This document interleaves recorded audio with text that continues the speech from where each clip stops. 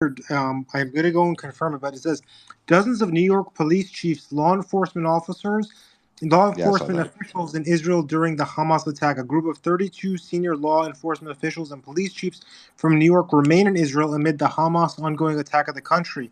The district attorney of the Office of Westchester County, New York, confirmed that dozens of police officials were in the country for international counterterrorism and anti-Semitism training.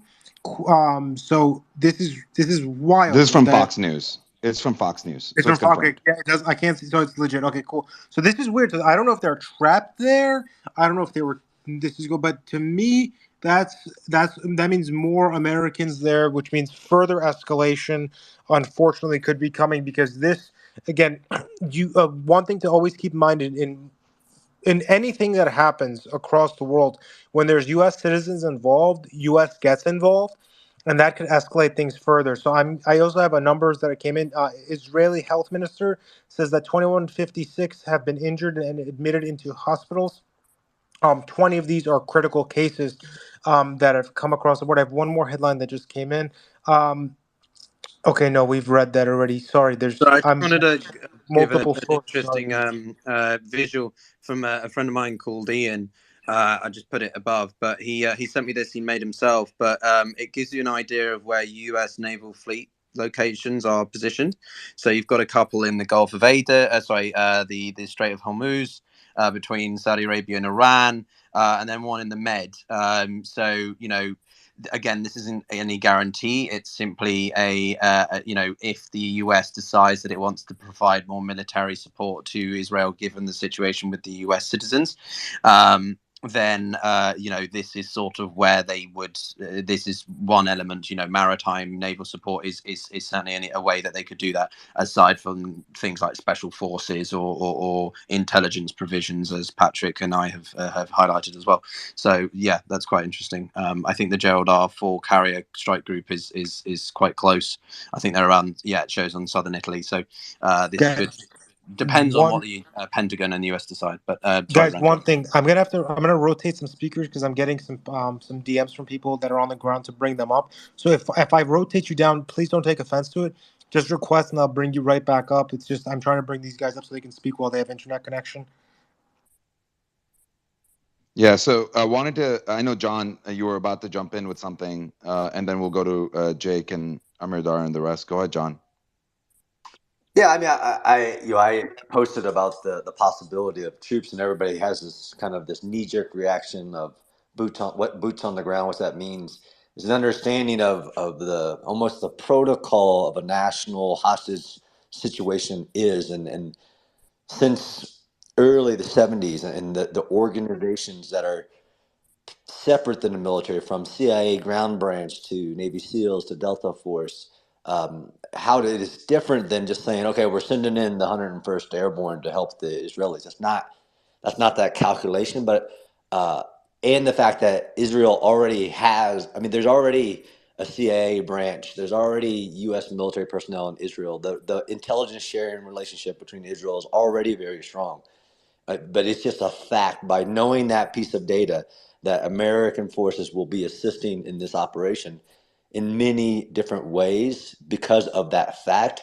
And But John, I think a great do you question mind if I just to interject Yoder. very quickly with a piece from Innocent Defender? So he's sharing that the Israeli armor, including Merkava Mark III and four main battle tanks, as well as numerous self-propelled artillery batteries, are arriving at, quote, staging areas in northern Israel, so northern Israel, near the border with Lebanon, in order to defense against any potential aggression from Hezbollah.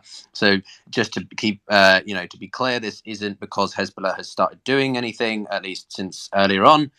It's a precautionary measure to bolster their northern lines because of, well, the fact that they were caught out from Hamas yesterday.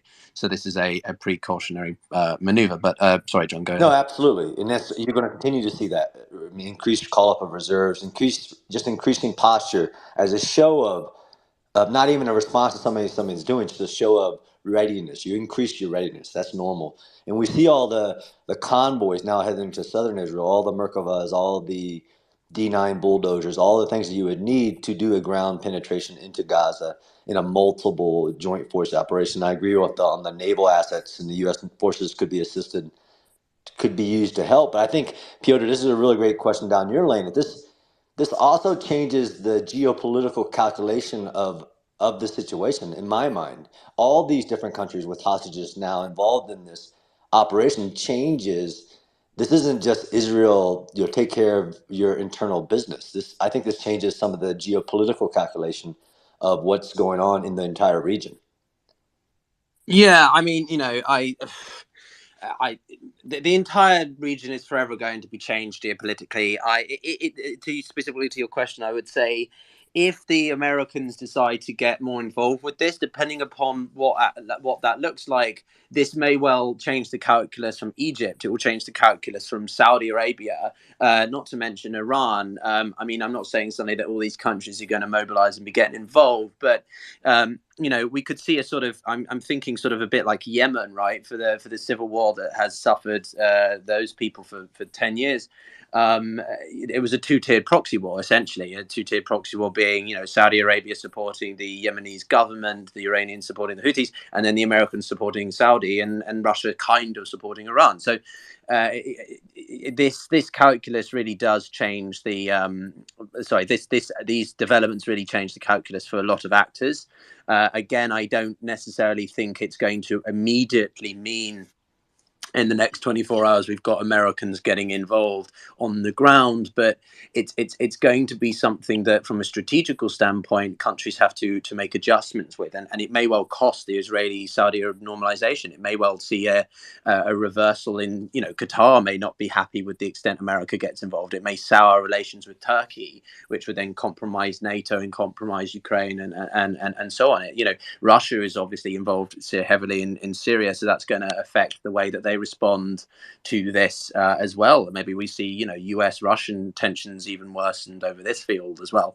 Very difficult to tell, Yeah. but absolutely, it's going to have ramifications. But one thing you said there, Go ahead. Peter, don't you think that there's already American intelligence and military personnel on the ground? This just means that they're in the room where before they might have been just sharing information. There's already that on the ground in Israel that was there before this.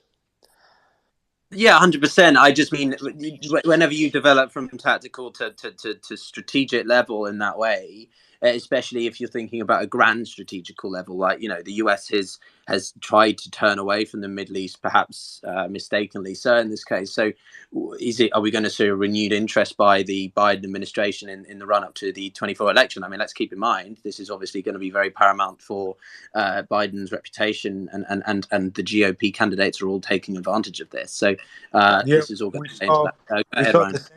We saw DeSantis' message yesterday coming in and fanning the Iran flames out of nowhere. So this is we saw a lot of people call him a warmonger, and I agree. Fanning the flames of war in times where we need de-escalation. He was coming in with escalation. I have a headline coming in. I wanted to read to you guys. Sorry, just one second. We have, of course, more red alerts are coming up and down from TT, who's been sending it to us. Thank you to them. Germany to review aid to Palestinians. The German government said on Sunday it was reviewing its hundreds of millions of euros of aid for Palestinians after the militant group Hamas attacked Israel. Development Minister, I can't say that name, Scholze, I think, said the government has always been careful to check that the money was used for only peaceful ends. But these attacks on Israel mark a terrible fracture, she said. We will now review our entire agreement with the Palestinian territories. So that's quite unfortunate. It seems like there's some deterioration there between the Germans and the Palestinians. Germany would discuss with Israel how development projects in the region could best be served and coordinate with international partners, said the Minister of German Chancellor Olaf Scholz, centrist left government.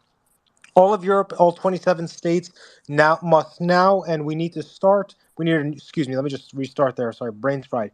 All of Europe, all 27 states must now say we need a new start, and we will no longer finance terrorists, says Armin Laschet, Chancellor candidate for the Conservatives of the last federation, calling for an end to EU cooperation with Palestinian President Mahmoud Abbas, who is based in the West Bank. So it seems like the what's happening here is, just to kind of summarize what all of that was Germany. It seems like this is causing a major fractile between these Germany and Palestinian relations based off of this. Again, But the they unfortunate thing is we have to keep in mind Gee, one Ryan, thing. Piotr, if I can add into that, there's another news that they came out about the Also, EU. just 1 second. One thing to keep in mind throughout this, well, just 1 second, brother, is that not Palestine and Hamas are two different things, right? You have Palestinian citizens there who have nothing to do. I don't know why my hands up. Sorry about that. Who have nothing to do with Hamas, who probably might not even endorse Hamas, who are just people that are living there, and unfortunately, they might be losing aid because of what has happened. And again, that's a very unfortunate thing that's happening, because again, we know that this is an area that has very few resources. Like right now, we know that they have no electricity, no water, and their resources are being cut significantly. Told us there. Hadi, I know that you're one of Mario's favorites, and I brought you up. Hadi, anything that you have, any updates for us, if you could provide, because you've been a fantastic resource to us throughout this process. Anything that you're hearing that you can jump in and let us know. Hello. So, thank you for having me again. Basically, I woke up. I had to say, but I woke up just knowing that there was only one or two incidents, but they were very, very slight. And Israel attacked some occupied territories and empty fields as usual. Usually, that lasts around 48 hours after every Hezbollah or Palestinian fractions attack from Lebanon. So that was very normal to happen. The situation was very calm when I was heading back to Beirut. There was nothing, just a few presence of the UN forces, peacekeepers. That's pretty much everything we've seen. The life there is normal. have they had a, sorry to No problem. interject there, but just keeping forces, have they bolstered their lines? Have they drawn them down? There was conflicting reports that Mara and I were trying to establish last night. Do you know what the broader situation is with the peacekeepers? The peacekeepers are still holding. The last thing they posted is after the attack, they said that they're maintaining their presence around the borders, even if they're working from under the bunkers for their own safety. So if you don't see them during the attack, that doesn't mean that they left. And if some people, like for example, take pictures of them and their convoys going outside the southern region, that means they're relocating some of their forces. That doesn't mean that they're withdrawing. There's no evidence at all that they left. Thank you. I just want to clarify for everyone, the role of peacekeepers is not a military engagement. They are there to hold and sustain existing lines of, ceasefire and so on. If there were to be fighting suddenly breaking out in Lebanon, hopefully not, the peacekeepers would not be. They would withdraw because the peacekeepers are nominated by member states. And therefore they don't have the right to just sort of lose the lives of the member states in this case. But sorry, Hadi, if you want to carry on. All right, no problem. So yeah, that's kind of pretty much it. That's the only thing that happened. There's no more escalations, no other statements. Few like conflicting positions in Lebanon That's from good. political sides. That's pretty much it. Awesome. Let's go to Ulcers. Ulcers, I apologize for interrupting you to jump in. No, this was actually related to the previous statements, and I don't know if you guys already touched upon this because I'm catching up, but based on the whole German information, here's another one that just came out. The EU wanted to issue a harsher statement, but Luxembourg, Ireland, and Denmark refused to call Hamas a terror organization, a diplomatic source tells I24 News, in reference to the EU statement on the Hamas attack on Israel. Yeah, this is kind of, I guess, making the Israelis a little bit sour because they want everyone to kind of label Hamas as a terrorist organization. And if you noticed in the statements of condemnation, the common word that was used by a lot of the Western countries, USA and Europe, was unprovoked. So unprovoked attack, which was, I found, quite interesting. Because it frames it almost in a vacuum, where it seems it has nothing to do all with the boiling point and the buildup that's been happening for decades. And this is something, this was not something that people have not anticipated. Netanyahu, and ever since Netanyahu was in power, there was very clear and active statements from him that we need to keep Hamas in Gaza in order to keep them and the Palestinian Authority separated, because this is the way that we kill a Palestinian state. So this is a natural occurrence that would happen based on the policies that have been being pushed for decades. And because if the aim was to demolish a Palestinian state, then the PA loses relevancy, and Hamas, which is a more, kind of right wing, or has more extreme views than the PA, or Fatah, or even the left wing parties, would become more appealing to young Palestinians who don't feel like they have any hope in terms of the peace process. If you bury the peace process, then, sorry, what were you No, saying, no, Zero? right. Finish it. I just have a question for you once you're finished. Sure, no problem. So yeah, this was something that even Israeli generals and people even in the Likud party, and people like Ehud Olmert, the ex-prime minister, were warning Netanyahu about that, saying if you demolish the two-state solution actively, then what you're doing is you're building up this, boiling point, tanker that fuels all of this, and it's about to explode in our faces any day. You can't control 7 million people without any political rights, without any sovereignty, under military occupation every day, humiliation, killings, arbitrary arrests, Right. without having a sort of blowback. And so this is what we're seeing today, in terms of, the a major blowback that was, it was unexpected in the terms of the scale, and in terms of the, what they managed to achieve militarily. So, But for Russ, just to sorry. sorry, just bring on this point. You know, from my I need to refresh myself, but could you give a brief comparison of the Fatah versus Look, Hamas dynamics Peter, here? before Sure. Peter, Yeah, yeah, before he does that, I have two big headlines. One is at least 370 Palestinians have been killed since Saturday, according to the health minister of Gaza. The other headline that's a little bit more scary is that Israel says they will, quote, do anything to get hostages back from Gaza. Military officials have told this to CNN. So Yeah, we'll just do anything. another from the That's Telegraph. There was another news story that just came out. Military leader in Gaza has now said that they have scattered the hostages all over Gaza. So if Israel tries to attack, they will meet the words were they will meet the same fate as Palestinians on the Strip. So I'm not That's sure. correct. that's going to make it The very difficult for the counterattacks, is what so it I seems to be saying. So I'm sorry to interrupt. So I said this yesterday. The Palestinian faction groups that I entered, from the second hour of the attack, mentioned and said that the whole strategy is to supplement the Palestinian civilians with Israeli civilians, for them to become civilian shields, to make it harder for the Israeli military to strike Gaza or take actions into Gaza. Um, there is also a wide held belief that Hamas was created by Israel in 1987, and it was I'll Why, post. Why, let's just focus. Let's focus on what's going on right now on the ground. Let's not go on a history lesson, please. I'm not trying to be rude, but we're trying to keep it focused. I mean, at times we're getting off base here. We want to focus on anything that's happening on the ground. Trying to keep it apolitical. Again, I've broken the rule a few times. Others have. Forgive us. We're just trying to keep this as apolitical to be able to welcome people from both sides to come in here and have an open-ended conversation. So yeah.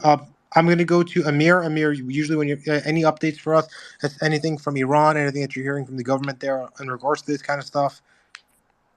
After nearly a day and a half, the Iranians, some key Iranian politicians are starting to speak up. One of them is a senior Iranian member of parliament, Zolnuri. He's a former head of the National Security Commission of the Iran's parliament. It's kind of a key position, and he says that Al-Aqsa storm is the beginning of the migration of Israelis from the occupied territories, quote unquote, and Hamas is responsible for the health of the Israeli hostages it has. So, this is the way kind of Iranian officials are seeing this. And actually, Iranian top general, he also said that, like, the Hamas has enough power for itself. they have the equipment, they have the infrastructure. Like, you have to put it as the way that the father talks about his son. Like, I taught him how to swim, I taught him how to cook. And this is kind of the atmosphere that's going in Iran. And actually, Hamas leader talked with Iranian president today, and he guaranteed him that, like, we will win. And this is just the start of the big victory. And yeah, these are the headlines from Iran. I have a Thanks. note from the Palestinian. Again, I apologize for if I interrupt you. Preemptive apology for the rest of the space. So I'll have to say it You're a doing second good, time. man. You're doing good. How many hours of sleep have you had? Like 4? Not much, but don't tell my mom. I hope she's not listening. Palestinians. I shouldn't laugh as I read this. Excuse me. Palestinian ambassador says Palestinians will struggle until Israeli occupation ends. Palestinian ambassador to the UK, Hussam Zamlat, says he hopes that the fighting. He hopes the latest fighting is a wake up call for the whole world that his people will continue to fight for their rights as long as it takes. Quote: The Palestinian people aren't going anywhere. The Palestinians have a right to defend themselves, he told Al Jazeera, adding that they will struggle for 100 years and for another 100 if needs to be. Zamlot added that the Western nations need to be understanding, giving Israel excuse me, let me restart there. Zamlot added that Western nations need to understand that giving Israel carte blanche over international law and trying to bypass the Palestinian issue will not bring peace. Israeli occupation has got to end, and a Palestinian sovereign state with East Jerusalem as its capital must be established. Millions of Palestinian refugees have non-negotiable rights to return to their homes, properties, lands, he added. How do we do this? Simply by equal application in international law. Again, that was a quote and point again from Al Jazeera from the Palestinian ambassador of the UK, Hussam Zamlat. Thanks, Ryan. Yeah. Dr. Hussam Zumlot's actually a very good, public speaker and knows how to kind of explain, very, very brutally, honestly, what's going on in terms of the situation on the ground and the implications that are leading to. If I wanted to answer Piotr's question about the breakdown of the Could you just give a distinction between Fatah and Hamas and the fact that they've had bad relations in recent years and how that into the PA and PLO just briefly, because I think that bit of context, not politics, just context is useful for people who don't understand the complexity of Gaza and so on. Of course. So Fatah is kind of the major political party in the Palestinian scene in terms of what official representation of the Palestinians. They're under the PLO. The PLO is an umbrella organization that brings in, I think, 6 political factions. Fatah is the biggest one in them. It was founded in 1965. It's a secular Palestinian national movement, and it was basically launched to liberate Palestine, and they were doing a lot of military operations that were they were operating from the diaspora, from a lot of Arab states, and basically in the 1980s they once they started to gain like a foothold and a claim. And they started basically being the biggest faction in the PLO at the time, which is still the case.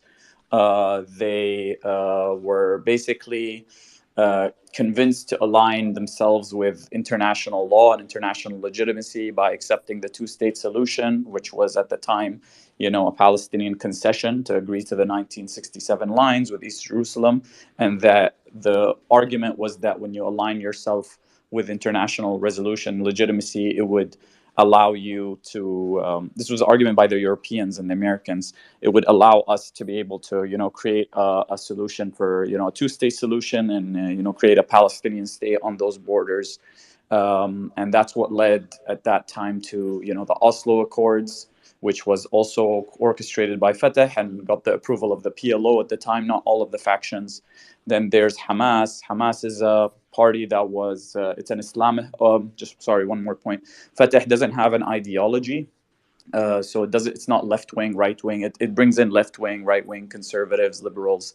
The only condition is you basically have to believe in establishing a Palestinian state, and you cannot be a member of Fatah and be a member of any other political faction. So those are the only two requirements. So it's kind of like an umbrella with theological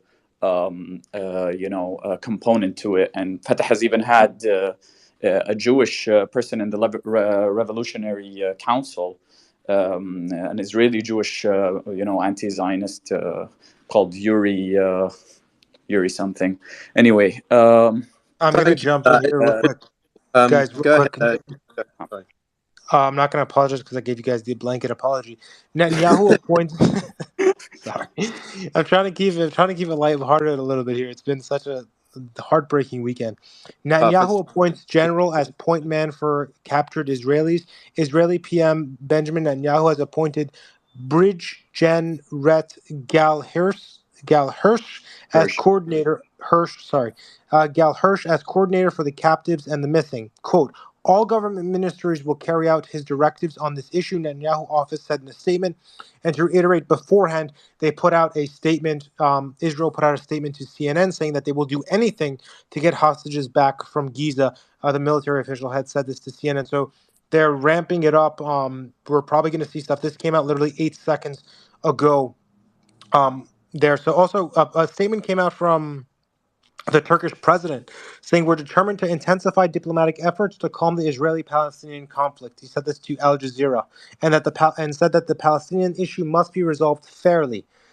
Peace in the region can only be achieved through a two-state solution. This is again from the Turkish president to Al Jazeera. Wow. Okay. Sorry, I just want to react on that for a second. He's the first country or leader to mention two-state solution. Russia was the first to mention any peace process based on the 1967 borders, but I don't know if that means exactly the same as two-state. But wow, that's interesting coming from Erdogan. I think that illustrates he's trying to have a leading role as a mediator, like he has been in Ukraine. I also just wanted to make a quick note, which was I shared a video about 40 minutes ago of supposedly Iranian civilians refusing to step on an Israeli and American flag. That is an old video. Apologies, but I have kept it up with a clarity note above it because the message I'm trying to send in that is that the Iranian people are not the same as the Islamic Republic, and that message is not time sensitive. So for those of you who said it is an old video, I appreciate that. I've changed it. I just wanted to make that point of note. I also did want to get to John, who's had his hand up for like years at this point. Sorry, John, and then I also want to recognize Jeff as well. So, John, what have you got for us? No, there was some earlier comment about the impact on all the 2 million in Gaza because of what Hamas done, even though they're not or may or may not be in agreement, may actually be in opposition to Hamas. But the blockade is not just electricity, water, but having visited there and talked to the Israeli security forces that were part of the coordination forces that delivered the daily humanitarian aid, the food, and other resources that go in daily into Gaza, all that stopped. So it's like the Hamas terrorists that. Well, I'm sorry, I don't want to start that, but the citizens will be held hostage during this as well because all of that resources is just stopped because of this. No, 100%. And as I say, at the moment we've got the UN Security Council. I think that is in session. Actually, I haven't heard from my associates in New York. So when I hear anything about that, I'll let you know. I remain not really sure. I don't think we're going to see a successful, like, if they do try and push for a resolution. I think it will mainly just be a statement, and then maybe we'll see some action. But I really don't know. Again, this is all about trying to establish humanitarian provisions and a corridor. The other thing I just also wanted to mention is the challenges facing now domestic policymakers, given the developments with the American and British and many other nationality hostages. There is someone I've got who's also providing me updates on Lebanon. I'll see if we can bring them up to talk about the north of Israel if later on. and also someone's talking about the naval aspect of this, which is apparently getting Awesome. rumblings. But Ryan, go ahead. Thank you, Pure. Yeah, Brian Krasenstein's here. Brian, you've been quiet for a while. I wanted to see if you have any thoughts on what's going on. Are you with us, Brian? Maybe Brian he's all. Krasenstein? I wanted to get Jeff. He's Might have fallen asleep. All right. Jeff is with us. He's had his hand for ages, and then I Yes, recognized. please. Let's go. I'm sorry. I just wanted to make sure because I saw Brian's hand pop up and down a few times, and now I think we've lost. I think he's given up. I think he's just given up. He fell asleep. Hey Ryan, hey Piotr, hey Mario. It's great to be with you guys. Sorry, I know that you guys have sent me a couple invites, and I just haven't had time to get to you. There's been tons of stuff going on over here. So, for those who don't know, I'm over here in Austria. I'm an American retired colonel, and look, I could try and keep up with all the tactical things that you guys are posting, and to be fair, I think you guys have far better contacts than I do. So I'm not going to try and give you, hey, this is happening on the ground right now. But I will say that what I do find interesting is I've been talking to a lot of the my European friends who are in either political military leadership positions or the media. I've been asked to do some media spots here, and what I find interesting is that the prevailing sentiment, right, of people in power positions or media positions here is that they're somewhat stunned. This is Germany and Austria primarily, so please keep this in context, right? So they're somewhat stunned. I don't think any of them saw this coming, and more importantly, there's always been, I think, a sense of understanding the Palestinian plight far more in these countries than there was in the United States, right? I think the United States, by and large, was very pro-Israel. There was less of that here, and as my friends say they're like, I think I've lost that, right? I think I've kind of given up on this is just too much. It's a bridge too far. But by the same token, and this is a guy who's an editor of a newspaper over here in Germany, he said, dude, it's amazing. We're putting out what he considers apolitical positions, just kind of trying to report like you guys are, nowhere near as fast. But the comment section is just inundated with tons of Islamic immigrants who have come to these countries for the past decade ish, right? And there's a lot of Turks that are in Germany and in Austria, and they're literally flooding this, and it's somewhat interesting to the leadership there of how much these guys are engaging in traditional Austrian Germanic publications that they normally wouldn't engage in. So I just wanted to give you guys at least a little bit of a taste of what's going on in Yeah, Europe. just a quick Happy to question. jump down, but go ahead. Yeah, just a quick question before you go. A lot of European, nations have been absolutely explicit in where they stand on this matter. Very much pro-Israel and its defense, or its right to defend itself. But the one that I really caught out, and I've seen Patrick and others post, is the I forget the name of it in Germany. The building that it had the entire Israeli flag lit up on it. That's quite a statement. Yeah, the Brandenburg Gates. Yeah, exactly. So what do you make of that? I mean, that's I know Austria isn't Germany, but it's why do you think the Germans of all have taken such a position in that way? Yeah, I was surprised by the Brandenburg Gates too, right? I mean, because there is a very large and growing minority population of Islamic nations, and whether they're Syrian refugees or they're Turks. I live in a village out in the middle of the country, about an hour out of Vienna, where it's one of the few places where immigrants who came in could afford, and we have a town just literally 5 kilometers away from me that is just packed with, and they have like a little mini Turkish consulate there. They're very Islamic. They've got a mosque, and they have call to prayer, and it broadcasts, and look, they're living their life. There's no real big issue with that. I'm people living their lives. But so I was shocked to see the Brandenburg Gates like that, right? And I also would point out that I want to. The United States kind of reacted really, really slow to this. I was when we talk about reactions, the Saudi reaction was really fast, and that kind of struck me. I especially after the Abraham Accords, I would have thought that Saudi leadership would have been a little bit more neutral in their first stance. Again, I know you guys don't want to be political. I don't know if you consider this political or if you consider this more analytical. It's up to you. We can go any way you want. I understand where you're coming from. I just want to jump in. Actually, I have a message. I'm update sorry, for Piotr, Poland. real quick. Uh, Piotr, I got an update from Iran. If you want to go first, then I'll go after you. Yeah, I've got a Polish one from Patrick Fox. Thanks, Patrick, if you're here. Poland is sending troops to Israel to protect its citizens. I've just tweeted this. Hang on, let me tweet the This translation, is yeah. which is real. Let me read it. Let me get the actual quote up. Hang on, let me put it above. So we are quoted. We are sending Air Force transport planes to carry out the evacuation of. Okay, so it's not directly soldiers in participating in fighting. It's think evacuation like in Afghan sort of situation. We are sending Air Force trains, quote, to carry out the evacuation of Poles currently staying in Israel. Soldiers from our special forces will ensure loading, protection, and safety on board. We are working so that all our compatriots can return home safely. End quote. That comes from Andrzej Duda, who is I don't actually know what position he holds.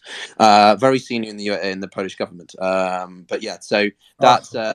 notable development. Maybe we'll see more countries taking stock, but also take note of it being special forces, not just full blown military. But over to you. Oh yeah, please. So I have two things. One is senior Iranian PM Zulnuri says the Al-Aqsa Storm, which is what they're calling the operation that what happened with Hamas's invasion in Israel, is saying the Al-Aqsa Storm is the beginning of the migration of Israelis from the occupied territories. Hamas is responsible for the health of the Israeli hostages it has. So I know we read that before. I wanted to go to Amir on this real quick.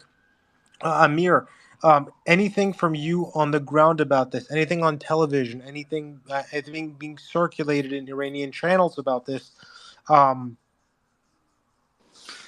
Thanks, Ryan. Basically, in the television and in the media, this is the main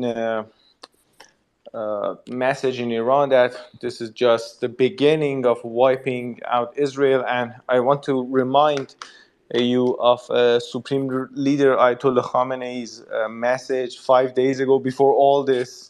As you know, you can imply that Iran knew this was happening, and this is their plan. They want to fully, I don't know, deoccupy the so-called occupied lands, and this is the kind of the victory parade. And actually, the news headlines is just this number of Israeli soldiers died, and actually, Gaza is on a live stream in Iranian media, and they are really supporting the motive, and they kind of support even Hezbollah's involvement and the other parties in the West Bank. Iran kind of wants all of these parties to get involved in the conflict, and we can say that it's kind of an all-in from Iran. They want to escalate this as much as they can.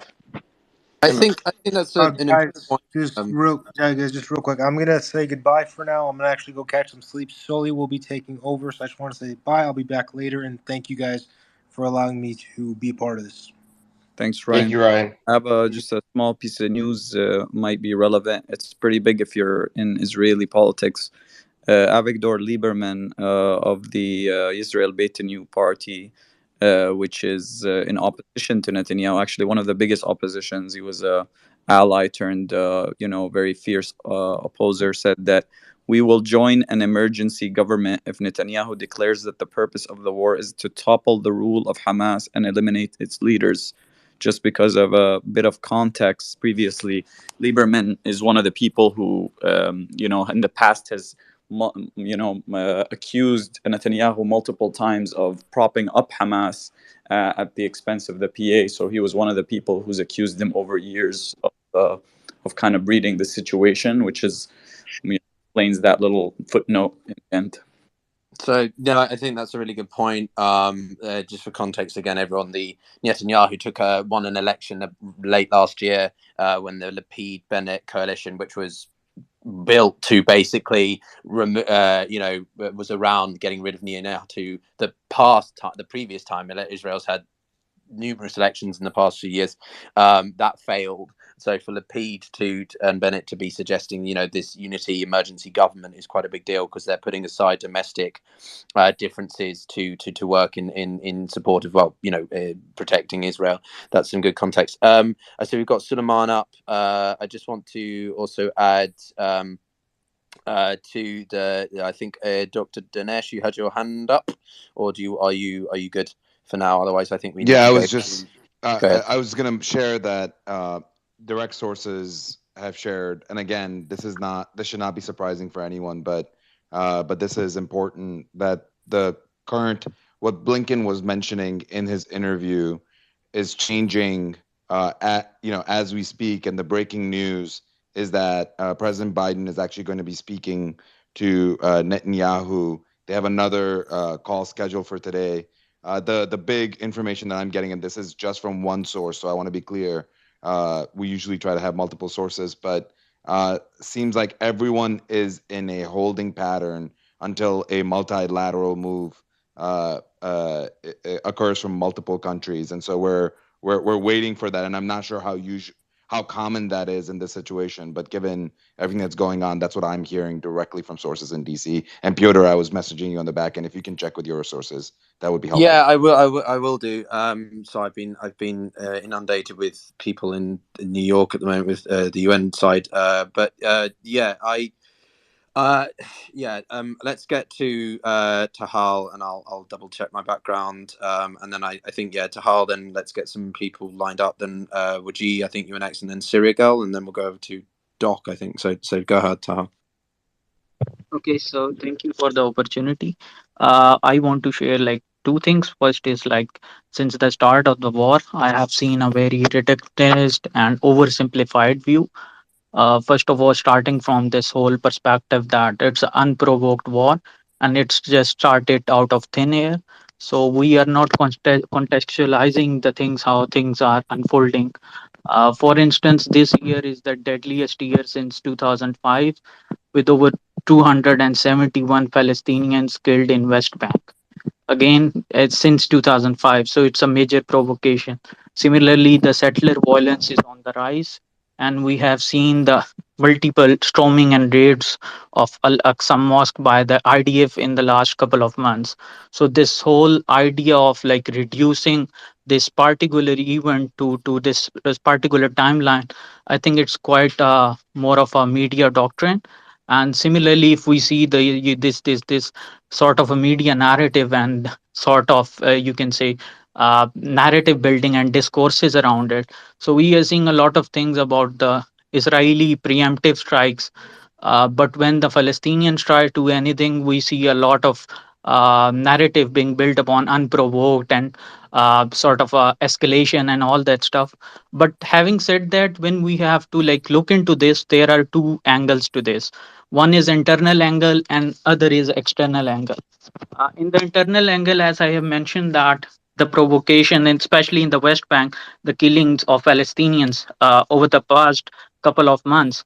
But if we want to understand, like, because there is a big narrative I am seeing on spaces, especially that is like based on hardcore conspiracy that Iron Dome basically failed and suddenly out of nowhere Hamas went into Israel. But we have to understand why this particular event happened. So we have to go back to 2021, where we see the 11-day war between Hamas and Israel. So there were three key points in that 11-day war. First was that for the first time Hamas took the battle inside the Israel, with hitting multiple targets inside Ashkelon, Tel Aviv, and others. And this was the first time in the 75 years we are seeing that Hamas was the first to initiate a attack that was based on again provocation in near the Holy Lands, in particular in Aqsa Mosque. Secondly, we are seeing that in 2021 during this war, despite having the special munitions for targeting, Israel failed to take out any leader of Hamas, Islamic Jihad, and Al Aqsa Brigade. It was the first time. During the first and second intifada, and we are seeing that the pattern is that whenever Hamas or any other groups try to attack Israel, we are seeing a counter retaliation that is mostly based on targeting the top leadership of these organizations. But in 2021, Israel totally failed in this particular regards. It also constitutes their intelligence So failure. So, So so they So I Talha, want. the only thing, yeah, sorry, Piotr, I was going to Uh, jump in as oh, well. Go ahead.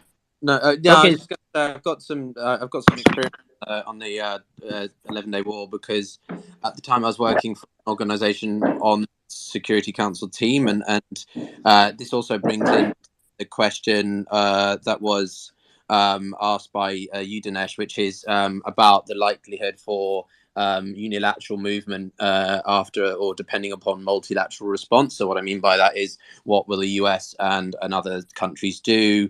Um, in response to the unfolding news about hostages, nationalities involved and caught up in this. So from my perspective, I think it depends on what element you're talking about. Poland has obviously taken the initiative to say, right, we're sending our planes, we're going to go to Israel, and we're going to evacuate citizens. That is within parts of Israel that are not directly caught up in the conflict in the events that are happening around Gaza and maybe the Golan Heights. So that isn't an immediate sort of I don't know security escalation, if you like. But when it comes to activities directly involved in the more conflict areas, so Gaza and surrounding, there you would probably see not a complete like waiting, but the Security Council meeting will be done soon enough, and if they can get some kind of mandate, some kind of resolution, it just plays into the optics of like, well, we're abiding by international law. It looks better from a sort of America wants to go in, but if the UN Security Council agrees on something, even if it's just a statement, it sort of it makes any response from the Americans militarily or whatever it is less controversial potentially. It makes them less culpable. So yeah, I would agree. This is what we saw in the 11-day war last time. Again, it's not the same level of severity. Unfortunately, it's worse. But the UN Security Council came out, made some statements, and then you began to see gradual sort of responses from individual states, if that makes sense. So, Taha, I don't know if you want to continue a little bit more, but I don't know if Dinesh, if that helps with your question. Okay, I just want to add two more points. Basically, if I try to summarize it, so basically in 2021, we saw that Hamas thought they can take the war to Israel and without any consequences because Israel failed to take out their leaders and including of other factions as well. Thirdly, we saw the uprising in the West Bank and majority Palestinian regions inside Israel, where Israeli commanders were saying that we have failed to have control in these territories. So we saw a slow mobilization of IDF in 2021.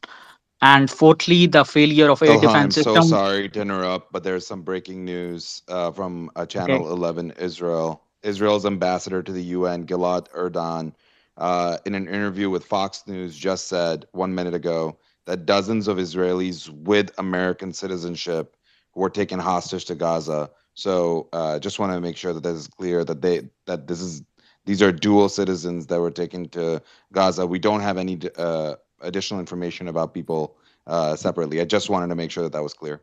Go ahead, Talha.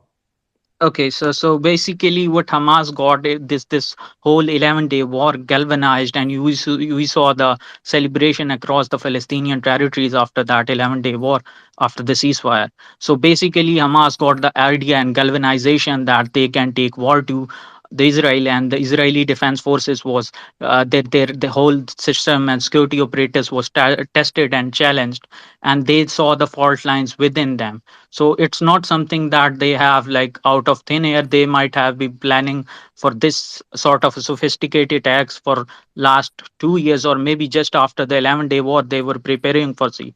And we are seeing that Hamas is already holding they are inside the illegal settlements, which is like pushing more towards slow mobilization and before going towards the land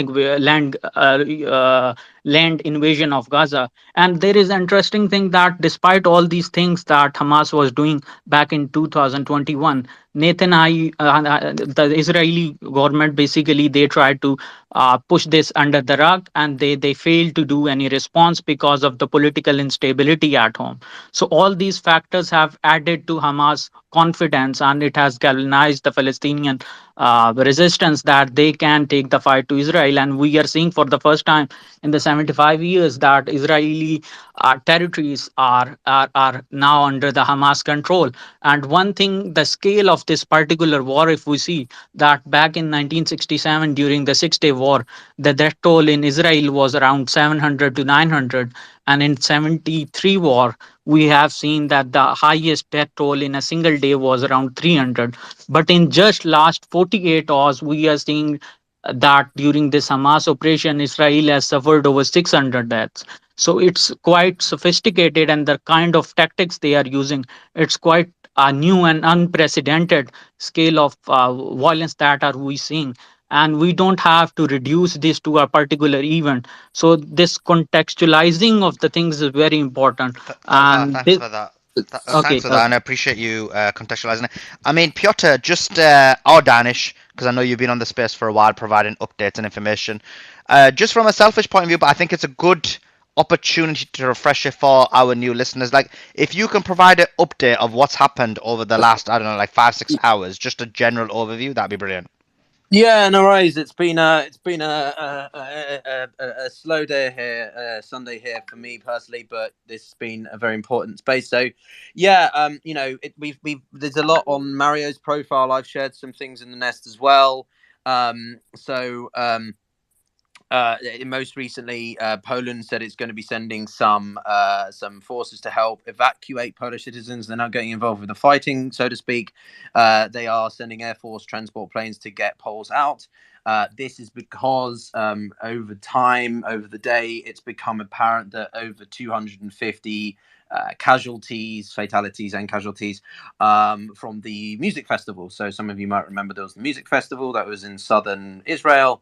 Well, it was quite close to Gaza, and it seems probable that a large proportion of the hostages that Hamas has taken are from this festival. It's because we've got nationalities involving Americans, Norwegians, British, and more. Which would not. You just wouldn't get that quantity of foreign nationals in one place unless it was for a specific thing, i.e., a music festival. So this has changed the calculus from the United States and others about the extent to which they're going to get involved. I want to make it clear that this doesn't mean suddenly America is going to be sending troops to take part. It's more a case of they could provide intelligence, supplies. They could maybe provide indirect artillery support from, say, the Navy. I shared a visual of that from a friend, Ian, earlier as well. And also maybe special ops. Patrick, who was here earlier, Patrick Fox, is saying there could be quite easily some special forces, and the two main nations that have experience of this in this way would be the British and the Americans. So you could possibly see that happening. Again, there's no confirmation. Biden will probably come out, I think, in due course and share some details There's on that. been, Go ahead. sorry, Piotr. The only thing I was going to say that you didn't mention early on was the Hezbollah related activity. So, overnight, obviously, Israel retaliated. There was multiple bombings in Gaza. Families, on both sides have been affected now, and there has been retaliation directly against Gaza. And then the second part was that there was some isolated fighting at the border and at the West Bank. Hezbollah has said that they were involved in some of those rockets that were fired. So that was the other big thing. So that now we know that Hezbollah has directly no ground forces, but there were rockets, I believe, overnight. And then regarding Piotr, please correct me if I'm not No, right go about ahead. that. So Danish, But just to be clear, so you said Hezbollah fired rockets to Israel? and they said that they did, Early in which the is more morning they did. important. Okay. Yeah, Guys, Yeah, have, so that is the now Lebanese element to this is important. I just want to make distinction between Hezbollah and Lebanon, absolutely. like military forces. They are not the same thing. Other than provocative motions or sorry actions of provocation by the Hezbollah side, we're not really seeing a massive mobilization. We've got some contacts who are coming in and out saying whether or not there is mobilization. What I would say is that I shared earlier, and Defender did as well, that there are heavy armored vehicles response of Israeli forces going up to the north, but that does not mean like probable engagement. It's It just just prepping. means it's an anticipatory measure proportionate to what they're dealing with in the south. And then the last thing I will mention before, Dinesh, if you want to add anything, is the UN Security Council is meeting as we speak, an emergency closed door session, which basically means we have no idea what is being discussed. But there are a couple of things that could happen here. One, a statement. And now I know it's completely, probably absurd, but the statement does play into the calculus of individual countries and how they choose to act. Dinesh was asking a question about this just earlier, and also the possibility of a mandate, a resolution that actually enables something like humanitarian provisions through things like the World Food Programme and the UNHCR, to come in. And obviously, one of the biggest questions is about securing a humanitarian corridor from Gaza to out of Gaza, and that is something that could possibly be established via the UN, but there's no guarantees because it requires the veto members to agree. So one other point sorry. on Gaza. Gaza electricity has now been turned off as Faras was joining. We have people here on the ground giving us real-time understanding of what's going on.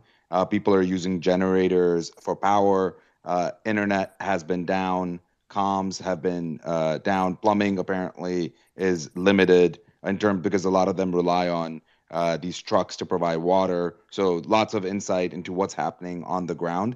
The one thing about we have direct sources now that are following what's happening within the U.S. government conversations around this.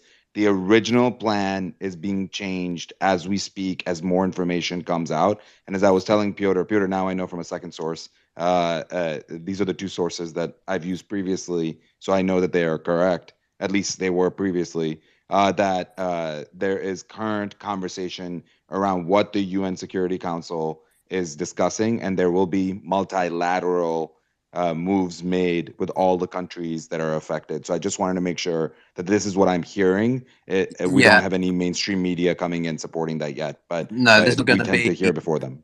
No, I agree. The motion for this emergency meeting was actually established by Malta, of all countries, and backed by UAE and Brazil. So this is very much an international sort of countries are obviously. But again, I'm very curious to see what the details of this look like and what the voting patterns were, because don't forget, countries if they abstain, that still means the motion goes through, the resolution goes through. So will America abstain? Will Russia abstain? That's quite interesting to see because it plays into the calculus of the countries and how they're playing against all this, given the broader context that the issues in Israel and Hamas have on the region.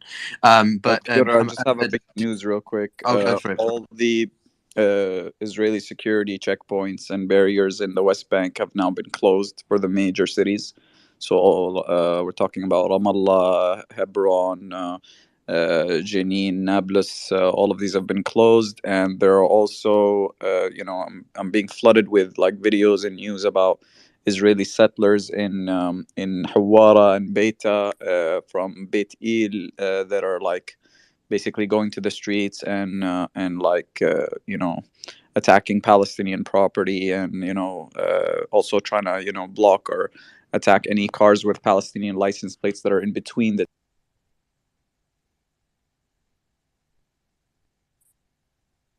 Did we lose for us? I can't hear him either. Yeah. Yeah, we man. did. Okay. For us, looks like you got muted. Do you still have internet? Okay. All right. Doc, go ahead. Yeah. Thanks for bringing me up. Ryan is going to sleep.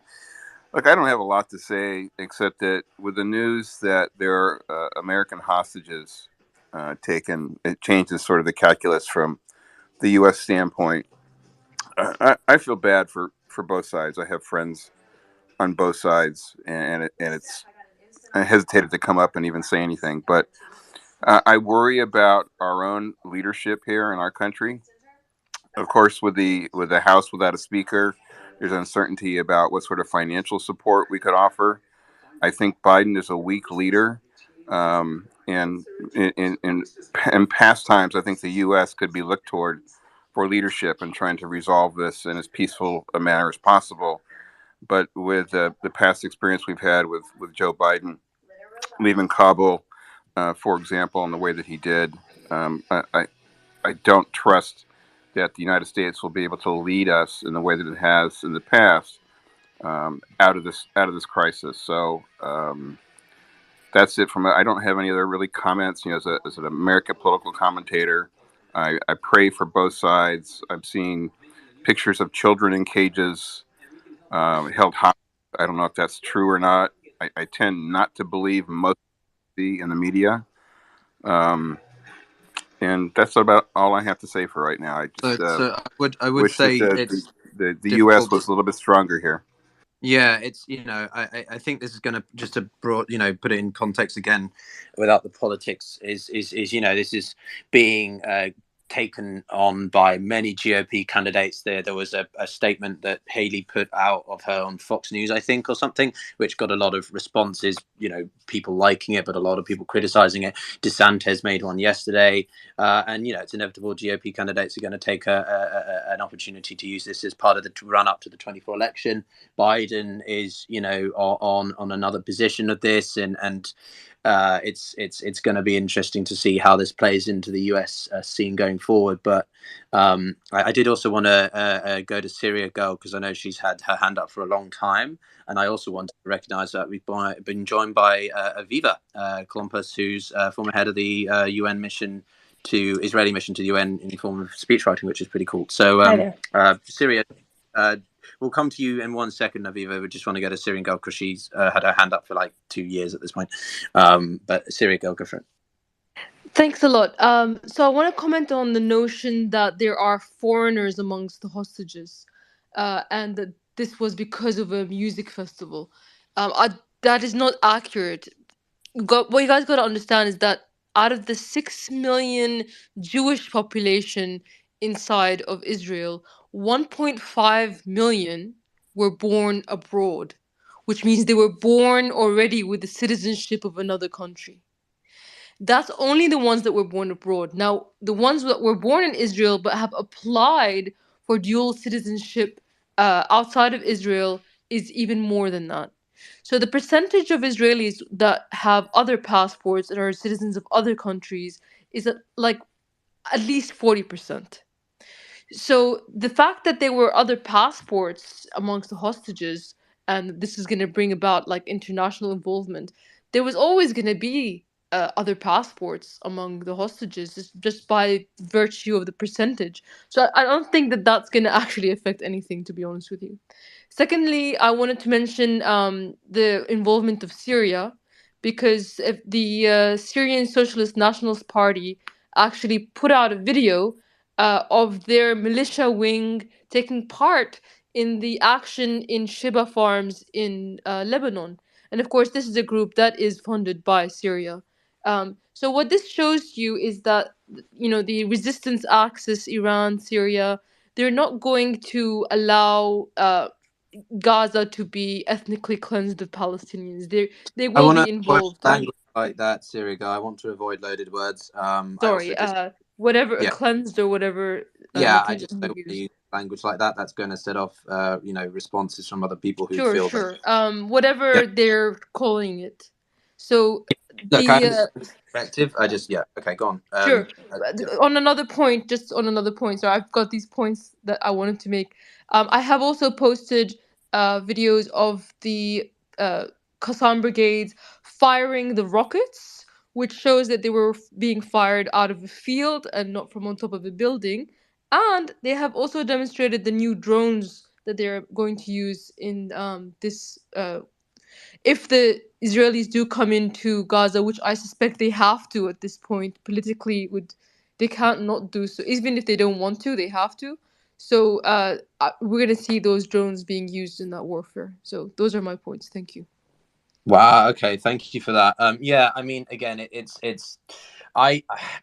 To be honest with you, based on what I've read and what I'm reading, I'm not sure how much I agree with you on the festival aspect. There is, quite a lot of evidence to suggest that there are, multinationals involved in precarious situations. So I don't know. It's Like difficult to most of them get. have Israeli passports. Well, maybe, but it's still, I don't know. There is, the Polish have enough belief that the situation is such that they're sending planes to evacuate their citizens, whether or not they're Israeli partially or citizens. I'm not sure, but I appreciate what you're saying. Netanyahu has Polish citizenship, by the way. Okay, well, that being said, I appreciate your points. I want to get to Aviva, and I'm going to go to and I want to hear from Aviva. Do you have anything from the UN perspective or your previous time there that you could fill us in on the multilateral influence on the unilateral decisions? Hi there. It was a question Dr. Nanette Yeah. had earlier. Thank you. Thanks for having me. I need to respond to some of the statements that were just said because they're outrageous. So first of all, Well, I don't starting, want to. I'm going to interject on that. We're not doing well, politics, I'm it's afraid. not. So, It's not politics. It's very much related to facts well, on the I would ground. kindly appreciate So if I'm you going to could take make that it off. very quick, and I I'm would going ask to. if you can take that I'm back going to. to I'm the going back to answer channels. your. I'm going to answer your points. So Yeah. there have been thousands of rockets fired into Israel. One may have been from a field, but I assure you many others from hospitals, schools, and residential neighborhoods using the people of Gaza as a human shield. I entirely don't understand the argument that if you have another passport, that means a terrorist organization can come and shoot you in cold blood or throw grenades at you, as is what happened to the young Israelis who were attending a music festival in the desert when Hamas arrived by land, air, and sea and murdered them and took them hostage. And I think what we have seen here is that we have crossed the line. We have seen skirmishes and fighting and conflict for years and years between Israel and Hamas, and we can argue and debate about this policy or that policy or so forth, but lines have been crossed in the last 36 hours. Hamas has always been brutally clear about its goals. It is in its charter that it seeks to wipe Israel off the map. And what we have seen is the Again, nature Aviva, of the Aviva, savagery. I want to reduce the Aviva, you're language. making a lot of emotive statements, and I'm what'll not. happen Would is you then like me Cyril to will share the respond. charter? I can pull the charter up No, and there's use no it reason directly. to. That's the problem. No, because I think it's Aviva, we're not incredibly going into relevant. politics. Cause Well, it's not politics. no, it's relevant. simply No, the Aviva, fact. No. Listen, I get your perspective. I mean, I get you want to state it, It's not a but we're perspective. not This doing it in the show happens to be because the facts. Aviva. Well, that's your facts, and then Syrian's got her own facts, and then we'll just have a big debate, The and we're nature not of getting into the Hamas's political charter aspect. is not an opinion versus an opinion. It's a fact. We The can read charter it. has been changed in We're not 2014. Yeah, but debating the charter. Okay. We're not Are we debating the charter. debating about the fact we're not that debating. That's the point. Hamas invaded and murdered Israeli civilians and slaughtered them in their... Okay, guys, look, I'm going to be blunt on this. I don't like to mute, but I will. We're not going into specifics. We are not talking politics. Aviva, I've asked you kindly to take it to the back channel. I don't like to be authoritative, but I will in this instance because that's the way that we run this space. I'm aware of the historical significance of the relationships between all these parties, all these entities involved. But I asked you a specific question about the relevance of the UN and the multilateral sphere. If you're going to, want to continue on this, again, I'm not discrediting your perspectives and the emotions and everything that you are feeling. This is the single biggest event in this sub-region since the Yom Kippur 1973 war.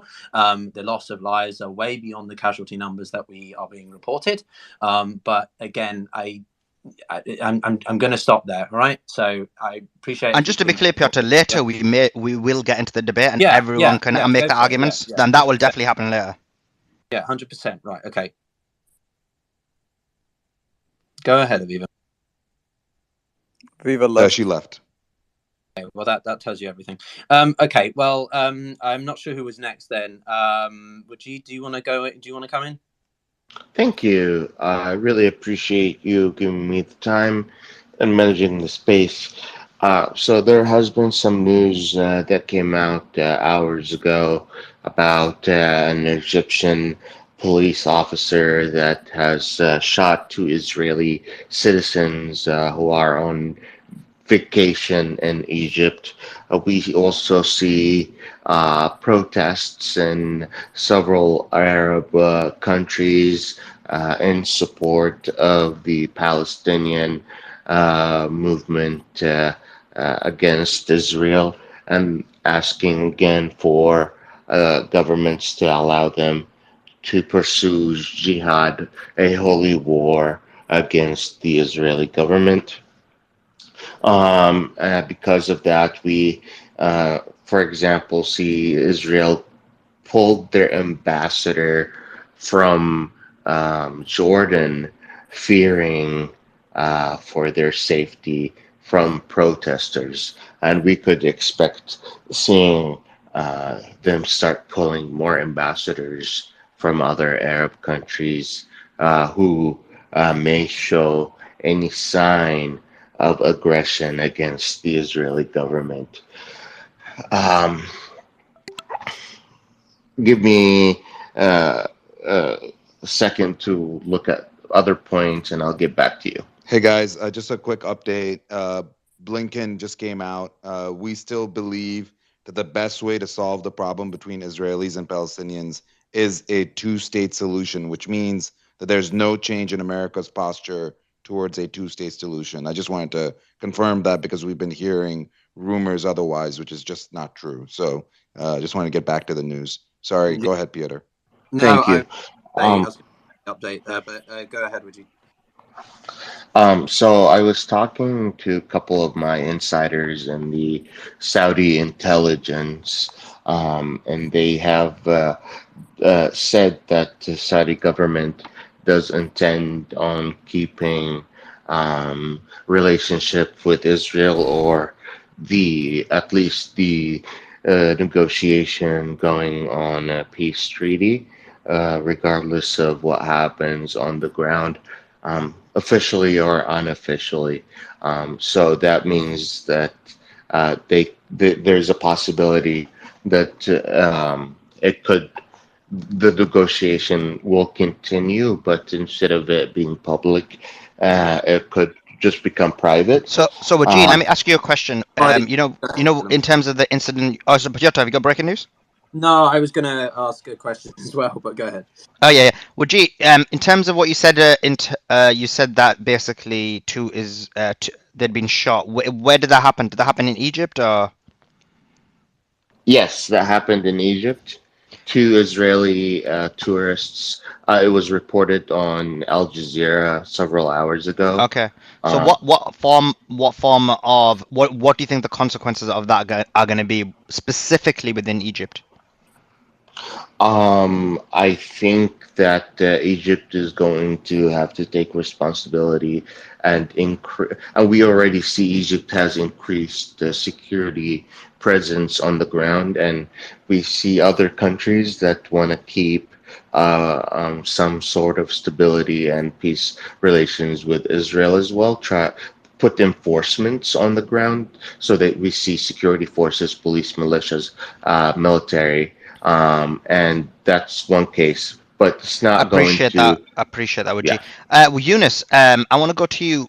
You mentioned, and again, correct me if I'm wrong. Oh, go ahead, Peter. You got No, breaking I news. just add a quick point to what Wajid said. Sorry, which is that in terms of negotiations, I mean, we can talk about this fleetingly. We can talk about it in a sort of loose sense, but we're nowhere near that level yet.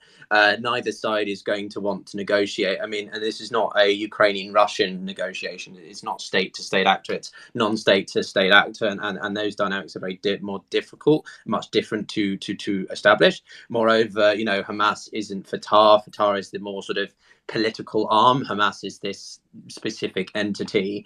So we can talk about this, but mediation is not even remotely close. Egypt's gaining more securitization because of the attacks, the events we saw, with the 3 Israelis, 1 Egyptian killed earlier today. So that's a proportionate response, I think. Turkey's coming out wanting to push for negotiations. We've got the UN multilateral thing. I think back to Dinesh's point from earlier as well. I don't think mediation will really begin to be spoken until the UN comes out with a clearer stance. We know which countries in the Security Council sit where and how. And also, just because Israel's not going to stop until they fully do what they feel they need to do in Gaza, and that's not going to be over for a good few days, even a couple of weeks. So anyway, I want to go to Eunice. Was it Suleiman? I can't remember. Yeah, I wanted to go to Eunice. Eunice, you do report on the ground, if that's right. I mean, just explain to us what you do, and please jump in and tell us what the latest news is on the ground. Yes, I do so. I'm just a basic journalist, but I have my own contacts, whether it was with the Palestinian Authority or Hamas, but I'm most focused on the West Bank. But I also am very knowledgeable about the situation in Gaza. I want to say something with if there will be a breaking news. I think there is the interview with CNN where Minister Ron Dermer said that they don't know how many abductees Hamas have taken because they don't know how many dead there are. So this is a very interesting statement that catched me actually. In another point, I want to say that I'm just trying to reflect what's going on the ground from a military perspective. I don't think the events in Egypt, the shooting attack in Egypt, is irrelevant. It happened. It's maybe significant, but doesn't have any impact on Egyptian mediations. With the whether it was through the Palestinian Authority or Hamas, etc., etc. I think Hamas exactly right now are trying to escalate its offensive to delay a counteroffensive measure or like an Israeli major operation by gaining time, which actually is very crucial for Hamas, especially after the Israeli warning of certain areas to create a so-called proper A2AD area access to denial inside Gaza, which was published by the Israeli minister, defense spokesman, Afichai Adrei in Arabic, where he published a lot of maps telling where Palestinians should relocate within the Gaza Strip. So Hamas is trying to keep the fight inside Israel as long as possible. You guys understand that, and I maybe touched on this yesterday, that the main issue for me as an observer is not the casualties that are going, which is very tragic, whether it was from the Israeli side or Palestinian side. It's about the abductees that Hamas have taken into Gaza. And they have whether it was officers, soldiers, residents of the kibbutz in the Gaza envelope, and this is something that's creating a very huge dilemma for the Israeli security establishment, especially with regards to how would they rescue them. Would it be in exchange for freeing all the 7,500 prisoners that are in Israeli prisons, whether in the occupied West Bank or within Israel, especially people who are served for life sentences? This is not worth it. We have over 100 or more actually hostages inside Gaza, and the thing is, how we are going to retrieve them? Are you getting inside Gaza? Because if you go inside Gaza, there is tunnels below, and you have to physically go down the tunnels to bring the soldiers or the residents from there. And this is something which I sum up, is the dilemma in itself. Entering Gaza means capturing Gaza, reoccupying it. It means being a regime that handles now the Gaza affairs, especially in the duration of the operation that we're going to conduct. Don't forget, in 2008, 2009, back in Operation Hot Winter, it took Israelis 31 days just to try to find one Israeli soldier, Gilad Shalit, and the aim was to destroy Hamas, and it didn't work. They withdrew. Now you have 100 of them. Okay, you're reoccupying Gaza. What are you going to do next? You're going to withdraw. Who are you going to give the keys to? You don't have anyone to give the keys to because you're now destroying Hamas, which I think is a very inaccurate term. You cannot eliminate Hamas. You cannot eliminate an ideology. So this is what's and this is what I sum up with. What is Israel going to do about that? Is it going to pay a very heavy price to release the abductees, or are they going to reoccupy Gaza? And what is his objectives? Because there is no objectives on the horizon that they have. Hamas has achieved everything that they need.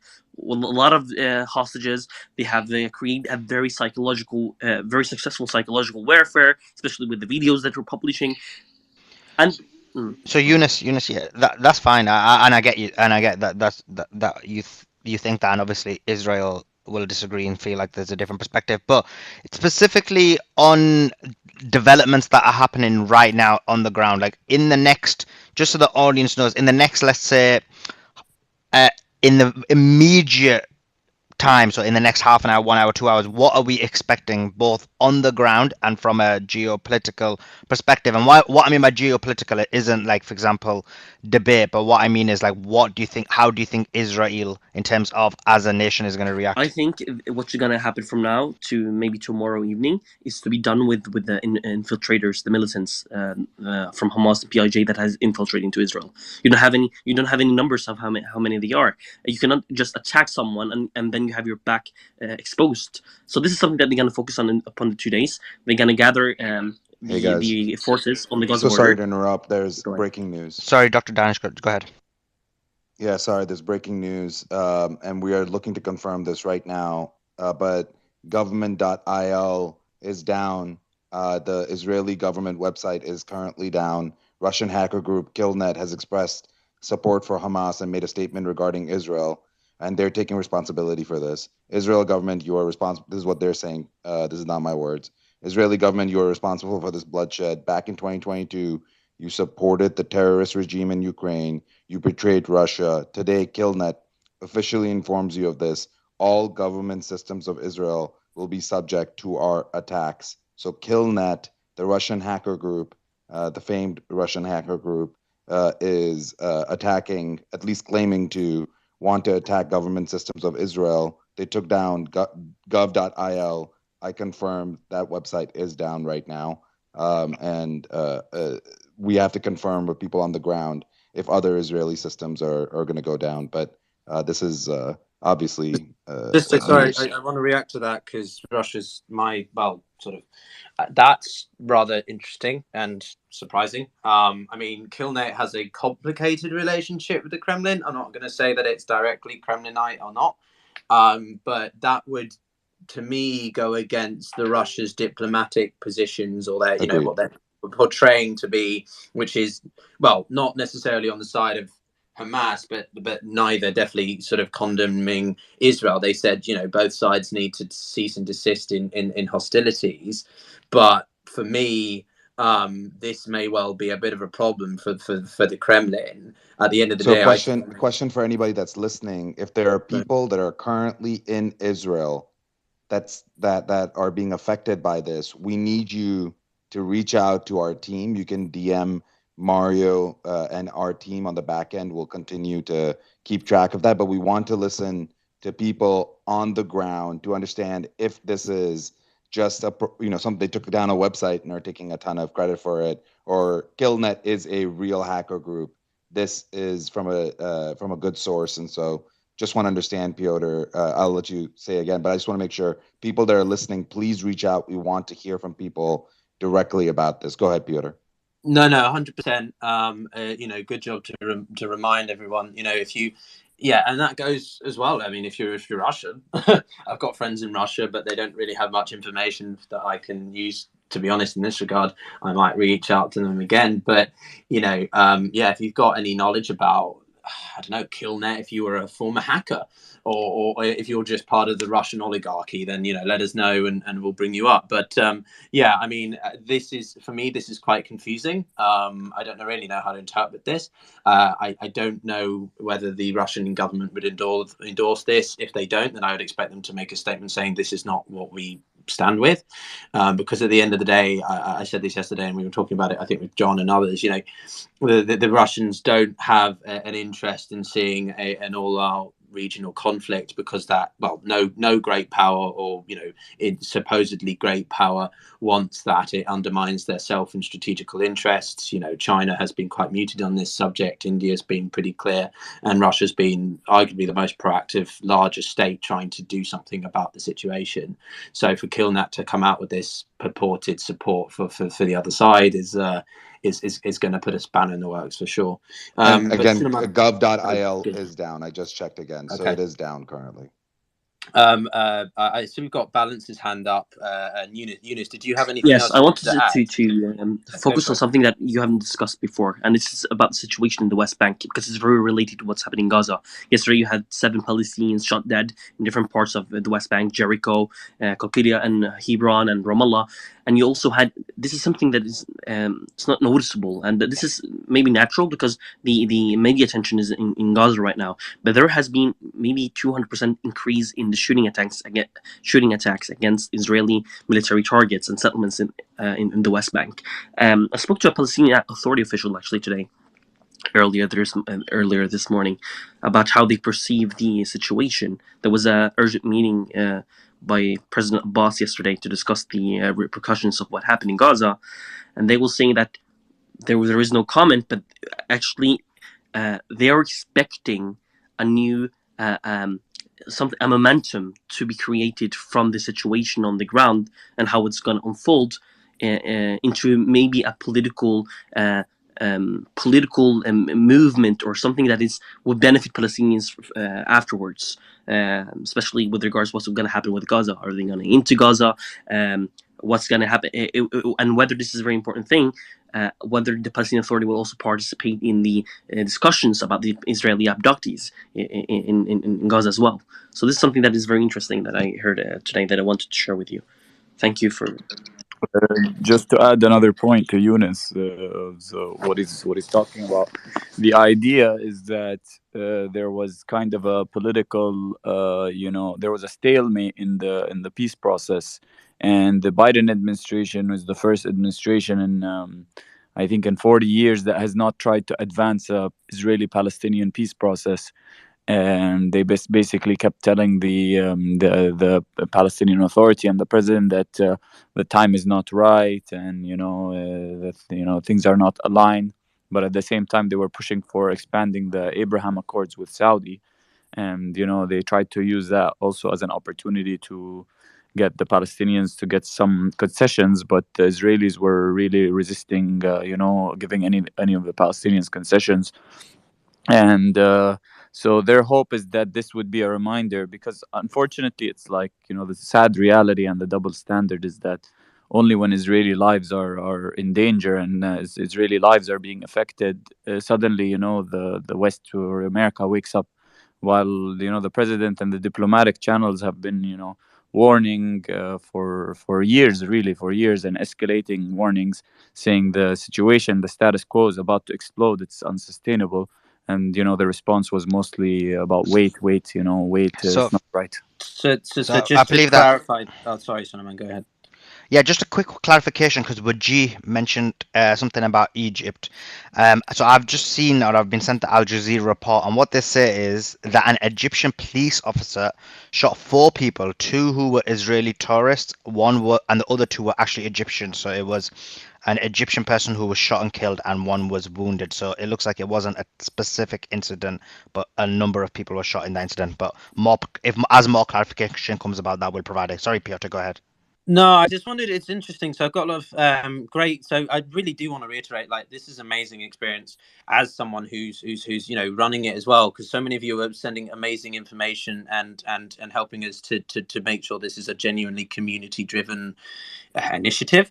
So someone, I just want to give a shout out to Sarah, who said that apparently Dinesh, I don't know if you can come double check, but she said gov.il is up. This was 2 minutes ago. She said she can log into her account. So I don't know. gov.il/en/services is up. The main website was down. I think it's back up again, but again, it was down for a little bit. There's multiple people that have reported, not just us. Mainstream media is reporting it down. Okay. All right. Well, I just wanted to clarify. So there you go. So people have some real-time clarification in process. Balance, you've had your hand up for quite a while.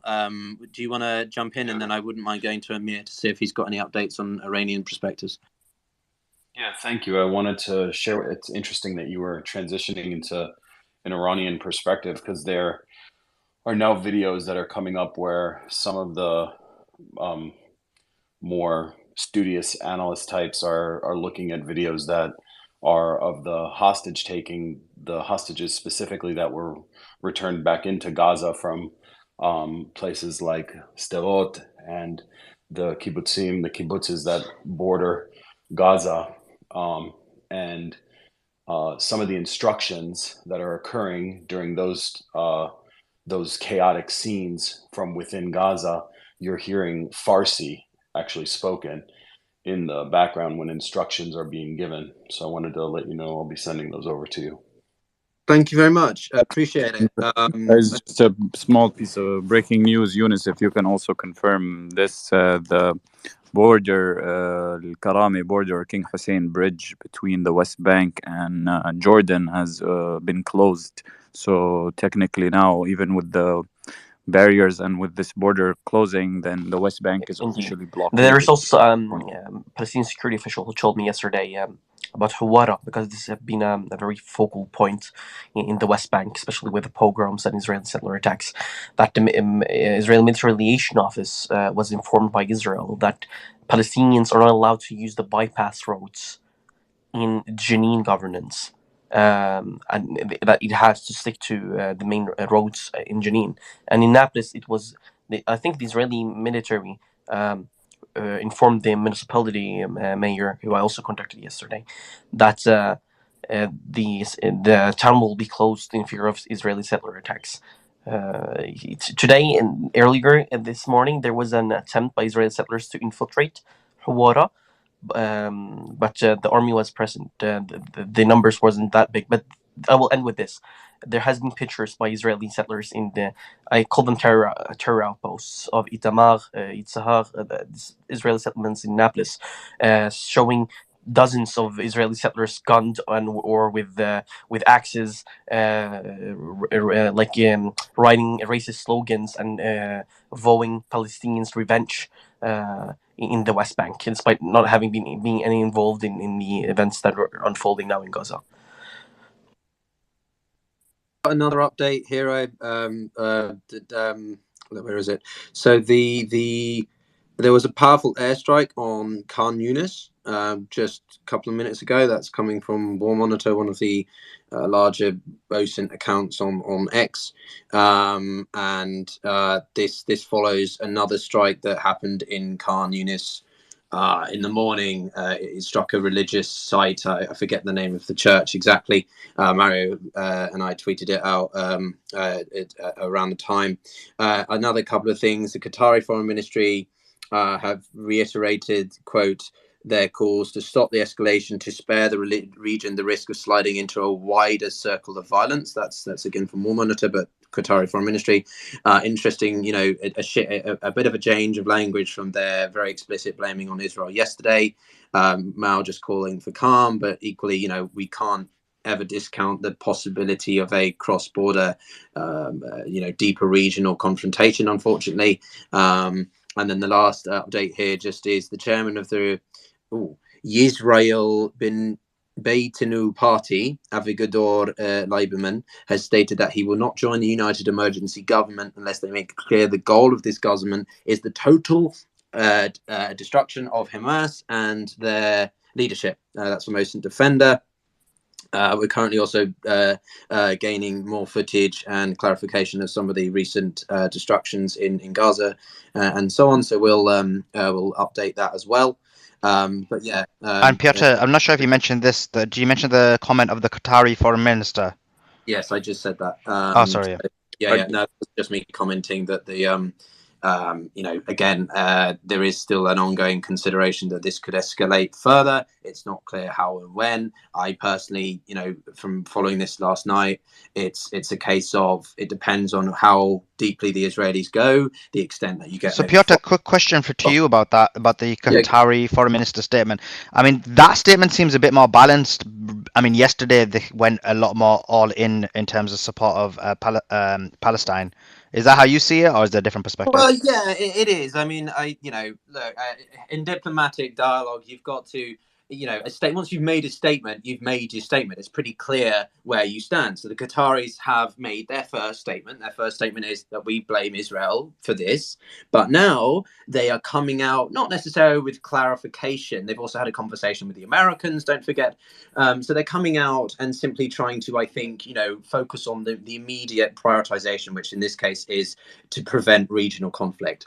They still blame Israel. Piotr, multiple sources Go ahead. and multiple mainstream media sources have come out and said that Blinken actually reached out to all of them. And remember Biden's speech yesterday, he mentioned Qatar and Oman directly. So they've been trying to signal to de-escalate with partners in the area. I just want to be clear. Because you've got to get other Gulf states, Arab states, to jump on board with this, because it's all well and good for the Western, countries will look at them as the colonialist powers, the foreign interventionary powers.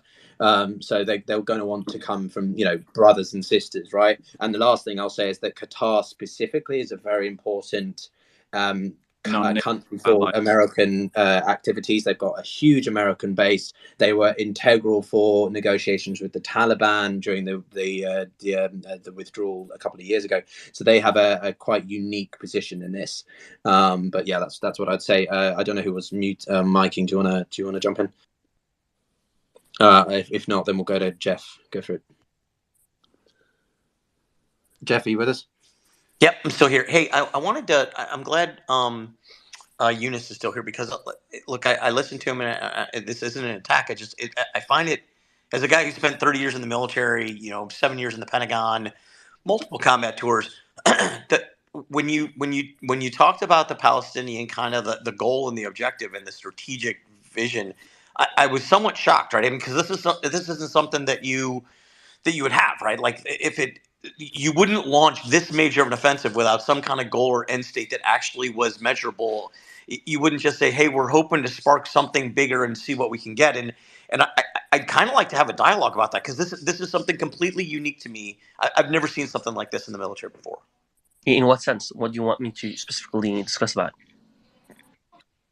I mean, I know you say that, and again, this isn't an attack. I just find it interesting, right? I mean, this is something that you buy. I mean, do you buy this as the end state? That this we've achieved the end state, as you said, and they've achieved all their goals. I guess they can sit back and smoke a lucky and say they've done it. Look, I think that. Just a bit of breaking news, and Colonel, I'm going to give it straight back to you, so I apologize for interrupting you. Israeli media are reporting, sorry, this is according to the Israeli media, but reported by Al Jazeera, that the number of Israeli army deaths has now risen to 57. So that's the army deaths have now risen to 57. Sorry, That was Colonel. from 44, right? That was from 44 that we saw a few hours ago. That was the last time I saw an update. So they the one I've been sent is 1 minute ago. So unless no, it's I mean an update from that 44 to 57. all deaths is what I'm I saying. appreciate it. It Yeah, was thank you. 44, so now it's 57. Okay, thank you. You've been on it, Piotr, for a lot more hours this year. I did take a bit of a break, so I'm obsessively on it. Like, I haven't left my sofa, and I'm attached to my sofa now. But Jeff, did you want to jump in with with what you wanted to clarify to Eunice? Yeah. I mean, look, again, I don't want this to sound like an attack. I truly don't, because I'd really like to have this discussion in a positive, constructive way.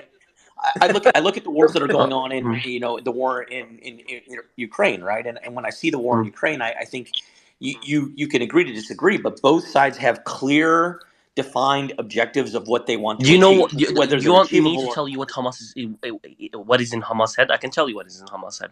They don't see They don't see the status quo in Gaza as bearable, sustainable, because they have been encaged in 20 years. They're not able to inflame, like set up fire like other areas, like in the West Bank or the Palestinian interior. They see that the current situation is something that Israel is benefiting. In other words, calm. So what do Hamas really want? It wants either a political achievement. Now they have 100, maybe or more, Israeli hostages. You have 7,500 prisoners, especially top political leaders like Marwan Barghouthi, which is the most prominent Fatah leader.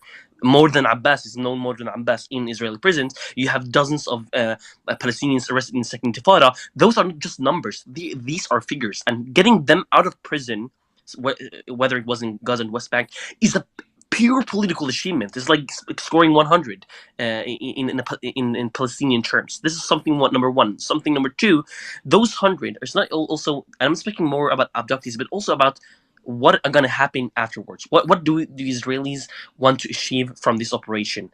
Eliminate Hamas. They back in 2008, 2009, in Operation Hot Winter, they had a clear vision: eliminate Hamas, free Gilad Shalit, and let's go back. They entered Gaza, reoccupied it in 3 days, in three days. For 31 days, they were not able to locate Gilad Shalit, and Hamas wasn't eliminated. On the contrary, it was just more and more stronger. In 2012, it eliminated senior Hamas official Ahmed al-Jabari. It didn't achieve what it was. In 2014, it launched a invasive ground operation against Gaza and aimed to eliminate Hamas capabilities and eliminate all tunnels. And it built over the past years a barrier around Gaza to eliminate the chance of infiltration. And now you saw what Hamas did to the Israelis. So you're not getting anything from Hamas. What do you want from Hamas? To be calm? You're not getting any calm. You eliminate it. On No, the that's not contrary, it's what I getting more want. and more I popular. look. I appreciate the Okay, history lesson. guys. That's not what I want. What I'm trying to explain, right? And maybe I'm not doing a good job. I'll try a different tact. Okay.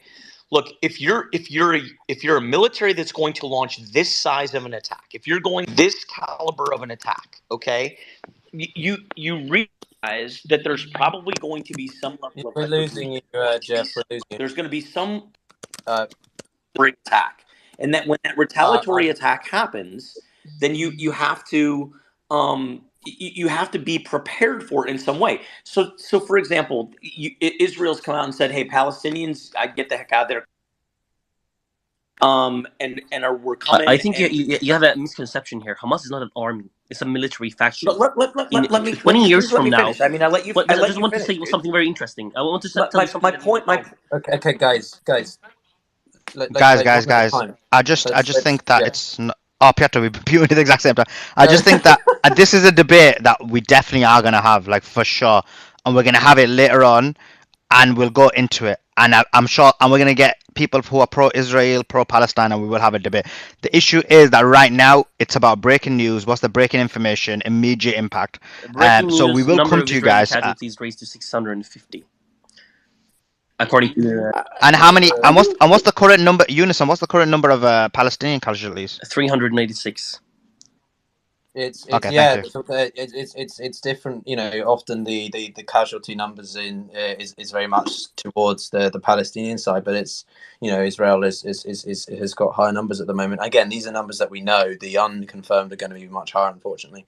But yeah, But I think John's trying to make an analysis point. I get what he's trying to say. He's trying to say that they have objectives, and he's trying to get to the point of what those objectives are.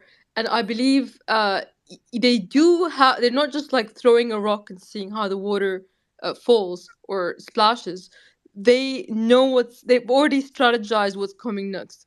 He's trying to ask if anybody knows what or understands what that strategy is, right, John? Well, yeah, it's Jeff. I think he had a bad connection, but yeah, I mean, this is something we touched upon yesterday.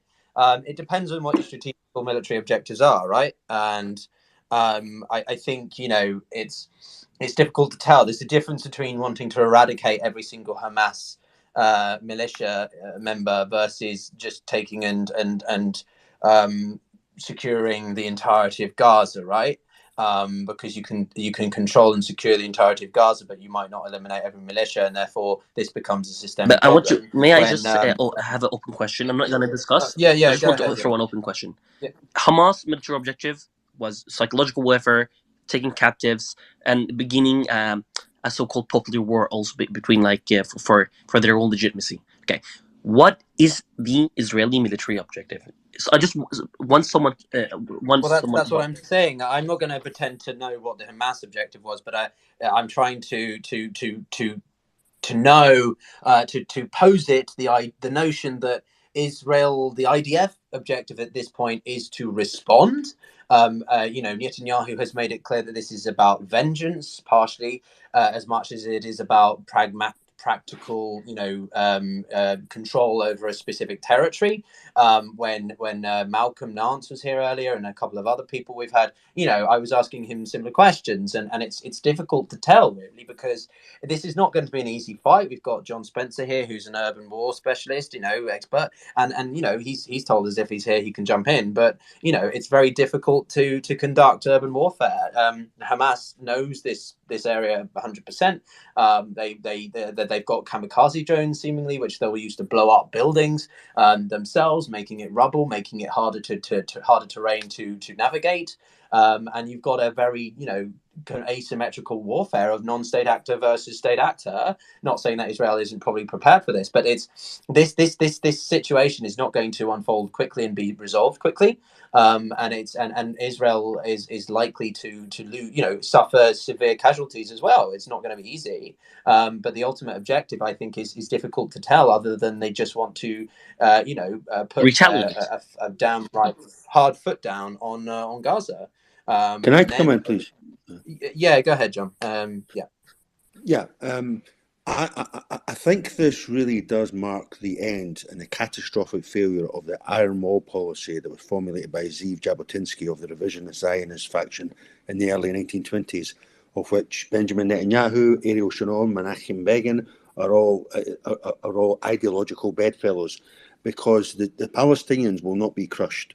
And life in Gaza has been so unbearable that Hamas had no alternative to it, especially in light of the provocations with regard to the violation of Al-Aqsa Mosque during Ramadan, the annexations, the hard right coalition that Netanyahu had forged in order to govern after the last election.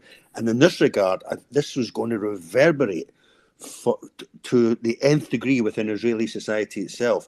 And if I may, like to read a passage out of Haaretz's editorial today with regard to what's happening, because I think it is a stunning and significant step change in the way that the fractiousness of Israeli society is now being brought to bear. And so I read, and I quote just a few sentences: "The disaster that befell Israel on the holiday of Simchat Torah," I hope I'm pronouncing that correctly, "is the clear responsibility of one person, Benjamin Netanyahu, the Prime Minister who has prided himself on his vast political experience and irreplaceable wisdom in security matters, completely failed to identify the dangers he was consciously leading Israel into when establishing a government of annexation and dispossession, openly ignoring the existing rights of the Palestinians." I think this is the end of Netanyahu's political career. I think there'll be a blowback in the days to come within Israeli society against Netanyahu, first for failing to provide the security that he has presented himself as a strong man protecting Israeli citizens, and secondly because he created the conditions by which this stunning turn of events took place. I wonder if other people on the panel would like to come in and give their comment on that. I would echo that. We've done a lot of coverage of Netanyahu and the domestic situation. He's the longest service prime minister, 15 years. I do want to jump over to quickly, but longest serving prime minister. He was only brought back into power because the coalition that ousted him before he was in power again in 2019. They were completely ineffective, and that was because they were a coalition made up of one singular unifying factor: getting rid of Bibi Netanyahu. So this is a roundabout. This is a sort of a circle jerk of mess. And right now the domestic politics of Israel is being cast aside for the time being. The Lapid and others have said we will work in emergency government, and they're putting that aside because they want to focus on protecting Israel and all that stuff. So I definitely think once this is over, Bibi's going to be, pretty much done. He's got that indictment and everything to face anyway. So, but I do want to jump over to John because he's got some great insights on the military aspect to the what we were talking with Jonas and yourself just a minute ago. So, Mr. Spencer, great to see you. Thanks, Piotr, and thanks for you not sleeping. And I know, like me, just glued to this. So just on the comments on, as a student and scholar of urban warfare, and actually spending a lot of time with the IDF because they're one of the world's leaders in the ability to enter contested urban areas. Like they've had their failures. They've designed especially the ground forces, but it's the sea, air, and land in order to support this operation. I disagree with any opinion that the IDF or the Israeli military cannot go into Gaza. Yes, Gaza will have prepared for years, but the armor, the engineering assets, the targeting capability, the practices of protecting civilians, like there is no other military that is not purpose built for that mission. Of course, it'll be very ugly. It'll be high casualties on both sides, innocent civilians. But there is no other military who is more prepared than the IDF, and it is not enough deterrent the fact that Hamas will have prepared for this operation to say that they won't do it. I think they will absolutely do it, and they have some technologies to include the Merkava, the bulldozers, everything that nobody else in the world has to do this operation. John, just to this point again, just to follow up on that, and then John will bounce back to you. Is just because Israel secures the perimeter, they secure Gaza, they try to remove any and all remnants of Hamas, right?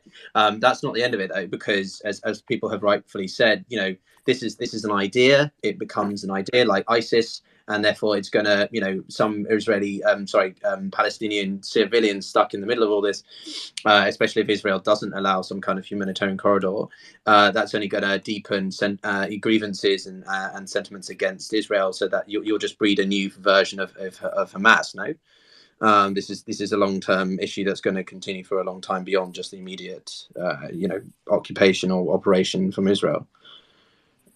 If that makes sense. Absolutely, and I think we've already heard reporting of humanitarian corridors being established. I think that does calculate into the operational design for the operation, and that's all that's going on since the moment this happened. Is the planning for how this operation will be conducted, not if it will be conducted. But yeah, you don't want to inspire generations of further the ideology, but the fact that the hostages are there are like we talked about before. There have been other so-called incursions into Gaza, but they're actually just moving forward of the kind of established lines of the between the two, and they actually aren't penetrating the actual city, and definitely not deep into the city. There'll be multiple objectives, of course, based on all the intelligence, but the fact that this is there's a city underneath Gaza, that will drive the design, the tactics, the decisions. But the fact that the hostages are there, I don't see any other alternative than launching the operation. But what would happen though? I disagree with this. Oh yeah, go ahead, John. Sorry. Yeah, that now I defer to John Spencer's military experience, but what he misses out is the human factor. Look at the capability that Hamas have managed to achieve since Operation Cast Lead in 2008, going through Operation Protective Edge in 2014. They've killed 57 Israeli soldiers. That's unheard of in an invasion, not a defense of Gaza, an invasion of southern Israel. Their capability has been ramped up enormously since 2008, with the help of the Iranians and with the help of HEZBOLLAH. So just sorry, John. John, can I just make this quick point? No, John. It's just breaking news. Yeah. We'll get back to you, John, straight away immediately. So just Gallant, who is the Israeli defense minister, has said the rules of war have changed. We will cripple Gaza so that it will remember it for the next 50 years, and he said that on Channel 13. So just some breaking news, and sources in the IDF said that there's been an exchange of fire between the army and Hamas in Izbah Zakim, which is according to Channel 11 in Israel. And just another statement on Channel 11 by the Israeli Defense Minister Gallant, who says, "We will cripple Gaza. We will be crippled." I think he means we will cripple Gaza like we have never seen before. The rules of war have changed. The price the Gaza Strip will pay will be the heavy price that will change reality for generations. Sorry, John, I interrupted you. Please continue. Which yes, John? I was just saying, Are they both John? Oh, of course we've both. Of course, John both Wick. of you are John. Yeah, go ahead, John. I don't mind. Go, John. You, Mr. John, other John. Yeah, go ahead. John White, White, right? John White. Okay. Yeah. To my mind, studying as I have this issue for many, many decades, the IDF of today is not the same as the IDF of the 1960s and the early 1970s, the 6-Day War and Yom Kippur. This is a demoralized army, in my view. It relies too much on equipment and not enough on I want to break with ideological breaking news. heft. Just breaking news. The Israeli military has announced that residents of Sderot and Miflafsim are not allowed to leave their houses after, in light of the current security situation. Thanks for that, mate. Continue, John. Yeah, to me, this is a demoralized army. It relies too much on equipment rather than ideological motivation. I think it's become complacent. It's become flabby because it's been used to, and I will put my cards on the table. I'm pro-Palestinian by inclination, by molesting Palestinian civilians at checkpoints, etc., having very little opposition, and also the fact that, in the words of James Baldwin, the great American author, the most dangerous product of any society is a man who has nothing to lose. Well, in the context of Gaza, you've got 2 million people who have got nothing to lose because they've been reduced to such a condition of misery and immiseration at the hand of Israeli policy. Then, if this war goes to a certain point with regards to an incursion, and I have no doubt that the Israelis will be able to get themselves into Gaza, I have very high doubts they'll be able to come out again. I go back to, I refer you to the 2006 war with Hezbollah. That is the absolute guidebook on how to fight the IDF in an asymmetrical sense. They used the technology of IDF against them. They came out from under the ground. They fired the missiles from under the ground, and they managed to destroy any heat signatures, so the Israeli military couldn't identify where these missiles were coming from. I think they've learned a lot from Hezbollah, Hamas, and I think they will get the aid, material aid from Hezbollah, should this conflict go to a certain point. So there's another thing I would add to that, just quickly, which is the role of drones, right? The big difference between now and 17, oh my God, it's weird saying that, 17 years ago is drone, what do you call it? Like low cost aerial combat, yes, or something, right? So that's going to play into to Hamas's calculus as well. But I did just want to jump over to other John, Colonel John Spencer. I'll distinguish him with his fantastic accolades. What about the role of the US or Britain? You mentioned it briefly before, but have you got any other thoughts about how we could see supportive parts to the IDF, be them naval, or what role could that play in the Israeli approach to Gaza? Yeah, let me respond to John W. Real quick. It's just based on differing opinions at this point, but based on my study of the evolution of the IDF from the failure in 2008 to the lessons learned and then the adaptations made for the 2014 operation, even all the way up into 2021 Operation Guardian of the Walls, and bombing of the tunnel complexes within Gaza, to include the equipment on all Israeli military vehicles to take down aerial flying RPGs or drones, the trophy and other technologies.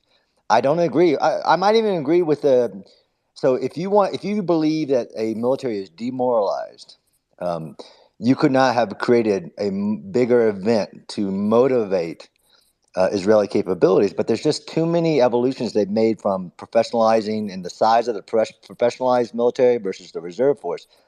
I strongly believe, based on my studies, that the IDF can and will enter Gaza. Now, Piotr, on the question, no more thoughts. I mean, this is not my area of expertise. I do believe there is already American intelligence forces on the ground in Israel, American military forces from different organizations that will be in support of primarily the hostage rescue operation, to include naval assets, as well as you were talking about. That's not my area of expertise, so no real more thoughts. I just know it will happen. And CNN is validating what you already talked about. I just saw it on CNN that Israeli officials are now confirming U.S. hostages in Gaza. Wow, shit. We reported that about, 2 hours before CNN? Yeah, I mean, I posted it. And everybody, yeah. Can I Wow. ask John? Can I ask John Spencer a question, please? Yeah. Go ahead, John, and then I do want to get to Chief because he's John, a how really do you? great. I'm sure this has been covered. This is my first time on the panel, so forgive me if I'm treading old water here. But how do you account for the massive intel failure that allowed this to happen? I mean, Mossad is meant to be the gold standard intelligence agency amongst every intelligence in the world. How do you account for this? And they were renowned for having huge human intel within Gaza, able to assassinate the leadership of Hamas and other resistance factions. How do you account for this massive black hole in their intel with regards to this event? Yeah, that's a great question, and I've kind of last 24 hours tried to stay away from it. As there's a priority in the address. Absolutely, a global, a Israeli government and military and intelligence operations changing event is the intelligence failure to allow this to happen. And one of those is, like you said, the removal actually of human intelligence from Gaza based on the pursuit of a political objective. So there are a lot of changes in the collection of those different assets and reliance on signals and aerial intelligence and other assets. This will change. This will be like after this operation, of course. They'll do a 9/11 type of commission. They'll reorganize, map the entire apparatus to include military and intelligence services capabilities to address this threat to them. Okay, interesting. Thanks for that. So let's get to, I think it was Chief, you got your hand up, and then I want to jump over to Dr. Dinesh or Mier if they've got any updates. Yeah, so there was an update that just broke on Politico about 5 or so minutes ago, saying that officially the Biden administration is working to fulfill Israel's request to urgently transfer weapons to Tel Aviv. According to a U.S. official and a second person familiar with talks, they wanted specific weapons, and they're speaking on as anonymous people on that. Did not say the weapons were. They said that the new package would be assistance for Israel. Well, Blinken told CNN that the administration would make it public later in the day. So there's an option they're talking about possibly with a little known stockpile of American ammunition stored in Israel. That could be an option there. We don't know, but they did say the administration should make this public today, according to Politico. So we don't know if it will happen or not. But that's kind of what we're hearing on that side of things.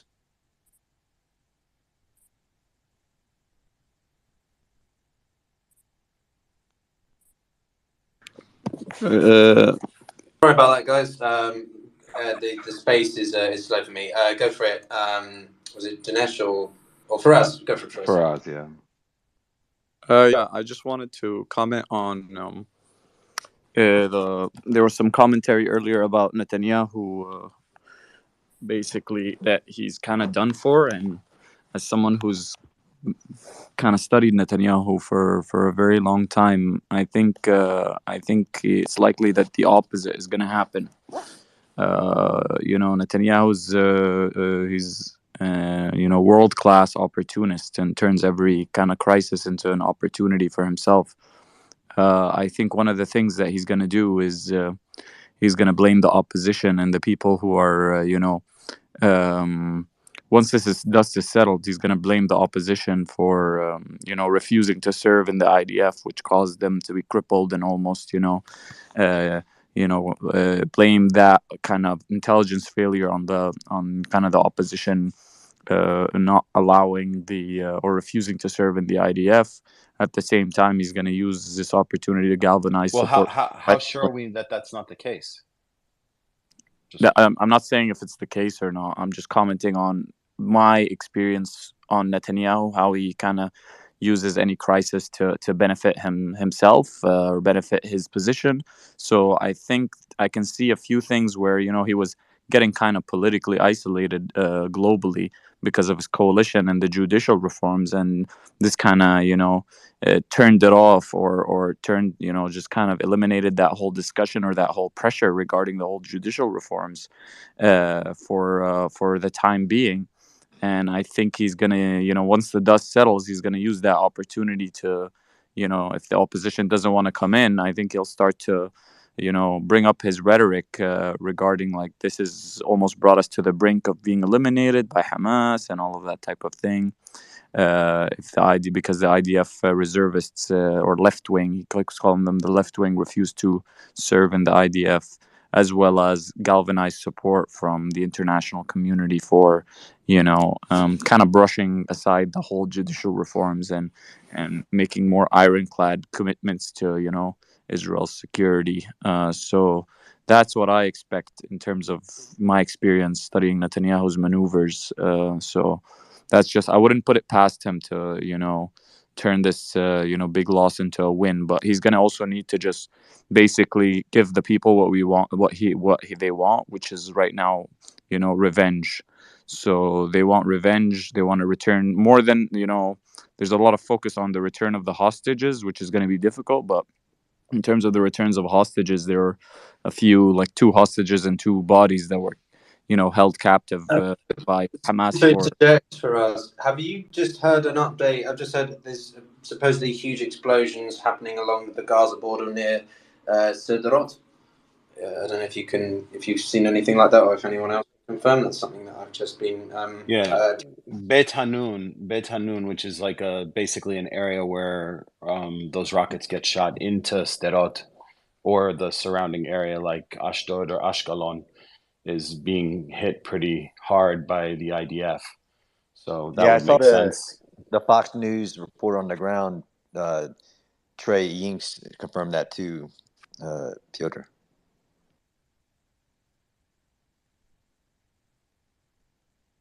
Thank you. All right. Yeah, Well, got the same news. So lots of aerial bombardments in the north of Gaza from Israeli fighter jets. yeah, we're going to see quite a lot of aerial activity. There was quite a lot earlier this morning, I think, around Lebanon. Lebanon, friends of mine said, and other things was confirmed that the Israelis were Israeli aircraft were active in and out of sort of Lebanese airspace. But yeah, we're just trying to keep stock of the northern border as well.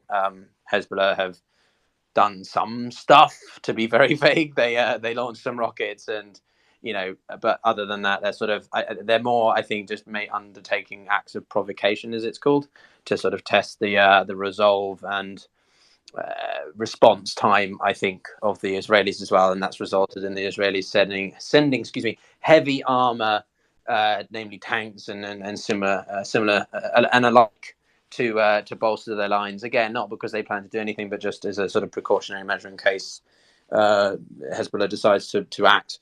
Aaron, Balance, we'll go back to you, Balance, quickly, and then I see we've been joined by Edan as well. So let's go to Balance. Regarding the northern border, so I did see that there was Patriot batteries deployed that actually defended against rockets from Lebanon being shot above Svat. That's a extraordinarily old, very holy city to many in northern Israel, and as well, it's an interesting area. I mean, you can literally sit on the northern border, and where you see the DMZ in between Israel and Lebanon sits a United Nations corridor where the jeeps travel back and forth across the border, and those UN soldiers have actually been advised to go back to their bases in those areas. And so it's showing that there's the potential for continued escalation. Yeah, I would just clarify that the latest reports I saw on that was that they weren't moving; they were just simply, bolstering their lines because there wasn't any sign yet. Friends and we've had reports that the situation on the northern border is relatively calm, and I use relatively with a huge asterisk. So, is that a new update that the UN forces are moving out, or it's just a No, it's over 10 hours old. But the northern border, I mean, relative calm. When I said Patriot batteries, by the way, I meant Iron Dome. Over Svat, that doesn't really convey so much calm. That conveys that there is a substantial escalation, but not to the point where you're seeing Hezbollah fighters amassing along the northern border clearly, or thousands of rockets. It's just I don't know, a Yeah. dozen, dozens. No, I mean, I think we should be. Yeah, I don't know. I think we should just keep in mind that I've had more reports more recently that are not, the UN are withdrawing. Again, the UN peacekeepers have to um, disengage from a potentially hostile area because it's not within their right to. They're not combatants. They're peacekeepers. You know what I mean? But yeah, I wanted to jump over to uh, uh, there. Where are you? Are you done? And then we'll Hi. jump over there. Go ahead, Ada. Just a quick update. 4 minutes ago, the IDF spokesperson has provided the following, and I'm quoting it. Dozens of warplanes are now attacking the Gaza Strip. A short time ago, the IDF began an intense airstrike in the Gaza Strip using dozens of fighter jets. The IDF attacking targets in the area near the fence in Beit Hanun, which are used by the terrorist organization Hamas to carry out attacks against the State of Israel. The IDF will continue to act against the terrorist organization Hamas. End of message. I just wanted to add this. And if I may, there was a point with the previous speaker with regards to Netanyahu and the advantage that he might want to use this. Now, as somebody who has been a very strong critic of Netanyahu for a very long time, I think it would be very hard for him to use this thing. Netanyahu has built his whole career as being strong against terrorists, and what happened here is it has been known that his government had an agreement with the Hamas to provide them to pass money to them and to not to act, not to have actions that would create an escalation. At least from that was the message that was given.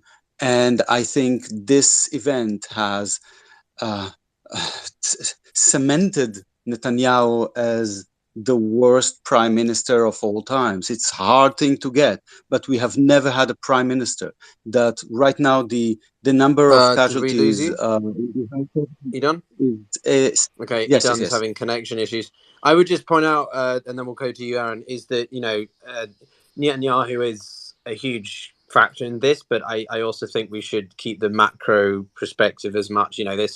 This situation has been simmering for years. It's been a long time coming, and I don't think his specific leadership in place right now is the one reason we've reached to the situation we're in. I agree, though, he needs to go because he's frankly completely out of touch and horrible. But Aaron, do you wanna jump in? Yeah, thanks. So just about 7 minutes Aaron, ago, are you with us? I can't hear you, man. Yep, I'm right here. Can you hear me? Suleiman, do you have? Yeah, Can it's you your hear me? Piotr. Piotr, I I hear think him. it's your. I hear him. Yeah, Piotr, I think it's your connection issues because Erdan was clear as well. Okay, I'm here. Okay, thanks. Yeah, go ahead. So Israeli police are continuing to deploy and set up checkpoints in the south of the country near the Gaza Strip, as well as they're assisting in evacuation of settlements that are within the military action zone. And as well, Ocean Defenders posted that, of course, Israeli Defense Forces announced the death of another 13 additional soldiers who were killed while fighting against Hamas terrorists in the south of the country over the last 48 hours. This brings the total number of IDF soldiers lost to 57. Newest news as of right now, and I'm continuing to monitor the situation. And that's some of the latest. And I think that, of course, the Russian hacking it really shows that the Russians are they're enjoying a kind of a situation where the focus is being drained from Ukraine down to this conflict down there, and unfortunately, I worry about the Russian narrative is they're trying to, of course, they're trying to divert attention anyway, of course, because they're losing in Ukraine. But I can see where this all sets in with Iran. Of course, we all see that. Thanks. Well, the Iranian regime, of which the majority of the citizens do not support. Absolutely. CIRGC. That's political, I have to say. You count. Did you count the votes yourself? This is true. Have you talked to the Iranian people? Because I talk to many of them all the time. They're being oppressed. They're being mass murdered. You take a look at the at numerous groups within Iran that are just. You have schools that So are you being. didn't count the votes then. You just have a few friends that don't like the regime. I, This is Guys, I have something breaking, which is probably good timing since this is going to you go really down a want to go? spiral. So, McCall, all right, we're going Gonna to move on. Hey guys, breaking news. McCall says that having a speaker is necessary to replenish the Iron Dome support for Israel. For non Americans, just as a heads up, we currently don't have a Speaker of the House. and House Foreign Affairs Committee Chairman Michael McCall, a Republican from Texas, stressed today, moments ago, that we need to elect a speaker in order to replenish funding for Israel and to demonstrate unified support in the wake of these attacks. His words were, we have to get a speaker elected this week. For people that are aware, that was not the plan. So now we're talking about having a speaker elected this week. So we can get things on the floor like replenishing the Iron Dome, get a resolution that ranking member Gregory Meeks and I have been working on, a bipartisan resolution condemning Hamas. And so this was on CNN's State the Union. This is a really big change in posture for the people that have been following domestic politics in the US. This is a very major change in posture currently. They're talking about, they being Republicans, are now talking about electing a speaker this week. Chief Trumpster, your thoughts? Yeah, so there was talk about releasing an ammo supply in Israel. I don't know if that would require House oversight. So there might be a way for that to happen. And I don't know. They said today there'd be an announcement about some sort of aid package for at least what Politico reported on. So there might be something in the works to be out today. There might be something that can be done, but I'm not too sure. I can put the link in the I can send you the link if you want, but that's what Politico is So, reporting Chief right now. Trumpster, I just want to make sure Hey, I Dr. Dennis, understand. sorry, Why is before you McCall? continue, just wanted to show the audience there's unconfirmed reports, but multiple accounts are reporting it throughout that there's shooting being heard right now in Tel Aviv. I'll try to see if I can get confirmation, but the unconfirmed right now is there's shooting occurring in Tel Aviv right now. And right, okay. Yeah, please do keep us posted on that. So, Chief Trumpster, just want to make sure they don't need a speaker to be able to do this. Just want to make sure. I believe I don't believe so. This is what this is what the Biden administration was telling Netanyahu and his officials on the phone. But that's what Politico is reporting here. So I don't know if they need more money for them or anything. I'm not sure how that's going to go. But an option that would could work theoretically would to release an ammo supply they have right. So it wouldn't be a House oversight. So So I just want to. there's a way for the White House to sign an executive order. There's actually Yes. an American weapons stockpile inside Israel that just requires Yeah. approval from the White House. So I just to want to be clear. I want to be clear about what we're talking about. There's going to be an aid package that will likely be announced today. We know Secretary Blinken has already said that there's going to be an aid package. That does not require, and Faraz, you're probably right that they're going to use existing stockpiles that already are within Israel to do that. That is not what we're discussing. What we're discussing is specifically ranking member, committee chairman, Michael McCall, House, and he is the chairman of the House Foreign Affairs Committee, said that we need to that we need to provide for replenishing the Iron Dome, which is a very specific project and quite critical, especially with a two-front war. That they need a resolution. They need to get a resolution with Ranking Member Gregory Meeks across the finish line. So there's a bunch of very specific new things that are not related, that are important to discuss. Just wanted to make sure that was clear, Chief Trumpster. We're not. Yes, and yeah, and to be clear, I'm sure that the U.S. government and people in our representatives want to give more money to Israel. We give money to Ukraine a lot, so if we need to have a speaker to do that. So that's also a big point too, because we've seen this happen, over the past couple of months or year, right? So that's a big point. So yeah.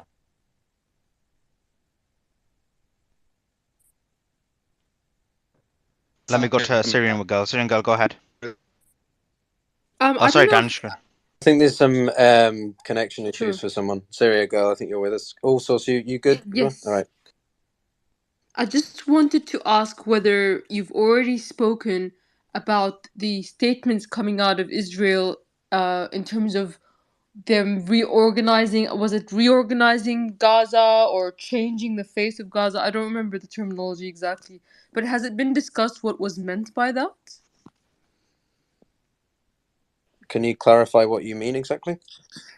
So we read out the statements from the Israelis about what they have planned to do in Gaza, and I just wanna. I haven't been here for the entire space, so I'm just wondering if we've already brought up the subject of what the Israelis mean by what they say they're going to do in Gaza, which, Well, this if I recall correctly, something about changing its face or reorganizing it. yes, I'm not sure.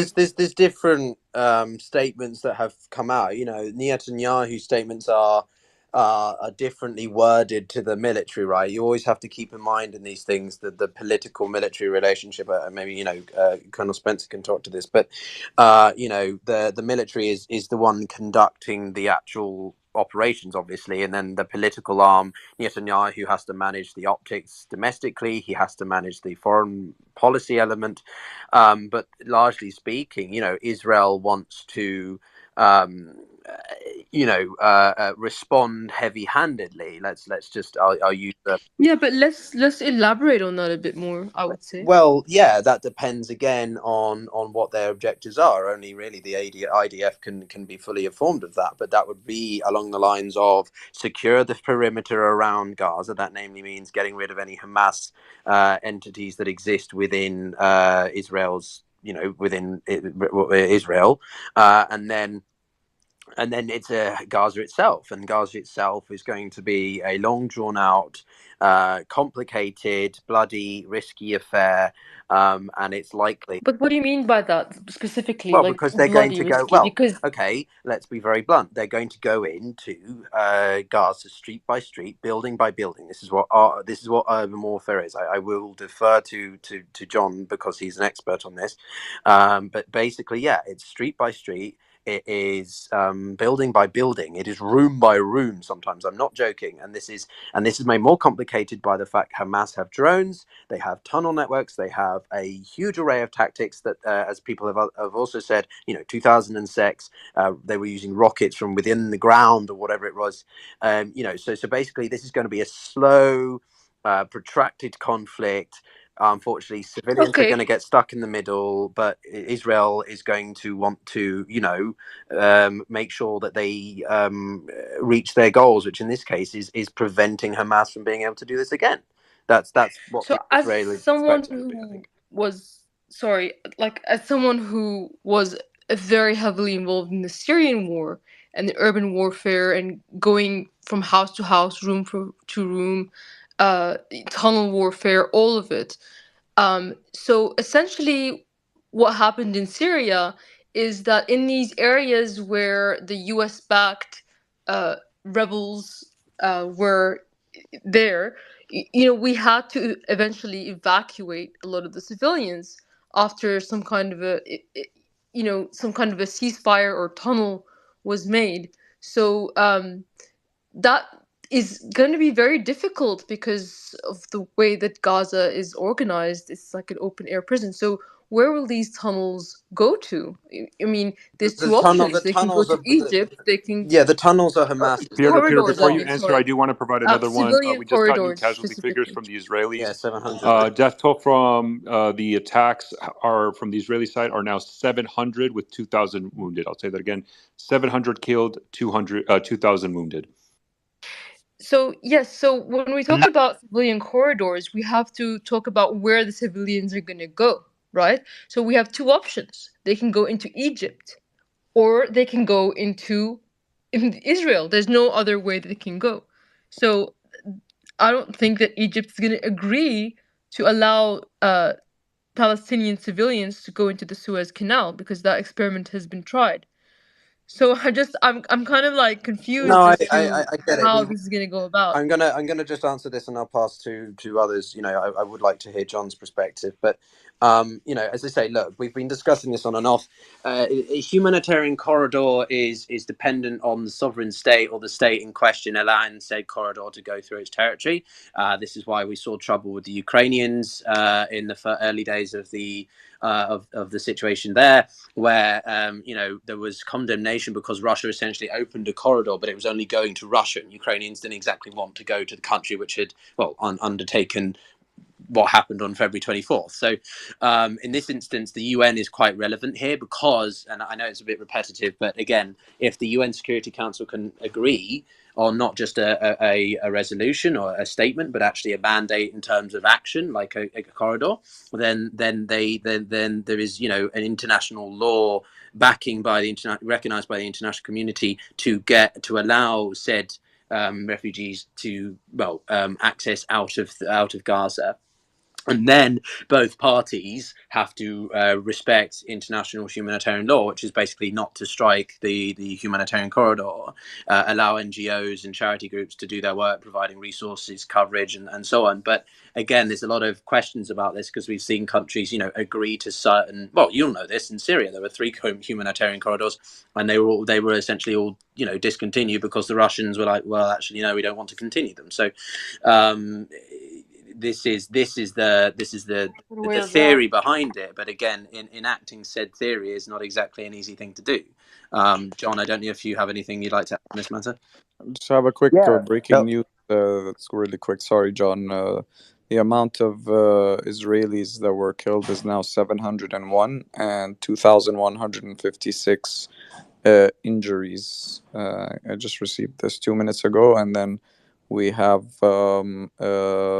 bombardments non-stop in the south of Gaza in Rafah region. And finally, there is a young man who was shot by the Israeli occupation forces in Jericho, West Bank, nearby the Israeli military checkpoint.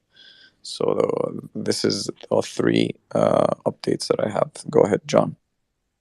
Yeah, I think it's a very valid question. There is differences in the tactics in which what we call a large scale combat operation, right? It would be different than Aleppo or Raqqa, just based on the tactics that get driven in trying to eliminate the so-called enemy force that you're attacking in a city drive the amount of explosive force based on the formations you have to send, right? Israel is going to put multiple divisions into Gaza. The humanitarian corridor, you're right.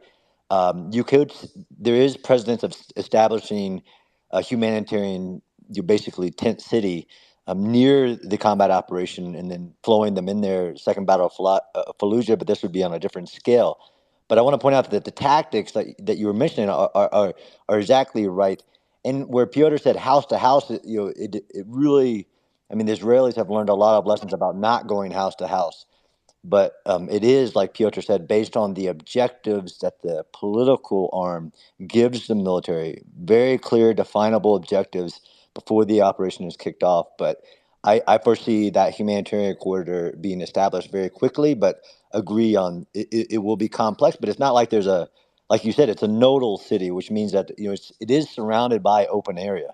There is a very large area between Israel and where the Gaza Strip actually starts that make it a different type of humanitarian evacuation, which is the most likely scenario is to evacuate as many civilians out of the combat area that, based on the objectives, will come. So actually, that's exactly what I want to lead you guys to, because to evacuate the civilians out of the areas, we know that under international law, the right of return for refugees is a right. But of course, so far, Israel has never allowed any Palestinian refugees since the last 75 years to return. So that's one of the things that we discuss is the right of return. So if we move the civilians out of Gaza, that means, and if they're moved into, for example, the Suez Canal, Egypt will know that once they get out into the Suez Canal, they'll never be able to go back. And on top of which, uh, they're not going to be moved into the Israeli settler areas. That I don't see them doing that either. So that if Egypt is forced by the United Nations to allow the tent cities to occur in the Suez Canal, two things could happen. First thing is that this essentially becomes like an ethnic cleansing campaign because So, can I just you're jump in on pushing the relevant news? sorry, I know it's this is just a strategy. Sorry, may I use a different terminology? No, I no, don't it's think not I that. I can. just want to share some news on this matter Sure, sure. whilst we're here. So the UN World Food Programme, known as the WFP, has called for the creation of humanitarian corridors to bring food into Gaza. Israeli airstrikes pound the Gaza. Quote, as the conflict intensifies, civilians, including vulnerable children and families, face mounting challenges in assessing essential food supplies. The WFP urges safe and unimpeded humanitarian access to affected areas, calling on all parties to uphold the principles of humanitarian law, including ensuring access to food. The UN agency it provides about 350,000 assistance to about 350,000 Palestinians on a monthly basis as it is, whilst also offering aid to nearly 1 Palestinians in cooperation with other humanitarian partners. Last quote, while most shops in the affected areas in Palestine currently maintain 1 month of food stocks, they risk being depleted swiftly as people buy up food in fear of prolonged conflict. So that is, a call by the WFP, and I think depends on other areas of the UN as we're discussing. Back to you. So point two is if you have the 10 cities in the Suez Canal, what eventually will happen is that will become a launching pad, like the Suez Canal itself will become a launching pad for Hamas to continue operations in Israel in the long run. And of course, that will lead to Israel perhaps even invading the Suez Canal and going to war with Egypt. So there's like a lot of if we project out this statement will change the face of reality in Gaza.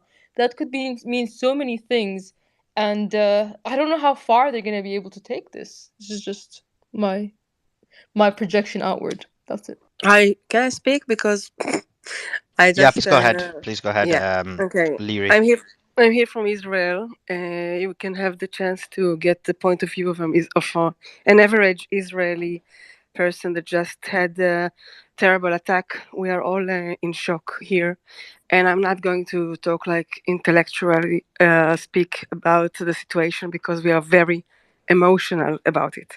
It's not like I can analyze it from your point of view because we're having like a terrible mass of like people that don't know where their children and their fathers and their babies, and 700 people are killed, and we are getting like every day, it's the second day, we are getting like 20 names, 10 names, few details.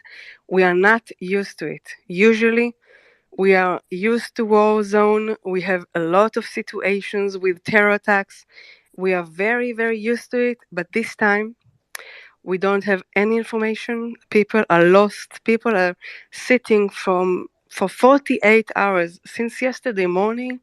It's more. It's like you cannot imagine. Like you're sitting inside a room. It's closed. You're sitting with your babies. You don't have food. You don't have water. You don't have electricity. You don't have Wi-Fi, and you don't know what's going on. You just hear the weapons and the shooting, and the army is trying to get there. But you know that the Israeli army always solve very quickly those attacking and terror situation. This time it takes so long that people are like getting crazy. They're in the house still in the kibbutz. There are still places that are not free. They didn't come to rescue all the families that are inside, and they didn't even collect all the bodies. And it's like This Israel is is a very West. political language. I understand you're emotional, but we try to stay away from that kind of divisive language. I was I was just invited to this space. It's not like voluntarily. I was invited, so I'm just speaking what I feel, what's going on here. Like we are in a shock state. So I'm sure you want to now ask questions? You want to ask questions? Please Gazans go would ahead. know how you feel because they also are without power at the moment. If you want, you can ask a question. Just before, Leary, just 1 second. If yeah, from Trey definitely it's Jenkins, the Fox difficult. News reporter I'm sorry, Altar, I can't hear you. in that is covering for Fox. He's tweeting just a minute ago, more than a dozen explosions along the border of the past several minutes. Israeli strikes targeting positions near the edge of Gaza. 70 minutes ago, he says, a source in Gaza tells me civilians from neighborhoods along the border with Israel continue to evacuate after warnings from the Israeli military. Many are sheltering in the UN refugee camps, refugee schools. All right, thank you.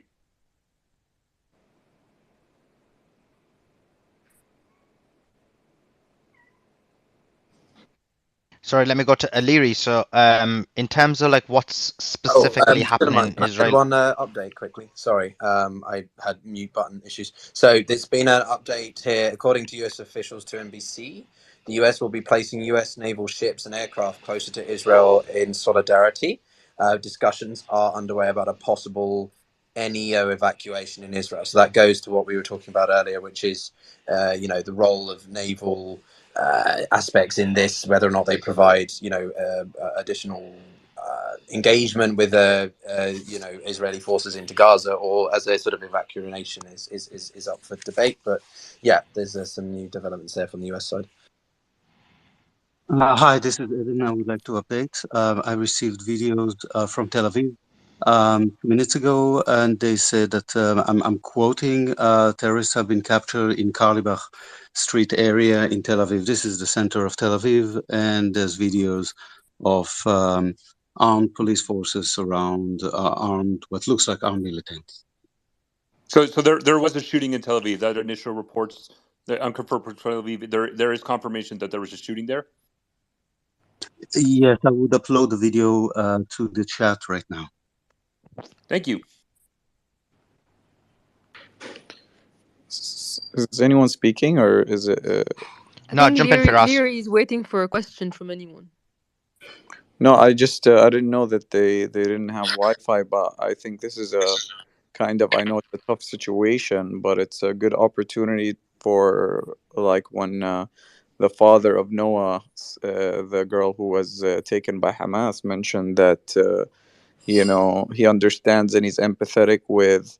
He feels for his daughter. He's scared for his daughter, but he understands that he feels what the Gazans and what the Palestinians are going through. So this is basically, this is as, not to this exact extent, but this has been our normal for decades. This is what I think is, if we can get that message across for everyone in the region, then I think maybe this could be turned into something positive, where we could kind of turn it into reigniting the political process towards peace. Now, I know that Netanyahu and his coalition are definitely like that kind of conversation is a non-starter for them, and I think it's even worse in the short term, because right now the whole focus is on exacting kind of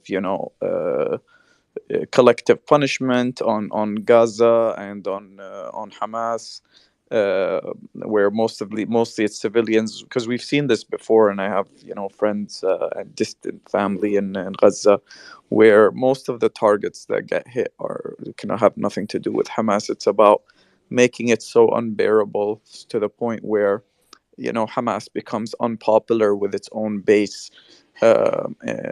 inside Gaza, because they're very kind of decentralized in terms of inside Gaza, and there's a lot of like tunnels as well, where they put a lot of stuff which are very difficult to reach, and they're reinforced. So it's not like you can just root them out or weed them out, but what they can do is try to make life more unbearable, because there was a lot of pressure recently on Hamas from the economic angle, in terms of providing for the deteriorating economic situation.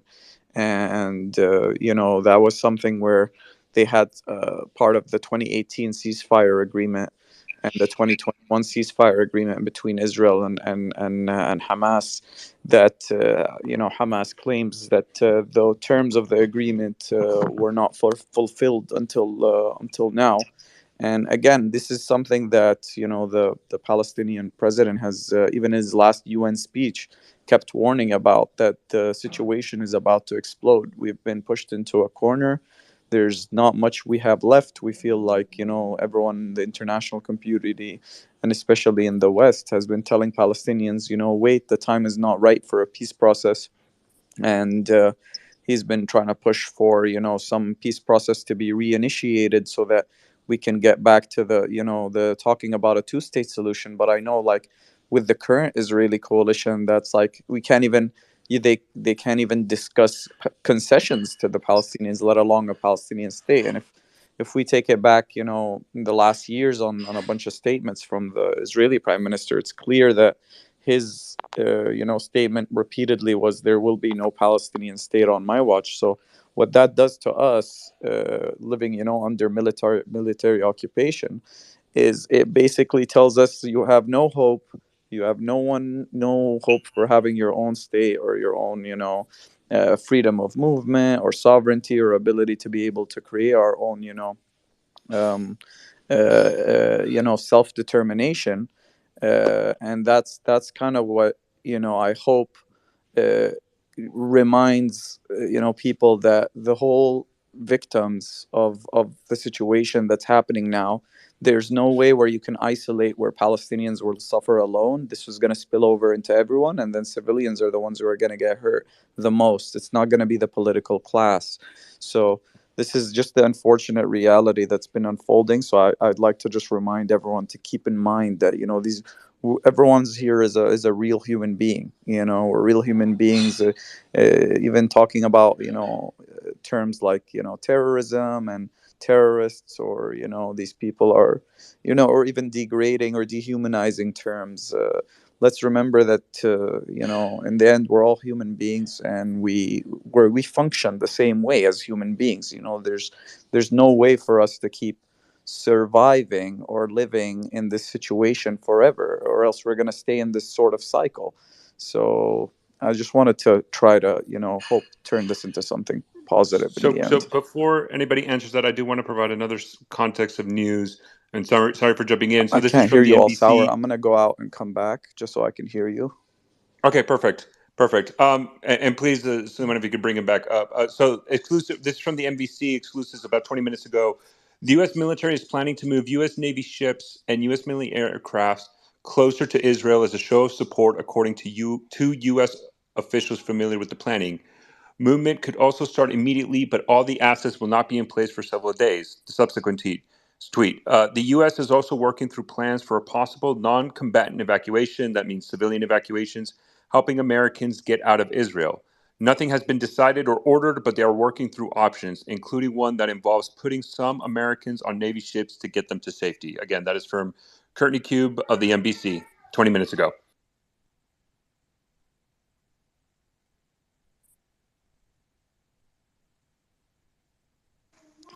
Go ahead. I see your hands up. Go ahead. I think if you wanted to answer to the previous comment. I would like to if I may. I was in line before it. Sorry. Go ahead, Michael. Go ahead, Michael. Yeah, I appreciate it. Thank you. Yeah, I'm from Israel also. We are in the situation of grief, shock, whatever. But between those situations, we realize that Hamas and Hezbollah are proxies of Iran. And what Iran did right now is to sacrifice Hamas. Because after what happened yesterday, I can tell you right now, and you can record me, Hamas will be no longer exist. Okay? Now we are in grief. We are weeping on our bodies of our brothers. But after the grief, we know that our enemies are looking at us. And if we show mercy, if we show weakness, Israel will not be anymore. We know that. All the Israelis know that. The army know that. And trust me, even the prime minister knows that. So they sacrifice Hamas. And if Hezbollah wants to join the game, they will sacrifice also Hezbollah. We need to show our enemies, and we will show our enemies So that Israel is not weak. Michael, because it's a bit difficult, I think, to say that suddenly Hamas is no longer going to exist. They may no longer exist in a physical Why are form. you interrupting me? Why are you What interrupting you're me? saying, because it's not accurate. You can't Of just course assume. it is. Of You're just course, of course it is. You have your opinion. Let me speak my opinion, please. Michael, it's not an opinion, it's fact. You're not simply going No, to. it's not a fact. It's It your is. opinion. No, No, it's not. you're not simply Here's going the to. deal. Here's what's going to happen. Hamas Okay, buddy. will no longer I'm not a exist in a co-host. few months. Hold on a second. Do not interrupt me, please. I did not interrupt you. No, but because you're saying Hamas things, in a few months will be no longer exist. but that's You not can record that conversation, okay. and you go in 2 months or 3 months from now, Yeah. and you will realize Right. that Hamas are dead men walking. They don't know they're dead yet, but they will die. Okay, here's a They question. will die. Do you think Every So I've got one a of question. them Yeah, will so die. Michael. Yeah, so a question then. So Hamas in a physical form will cease to exist, according to you. That's what we thought about ISIS. However, ISIS has continued Are you to. talking about the concept of Hamas, the idea? That's what you're talking about. Therefore, ISIS can't be eradicated because if you can't change the idea, if you can't get rid of the idea, then you'll simply get more generations. If you will stop for a second, I will explain to you. We're talking about Hamas in Gaza. We are not talking about the Hamas, everywhere or whatever. We're speaking about the Hamas in Gaza. The Hamas in Gaza that did what they did yesterday will be no longer exist because we know that our enemies saw that we showed weakness. We showed a miserable weakness. Okay, I think we get that. But to bring back our safety to the citizens, to the people, we need to show our enemies that we can. So Michael, it's not like I just want to be clear. Like I get your position, and we are going to be talking about this, and we will be debating it later in the show. We will definitely do it. So we're not trying to silence you. Just like Syrian girl wants to give her perspective of how, for example, according to her, certain positions that maybe Israel are terrorists and so on and so forth. Everyone has their own narrative and their own position, but we're stopping. I know that you don't like to listen to them. No. 1 second. What I'm trying to say is we're stopping both sides. So we're stopping both you and her, because then what'll happen is you'll make your statement, she'll make her statement, and then we get into the political debate, which we're gonna do. We're gonna do it. We're just gonna do it later. Right now, what we're doing in this specific segment of the show, and what we've been doing for the last day, is up-to-date news. So if there's up-to-date news, for example, the news that was, which also just stated, where what's happened is the U.S. military have moved aircrafts closer to Israel in a demonstration of support. That's in the nest.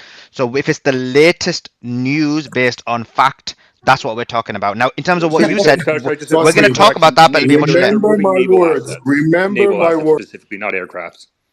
Sorry, it was It's a Navy. sorry, warships. They're moving Warships, the Navy, and they're expecting it to be there in a couple. It might be a couple days. There might be some already kind of in the vicinity, but they're planning on sending our larger force to the Navy as a show of force, and also possible for any plans. Nothing has been decided for evacuating American civilians. So also, are they? Because I saw on the map that we shared earlier that they've got one group just south of Italy. I think it's just southeast of Italy. So I don't know how long it would take from there to get to Eastern Med. But I mean, it depends exactly where they're at. It might be like a day. They've got another one, and I would have to look in if it's. I think from what I'm seeing, it could be a carrier strike group. That the Mediterranean is under the 6th Fleet in the U.S. Navy. That is specifically the entire Mediterranean is the 6th Fleet, so that's probably the assets they're moving, and they would probably pay, as the NBC report stated, not only for a show of force, but any possibility of doing evacuations of American civilians out of Israel if a decision is done. So Ian Ellis, who's actually a really good guy, he's listening. If you want to bring him up, he made a really good visual about about this, and he just said it would be 1 to 2 days. But there is also a couple of groups also around the Strait of Hormuz. Also, so what they would sail around Saudi Arabia and into the Gulf of Aden, and they'd be on the other side, through the Suez Canal area. That at least that's what makes sense to me. Correct, but that's the Fifth Fleet, and so again, that's kind of like the decision how much, and this is the initial kind of, and that's part of the planning process, right? To determine exactly what are the exact assets we need to accomplish whatever mission set is given.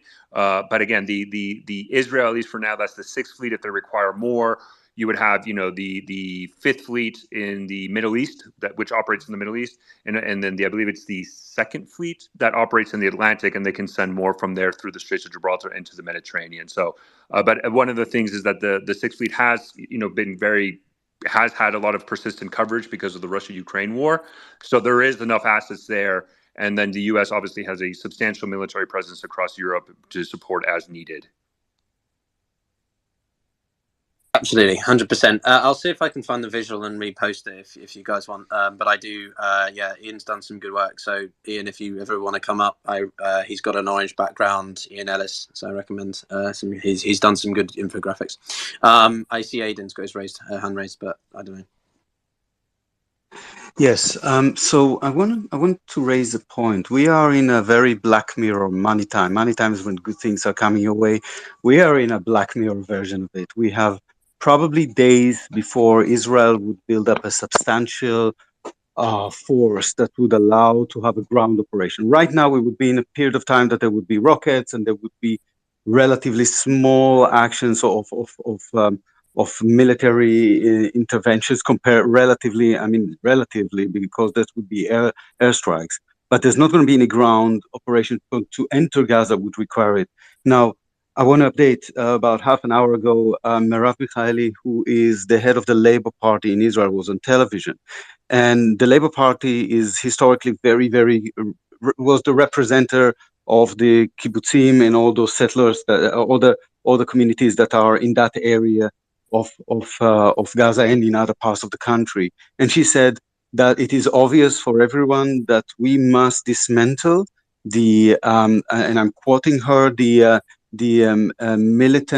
military infrastructure of the Hamas, and so you can see that, and she's a very, very strong opponent of Benjamin Netanyahu. I can tell you, somebody who testified yesterday, I walked throughout Tel Aviv, Ramat Gan, all the area of Tel Aviv. I've never seen it so empty. The country is more or less in a state of shock, and and people are there is a consensus in Israel, which is very rare, that the only way to solve it is right now to dismantle this whatever is there. And I must say that I have been. It's extremely alarming because the tendency of people is to resolve it with violence. And I think I'm trying to raise a suggestion which I think can be the only humanitarian way to do that. Is that, and my view is that after this force would be built up, Israel would inform the Palestinians that they have a week to move away from Gaza to Egypt. There should be ways to do that in a humane way, with guarantees for the safety of everybody who lives. And after that, Israel would practically dismantle, would tear down, they'd strip down Gaza to become nothing, like less than rubble. It should be in that state. And then after that, everybody should be, all the international, and that should be done with all international support to rebuild Gaza to a place that it should be better than that. The refugee camps over there are horrible. The conditions there are horrible. They are festing hatred and pain and no future for them. The World Economic Forum is talking about 15-minute cities. They can make Gaza the most beautiful 15-minute cities of the world. It can be a shining place in the Middle East. Now, what about the people who are right now held hostages?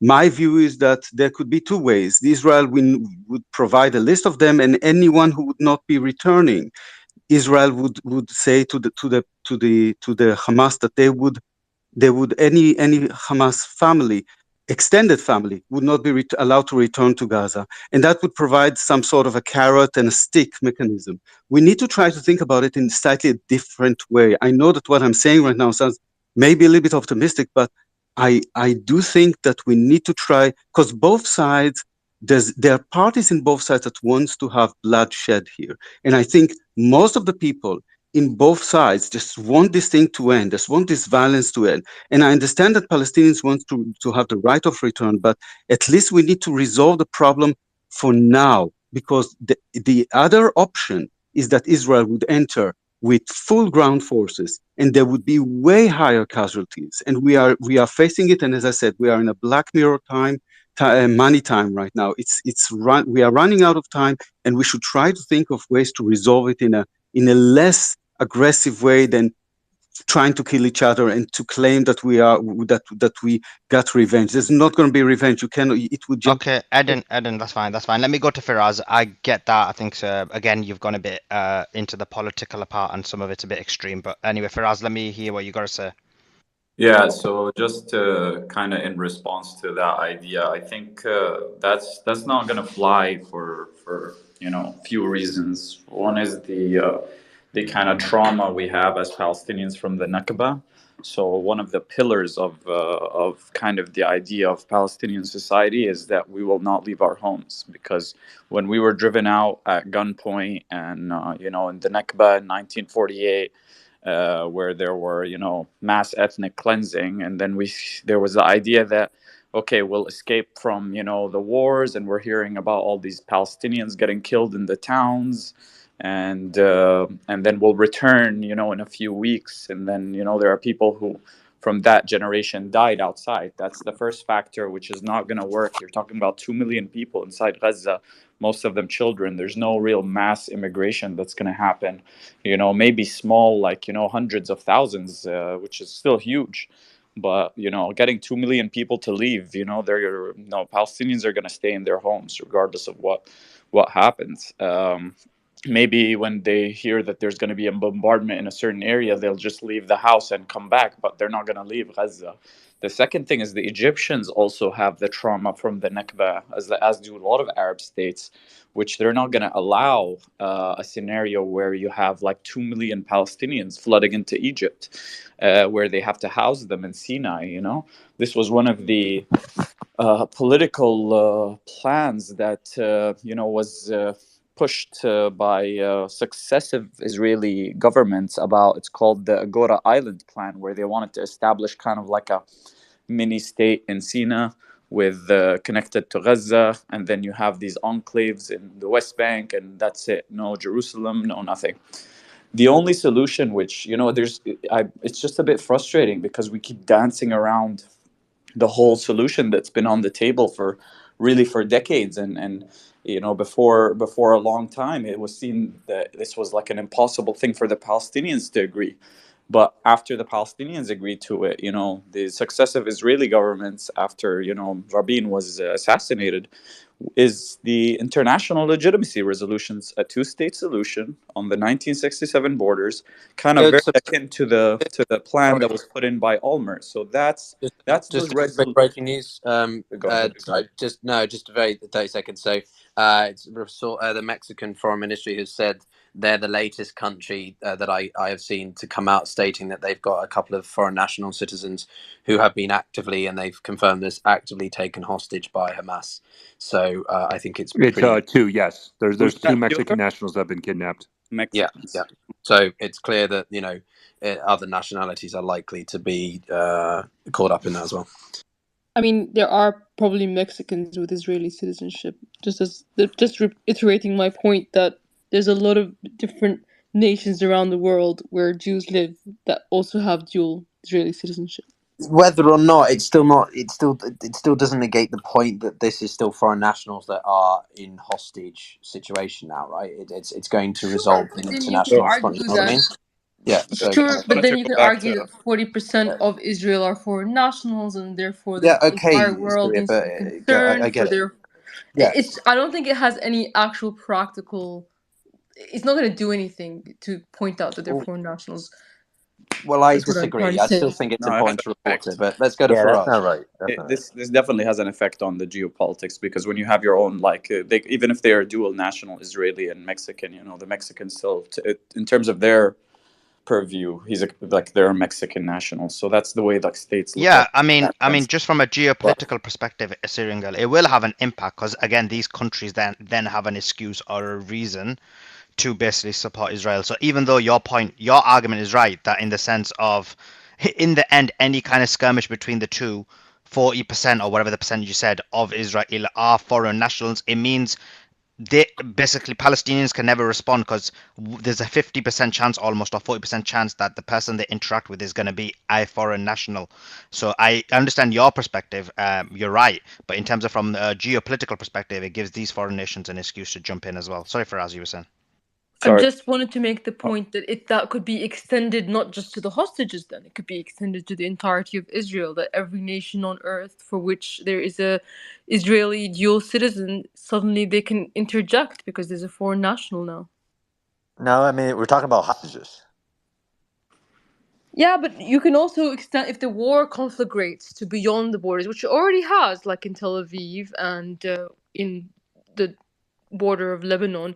And in future, if this gets to become bigger with Iran and Syria jumping in, ballistic missiles being launched at Dimona, is this gonna project onto that? Our foreign, like, how many millions of them have dual Russian citizenship? I mean, I just think that it's an interesting point to make about the dual nationals and how far we can take it.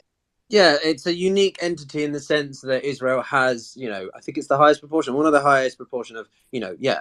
foreign, because of the way that it's developed over time. But I think it's difficult to again overlook the fact that it is going to bring in other countries, because whether or not they're Israeli, they're also those countries' citizens, and it depends. Are they firstborn citizenship of Israel, or did they acquire it through naturalization or marriage or something like that? I've got several friends from the States who go to Israel and they get their citizenship, but they were born in the US. So I think it's still worth emphasizing the geopolitical repercussions that would likely build from this, and how countries seemingly like Poland clearly see this, regardless of if they're Israeli nationals or not, they want to send bloody planes over to get them out because they're still Polish. So I hear what you're saying, but I think we could go round and round on this for a while. So maybe we should jump back to Faraz. I don't think we should So die on this actually, I do hill. have some news. Just sorry, Faraz, if I could just provide this quickly, just some news. So Tammuz Intel, which has actually been a very, very good, reliable account that tracks specifically Iraq and the Levant. He says reports say that the commander of the IRGC Quds Force, Ismail Khani, is in southern Lebanon. And so, for those who don't know, the IRGC Quds Force, the previous IRGC commander of the Quds Force commander was General Soleimani, who was killed by President Trump in January 2020. His successor is reportedly in southern Lebanon, and the Quds Force is basically for all intents and purposes, the external arm of the IRGC, the Islamic Revolutionary Guard Corps, that leads a lot of the interactions with militia groups and Iranian proxies throughout the region. So reports that he is in southern Lebanon right now, unconfirmed, but Tammuz Intel has been very reliable in the past about a lot of these groups and IRGC activity in the Levant. Sorry, go ahead, Faraz. Thanks. Yeah, I was just kind of highlighting in terms of when we're talking about a solution, and I'm hearing about all the military ways that you can. There's no military solution to this unless you're talking about killing 7 million Palestinians. Because if we're not going to leave our land, and so the solution that's been on the table for decades, and it's also it was enshrined into the Oslo Accords, is the in 1967 the International Legitimacy Resolutions and Security Council. So there's not going to be any resolution to this unless the Palestinians either get their state or we get equal rights within Israel for all of us. And I think that for the Israelis is a non-starter because they consider that national suicide. So then let's have our state on the 1967 borders. But that's something that, it's been kind of the pillars of Netanyahu's campaign and even Sharon's campaign to kind of destroy. And they've mentioned this multiple times. You can just go back to the record and you can see him talk about this, just over the few years, every single time. And And that's really the only way out of this. I understand that in the short term right now, it seems completely far-fetched because, emotions are charged. And, I think this is the only situation ever that I've seen a confrontation between Palestinians and Israelis where the Israeli casualties are higher than the Palestinians. I don't think that's ever happened in the history of the conflict. So I think that that's kind of unprecedented, and that's what's causing kind of these charged emotions where people are talking about So flattening. I just want to jump in with some Yeah, but interesting it's not news. casualties; it's civilian casualties. It's the Yeah, tactic. same, John. So we have civilians as well. Like most of the people killed on the Palestinian side are civilians. I know they call them terrorists, but they're civilians most of the time. So this is the thing: if they're killed, they become a terrorist. Even if they're a child, they So call I've them got terrorists. a bit of just a quick news update from the UN perspective, which is that the Israelis made an appearance during these closed door consultations. Again, that means we don't know what was said or what was potentially agreed upon. I don't think anything of real substance will come out until tomorrow. But it's interesting because I haven't heard of a Palestinian representation either. I mean, Palestine, has a non-state observer status at the UN, which was granted to it in 2013. But this is where people are going to start from one side of this perspective, talking about that Israel has more access to diplomatic conversations than Palestine does. So that's just an update I wanted to share from the UN and whether or not we get like a humanitarian corridor and so on. So but back to you guys. If it's okay, I'd like Let to me go introduce to myself. Troy. Thank Troy, you. go ahead. Thank you. I appreciate it. First off, I want to just introduce myself, and I've been listening constantly the past couple of days. And my name's Troy Goldenberg. I'm an American Jew.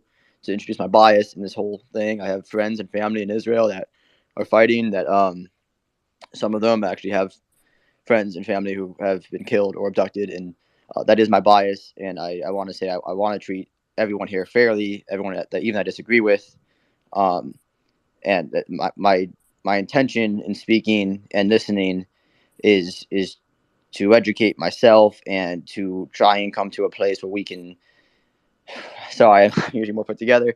Where we can find a way towards peace. Because I actually have I appreciate everything for us, especially for us has been saying. I grew my perspective when he was saying, hey, because of the Nakba, this isn't going. People aren't going to leave because of that trauma, and like that makes sense. And but I also, unfortunately, I agree with Aidan. I don't know if he's still on, but when he's saying that, like, there needs to be Jewish safety, and the whole situation, it just seems so hopeless because there are human rights violations on the Israeli side as they try and build out a Jewish state with a Jewish majority to ensure Jewish safety, and because of that, it's very obvious to anyone that's going to look beyond the bias that they are restricting human rights. They are restricting the natural growth of these Palestinian towns in the West Bank, and so there's a lot going on, and it's hard to find a way forward other than what Adon was speaking about. Just a quick one. Sorry, Troy. I'm going to go straight back to you. Just some Yeah. breaking news.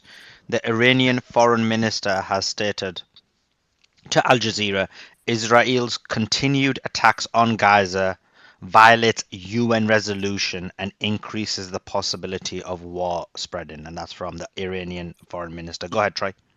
Can I you. read that 30 seconds? May I? Keep in mind they said this yesterday. They remember Khamenei's statements that he released yesterday of the video of the festival goers fleeing Hamas's initial incursion. So I don't know if that's an active sort of suggestion by the Islamic Republic that they're going to conduct warfare suddenly. I think they're just stirring the pot because they know this is escalating, and because a lot of countries like the US are now worried about citizens in Gaza and surrounding space. So I just want to draw caution to that. That's all. But back to you, Troy. I appreciate you saying that, and anything that can bring hope from any situation, any angles, is amazing, and that's what we want. Everyone involved, I think, for the most part, Palestinians, Israelis, everybody everyone. I mean, that's what we want. We want a peaceful solution. It's just, and for us and Syrian Girl and anyone that's you lie on the other side of this, and like that is what we want. It's just, it's very difficult to see a way forward right now from our perspective, other than like this was the worst day of a lot of our life, and like this needs to be figured out, and that's how we that then like it's not coming from a I point of I malice or sympathize with evil. you. Like this what Aiden was saying. I'm sorry, I will give it to you in a second, I promise. But what No, Aiden no, was it's okay. saying. I appreciate your how difficult this is for you, and we've had Firas on for stage for a while, and he's he's someone who's directly implicated his family and friends as well. So I know how difficult it must be for you. But I just And it is for the other side as well. I'm not trying. Like I no, not understand at all, not at what's all, coming not at from all. this. Is going to be a lot of Palestinian deaths, and it's already happened. Like a lot of Palestinians, but I'm trying to figure out a way that we can move forward, and something I've thought about that I haven't put forward to anyone else yet. So maybe this is a bad idea, but I don't know. Is what about a 3-state solution where like we can establish, maybe we can put pressure on both sides here to establish a West Bank state, a state in the West Bank that like, hey, no, okay, I'm getting thumbs down from Firas. Firas, can you explain why? Because that's technically the current status quo plan that Netanyahu is trying to separate the PA or the PLO, which are the ones that are recognized by the international community as representative of the Palestinian people, and propping up Hamas and Gaza to keep them separated. Like, you have to understand the two-state solution and the 1967 borders is a Palestinian concession. Like, it was a bitter pill to swallow, because my family, for example, is from Jaffa and Tel Aviv. That's where my grandparents were. My maternal grandparents are from Safed. I understand that it's very unlikely for them to be able to return to their homes. Well, the ones that are still alive. My grandfather from my dad's side was killed by Israelis as well in '91.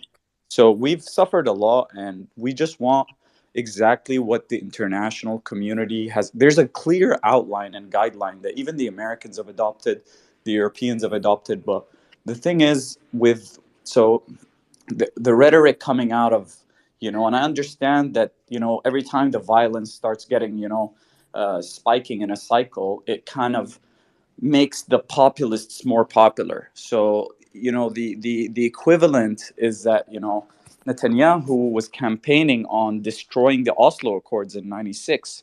And this was the first time the Palestinians and the Israelis signed a peace agreement, and it was supposed to be fulfilled. And then once someone killed Rabin at the time, who signed the Oslo Accords, the right wing Israeli shot Rabin and assassinated him.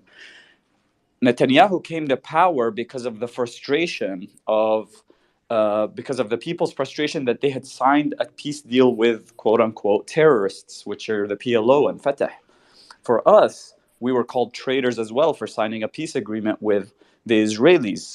So I understand that finding common ground is really difficult, but there's already a parameter for the agreement, and it doesn't need to involve, you know, bloodshed or any. The closest we ever got to an actual peace deal was with President Olmert and President Mahmoud Abbas. And what happened to that, and what's really sad, is that Olmert, after he was indicted and resigned because he was indicted for corruption charges, he claimed that it was fabricated because people didn't want to see peace or something. He said Rabin was assassinated and I was politically assassinated. He said that if we had had just a few more weeks of the negotiations for the final status, we would have had peace for over a decade now. So this is one of the things that, even as a Palestinian, Mahmoud Abbas, the president who represents the Palestinians, has paid a very heavy local, like popular price for sticking to the line of we want a two-state solution for peace. Because all we see in response to that is Netanyahu saying, we want to bury the dream of a Palestinian state. He's propping up Hamas and the other side. So it shows that, if you become more populist and have more extreme views, it pays off. And when you're a moderate, it's like you're getting trampled on, and you're getting more settlements, and you're getting more killings and arbitrary arrests. Don't forget, the PA is the only party here that doesn't actively that isn't involved in any violence or active violence towards, Israelis. But the Israeli occupation forces are actively violent against the PA and Palestinians, and Hamas is Faraz, I'm so actively sorry violent. to cut you off, my friend. I just want to make sure we have now breaking news from War Monitor and also Aleph. Israeli warplanes are flying low altitude over areas in southern Lebanon right now, and then that's from War Monitor. And then airstrike on an unknown target in Al Karama, northwest of Gaza City, based on what Aleph just said. So airstrike on an unknown target in Al Karama.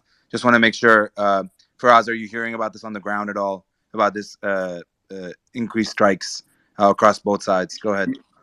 It, it's been nonstop airstrikes in Shuja'iyya.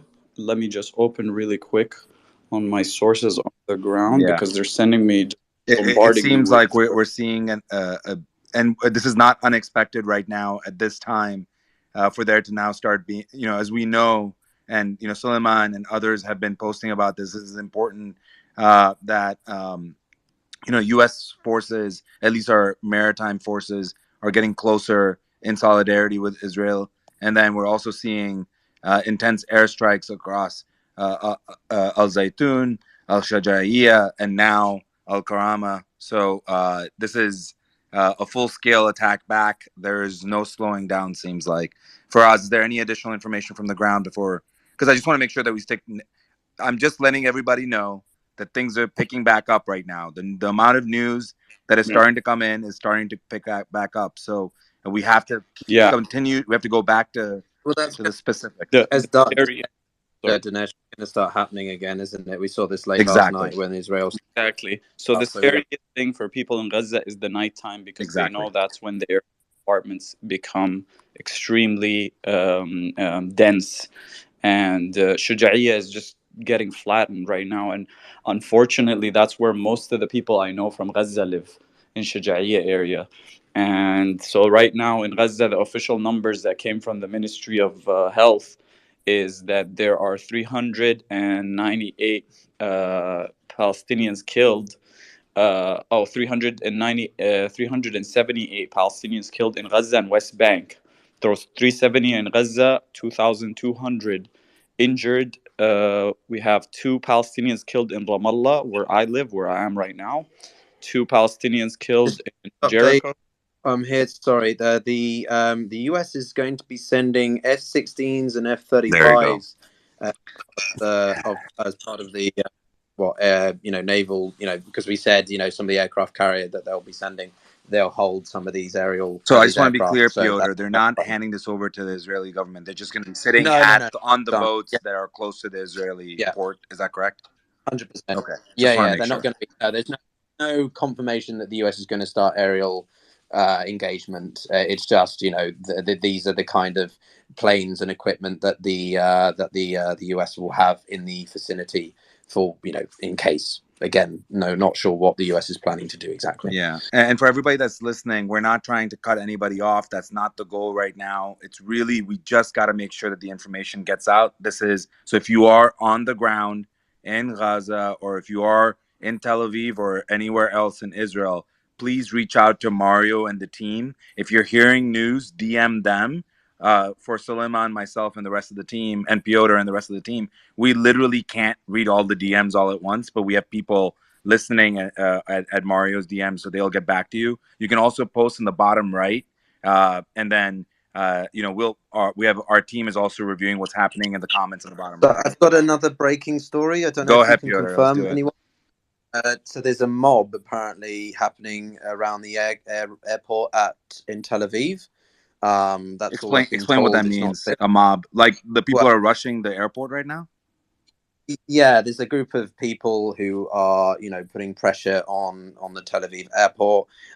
We did see late last night some Hamas supporters supposedly around parts of Israel again, like we saw in London and other countries around the world, celebrating the events that unfolded with Hamas initially. So this person saying that there's supposedly similar activity around the airport, trying to be disruptive to flights that are maybe leaving for out of Does Israel. anybody know I if can't flights are confirm. actively leaving right now, or because I know that last we heard flights were all halted but are flights leaving?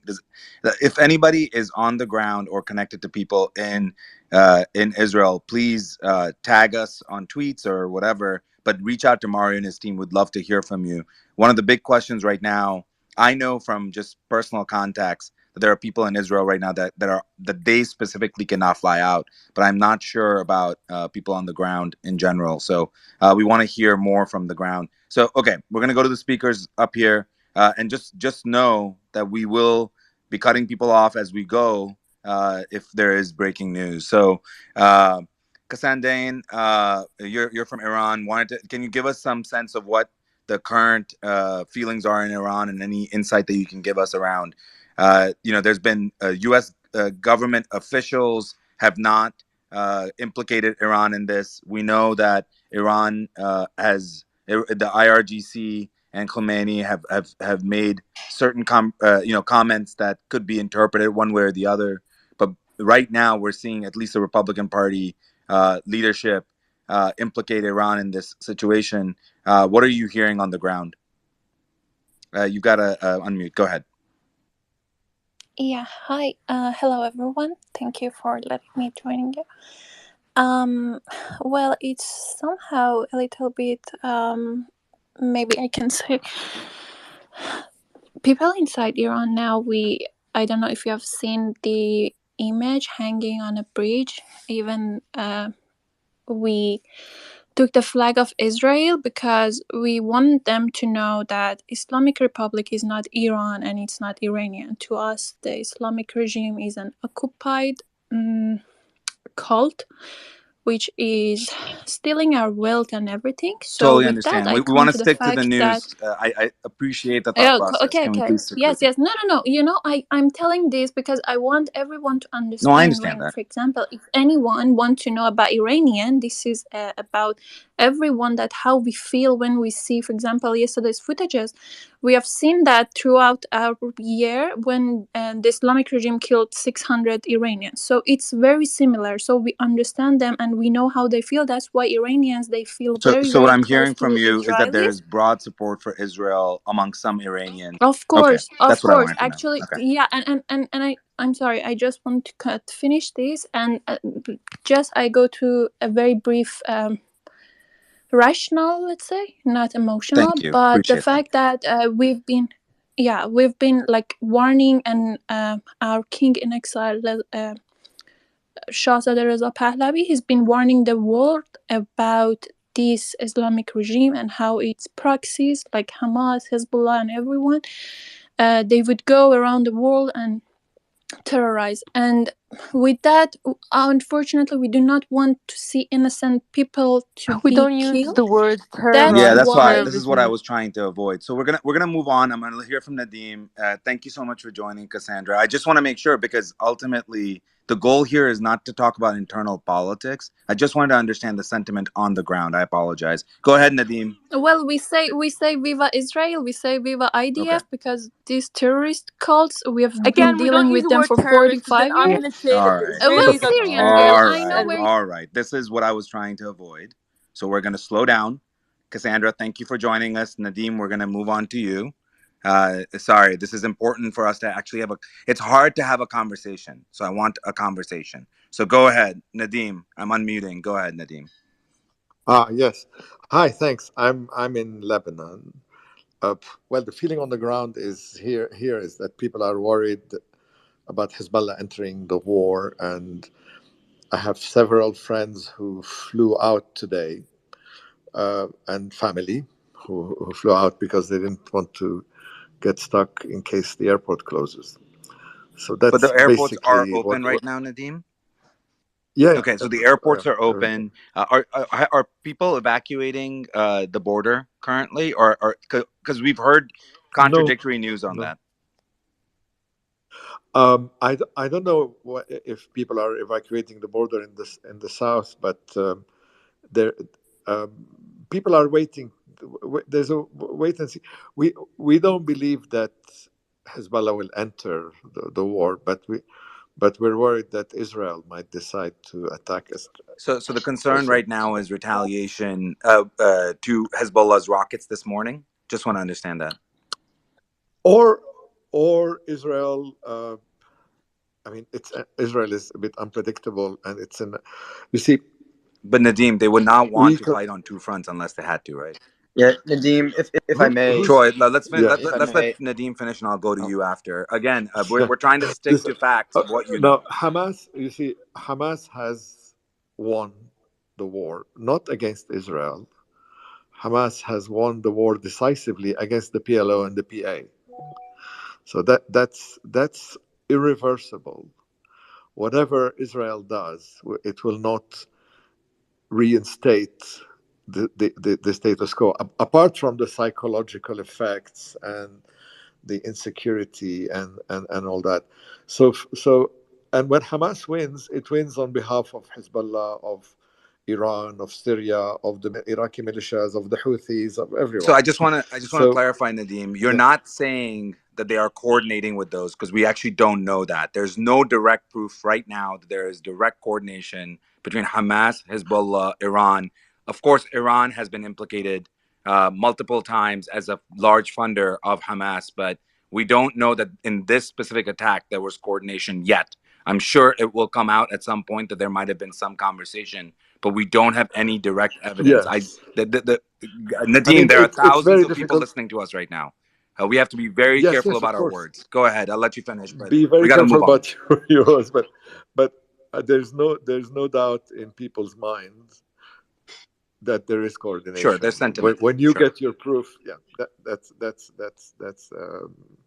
So I mean, Israel has very few options in this war, and that's why we're worried, because it may decide, if it decides to expand. That's the only. That's the main Could you concern. clarify, So, Nadim, what you mean by limited options? What do you mean exactly? Militarily, well, I mean, I don't think Israel can occupy News real quick. Gaza. I don't think it can bomb Gaza for a very long time. There's a limit to how many people Israel can kill, and there's no clear objective to any military campaign I guess that that's a good, is Nadim, that's a attainable. good point for John. I want to get John's thoughts on this. John, is there a clear objective? I know we talked about this earlier, but as we're hearing U.S. coordination at some level, we're seeing multilateral conversations. By the way, today we are expecting some actions from the U.S. government on Yeah, regarding this issue. I just want to make sure, John, before Faraz, unless you have breaking news for us. yeah. Just have a Okay, breaking go ahead, news Faraz, and then about, we'll go to John. which is from Barak Ravid from Axios, is saying that Biden told Netanyahu in their call today, additional assistance for the Israeli Defense Forces is now on its way to Israel, with more to follow over the coming days. Sorry, and I say that can add to again. that the Gerald Ford aircraft carrier is deploying to the Yeah. Eastern Med. So specifically, that's their flagship aircraft carrier of the USA, But I which just is want to make sure a that, big. so just want to be clear about this. We're not saying boots on the ground. It's so critical. I know it seems silly, but there are people that will interpret it in many, many different ways. We are not talking about special forces right now. We're not talking about boots on the ground. We're talking, Piotr, again, if you can repeat what you said. I just want to make sure that our listeners don't So get. no, I'll reiterate and reaffirm for everybody. So, there are different levels of engagement that countries can do. So we've been discussing with Patrick Fox, with Malcolm Nance earlier, and now Colonel John Spencer as well, which is that, the US and possibly other countries, but at least the US for now, are going to be providing some kind of support to Israel in its, upcoming response to Hamas. And in this case, that means the naval presence. They're going to provide, possibly naval strikes. That hasn't been confirmed, but they're going to be, deploying perhaps people to help evacuate American citizens, people who are caught up. And this is a precautionary measure. It doesn't mean that you're suddenly going to get millions, thousands of US soldiers in Israel fighting directly Hamas in Gaza. That's not the extent. The other thing that could happen, as John may well expand on, is a sort of special forces styled role where specific groups help coordinate with the IDF, the Israeli forces, in a sort of, again, advisory supplementary measure. But it doesn't mean America is suddenly at war Hamas. Okay, So there's is that tons of news coming in. I'm going to start saying them one by one, and I'll go slow. So, number one, we know that the French Foreign Ministry has now officially called on Hamas to immediately release the hostages. I'm not sure if there are French hostages, but we will find out. That have been taken over the last 48 hours. I think we already mentioned this, but 44 Israeli army soldiers were killed in clashes with Hamas militants, according to an army spokesman. That's based on TAC. A building roof was knocked in at Tawam in northwestern Gaza. We've seen Nikki Haley come out and say that she is now afraid about some form of event in the U.S. Oh, Jesus. Okay, interesting. Footage. She didn't just. Did she just She say just that said now? that. She said that this Oh, morning. for fuck's I'm not sake! even kidding. Sorry, that's not. That's We're gonna keep stupid. going. We're gonna act like it does not exist because that's clearly warmongering conversations. Sorry, I know I'm saying not to be political, but Jesus. Okay. There's additional footage from the families in Netivot, and there's a lot of stuff coming out right now from these families directly. And then the most we were talking about Israeli aircraft and drones are reportedly flying at low altitude all over southern Lebanon. We have now confirmed that. And then last, There's massive airstrikes occurring on exactly. like 2014 level, like Can you really walk big us through it, all airstrikes source, going please, on in right now in details? central Do you have Gaza. any details on this, all source? Because I'm hearing so It's many just breaking right reports. now.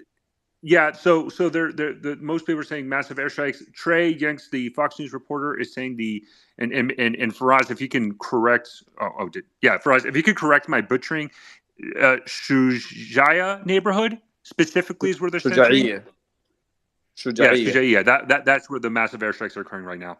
And it seems like Yeah. it's at a level that has not been seen before. It's been happening for the past 30 minutes.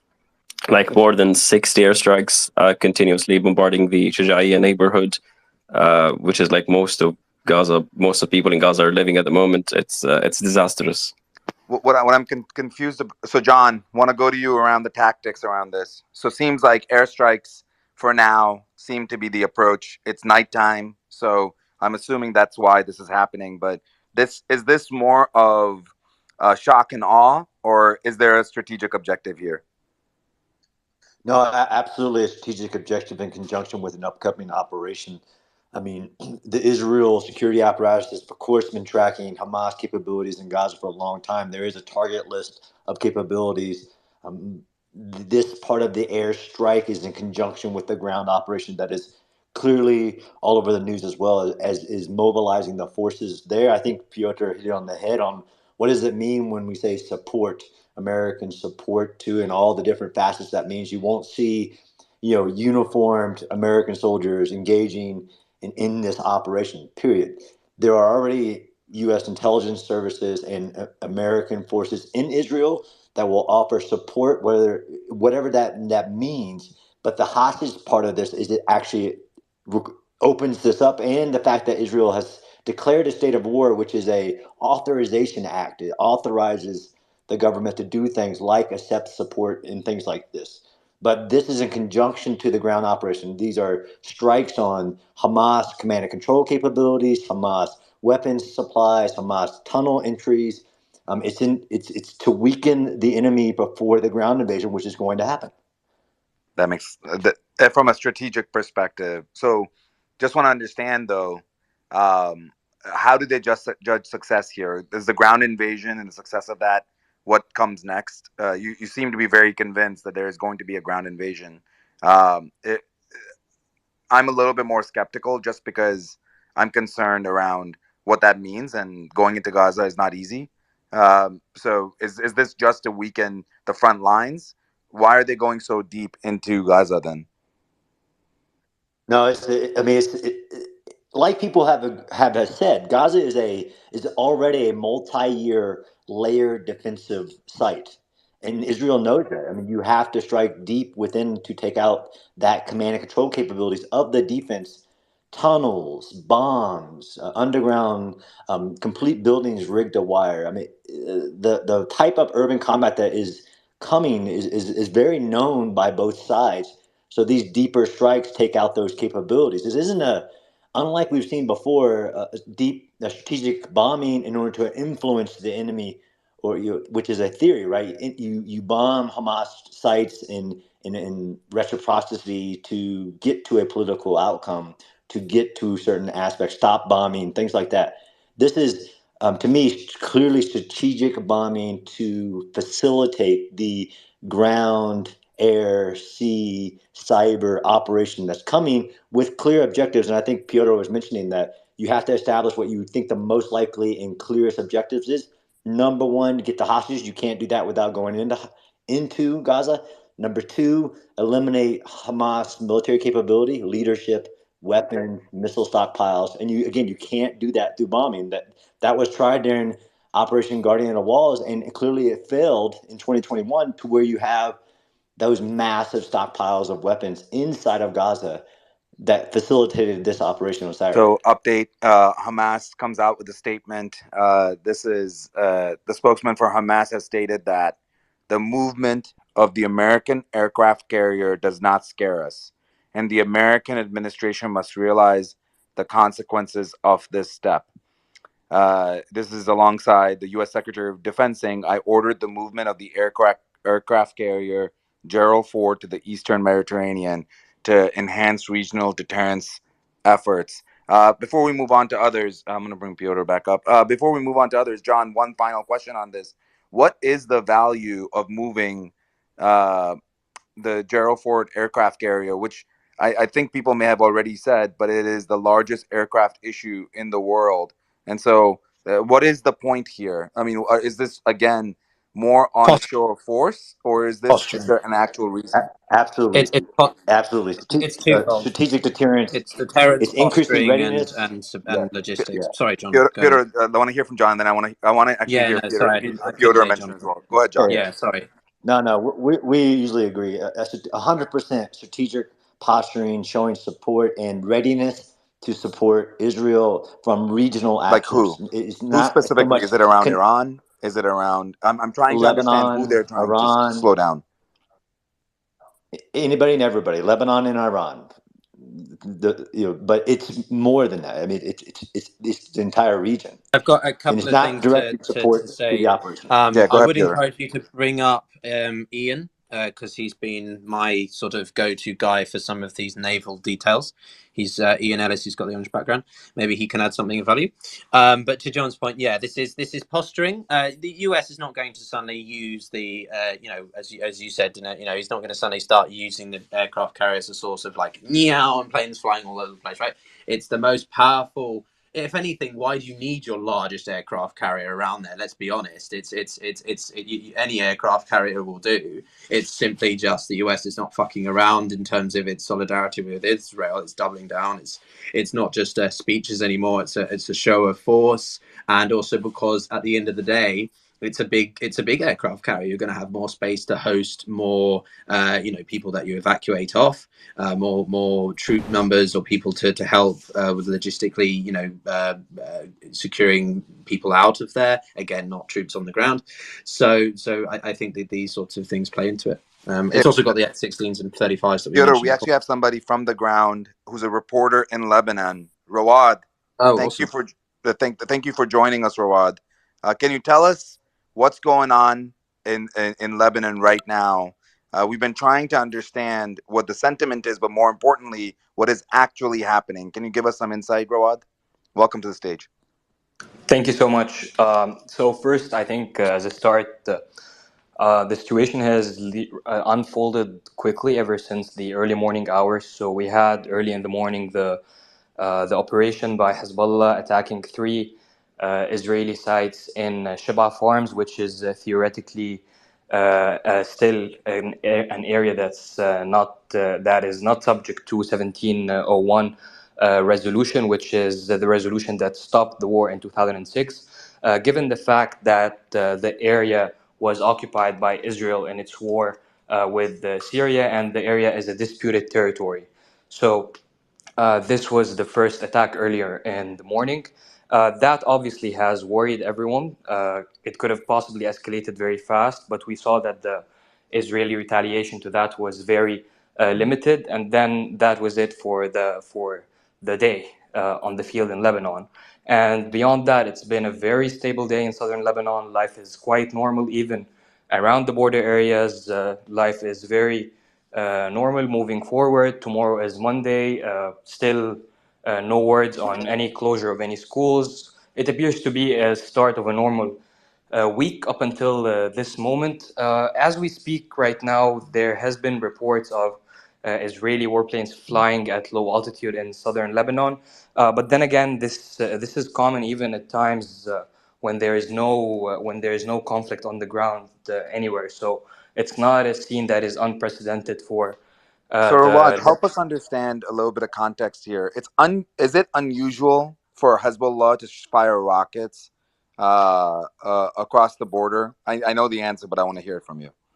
It's definitely unusual. It's not a common thing. These operations usually happen when there's a clear message that's happening. The border between northern Israel and Lebanon has been fairly very stable since the last war in 2006. A couple of incidents every now and then, a couple of attacks every now and then. But let me clarify one thing in particular, and this is why I mentioned that the attack was on Sheba Farms, which is disputed territory. The fact that Hezbollah chose this area to attack, which is a disputed territory, it does not change the rules of engagement on a wider scale, because this happens. It doesn't happen often, but this is the rules of engagement, that this disputed territory, and given the fact that it's still a disputed territory between Lebanon and Israel, it doesn't change the rules of engagement. So Hezbollah chose to strike that area and not the northern Galilee or the northern Jalil in particular, which could have further led to further escalation, because it would have been a change of the rules of engagement. I So think the Rawad, sentiment. I'm sorry. Go ahead, Rawad. Finish up. Yeah, I I think have a I question. think I yeah, I think when it comes to the sentiment in particular, given the fact that the day has passed and there was no wide-scale escalation after that, it's being read in Lebanon that this was a message from Hezbollah, but without amplifying the message to the point where the rules of engagement are changed. So we're here, we're watching, we're there.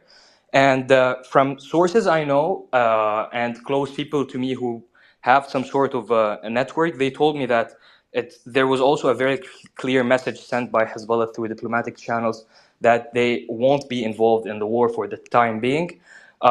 I think as far as what people are understanding right now is that Hezbollah and the Iranian axis is waiting to see the scale of the Israeli retaliation on Gaza, and whether that retaliation on Gaza would be threatening to the military foundation of Hamas. And if that was the case, then we would be possibly looking at later developments throughout the days, whether Hezbollah or other militias in the region would get involved within this bigger battle.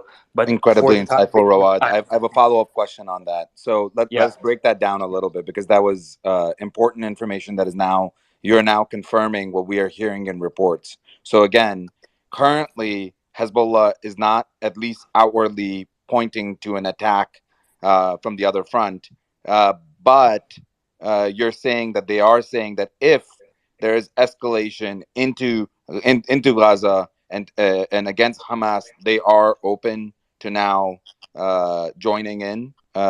Is this what you're hearing? I just want to. I don't. I wanted to repeat it back because I want to make sure that it's accurate. Okay, so it's not basically out there in anywhere, but this is the understanding that's being said in the back channels in Lebanon, that as long as this is what's happening on the ground, there is no Hezbollah involvement anticipated. However, if the Israeli retaliation is massive to the point where it is actually a real threat to Hamas as a military foundation altogether, then we would possibly be looking at further developments throughout the days and weeks. And then as a follow up around Iran, and then I'll go to Not Jerome. I don't know if you have a question or a comment, but Rawad, one other question is around there's been many implications around the role of Iran in, obviously they've agreed, they've said that they have funded Hamas in the past. They are clearly is in support of the actions of Hamas. From IRGC has come out, Khomeini has come out. So there's a bunch of people that have said that they support it. But are you hearing on the ground around coordination between Hamas, Hezbollah, and Iran? Um, uh, in this particular incident, I don't think Just some. I don't think Sorry, there's a sorry, yeah, Rawad. sure. Rawad, I apologize and apologize for interrupting, and then we'll go straight to you in terms of so you can answer Dr. Danish's question. Just a quick update. According to Palestinian health officials, reported to Al Jazeera, there's now been 413 people who have died from the Palestinian side, 78 children, 41 women, and around 2,300 have been injured due to the what's happening currently in terms of the conflict. Sorry, Rawad, let me pass it back over to you. You were saying something. Sure. So, in terms of the coordination, I think it doesn't really matter at this point whether there is direct coordination or there's direct involvement that's happening minute by minute on this on the situation down in Gaza. But I think one thing to point out to the audience in particular is that Hamas, the Islamic Jihad, Iran, Hezbollah, they have a flow of coordination that is continuous, and especially over the past couple of months. So we saw not a long time ago, there was people from the Iranian Revolutionary Guards Corps in Lebanon, in particular, visiting Hezbollah headquarters, along with representatives from both the Islamic Jihad and Hamas. So the fact that these groups are in continuous coordination, this is a fact. This is not an opinion. So this is actually something that everyone knows, and everyone who's very familiar with the situation in Lebanon and the Lebanese political arena and the geopolitical arena over here knows that all these groups are in continuous coordination. Whether they had direct involvement, I think that's a question that at this point, doesn't really need an answer, because the coordination has been there for months, and especially, these proxies or these groups, they all receive support from Iran and from different actors at different stages. But over the past period of time, especially over the past few months, over the past year, the coordination level between all these groups and the Iranian Revolutionary Guards Corps and the Quds Force in particular has been at a high, unprecedented level. And we saw very high level meetings that took place in Lebanon, in particular, in Hezbollah's headquarters, grouping both Iranian officials and Palestinian officials from both Hamas and the Islamic Jihad. Theodore, did you have a question for Rawad? So if I Go ahead, could Austin. just I do. sorry if I could just jump in. There's airstrikes currently going on in northern Gaza, specifically the Taba area. Go ahead, Thanks, man. Theodore. Rawad, very interesting, and really appreciate the ability for you to cover this very objectively. So one of the things that we've obviously been concerned about during the day is the likelihood of us just sort of luring Israel into a false sense of security, and then Hezbollah getting involved. Now you've told us that doesn't seem as likely. I'm increasingly aligning with you on that. Albeit not 100%. I do still think it depends on what happens with Hamas's Israel and Hamas in Gaza. But what could you take us through a little bit more the capabilities of Hezbollah versus Hamas, and also if they were to undertake some kind of engagement in a broad sense of the term with Israel, where would that likely be? Around the southern border? What could it look like? And would that mean, therefore, that Iran is more likely to be sort of engaged supporting this? I know there's a bit of speculative points in there, but I'm just curious what your thoughts are. Yeah, I think in particular, one thing to keep in mind is that the last time we had a direct confrontation and a war between Hezbollah and Israel was in 2006. So that's reasonably a long time ago, a time when Hezbollah now has a much stronger grip of power, a much stronger security apparatus, a much stronger access to shipments, given the situation on the ground in both Iraq and Syria. So, and I'm starting here and moving on to the comparison between the capabilities of Hamas and Hezbollah. So Hamas is based in Gaza, which is under blockade, basically a blockade from all sides in particular. And, like delivering weaponry to Gaza Strip and to Hamas is a really tough battle for them. On the other hand, this is not the case for Hezbollah in southern Lebanon, especially given the situation in Syria. So you have a direct road or a direct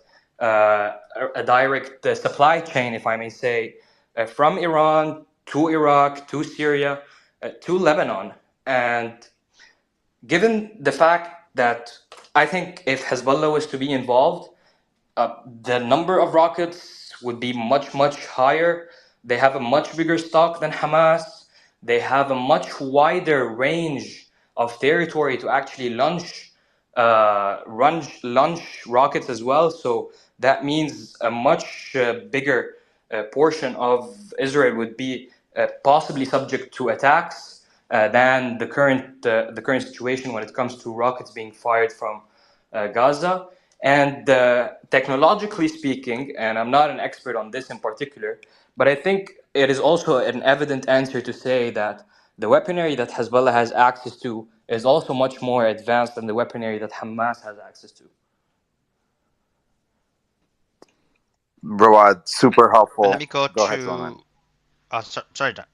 Let me go to not Jerome. I'd love to hear your thoughts on this. Hey, what's up, guys? Thanks, Sulaiman, for letting me speak. I was just on the phone with my family in Lebanon, and they say the situation is now relatively calm over there. But I had a question for Rawad. I don't know if he has some more intel or something. Is there like a possibility if Hezbollah launches attack to Israel to occur something like a nuzuh like the 93, 96, and 2006 happened, or it's not that way that's gonna be? This is also going to be a speculative answer, but I have the answer in mind because I was just discussing it with a friend just a moment ago. So when we look at the internal status quo in Lebanon, it is much, much more different than the 1996 war, the 2006 war, and all the other confrontations that happened, out of which people in southern Lebanon were seeking refugee for days, weeks. In the case of 2006 war, it was for a month in different areas of Lebanon. One thing in particular, which is important to note, Sorry, is Bart, can I share an update? Sorry. yeah, sure. I've just seen there's been a release of a statement by Lloyd Austin. I don't know if you guys in the team have seen it already. I can read it. If you want. It's a statement. Go ahead. Okay. So it's statement from Secretary Lloyd J. Austin of the U.S. On U.S. quote force posture changes. Interesting in the Middle East. So, quote, my thoughts continue to be with the people of Israel and the many families who have lost loved ones as a result of the abhorrent terrorist attack by Hamas. Today, in response to this Hamas attack on Israel and following detailed discussions with Biden, I have directed several steps to strengthen the DoD, Department of Defense posture in the region to bolster regional deterrence efforts. I have, quote, redirected the movement of Gerald Ford Carrier Strike Group to the Eastern Mediterranean. This includes U.S. Navy aircraft carrier, Gerald R. Ford. R. Ford, the Tigeronda class guided missile cruiser USS Normandy, as well as the Arleigh Burke class guided missile destroyers USS Thomas Hudner, USS Ramage, USS Carney, and USS Roosevelt. We have also taken steps to augment U.S. Air Force 35, F-15, and F-16 and A-10 air fighter aircraft squadrons in the region. The U.S. maintains ready forces globally to further reinforce this deterrence posture if required.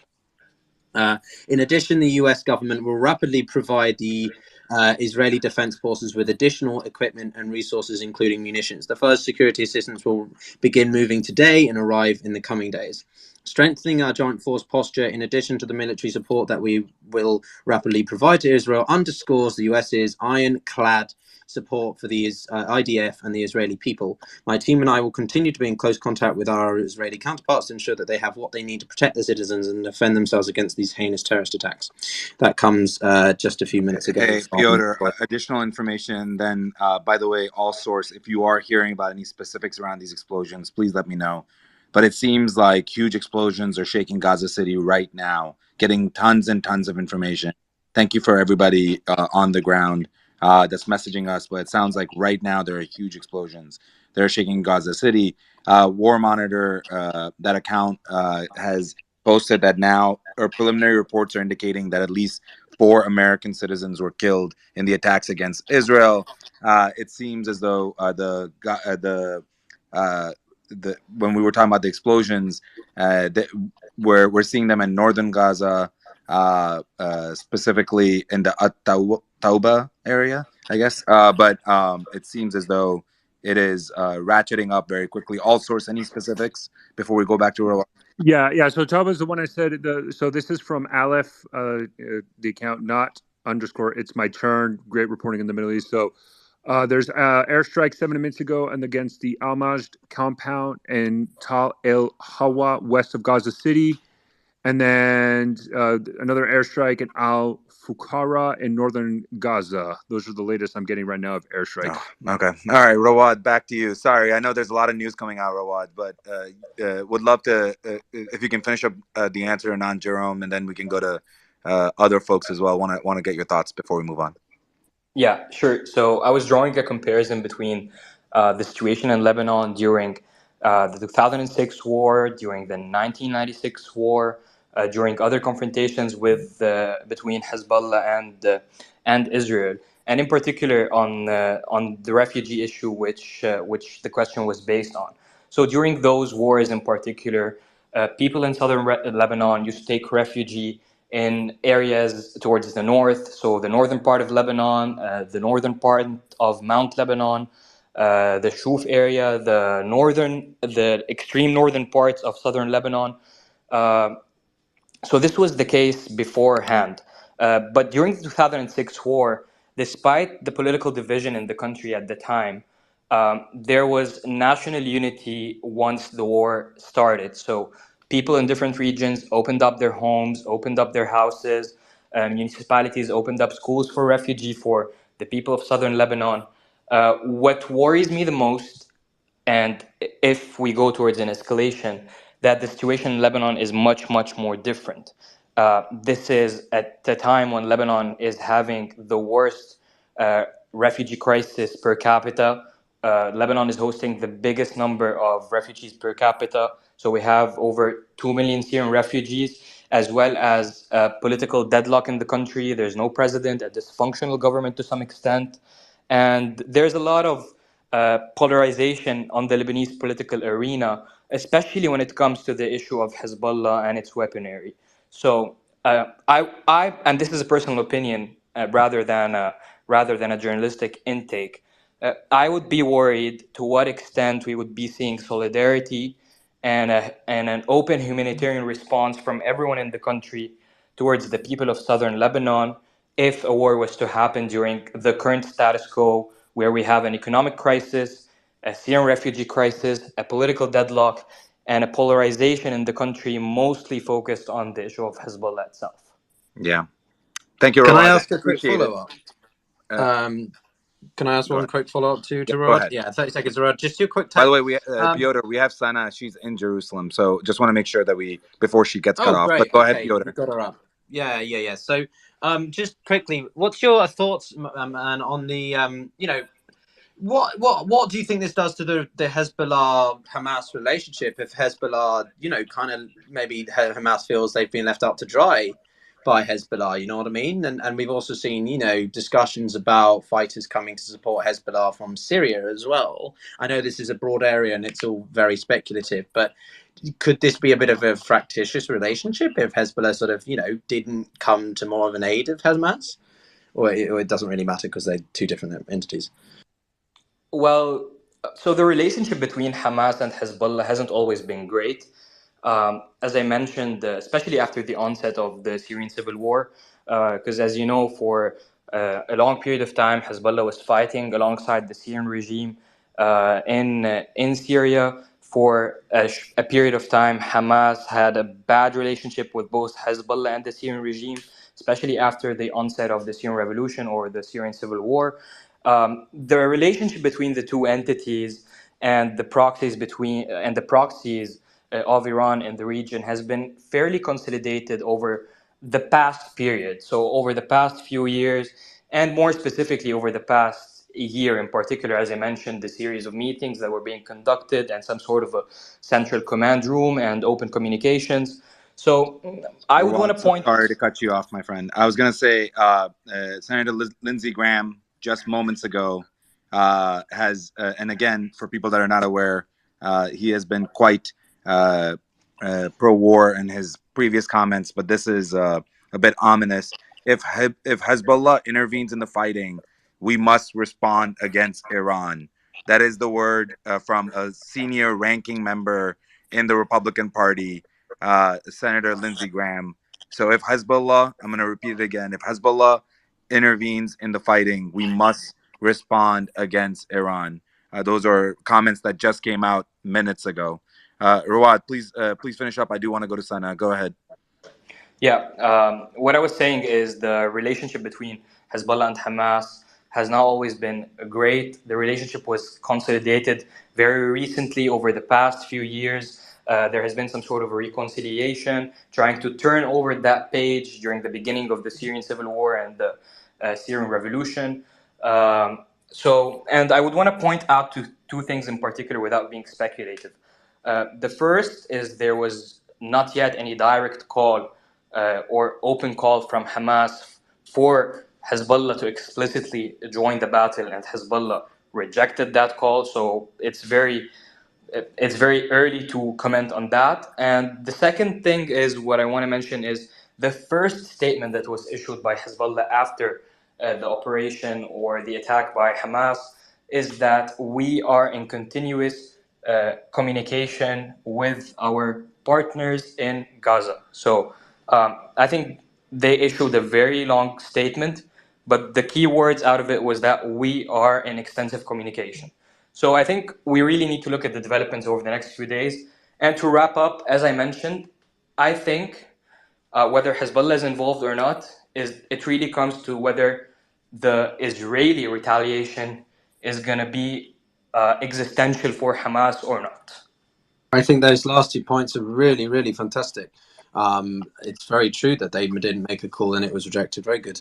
Anyway, What's interesting, Piotr, is that we're in a situation right now where we have people in the U.S. saying, "Hey, if Hezbollah escalates in any way, then we should go after Iran," and you can start seeing a very scary path of escalation start to develop, and it's quite concerning for people that are incredibly clearly against war, as many of us are here. Sana, Can I thank you just for add joining one us. more thing before we wrap up on this idea in particular?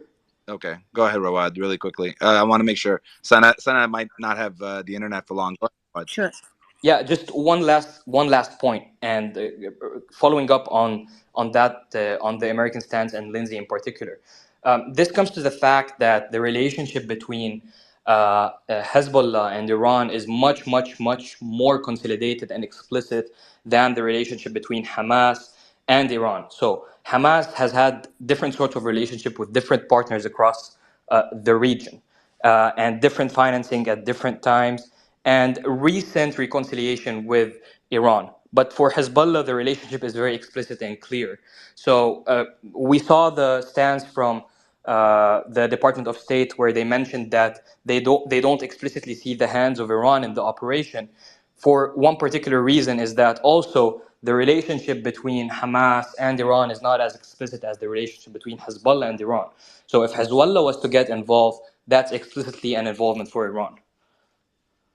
Yes, appreciate that. Sana, what are you hearing on the ground? I know that you're currently in Jerusalem. Can you tell us a little bit about what's going on and what you're hearing? Yes. I'm currently in East Jerusalem. I don't know how much everybody knows on here, but there is a West Jerusalem and an East Jerusalem. So I'm in the Arab side of Jerusalem, which is the East Jerusalem, which is a total I mean, the situation is really, really, really bad. I cannot explain to you. You will not realize until you are here. It's the town is a ghost town. People are really, really scared. There's been like messages circling around the Arab community to stock up on food and water and medicine because Is a the full electricity on blown on now, war Sana? is inevitable. Is the Sorry? electricity on currently? Are they using generators? In some areas it is on, in some areas it's not on. People are not allowed to be on the streets, they're not allowed to go shopping, they can't get food, they don't have access to food, to groceries, and they've been told to stock up on medication and food and what have you because a full blown up, how do you say that, whatever, war is inevitable at the moment. Schools have been shut down, transportation has been shut down. There's been, I mean, I don't want to go political, but there's been threats of settlers, ramping villages around East Jerusalem. People have been asked to evacuate their homes in Shafat and Beit Hanina and Sheikh Jarrah because of the threat of settlers, like going on shooting ramps and whatever. They've had orders from the government. I don't know specifically who. I don't want to say names here, but to go and shoot at black point anyone they see who is Arab. So it's really worse than anybody can think. I've been in Lebanon during the Lebanese war with Israel, but it's nothing compared to what's going on right now. It's really, really bad. I cannot express to you how bad it is. I mean, I'm here on a visit. Obviously, I'm an American citizen, so I'm just waiting to hear on what America is going to do to like help the situation, or is it going to get worse? There's no way to get out. You were asking if Yeah, that was the my big airport was question. open. It's What's not. can you get out It's at not. all? No, no, not at all. Okay. At the moment, not at all. Everything is, like the Jordanian borders have been shut down. Egypt borders are shut down. Ben Gurion is like operating really, really like When you're saying shut down, in what do you mean scarcity. exactly? Sorry, because this is news to us. They're closed. They're closed. The borders are You all cannot closed. So drive people who across the are border. no, you cannot. You cannot. Huh. You cannot. Okay, well that's news to us. Everything, all the borders that lead into the country and out of the country are at the moment closed And they're closed by the Jordanians or what? by both sides. Both Both sides. sides. Okay, because they don't want mass Yes, and migration also out. the Egypt borders and Ben Gurion. So there is no way to leave the country at the So moment. currently, just want to confirm, some areas have electricity, others don't. People cannot go Yes. shopping. There seems to be a curfew. We don't have confirmation of this last part that I'm going to say, but sounds like people are being told to stay indoors out of fear of being shot down, Yes. and then that people can't leave because obviously you can't fly out of there, but you can't cross the border into Jordan either currently. Right. And also, people have been asked to leave their homes in some certain areas like Sheikh Jarrah. I'm sure Yeah. most of you have heard of Sheikh Jarrah and Shafat and parts of Beit Hanina, which are suburbs of East Jerusalem, because of the threat of settlers' attacks on their So who homes. has asked them? Can you be more specific? Who's making the request that they leave their home? To leave the homes? Yes, please. Oh, it's Palestinians within themselves. They get the news and they ask, like they send circulations, Where are they messages. supposed to go? No one knows. I Because mean, do you but guys they've have been asked to leave shelters, their for homes. example? That we've been hearing conflicting. Oh, one other thing I wanted to say is, sorry, yeah, I'm glad you bring this point up because there are no shelters for Palestinians in the West, in East Jerusalem. No shelters whatsoever, and no, like in every Israeli home, there's a room which is Like like a a panic room. That's bunker, right. but they don't. Like a Yes, bunker. but they don't have those. Yeah, they don't have those in East Jerusalem. So basically, there's nowhere to go. They're just gonna have to be in the streets or try to get to Ramallah or to anywhere they have relatives, which is at the moment impossible Okay. because all the borders have been closed. And they're also not part of the West Bank, neither are they part of Gaza. So they're really like, they're mostly forgotten about because they are Palestinian, but they live in Jerusalem. They're not Israelis. They don't belong to the West Bank, neither do they belong to Gaza. And mostly they're just, forgotten about. And It's just very, very, very, very difficult and very sad Well, I hope at the you can moment. find access to some shelter. The Syrian girl, did you have another question for Sana? Um, basically got intelligence that the settlers are gonna go into these areas. Is that what I to like kill people? Is that I'm understanding correctly? Because I know that Yes, When you're yes. saying settlers, are you that's talking? I just want to, because we're using words that again, Syrian girl, you don't like when other people use other words. I just want to be oh no. This is like a specific term used for people from Israel coming into East exactly, Jerusalem, which is designated as Palestinian land. exactly. So what they do is they go into the homes of like Palestinians and they push them out, especially in this suburb that she's talking about specifically. Sana, is that what you were saying? Again, we don't have any Yes, reports of yes, this right yes. now that this is happening. So You don't have these reports because these are like internal incidents that happen actually every day, all the time. But right now, it's on the rise because of what's happening, obviously. So people have been cautioned and they've been asked to evacuate, leave their homes in these specific areas in Sheikh Jarrah and Shafat. out of concern that people will come in and try to move Yes, them out of their homes. Okay. yes, yes, So to prevent absolutely. violence, that's helpful. Uh, uh, Sana, thank you so much for joining us. I hope you and your family are okay, and thanks for giving us information from the Thank ground. I you. appreciate it. Now, Jerome, did you have a question for Sana before she goes, or just want to make sure that we get any information? Yeah, Go ahead. thank you. I have a question for the panel, actually, or whoever can answer it. What are the odds of a U.S. involvement in this? And I'm gonna just say that I'm gonna leave the space after this to give break to other people to be speakers too. Thank you very Yeah, I much. think that's a very important question, and I know that Piotr and I have been discussing that quite a lot. Right now, all we know, I'm gonna do a quick summary, Piotr. Actually, why don't you do a summary, Piotr, of all the actions of Uh, the U.S. well, with the US, okay. So yeah, so Jerome, um, uh, okay, so the US has been reevaluating its position over the past several hours. And that's culminated in the statement that I tagged above, and also was released, I think, on Mario's page, which is that basically the US has gone from just it's been evaluating basically to what extent it wants to support Israel. This is a difficult balancing act because you don't want to get drawn in completely. But equally, you don't want to sort of leave it as though Israel has no backing. Biden basically came out yesterday and said, we're going to support you no matter what. This is a terrorist attack from Hamas. And that's obviously the language America is going to use vis-a-vis, say, other countries which see it differently. There was a suggestion that he was making a national executive decision to supply 8 billion. That was deemed inaccurate, false, just fake news, fake information. Since then, basically, it's been discovered that a lot of Americans are caught up in the situation.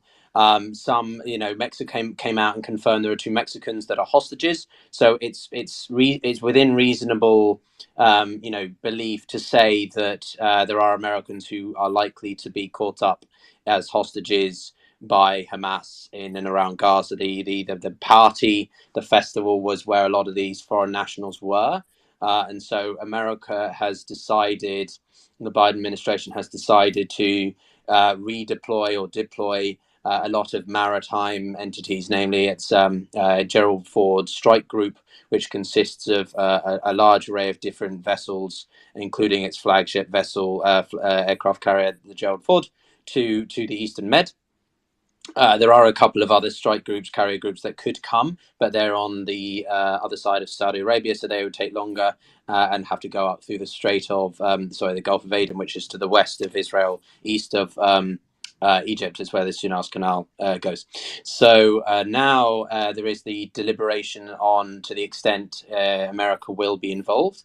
At the moment, it looks like it's going to be working to evacuate civilians, help with logistics, but it may possibly be more offensive in the sense of it provides additional strikes from the Med to support Israel when it undertakes its engagement with Hamas in in Gaza, and then there's also discussion of possibly special forces. So this is not as clear, but would be sort of special forces working again in tandem with the IDF, more in a supplementary role.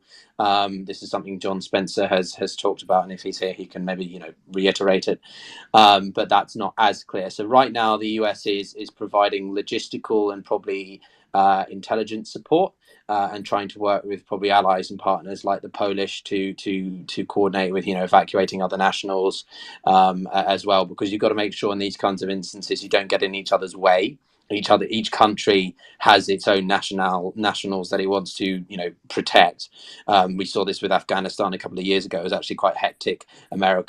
English forces were using sort of similar aircraft, but the Canadians weren't, the Germans weren't, sort of things. You've got to also be clear with your allies and partners what you're doing and where you're going to be, so there isn't any misinformation, fog of war sort of stuff. So that's largely what we're talking about. And The then US is on top of basically that, Piotr, just like broadly between the two parties, there seems to be uh, a very different approach. The GOP is coming out and mentioning Iran by name over and over again for good reason, I guess. But they keep bringing up Iran, and they say, well, Hamas is backed by Iran, that Hezbollah is backed by Iran. If Hezbollah moves, then we should do something against Iran. Ron DeSantis, the presidential candidate, has now come out multiple times yesterday and today, mentioning Iran by name, saying that this was Iran-backed Hamas. Today, Lindsey Graham, moments ago, brought up this commentary around Iran. So there seems to be at least a narrative, like we were mentioning yesterday, Suleiman, a narrative around Iran that is growing very quickly. And I have to say, it seems quite inflammatory and could lead to an escalation. So we're hoping that things kind of calm down and deterrence, Piotr, to your point, actually works. I'm quite concerned that we Hezbollah, if let's say that there are, as we all also learned, that there are planes flying low in over southern Lebanon, and I just want to make sure that people understand that if there's any action taken, it could start escalating. So I just want to make sure that people understand that we're going to be covering it live. We're going to have lots and lots of information, but that was a really good overview. Thanks, Piotr. So I wanted to hear from some new voices that have been up here, and I want to, and they've had their hands up. JC, you've been waiting for a very long time. Wanted to give you a chance to weigh in on the conversation. Hey, Dr. Danish, how you doing? We're doing great. JC, go ahead. So I just got an alert and update that says an American military plane as part of military assistance arrives in the country from one of the American air bases in Jordan. I'm sorry. What is that just came live share the right now. source for us, please? And by the way, anybody that's listening, as you're sharing, unless you're on the ground and seeing it with your own eyes, we'd recommend that you share the sources. The best way, JC, to do that is to share with Mario. Actually, anybody that's listening, if you see something, you can share it with Mario directly on his DMs, and then there's a whole team of people that are looking at that, verifying the information. So okay, yeah, I'll forward that I over. appreciate that, JC. Christopher, thank you for joining us. Your thoughts on the situation? Yes. I think something that we're not really talking about is why this has all happened. I mean, none of this would have happened if Biden wasn't president. I mean, this goes to show what happens when you have a weak leader as president. Sorry to push back, but we're not focusing on political conversation. There's so much happening live right now. Okay. So if you have some insights on any information, would love to hear it. Yeah, I will say something about the Lindsey Graham comment. The thing that worries me about that is that he seems a way too ready to jump right in to do something without waiting until waiting to see what has actually happened. And I think there's so much we don't know right now. There's so many moving parts. I guess what worries me is how this is continually to escalate, and it seems like there's not a clear way out of this that would not involve sort of the other nations getting involved in this. And I don't know exactly what the plan is from our leaders about how to address this. And I don't know, it really concerns me because you see this escalating. We're having the issue with Iran. We don't know what they did as far as backing up Hamas. We know they generally backed them up. But to me, I guess I wanted to get y'all's discussion. What do you think is the chance that this is going to escalate beyond Israel and the Gaza Strip? Do y'all think there's a good chance this goes, inflames the entire region? Do you think this is something that's going to get us directly involved with Iran? I just wanted to Yeah, get y'all's thoughts on that because yeah. John, Sure, I can answer that question. go ahead, Syrian girl, and then I want to hear from John and Piotr as well. Go ahead, Syrian girl. Sure. So what you guys need to understand is we have a long history with Lindsey Graham. The Syrians are very familiar with him. He's a die-hard Zionist. So this kind of statement from him is not unexpected. I He's thought we also weren't not doing the that. president, and he's not Yeah, in a position of power where we can You're take letting it her do it. 100% to be fact. Syrian girl. Um, Let's try to keep it not inflammatory right now. You're asking oh, people okay, not to sorry. I read. mean, like he's just. I don't mean it to say that he in a It's negative fine. light. He's I been very mean, this is pro-Israel. his That's correct. Go ahead. yeah, he's very pro-Israel. Is what I mean. We historically, we know No, this. that's true. So, but he's not in the position where he can make that decision. Is what I'm trying to get at. However, I think that that kind of statement probably he made it with some green light to make that statement. So what I think we need to discuss is this the Americans being there on the boat. They're trying to signal to the Iranians that if you intimidate them, if you have Hezbollah come into the war, then we're going to intervene. That means that they're there to allow the Israelis to have more leeway in what they can do, right? But we need to discuss whether this is going to work because I don't think that it will. I think that the Iranians will call the American bluff because if we see what happened when they killed Soleimani, the Iranians have never been reluctant to bomb American bases inside the Middle East. And we have American bases inside Syria and Iraq, which are completely open and exposed to ballistic missile strikes. So if the Americans do want to weigh into the war and start like attacking Iran, of course you're going to have a Yeah, disaster. I don't So I expect them don't to start think that attacking they're going to Iran. Do be able to you? do I that. mean, I'm sorry. I don't think anyone is expecting them to start attacking Iran. Just want to be clear. Well, this is what Lindsay is saying, right? This he's saying that if the Hezbollah come into the war, the Americans will attack Iran, and then Iran's gonna bomb American That is true. Yeah. bases. They may, and actually, I posted on He my didn't Twitter say any of account No, as that. Lindsey well. Graham. I just want to be very clear about what Lindsey Graham actually said because we want to make sure that because again, it's important that we try to de-escalate up here as well. John, do you want to say what Lindsey Graham said exactly? One last thing before I Go ahead, finish. Syrian. Sorry, I have to Sorry, tell complete. you that if you look on my Twitter timeline, you'll see that in 2021, in the last Gaza strike, Syria did send a missile at the Mona nuclear reactor. It wasn't like a direct strike. I think a small building on the sidelines was attacked, and the Israelis tried to de-escalate the situation by saying it was an errant air defense missile, but of course Syria's air defense missiles they don't have that range, so it would have had to be a ballistic missile.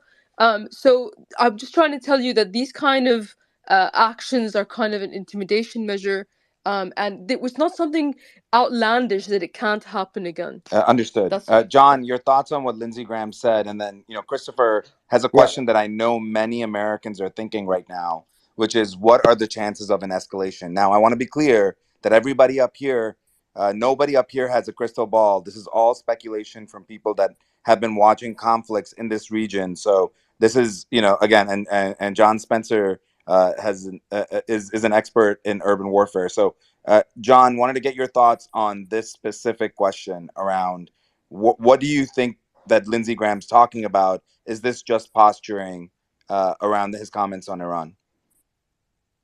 100% just posturing, providing his own personal opinions. He doesn't make U.S. national policy or even in response to something that happens, he's just providing his. Although he is a leader, he's not a part of the decision making process. Just like the carrier strike group that was moved to, that's an increase of readiness that is signaling, and to include Lindsey Graham, it's a signal of strength to deter possibility of Iran from directly getting involved in this operation, specifically this response to the attack on Israel. These are all posturing and readiness stances to include movement of forces and readiness to show seriousness in the statements of do not get involved in But this John, how does operation. But to be moving clear, a giant yeah, aircraft carrier deter Hezbollah from making we don't even know if Hezbollah was going to make any moves. They are speaking directly to Iran, aren't they, John? I just want to be clear because it feels like that's where we're going. yeah. Yeah, but this is the problem with the Iran being designated as a state sponsor of terrorism, using the IGRC and Hezbollah as an arm of the state. That if Hezbollah crosses and there is plausible deniability by Iran, like, oh, that's not us. The massive movement of state military equipment is a sign to the state, not necessarily to Hezbollah, but to Iran, that do not get involved, do not, like Syria Girl says, launch military means towards Israel. But to be clear, Iran has been, and I don't want to go in that direction, has been attacking U.S. forces through the use of IGRC and Hezbollah. That's why they took out the head of the IGRC for decades. Yeah, and that is well documented, so we can state that as a fact. Piotr, your thoughts?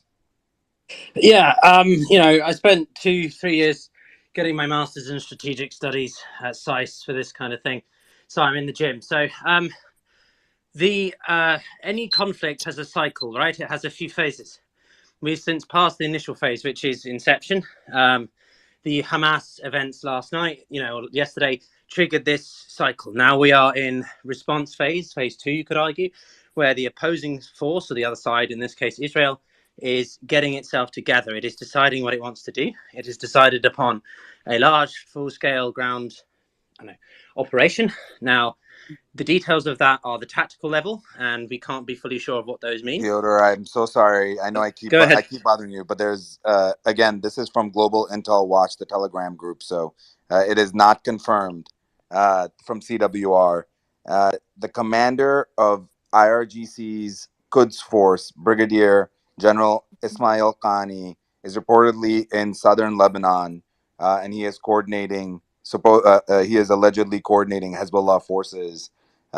So again, talking about this is what we've been talking about in terms of direct coordination. If this is true, this is actually an important development. But the commander of IRGC Quds Force, Brigadier General Ismail Qani, is reportedly in southern Lebanon right now coordinating Hezbollah groups, which then would be more of a direct link. To John's point, there are many direct links potentially, but this is. Can you send that Yes, link? I'll Can you send that send that over. source? Yeah. Yeah, Yeah, appreciate sorry. it. And again, we're breaking news as we hear it. I try to have two sources, so this one only has one very good source, but one source nonetheless. Go ahead, Piotr. Yeah, so in any military confrontations, different phases, we are, some of them are skippable, some of them are not 100%. But basically, we're in a different phase now where this has become potentially a cross-border confrontation involving two sides. And I'm saying that now because of the developments with Hezbollah. This is something we've been speculating throughout the day, yesterday and today. Would Hezbollah, actively get involved? I'm ebbing and flowing between that they won't. I'm sort of leaning towards that they won't, based on what a couple of other speakers have said and some friends in the region.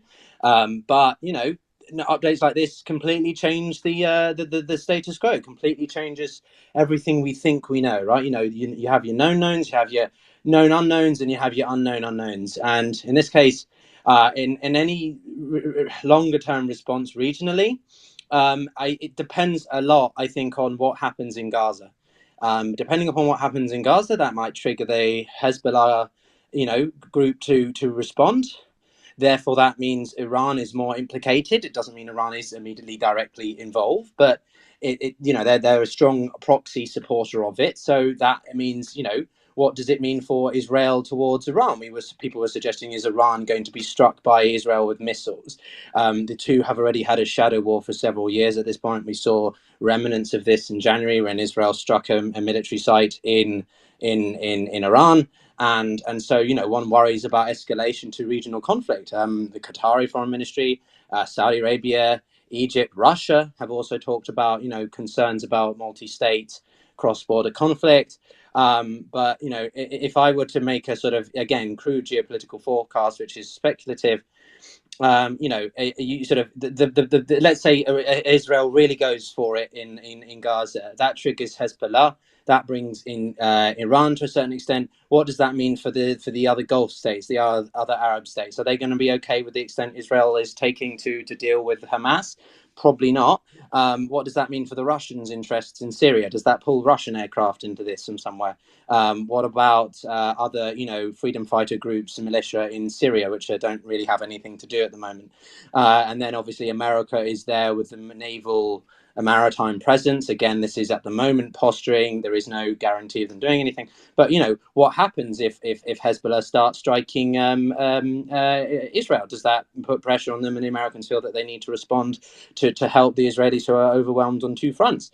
It's very difficult to tell, but I don't think there is going to be an all-out conflict, frankly, because at the moment, I think Hezbollah is still hedging, and ultimately, if they see Israel deal with Hamas in a way that just makes them rather alienated, then they may be deterred.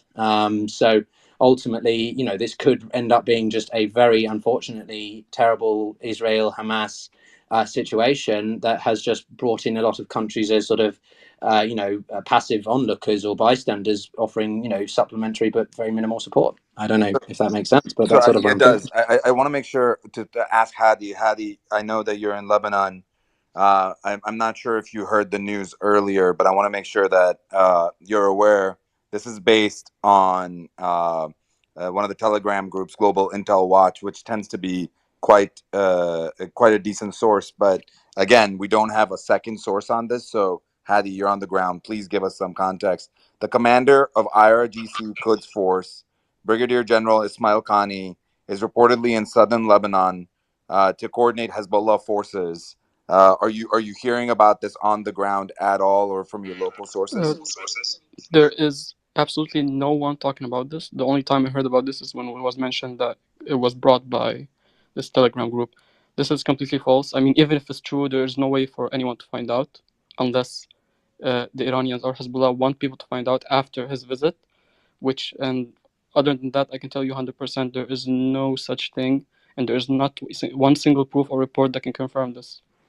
Appreciate that. And that's why we ask people on the ground. If there are people that are listening that are in Lebanon currently that are hearing about this, or in Iran that have direct knowledge of the situation, uh, uh, we need a second source. This was only confirmed with one. This is why doing this live can be a little bit challenging, but I appreciate, Hadi, you're making sure that we are aware. Again, the original source was Global Intel Watch, and they were referencing CWR. So Hadi, thank you for that insight. Xerxes, your thoughts? And again, just want to be clear, we don't have confirmation yet about IRGC Brigadier General Ismail Khani in South Lebanon currently. We are looking for it. So please, if you have access to information, please share. Xerxes, go ahead.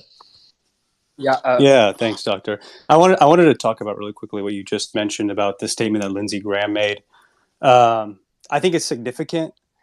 One of the things I was asking yesterday is that was something I kept bringing up in the space is like, how do you think that, what do you think Israel or the United States are going to respond to? Is it just going to be Hamas, or is it going to be the capacity that allows these things to take place, whether it be Hamas, whether it be Hezbollah? So like that was one of the things I kept bringing up yesterday because of this specific situation.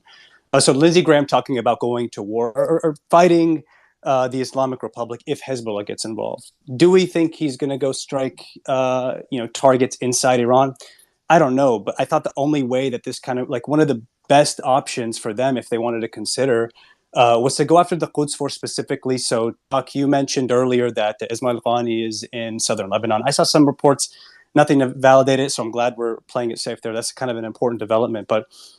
So he leads the Quds Force, and I thought that was the force that if the U.S. wanted to respond to like a network, but maybe if they didn't want to go after inside Iran, they could respond to the network of the Quds Force.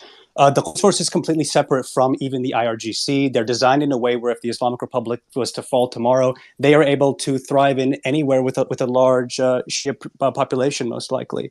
So they're separated by three things. They have their own separate economy. separate from the IRGC that takes place across the Middle East. The main sectors include banking and transportation. They have a 50,000 man militia of youth Shias that fight for them from Pakistan all the way to Lebanon, independent from the IRGC, and they have their own caches of weapons across the Middle East, independent from the IRGC. So one of the things we thought about is, if you were to go after this group, like if you were to not go after Iran, but you wanted to go after something of the Islamic Republic, it had to be the Quds Force. We responded to a U.S. contractor being killed in Syria by just going after, I think, whatever group was there at the time, probably the Fatimiyun Brigade. But we never respond to who's giving them the weapons. We never respond to, the same way. I remember we responded to ISIS. Mm-hmm. So I guess the way you would go about this, and I'll wrap up here, is probably what they would do is go after the lines of transport that allow these weapons to be given to these groups that we know is happening, because they admit it. Hamas, Hezbollah, they admit it. It's not a secret. We go after those. You have to go after nationals who are operating on behalf of the IRGC because they believe in Velayat Faqih. And this is some of the ways you'd probably have to go about it. So if you guys are thinking about just war in Iran, I don't think so. I probably would be going after this weapon. I'll land there. I appreciate that. One thing, Rawad, sorry, I forgot that you were even up here. So, Rawad, can you back up Hadi on this, that there's no current reports? Or are you hearing reports in South Lebanon? And absolutely. If you can, absolutely. And I'm going to add a question to it, Rawal and Xerxes and anyone else. Just if you guys can talk a bit more about the source itself, because a lot of the times mentioning news out of these Telegram groups, or at least select number of Telegram groups in previous spaces, including this one, many cases were very early in breaking news, and then later ends up materializing minutes later, hours later. And in other cases turns out to be false, depending on the bias behind those groups. So if you've got any clarity on CWR, the group is called Global Intel Watch. I can send it to you on WhatsApp, guys. Just message me. And the reference is CWR. So if you've got more clarity on exactly who that is, it would be great. I just have one comment on that. What they're called again? I'm looking at their Twitter page, and apparently I've sent you the link as well. They keep sharing like weird stuff. For example, they just shared the tweet 25 minutes ago. It says that the Syrian Socialist Nationalist Party report that its fighters have been transferred to Lebanon to face the armed forces of Israel. Looks like all neighboring countries to Israel are getting involved in the conflict. This is completely false, because the Syrian Social Nationalist Party is already in Lebanon because it is a Lebanese political party that's called like that. It's not a Syrian forces thing that needs to be transferred. And they just posted a video. It's kind of like a propaganda video that their arms are ready, but they did not declare anything officially. So they're just sharing the news as if like Syria announced a war and they're sending their fighters into Lebanon.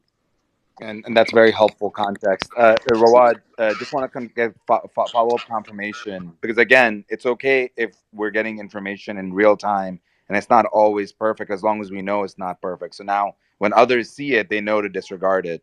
Rawad, are you not hearing about Ismail Khani either in South Lebanon right now? Ismail Khani, the Brigadier General of the Quds Force? In both newsrooms I work with, this has not been reported at all, and I think it's false. And I do agree with Hadi that it's probably unreliable for the time being. Appreciate that, and that's why again that's the benefit of this kind of forum, that we can talk about news that everybody's going to hear and then completely disregard it. So one comment to Mario and the team that we should not share this broadly until we get other information. Kosei, go ahead. Thank you so much. I was just want to let people know that there is lots of Israeli accounts in Twitter now. They are using videos from Syria. There is a big attack 4 days ago still now by Russian and Assad army. And there is a lot of people dying, and the Israeli accounts here in Twitter, they are using those videos to show the world that Hamas attack in Israel. And just on that point, I'm just going to add a point as well to that, Danish, if you don't mind. Like for everyone listening, there's a lot of false videos, false information being shared across social media, even across some news outlets as well. We've had out of Israeli news outlets, we've had it out of obviously Arab news outlets, where we report what they've reported footage they had, and then it turns out to be wrong, and then we have to make the correction. Now we even have to verify what we see on those news outlets. I've just got one question for you, Kusei. You're on the ground in Syria? Actually, now I am in Istanbul. Istanbul, okay. But you obviously... I am a Syrian journalist. Okay, can you tell us more about the narrative, the rhetoric in Syria? Because we've seen things escalate on other fronts, especially the Lebanon front in the last few hours.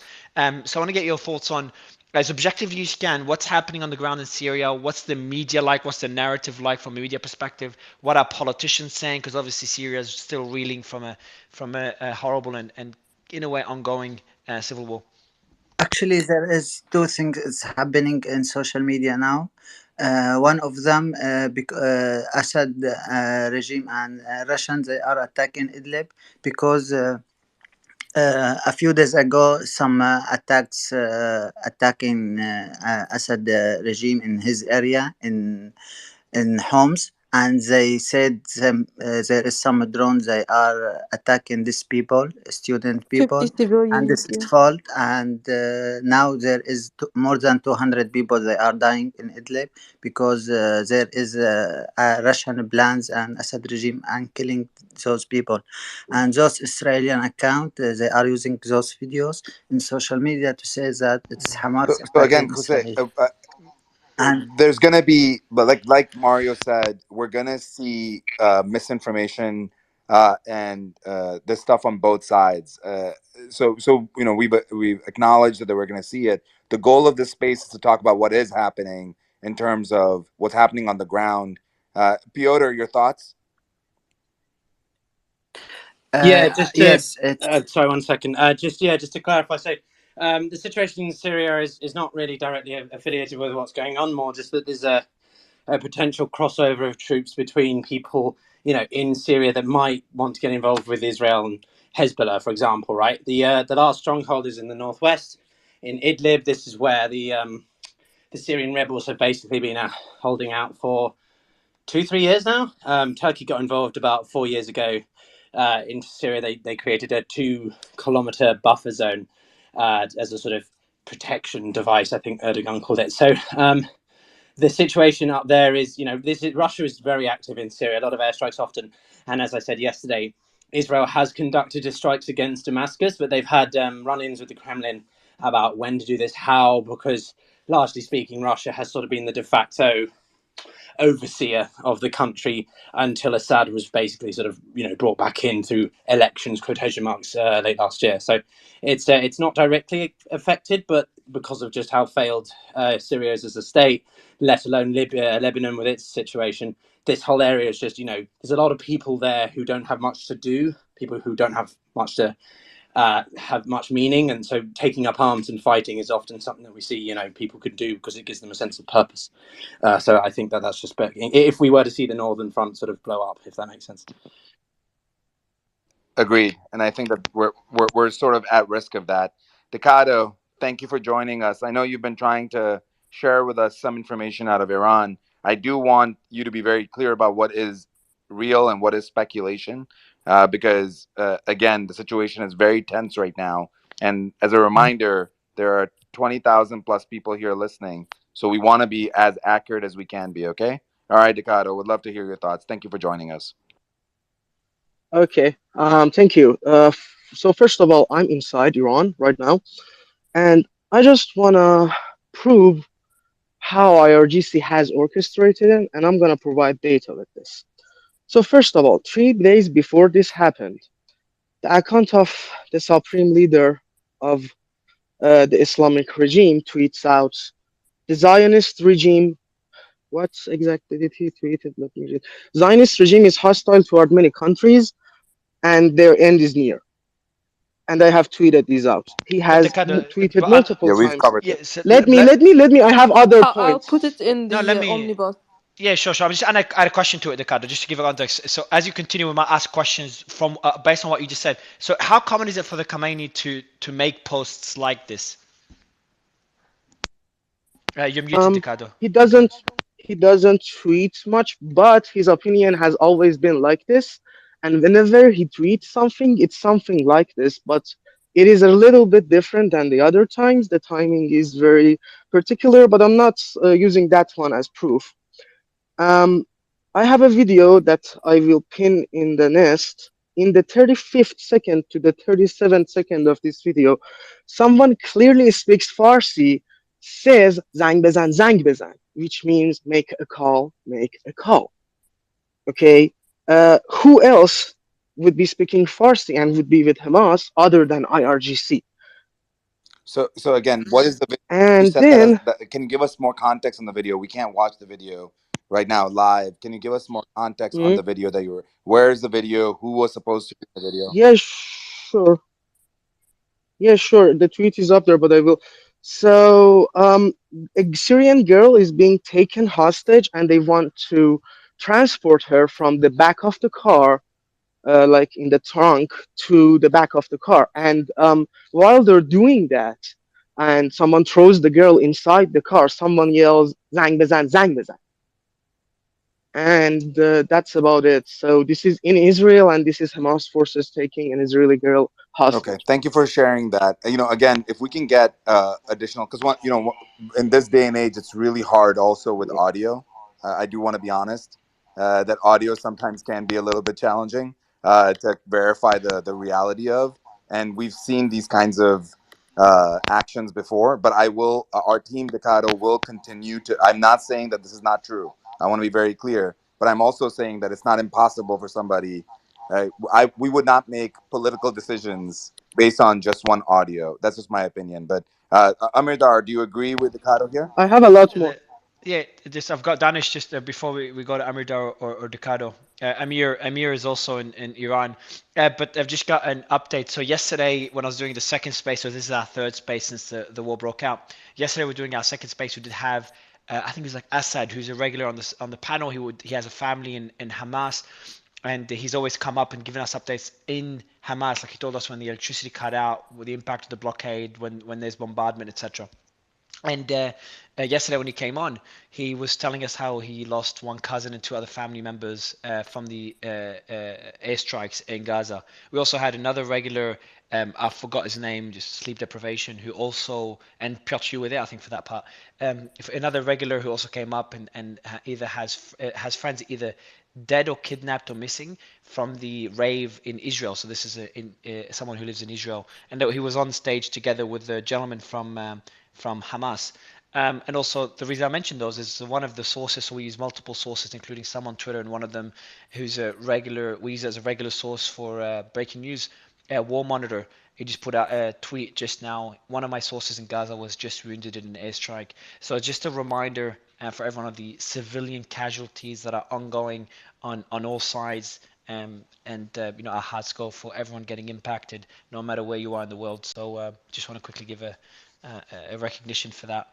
And I'm bringing Muhammad up. Muhammad was there, and he's got a lot of friends and family in Gaza as well. But No, sorry, no, Danish, I totally know you kind of understand, get and muted. I want people to know that when you're hearing people, people don't realize how small Gaza and Israel actually are compared to the United States, and we always forget. We feel like it's like this giant country, but it's actually quite small in size, and so and how broad this impact is on the people on the ground. So when you're listening to people and you're hearing like the urgency and worry in our voice about somebody who's in East Jerusalem or somebody who's in Gaza, it's because it's actually quite a scary moment for them. So that when people are jumping up here, I hope now that that helps you understand why we give them preference for now. Amir, your thoughts on what Decado is saying? Wanted to get your thoughts on this. Go ahead. May I finish my points first? Because I have a lot more, and I will be fast and concise, but this is not the end of what I wanted to say. Well, It's a little something bit I more want to make sure that complicated than just we can one hear from video. Amir, and then we'll go back to you. We have to have this be a conversation. So Amir, go ahead.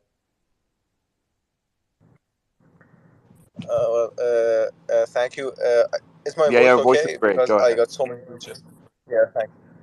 Uh, the news coming out about RGC Quds Force Commander Ghani, as I don't know if Mario or you guys remember, I said that there is an awful silence from IRGC commanders, especially from IRGC Quds Force Commander Ghani. And if he's abroad, which I can bet on it, I tried to contact some Iranian embassy members in Lebanon, still got no answers from them, and one of them didn't deny that he's like here or not here. I think maybe Hadi No, Nasrallah no, knows Hadi better just than me, said that but there's no current if proof. I just want to be clear. yes, I heard it. Yes, it's really he's right. We can understand after he has left because of the security reasons and security measures, but I can understand that if he really is in Lebanon and that's the reason for his silence in these days. I can believe that, and I don't say that it has a high probability of being true because it, the silence is not usual. Yes, and based on the things that Ricardo said, well, everybody knows that Iran helps Hamas and Hezbollah, but the point that the United States made, they nobody can say how much the Iranian influence was done in these attacks. Because apart from Iran, Hamas and Hezbollah, they have their own reasons to engage with Israel. As you know, the situation in Gaza, it's like a ticking time bomb. Yeah. So it can implode sometimes. And maybe there's two main scenarios. And in the both scenarios, Iran is the major player. Iran is the key decision maker. Nobody can deny Yeah. that. But there are two major scenarios. One is that like Iran told them and helped them plan it for months. And the other is that like they just inform Iran, we want to do something, help us. And they just help them. And Iran kind of uh, just So there's just in so diving on the wave. there is breaking news as well, and I want to kind of maybe do a bit of a recap. First, the breaking news is Israel, so that's on Israeli TV, and the videos on our channel. I could just pin it after I finish speaking. Israel's request for ammunition from the US is aimed at preparing for a potential campaign from the northern region that came in from a Jewish TV station. I'm going to ask the team to add who said that on the Jewish TV station because it doesn't mention the name, so I'm going to mention that as well. And just a few statements. We'll give maybe an update on the recent developments in the past couple of hours. Would you have the Emir of the State of Qatar saying, sparing the blood of civilians, sparing them the repercussions of the conflict, and reducing escalation is a priority for the State of Qatar.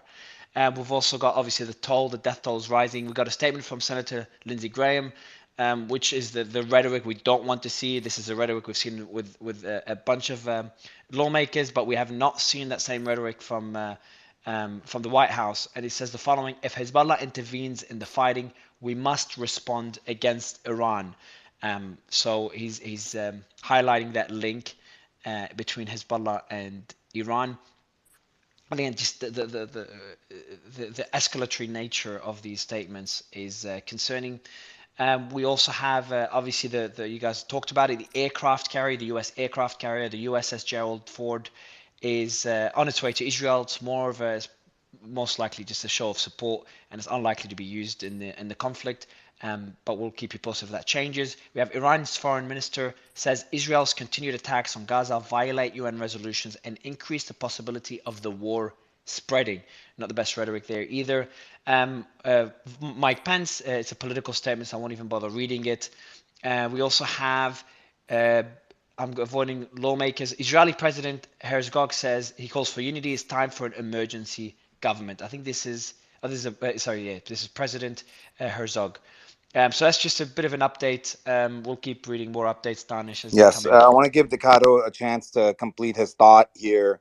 Again, we've talked about two potential connections. One of them, in my opinion, very weak, as you know, Decado, which is tweets. I mean, who even knows who does the tweeting for Khomeini? But the second one, which was that video that you posted up there, that was another piece of potential evidence of some conversation in Farsi. Would love to. Is there anything else that you want to I, share? I wanna I wanna concur with him on the tweet because Khamenei actually retweeted it Sure. today. So he retweeted that post from 5 days ago, which means that he's trying to tell you that yes, I knew this was It's gonna happen. possible. Again, it seems weak, but that's just my opinion. It feels like are we really reading the social media manager of Khomeini's accounts tweets and trying to act like there's some? I mean, it's just possible that they just retweeted it, right? I just want to be clear. Like they wouldn't that wouldn't hold up in court. So go ahead, Decado. I want to get. And by the way, Danish, Yeah, that was the go ahead, Ricardo. Yeah, I was going to say we do have politicians from Lebanon's parliament that will be joining Yes. us in the next 2 to 3 hours. I'm not sure if you Oh, I did mentioned that not know that. already. Go ahead. So If we you got Yeah, so members of parliament from Lebanon that will be coming on stage, and that includes, obviously Lebanon is very split. That includes members of parliament that are sympathetic towards Hezbollah or part of Hezbollah directly or indirectly, and others that are very critical of Hezbollah. To hear both sides of Can I both sides jump of in with Lebanon. an update, please, buddy? Yeah, go Hope you ahead. had a good nap, by the way. Yeah, there's Israeli media reporting that there is a security incident on Lebanon's southern border. That comes from War Monitor, and it's also something that we've seen going on as well. A friend of mine said that he had heard strikes in the area as well. I tried to get him on, but he's not comfortable talking. And now just another update from Belarus, which I thought was hilarious. Belarus has explicitly given its support to Hamas. Now, this is not even something the Kremlin has done. You know, for those of you who are not familiar, Belarus is the pariah state, the state that neighbors Russia east of Poland, and has been sort of helping Russia passively as a sort of staging ground and provocative statements and so on. But this is quite bizarre, I have to say, as a Russia watcher, to hear Belarus coming out in support of Hamas. I haven't seen any other country do so. That was yeah. I was gonna say that how would Belarus make such an announcement I have no idea. without discussing with No, the Russia Russia would first? definitely be involved. What's the source of that Belarus That came. comment? Yeah. That was from. I've seen it in Al Jazeera. I've seen it in a few places now. I tweeted it out. I Wow. think I can send it to you, John. But yeah, it's Okay. bizarre, to be honest. No, I think I know it was on Mario's page. You can find it on Mario's page. I commented on it. But yeah, it's bizarre. If Lukashenko did have correspondence with Putin, I'm pretty sure Putin would have wiped his hands clean of that. Oh, wow, it is. It is. Yeah. I did skim through it because obviously I was sleeping when that came out exactly an hour ago. In an article from the Belarusian government publication Minsk Pravda, the Hamas assault on Israel is. I'm just reading out parts of the article. The Hamas assault on Israel is portrayed as a courageous uprising. The article proposes extreme measures, mentioning deploying a destructive device on Israel. It cites the reasons for the attack as religious Jews exert control over Palestinian cities, claiming them as their own. So this is an article from this is It's surprising. bizarre. So this is an yeah, it is very unusual. So this is an article from the Belarusian government based on the tweet, and I'm gonna so from the Belarusian government's publication Minsk Pravda. Can anyone? Why? I think we Why would have they this do guy. this? Why would they even come out and say anything? Well, that's what I'm trying to say. I don't understand. Russia, there are people who are increasingly speculating that Russia's involved in this war implicitly by trying to distract the West from Ukraine by causing trouble elsewhere. I find that a little bit of a far-fetched argument. It's not impossible, but I don't find it a very reasonable rationale. But for Lukashenko to come out just like this, either he's had a fallout with Putin, Putin has nothing to do with this statement and wasn't aware, or he was aware and decided just to let him do it, and he's like, well, that's nothing to do with me. I don't know why they're doing this. I really don't. Like, it's not like it's North Korea. It's not a state actor. It's a non-state militia group. You know what I mean? Belarus is hanging out with NSAs. I don't understand. Sorry. Yeah, but my question to you, Piotr, have we looked at the sources? Is it the Belarusian government? Is it someone's opinion? Well, Minsk Pravda is quite a well-known. It's a propaganda paper, but it's quite a known vehicle for spouting Belarusian type talking points. So I wouldn't be surprised if this is accurate. I'll go and double check with some friends in Belarus if you want. But Yeah, yeah, for please, sure. please. I think this is pretty surprising. I'm trying to make sense of it, but I'm struggling to do so. Sorry, go ahead, Danish. Yeah, just wanted to make sure that Decado finally got a chance to finish. Decado, you can see there's a lot of breaking news coming in. So please, very, very briefly, finish your points, so then that way we can continue to Yeah, go. okay. Go ahead, sir.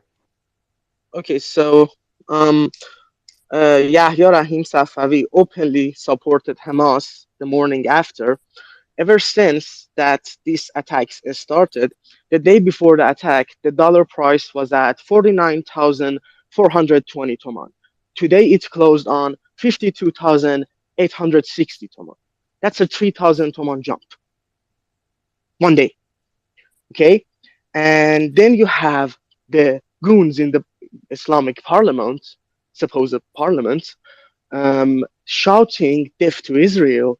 Then, in less than 12 hours of the attacks happening, I have a picture of this if you want. I can pin the tweet in the nest. I have already sent it to Mario. There's a billboard, and not one, there is like a dozen billboards all over Tehran, big ass billboards supporting Hamas. These So are Okay, but what's Yeah, I the don't point? Like understand how billboards any of supporting it says Hamas that. is.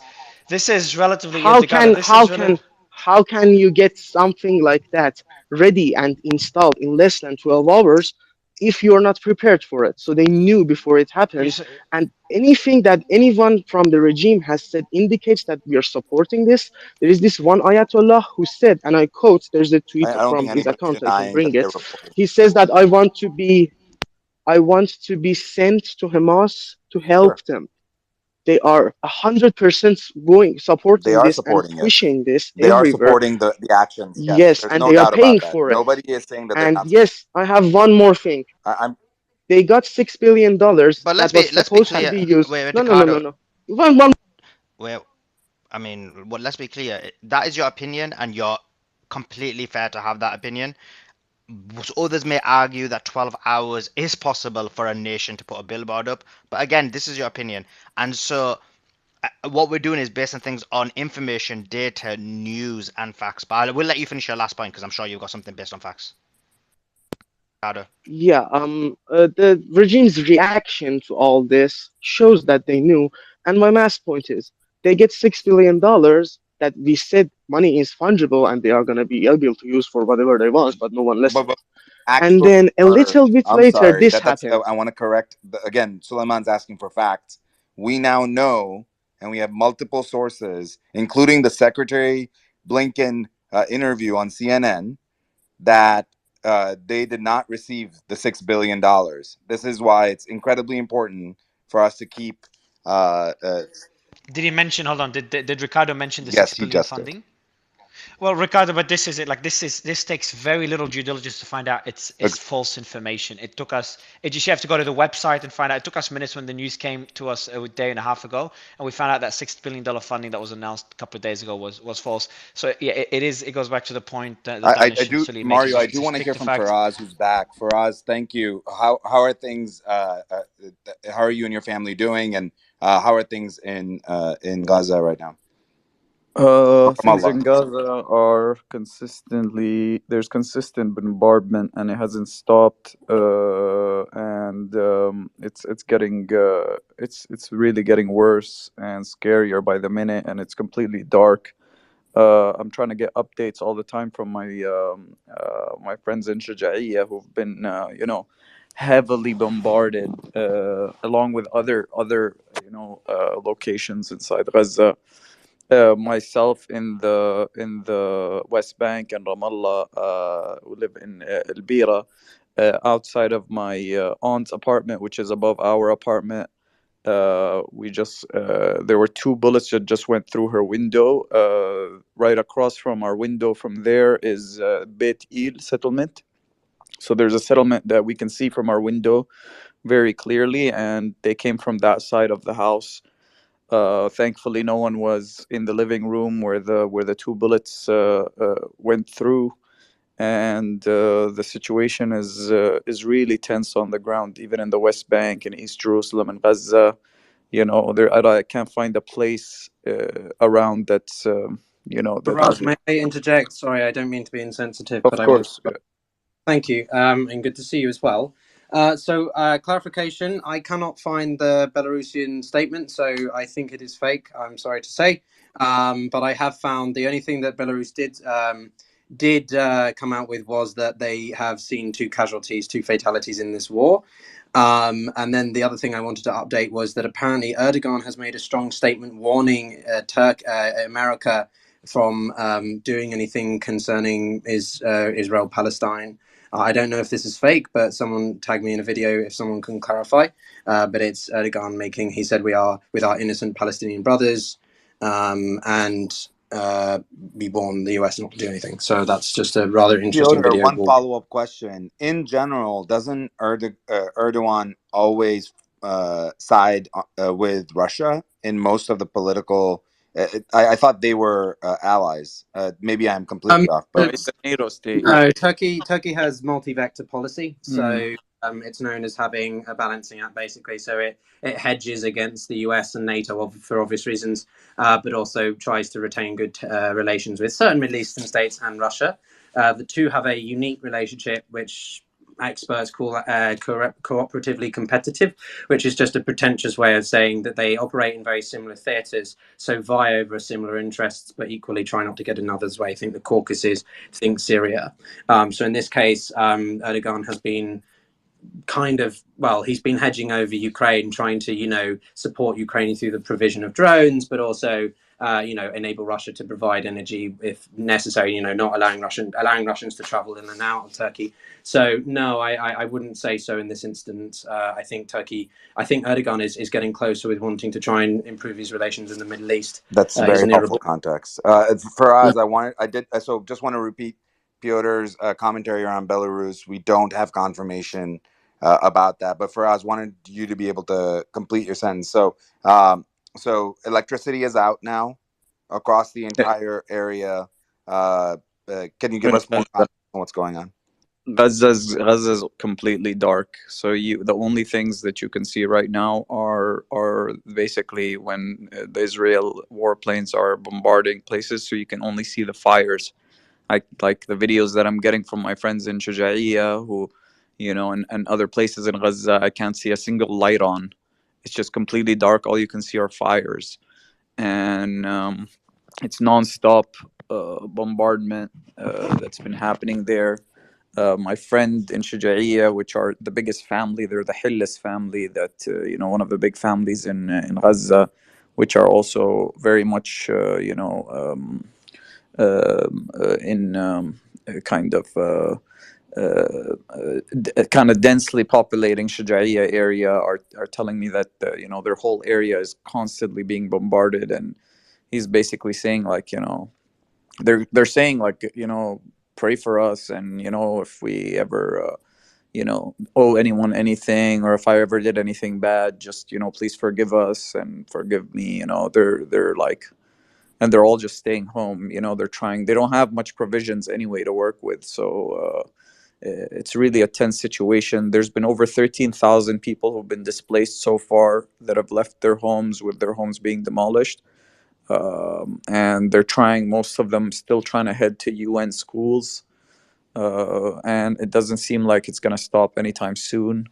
The situation's still tense in East Jerusalem and in the West Bank as well.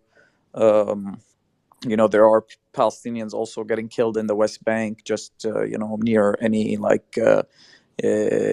checkpoints, Israeli checkpoints. There was 2 people who were just killed outside Ramallah near Qalandia right now, which For us, we had some. Sorry to interrupt, but we had some information that was shared by somebody in East Jerusalem that they have closed down the Jordanian yeah, border. Is that I mentioned true? that about like 4 or 5 hours ago on this group.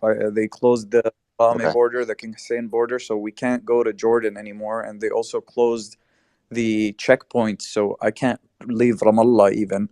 So that's why Qalandia is another checkpoint as well, that we can't. So people in East Jerusalem can't even cross to, like, Bethlehem or Ramallah. I can't go to Jericho, or I can't even leave the city. And so we're just staying, kind of. Most people are staying put. It's so unusually quiet. And again, just as a reminder to everybody, at least from people on the ground, we're hearing there are no shelters. So there's been talk about, you'll see in the mainstream media a lot of conversations around, well, they need to go to Yeah. shelters, go to the center of the city. There is no center of the city There's no shelter, such correct? thing as like a Palestinian shelter or bunkers, like things such as that don't exist. So we don't have any bomb shelters. We don't have it. So people in Gaza who are getting like hit by war, like airplanes, they have nowhere to go. Like, the buildings are getting leveled. There's no bunkers to go to. In the West Bank, there's no Israeli jets, but we can hear like drones as well that are, and this is not that common in the West Bank as well, to have Israel, like, we can hear Israeli drones. We call it like طاير, basically a plane without a pilot, or we call it artificial moon, قمر اصطناعي. That is, we don't know if it's the ones that are like the ones that can bomb us, or is just for surveillance. We're not sure, but we can hear them, hovering over. There's intermittent shooting as well. This is me in Ramallah, which is considered not even the, it's considered kind of the the quieter or safer area, and I can hear intermittent Yeah. shooting, and we almost, like I said, 2 bullets went For once us, building. sorry, I Just just want to make sure, go ahead, Danish. Mario, before we, unless you have some breaking news, I wanted to No, go to no, no. Shoshana as well to get I the other wanted to side. ask, yeah, one last question from Faraz. I wanted to understand about the blockade, just very, very quickly, Faraz. First, are you in Gaza or you've got family in No, Gaza? I have friends and very distant relatives in Gaza. I'm in Ramallah in the West Bank, so it's one of In the the West Bank. big Okay, cities and in the West. because I know the internet in Gaza is pretty horrendous, so it's been really hard to get someone on the ground to join, and obviously everyone's just taking shelter. And lastly, the how much of the country has electricity at the moment? Because I know they've got most of the electricity is from power plants that are controlled by Israel or funded by Israel, something along those lines. And also, how's the internet connections and food supplies? Because I know the blockade has just started. And how are they getting food supplies to the country? Is it through tunnels from Egypt, as in the past? Right now, there's no information about any food supplies coming in. There's the UN is trying to work on some humanitarian packages for food for Gaza. The stockpile is it's there's no real food security before all of this happened. Typically Gaza has been under a 17-year blockade, and infrastructure is terrible. Internet is intermittent. They already live on 2G, and that's just been the case since I can remember. And the problem is there's no electricity. So anyone who has a little bit of fuel left in their generator are being very selective about how much electricity they use. But the cities, the videos that I'm getting on the cities, and let me see, I'll download them. Maybe I'll share them up here. The cities are dark in Gaza. In the West Bank, we still have electricity. Water for us, as I mentioned, comes in. Not a lot of it comes from the grid. Most of it comes with these water tankers that go around, and we fill the water tanker in the roof of the building. They come once a week, and that's typically the situation. Most people are staying home because the situation is very tense. We've been receiving a lot of news about kind of WhatsApp groups and Facebook messages about telling Israeli settlers to arm themselves and shoot anyone who's speaking Arabic. So we don't know if that's like a confirmed thing, but so everyone's just trying to be. We do have an update on the shooting on the border with Lebanon. By the way, just for anyone listening, it is a criminal nature, but unrelated to. It's not no incursion, so it's unrelated to any clashes with Hezbollah. So the let me read out exact. Gunfire was reported near the border with Lebanon earlier in a possible security incident, but Israeli police have now clarified that the incident was criminal in nature and did not involve any kind of attack or intrusion. It just means just a local crime. Go ahead, Danish. Sorry, you wanted to go to another speaker. Yeah, I just want to go to Shoshana to get to understand a little bit more about what's happening in Israel. Shoshana, are you with us? Just want to make sure. Shoshana, you've got to Can you unmute yourself. Yeah, I can hear can you. you hear me? Okay, hi, thank you. Are you currently in Israel right now, Shoshana? I just want to make sure. Yes, All right. Can you yes. tell me where are you right now, and what is the situation I'm in on an the ground? area kind of outside of Jerusalem, between Jerusalem and Tel Aviv.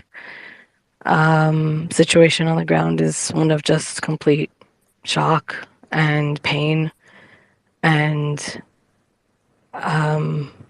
there's no one who's not deeply impacted. Over 700 Israelis are so far confirmed dead. Yes. Probably close to 1,000 or more are wounded, and Are you we currently don't in a have. bunker, Shoshana, or are you at home? No, I'm not in a bunker right now. I was in and out on Saturday, on Shabbat, when we were having our holiday. We were in and out of the bomb shelter. Um, we stayed home all day. The kids are too scared to go out anywhere. So we just stayed home. The schools are closed.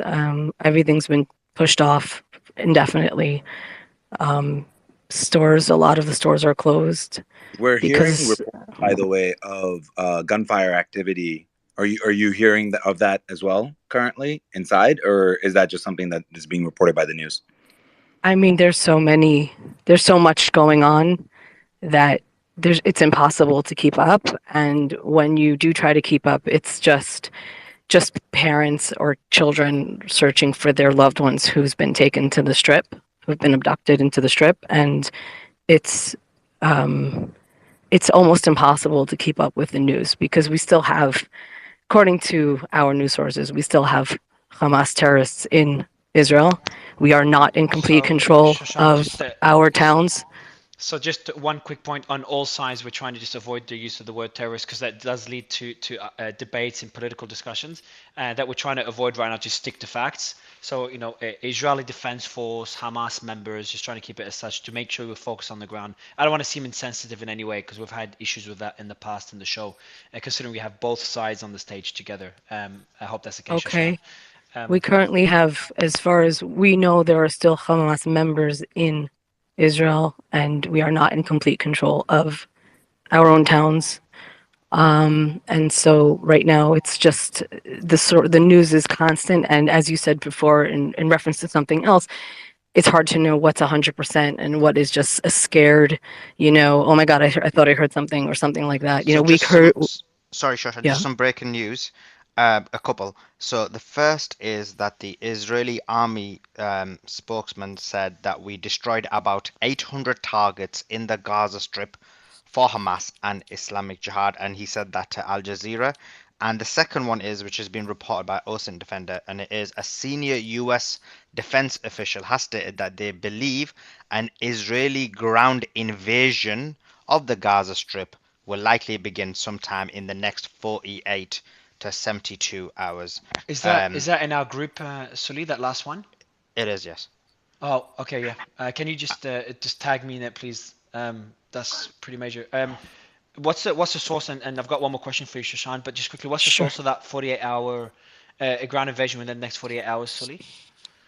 Oh, there it is. It was OSINT who posted it, and Okay, I'd go with that. as a senior U.S. defense official, and the Palestinian UN envoy Riyad Mansour, he has stated that we are told that there is no justification for the killing of Israelis, but we are told that Israel is justified in killing us. So those are just three statements. Sorry, Shoshana, I did interrupt you. Please go ahead. And Shoshana, I've got a question for you as well. You did mention that there are still Hamas members within Israel. I thought, no, not I thought, because obviously when I went to bed, it was in about 7 regions. We had someone who was analyzing the map. Yesterday, day before, I can't keep track anymore. It was like 20 something, 28 or something. Went down to 7. Do we know in how many regions and how many members are within Israeli territory? No, I certainly don't know. I think part of this whole thing is the unprecedented nature of it. They're in homes and in private buildings. And so we don't know, right? And the army has been called up. I mean, everyone's been called up. Everyone has been called up. There's 55 people from our synagogue alone who are between the ages of 18 and 22 have been called up. There are fathers who are gone. My sister's husband is up in, whatever. I can't say these things, but basically, we don't know. And the unknown and the unprecedented nature is, unfortunately, I don't think Israel nor Gaza will ever be the same again. I think this is something, I know you guys were talking about Iran before, and I have to say, I think there are outside interests who are pushing this to the point where they will not suffer, but we will suffer tremendously. And the people in Gaza and the people in Israel are going to be the losers in this war that Iran is pushing. And that is my opinion. I recognize that, but it is not just opinion. It is, the way that this was done, the resources that it has, just the unprecedented nature of the cyber attack that went along with it is just something that is the cyber attack that went along with it. You're talking about. Can you explain? Is that from Israeli media that you're hearing that, or where have you heard about the cyber? Yes. Can you tell us a little bit about the cyber attack being discussed by the Israeli media?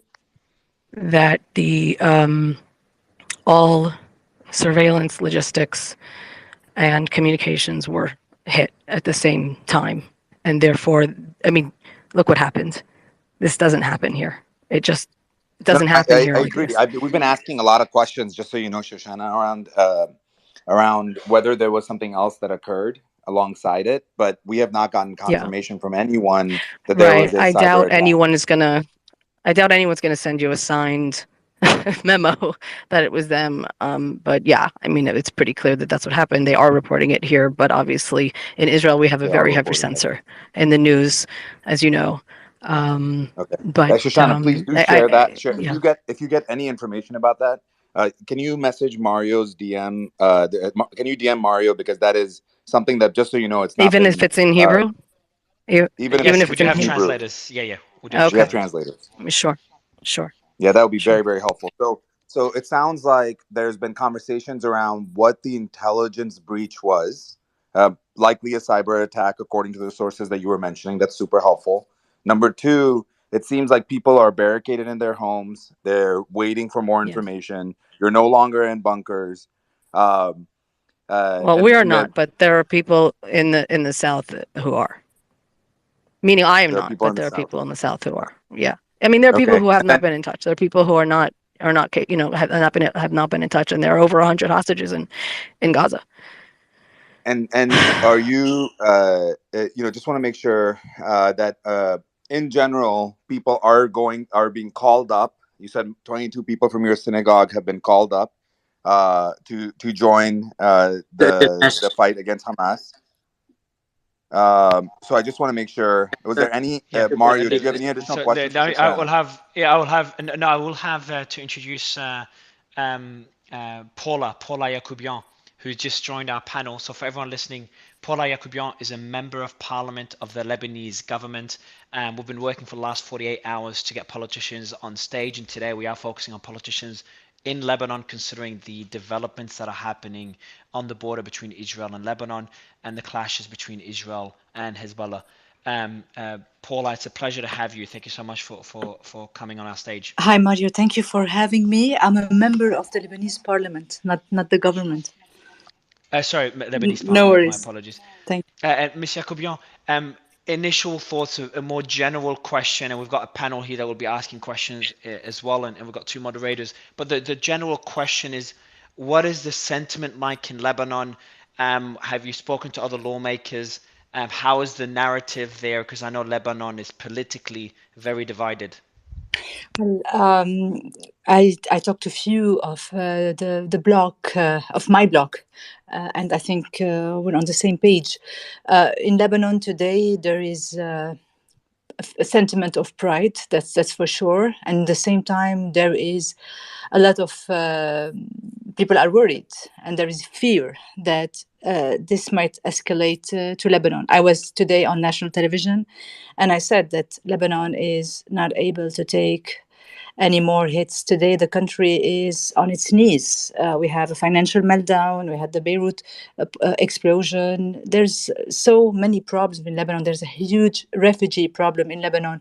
Half of the those who are, right now in the country are Syrians. Sometimes we think they're more than the Lebanese over here. So Lebanon already had lots and lots of problems. So today, if you look at X, if you look at the timeline, you will see that many Lebanese are asking Hezbollah not to get involved this time, and some people are even asking Iran not to involve the Lebanese another time. We had a war in 2006. We all remember how devastating it was. That time it was called a victory, between brackets, for the Lebanese militia Hezbollah. And I've asked them today directly on television, can you handle another victory? And that's why what we are hoping today is that Lebanon can stay away from this conflict, because definitely it's going to be Israel is going to wage a war, something that I think unseen before.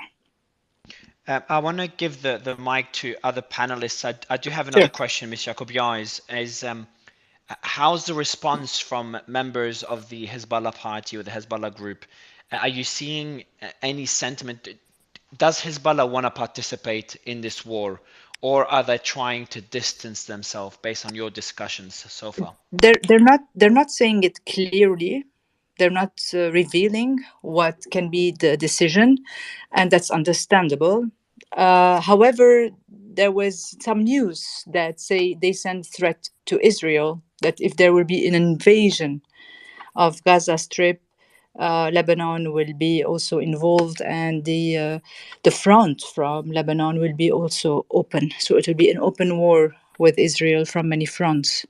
That's a lot of Hezbollah supporters are asking Hezbollah to get engaged and to do more than what they did today. There was some retaliation today, but it was in Lebanese occupied lands. It was in Mazar Shib'a and Kfar Shuba. Those who knows the subject very well, they know what I'm talking about. It wasn't they hit some Israeli military points, but it was in Lebanese territory and not northern Israel. One more question on that point, Monsieur Jacobian. You talked about, did you say Hezbollah said they want to, explicitly said they want to get involved if Israel enters Gaza, or is that a sentiment? How explicit were they on this point? This is something that I don't have, let's say, any proof of it, but it was leaked, I think, on Russia Today, on many news outlets. It was a message sent with the Egyptians to the Israeli cabinet, telling them that Hezbollah will get involved in case there is ground troops going to Gaza Strip. So and I do want to say, I didn't hear anyone also say denying this news. They didn't deny it. It was all over the news. Yeah, we did see that news as well. And I do want to say one thing. About a few minutes ago, we had a senior official, a senior defense official, exactly 6 minutes ago, who said that the Israeli ground invasion of the Gaza Strip would likely begin sometime in the next 48 to 72 hours, which shows more indication that this is becoming a matter of when rather than if.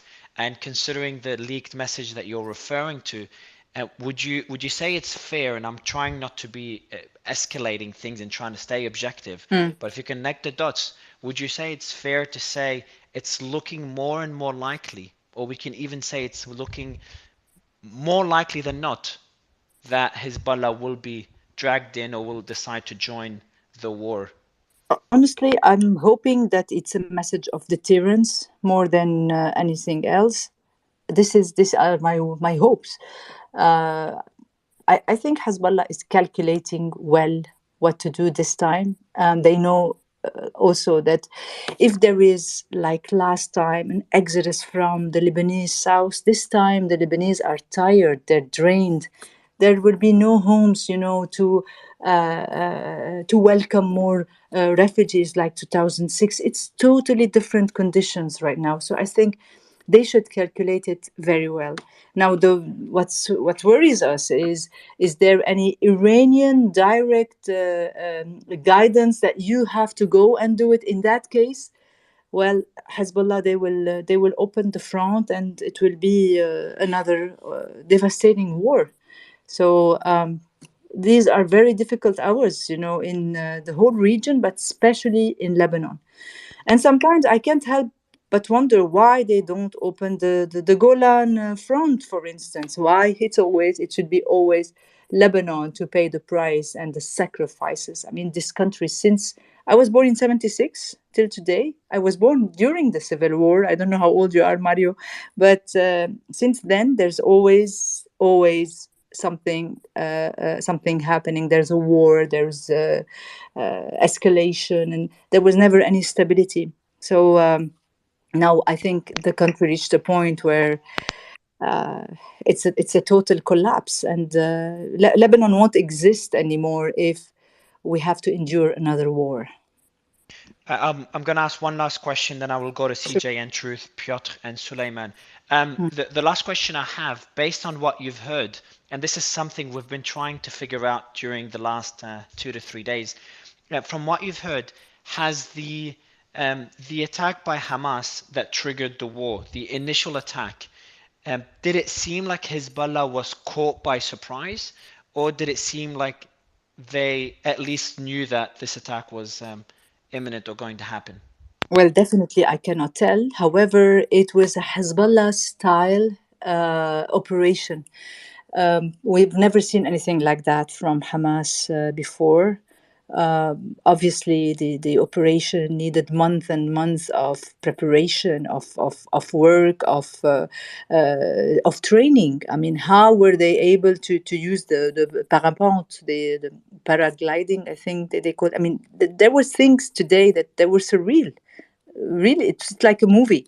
So I don't know if Hezbollah was involved or if it was a surprise for Hezbollah. I don't think we will know this information anytime soon. But I think this is something that must have been somehow, debated or even considered with Iran. That is the main backer for Hamas and for Hezbollah, for Jihad, for Houthis, for many proxies in the region. I cannot imagine. I'm analyzing here. I don't have any information. I cannot imagine an operation like that without Iranian intelligence being involved somehow. That's what I can say. Was Hezbollah also part of it? That's another thing. I can't answer that one. I'm going to go to CJN Truth, and we do have someone that will join us as well very shortly. So we'll keep it to one question each for now, and then we'll come back. So, Ms. Yakubian, we'll go to my moderators and friend CJN Truth. You want to go first? Yeah, thank you. But first, let me, as a Lebanese, let me give a little bit of perspective to the audience that may not know Ms. Abiyan. Lebanon is notorious for having politicians, the majority, frankly, that have been around for 40 years. It's like dinosaurs. Paula is a breath of fresh air. She's a very famous journalist, probably the bravest, was the one who went to Riyadh when our former prime minister was abducted. Supposedly, allegedly abducted. She went and she did the interview against all odds, and she ran for parliament and frankly represents the youth of Lebanon. The civic movement is not beholden to any, tribal lord. So she, I believe, truly reflects the sentiment of the opposition, the youth, and just sort of the new Lebanon that's struggling, frankly, to just make do. So my first question, Paula, and thank you for being here, is I'm going to be extremely explicit, right? Sure. I think a chunk of Lebanon, I would say maybe the majority, just doesn't want a war. And I'm going to be very explicit. Is it our choice, or if Iran were to make a decision that no, you're going to go to war, that we really have no choice but to have our country dragged into this? And to what extent are lawmakers making sure that does not happen? I don't know, with international resources or even local resources. Well, thank you so much for everything you said. I'm really humbled. I agree with you. I mean, your question hold also the answer. No, it's not our decision. And this is also something that I said today on national television. We need to decide if we go to war or if we do peace or what we do with our faith. Hezbollah does not have the right to hijack all Lebanese decisions. Even the parliament is not a decision maker, especially in this one. And it has been like this for many decades now. So this country is not sovereign anymore. And plus, this country is ruled by a corrupt junta, by mercenaries that will listen to other agendas, to other countries. One of these countries is Iran. The most influential is Iran. Iran has a militia in Lebanon, and this Hezbollah will listen to Iran, and they will do the agenda of Iran. And this is not something that I'm saying or I'm accusing them. This is what Sayyid Hassan Nasrallah, the leader of Hezbollah, said it, many times, and he said that our funding, our ideology, our doctrine, everything, we owe it to Iran, and we will do what Iran asks us to do. So this is something clear for everyone. If it's about jihad, if we're going to a holy war, if the bigger are the slogans, and then we don't know what will be next. So yes, I agree with you. A lot of Lebanese, even Lebanese who support Hezbollah today, they don't want to see themselves again forced to leave their house, their hometown, and to go they don't know where right now. So this time it's still totally different. That's why we are all urging, asking Hezbollah, Iran, anyone to really think and consider before taking this country into another adventure. And when I said adventure today, and there was a host, there was another guest with me from Hezbollah, very close to Hezbollah. He told me we don't take the country into adventures. I told him I wasn't the one to say if I knew in 2006. So this time, let's pretend that we know better and that this kind of war will be really devastating for Lebanon. Plus, we don't have any Israeli hostages in Gaza. You have hundreds of hostages right now. In Lebanon, what do you have? Absolutely nothing. So people today in the street, everyone was saying like, do you think they would hit the airport? And I was like, why the airport? I knew the answer, even if I was asking people who were talking about the airport, because there's nothing else left in the country. There is nothing, there is no target in Lebanon to hit. So it's, unfortunately, it's that bad that really another drop is too much. We cannot take it anymore. So, And Paula, don't one ask me last about the question. lawmakers. You know very well the blogs, and you know very well how is the division in Lebanon. But especially for those who doesn't know, I've said it many times, and I will keep saying it because that's the truth. We are ruled by a bunch of mercenaries. They don't do anything that's really in the best of Lebanese interest. They will, some of them take money from outside the countries. Some of them have ideological ties, like Hezbollah, and this is how Lebanon, in the first place, was drowned. Follow-up question, and then Mario, I guess other panels have loads of questions. Paula, at the expense of sounding boring, okay, I apologize, but I think the audience in America, in Europe, in the Levant, everywhere, frankly, want to know this. Okay, in a micro way, what Mm. is the army in Lebanon doing? What are today, are they trying to secure the border? Are they trying to secure the Palestinian camps where we had a lot of civil strife just weeks ago? How can they control the rockets? Or if your answer is blatantly nothing, there is no institution, I guess you could say that, but I find that hard to believe that nothing is happening on the ground, at least on the margin. Let me tell you, one of the still institutions that are okay in the country is the army. However, let's say it also frankly, all Maronites in Lebanon now are looking for the empty seat of the president, and most Maronites, they want to be president right now. So this is also something else. Hezbollah will give you, this privilege, or the Hezbollah, whatever they have as a say, is, they have much more, let's say, leverage. Let's say more decision making when it comes who will be the next president, much more than me. I'm one vote in the parliament. They are much more than their bloc in the parliament. Everyone knows that.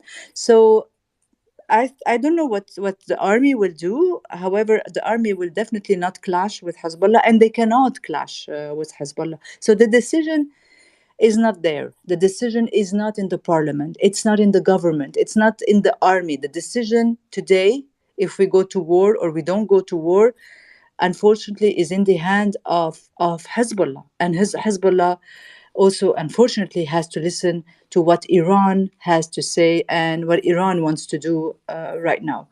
So when Israel was bombing Lebanon in 2006, I remember I was on CNN from Cyprus, like lots of Lebanese, and I was asking why they don't go and hit Iran directly.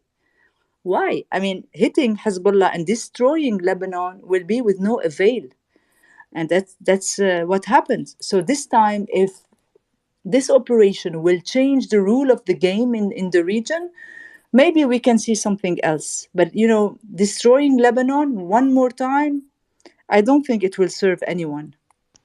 I do want to go to, and we do, before going to the journalists, I want to go to Piotr and then Sully and Danish. Piotr? Yeah, thanks, Mario. It's a pleasure to meet you. Thank you very much for joining us. I've got just a Thank you. broader question for you in the context of the UN mission. Obviously, this is something that's been in the country, UNFIL, for quite a while, and we've had conflicting reports about the role and presence of them in, around the southern border. So I was wondering if you could give us any insights into what is the status with that, what you think could happen to it, and also just if we do see an escalation with Hezbollah, Iran, and other sort of, a broader regional destabilization, where do you think the Lebanese forces, if at all, could fall into that? So a sort of two-pronged question, if you like. Thank you very much for your time. Thank you so much. It's more like a peacekeeping unit, and we know that they got many incidents with Hezbollah in the past. The last one, it was just another road that they took, and there was bloodshed, and one of the UNIFIL was that because of that. So I think the UNIFIL knows very well their limits when it comes to Hezbollah, and I don't know how much leverage they have, how much they can change any decision around going to war there. We've heard some reports that they were evacuating some of also their positions in the south. I also don't have any. I'm not sure about this also. So not much when it comes to UNIFIL. I'm sorry. I got No, not at Suleiman. all. Thank you for your time. Sure. Thanks, Piotr. Suleiman? Paula, thank you for joining us. So you explained, and it makes a lot of sense in terms of the reason why you don't want Lebanon to engage in this conflict because of the financial peril that is facing this country. But at the same time as well, we know, and you also mentioned it, that there's been a number of instances where Israel has bombed Lebanon, both before Hezbollah and after Hezbollah. So I guess the question to you is, what would your stance be in the instance where there is some kind of conflict, direct conflict with Israel and Lebanon? Well, in that case, I don't think anyone can speak louder than the bombs, than the shelling, than what we've seen many times before. Any stance will have honestly no value. That's why today we're trying to raise our voices and to tell them, don't take us into the same agony one more time. We've had enough since 75, and even before 75 this country paid the highest price when it comes to this conflict and other conflict. Let me tell you, no matter what happens in the world, it always rains in Lebanon. We say when is there bad weather anywhere in the world, the rain will pour into Beirut. And this saying is very, very true. The country is highly divided. Today, it's more divided than ever. And the different parties right now, most parties are extremely weak. Hezbollah is the strongest among these weak parties. But there's also another element. In 2017, the Lebanese people, they took the street. They did a revolution against all the corrupt junta, all of them, no exception. They told them, all of them, you have to go home. They did a revolution against the establishment, against the sectarian regime that's in place in Lebanon, against everything. And this revolution was crushed. So again, this time, the people of Lebanon, would they take the street again? Would they revolt again? This whole corrupt junta, even this one is not a given anymore. Even this one became a difficult thing to dream of. That's why all we're trying right now to do is to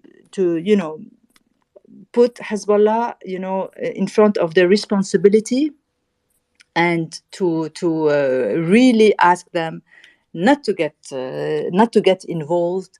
We are, most of Lebanon knows very well how ruthless is Israel, and let's recognize that when a whole nation faces years of oppression, a response is bound to happen, and it happened now. But the Palestinians, they endured the Israeli oppression, and now they are trying to fight back, and they're doing it. I don't think any involvement from other parties will be of help for the Palestinians. Even on this level, I don't see it helping much.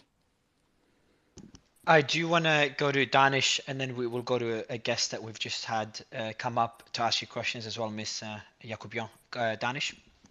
Ms. Yakubian, thank you for joining us. One of the biggest questions that's coming up right now in the United States, and we have a global listenership, but obviously many from the United States, is that local politicians are starting to say that if Hezbollah does get involved, that the U.S. should get involved, and that the U.S. should get involved against Iran and against Hezbollah. The question that I have for you is, what message do you have for your colleagues in the United States?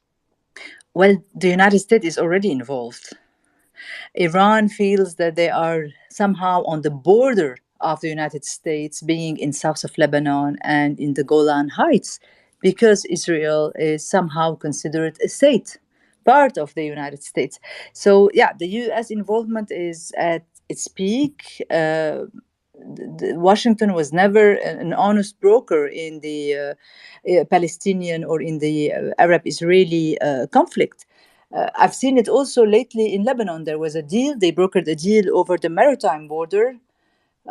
We lost a big chunk of our what's supposed to be the economic region that should be part of Lebanon and not part of Israel.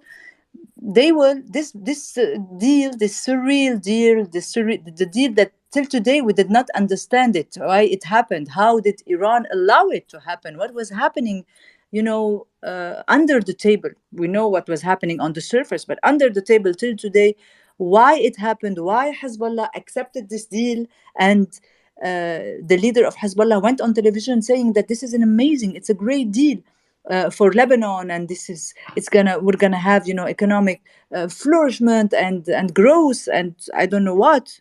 And he was talking about a field that is not sure till today that if it has gas or not.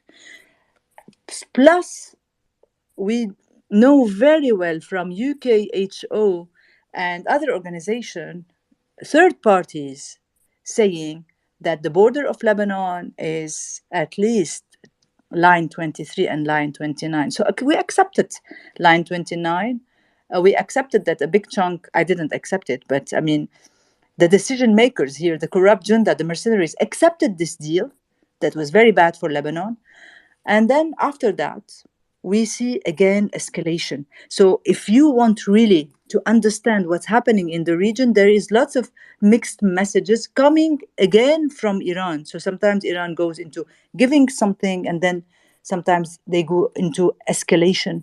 What I know for sure, a lot of people, were tying this last incident to the Saudi Israeli normalization and the last public interview of MBS saying that there will be a peace deal with Israel, and that Iran is telling everyone that we are here. Don't forget, we have to be part of something.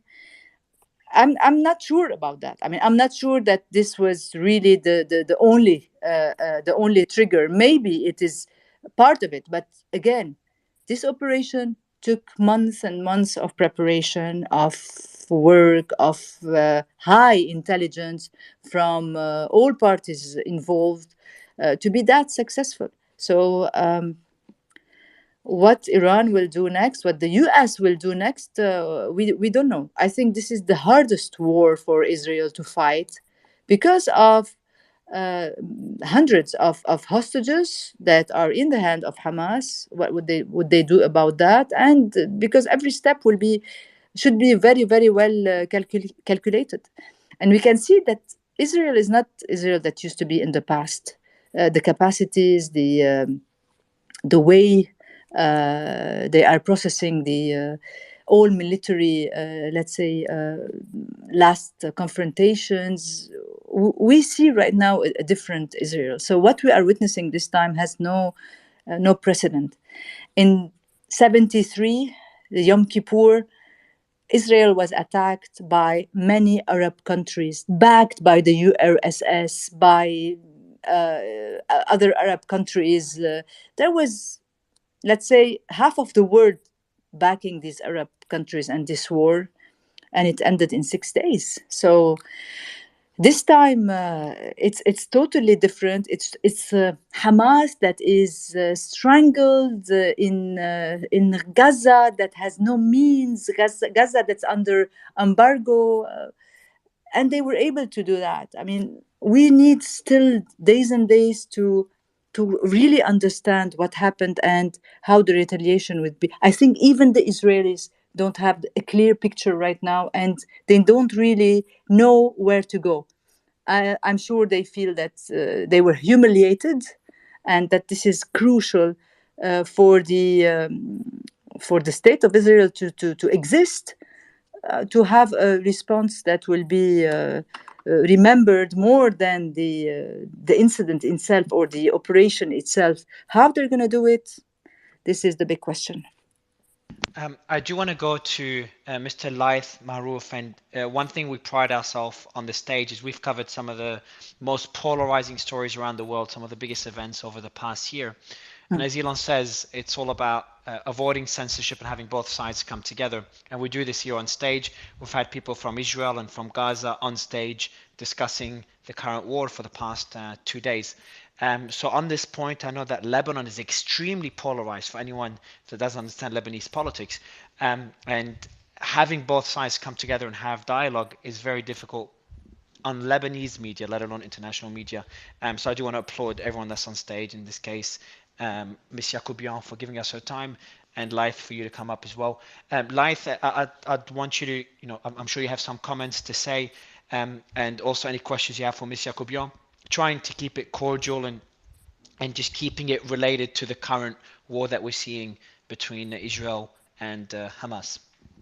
Sorry, before Lace, hi Lace, Go ahead. I'm very sorry. Just one word. No worries, Ms. I cannot be on the same stage with No, we on the have same nobody. stage with Israeli. Yes, Yeah, because we we have have. nobody. Yeah, thank you. No one from. There's no one from Israel on All right, stage, thank you. and for anyone requesting to come up on stage, we cannot have you if you are from Israel, just based on the legal.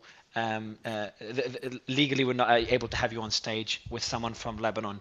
Thank you, Mario. So not at all. Sorry, Lace. Not at all. And thank you for pointing it out. Laith, go ahead. I'd love you to do a quick intro, Laith, very, very quick, and then the mic is yours. I think it's very important for all our listeners around the world to understand what is Lebanon, and also at the same time understand the concept of when do you have state sovereignty.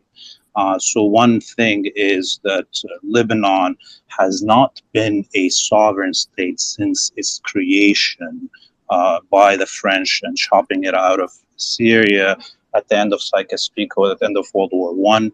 And of course, everybody that knows the basics of political science knows that a sovereign state must have monopoly over its territory, monopoly over its use of force on its territory, and monopoly over its foreign policy. And neither of those have existed in Lebanon since its creation at the end of World War II. And this is the main problem in the region as a whole, because we are still living World War I here. It never stopped. The creation of the Zionist colony, this Jewish white supremacist colony, on the backs of Palestinian deaths and the looting of their land, and the creation of this fabricated state in Lebanon keeps us in a situation of constant war that is beneficial to the imperial powers that back this colony called Israel. So today, sorry, Laith, I have a question for you as well. So I do have a question for you, because I want to link it to something that Ms. Yacoubian said. And sorry to interrupt, I don't want to be rude, but the question links to what you just said now.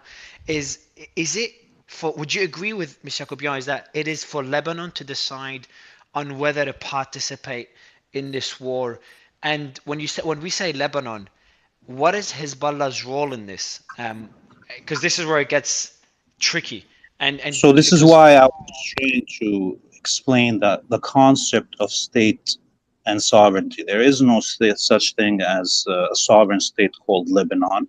and Ms. Yaquban may be an elected representative on a parliament that cannot bring any rule to the country or pass any laws or do anything or protect this country from invasion by the Zionists from across occupied Palestine.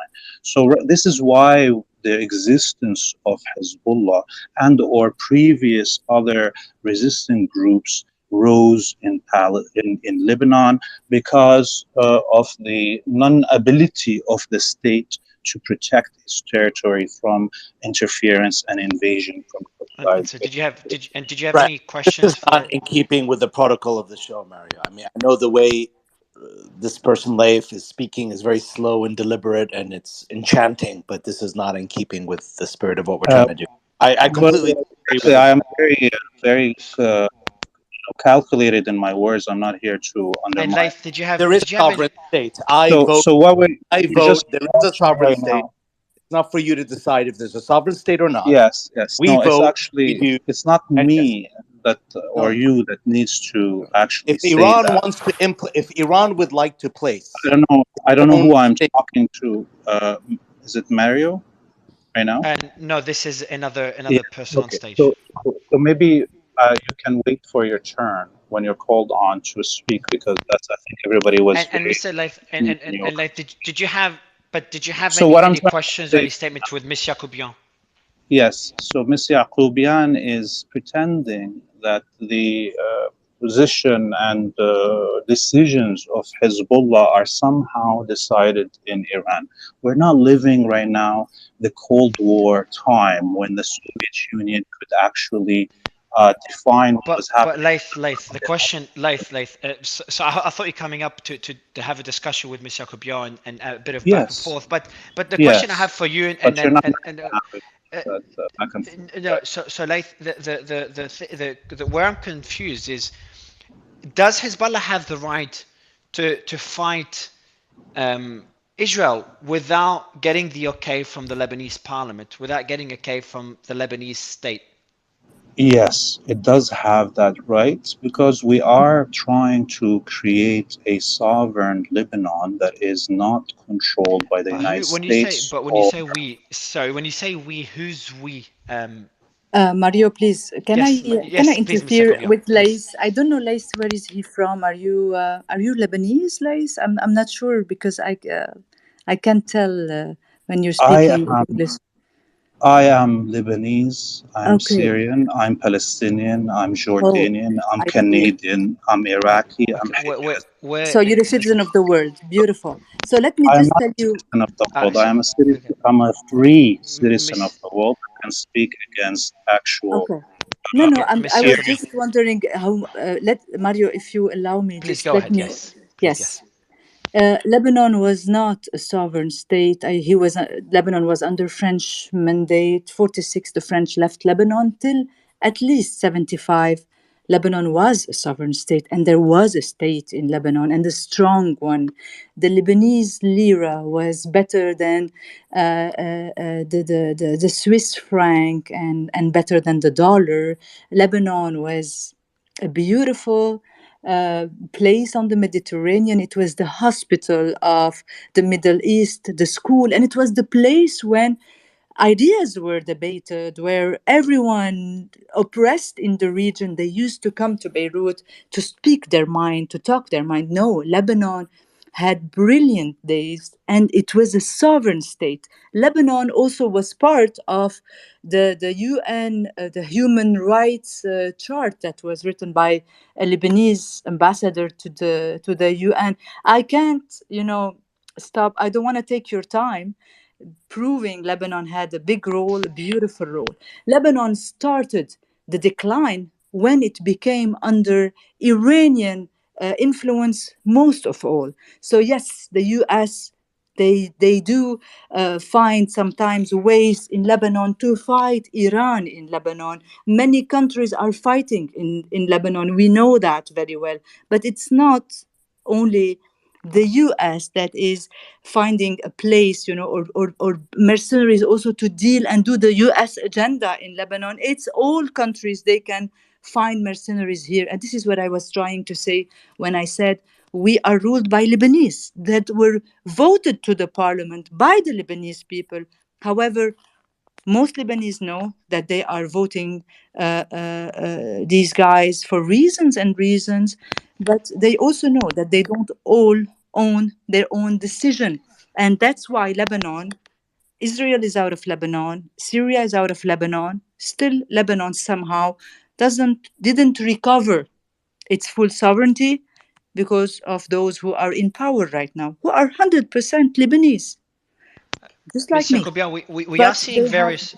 okay. So, oh, sorry, I was gonna go. I've got a question for you, Mr. Kobian. I'm going to But I'm Danish sad. and Piotr. Why did Lace leave? I mean, let Um, him debate. Let him say whatever he has to say, and let us have the right to answer him back. I mean, this is Your points were the just main. too I good. appreciate it. So, Right, 2 seconds, Piotr. We do have news that's coming in, but not news we cannot verify. So not one we're going to post, but we have news coming in. One, for example, Iranian militants in Syria heading to Lebanon, clashes on Lebanese border. So there's just seem, and the reason I mention it not because this is fact, and more, this is more just shows the rhetoric right now. And we were reading yesterday a lot of rhetoric from Hamas. Saying that Lebanon's already involved. Obviously, they'd like Hezbollah or Lebanon to be involved in the war on their side. But the question that I have to you is, what does that mean for Lebanon? If Hezbollah does get involved, what does it mean for Lebanon? And also, in your opinion, what would it mean for Israel as well? And how could it unfold? And maybe you can make some comparisons to the 2006 war with Israel. Well, 2006 didn't unfold much. Let me tell you, Israel did a huge destruction in Lebanon, in the infrastructure, the suburbs of Beirut, where is the stronghold of Hezbollah. It was completely destroyed. South Lebanon was completely destroyed. Many bridges, some of the electricity plants that were still working were destroyed. So it was, yeah, it was huge destruction for Lebanon in 2006. In the same time, also Israel suffered from this war with no real outcome. They couldn't win over Hezbollah. Just it was destruction all over. But Hezbollah declared victory when everything stopped, when the escalation stopped and the bombing stopped. So that's why I asked Hezbollah today if we can handle another victory. That's why my question was, this time we know what happened in 2006, and that time also Nasrallah wanted to intervene, and he said, if I knew that taking these hostages will unfold in this global war, maybe I wouldn't have done it. So he said it before. He And we said do, it Mr. Kobiel, we with do his have own words. news. Yeah. We do have 3 minutes ago. 3 minutes ago on Israeli TV. It just came out now on Channel 11 Israel. I'll read out the translated part of it. Casualties fired by our forces on our. So there's been forces in the north that fired on our forces. So saying Lebanese forces within Lebanon that fired on our forces. Um, the possibility of terrorist infiltration from Lebanon has been ruled out. So this is bad translation, but essentially it means the Israeli military was shot upon from Lebanese territory, and then there was an infiltration attempt that was stopped by the Israeli forces. So they just came out from Channel 11. Now we don't know if this is Hadi. Any clarity on Yeah, that I one? have the full story here. There's a Hezbollah affiliated journalist who's always 24/7 on the borders. He said that the what happened exactly is that an Israeli convoy suspected an Israeli citizen who was driving around a settlement near Shtula in Lebanon. So because his car didn't stop, he shot at them, and he himself, he's an Israeli. He thought those soldiers are Hezbollah, so he shot back at them, and he attempted to drive on them. I think he injured 5 people, and there were 5 ambulances there right now. So So it's an Israeli on Israeli attack. Oh, okay. So it was a domestic attack. Good. I appreciate the clarity. And by the way, Mr. Jacob, your Hadi's underground in South Lebanon. He's been offering us a lot of updates. So I do want to go. I see Danish and Piotr have questions for you. Mr. Jacob, Danish, and then Piotr. Piotr, do you want to go? Yeah, sure, absolutely. It's a shame that happened, Miss Jacobian. It's been a pleasure listening to you. I'm just very curious for your thoughts again on the broader sort of implications this has for the, I guess, the sort of the geopolitical space. Really, I'm a macro focused person. I look at the grand strategy. So, depending upon the direction that this takes with Hezbollah, I think they're hedging a little bit. And it depends on whether Israel undertakes some severe actions in Gaza. So, how do you think this plays out longer term for the Middle East and the Levant, more specifically, given Russia's big presence in Syria? Turkey's been obviously very active in Syria in recent years as well. And I'm just wondering where you think Lebanon could get caught up in the middle of all this and how this impacts on the country, given its dire economic conditions, unfortunately. Well, what happened is definitely a turning point. And things, it's like the 911 of the Middle East. Till now, I really I cannot forecast. What I'm saying here is that even Israel, I think, till now doesn't really know how they're gonna behave, retaliate. It's a very complicated operation, with many factors. So I really don't know how it's gonna unfold, and it's really difficult to analyze. And what happens if Danish? I'll give you the mic. I don't know whether you're able to unmute because I gave you the mic earlier. But what happens if Israel and Hezbollah do get into a war? And obviously, as time passes, it is looking more and more likely. Initially, we were saying it's highly unlikely, but obviously, we're seeing the clashes now. And obviously, I hope that does not happen. What happens then? What does the Lebanese army do? What can the parliament do? What's the process like afterwards? Well, let me tell you, the parliament is not doing anything right now. There is no president. There is vacancy since a year, almost a year right now, and the president, the parliament cannot even legislate when there is no presidency. There is also a caretaking government. So even the government is not with its full capacity. The army, as we said, cannot do much.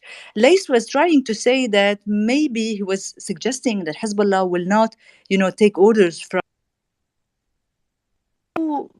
No Lebanese will even, consider saying anything like that. I mean, this is even Hezbollah says it bluntly all the time in a very clear way that they follow orders. Hezbollah did not want to go and get involved in the Syrian war.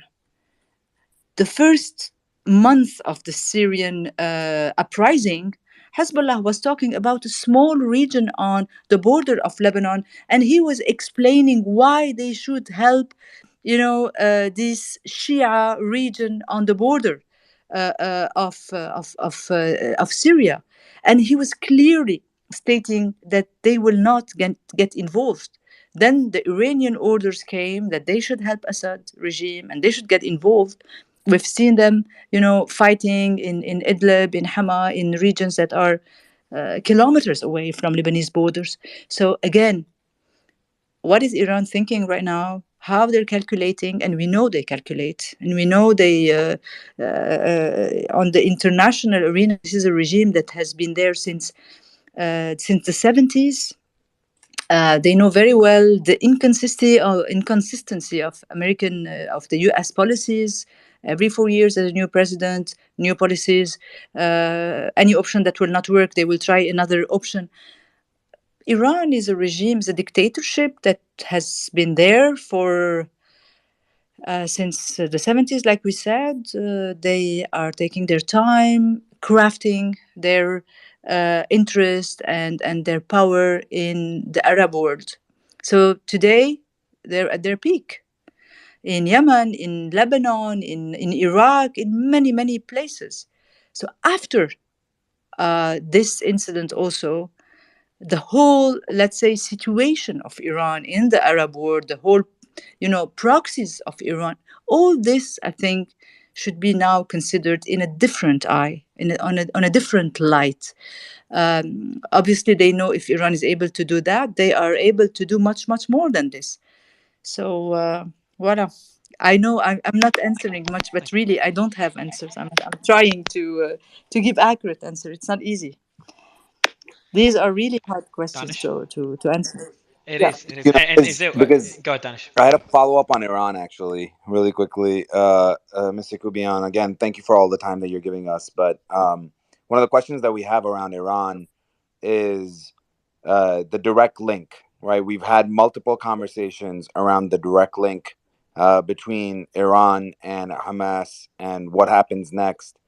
Do you think that the Lebanese parliament should come out and speak against Iran in any way to protect Lebanon? Would that be the most Lebanon friendly policy, or do you think that you all are just so currently there's no parliament in session, but I'm sure you can work together towards a solution.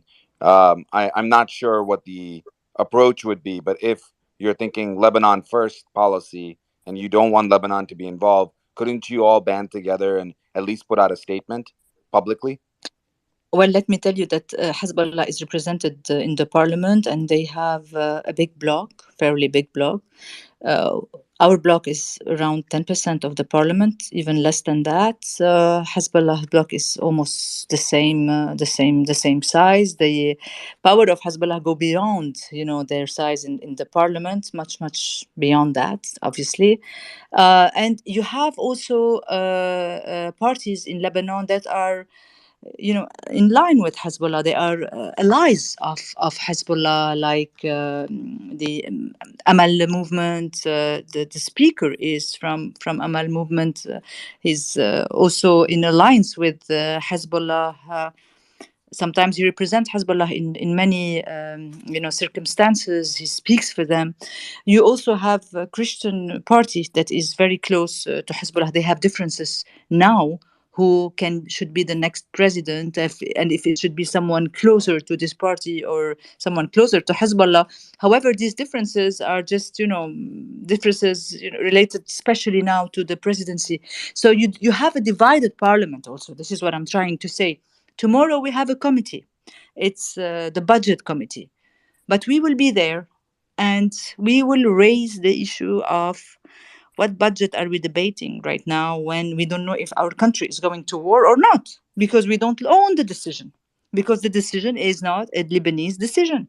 So this will be, we will go and fight. We are fighting since years and years, but somehow some of the Lebanese also became hostages of this politics. Hezbollah is very strong. Hezbollah owns a militia in Lebanon, and also schools, hospitals, it's an institution. Hezbollah is a state on top of the state. And today, his state is stronger than the Lebanese state. Actually, the Lebanese parties, why do I call them the corrupt junta? Because they were all, working together to destroy the state institution, and, to strengthen their parties. And not only Hezbollah did that, all of them. It came at the expense of the institutions and of the state skeleton that was left for us. So again, when I say Lebanon is not very sovereign, it's not in the same direction that Lace was referring to. And when you speak about any interference outside ingérence in Lebanon, you have to say clear. You have to say it clearly. If you don't accept the US or the Saudi or the French, let's say, meddling in Lebanon, you shouldn't also accept Iran's interference in Lebanon. Otherwise, I don't think that's very Lebanese. So I've got one last quick question for you, which is we focused on Iran and so on, but what do you think about Lebanon in the context of the attempts to normalize relations with Israel, namely Saudi Arabia, but also specifically because Israel's domestic situation prior to this wasn't exactly very good. And I have a few Lebanese friends, and they were saying, they look at Israel as a cornerstone of at least, a functioning democracy. And Lebanon is trying to emulate that as best it can, given the economic conditions. What do you think happens in the context of that this situation resolves eventually?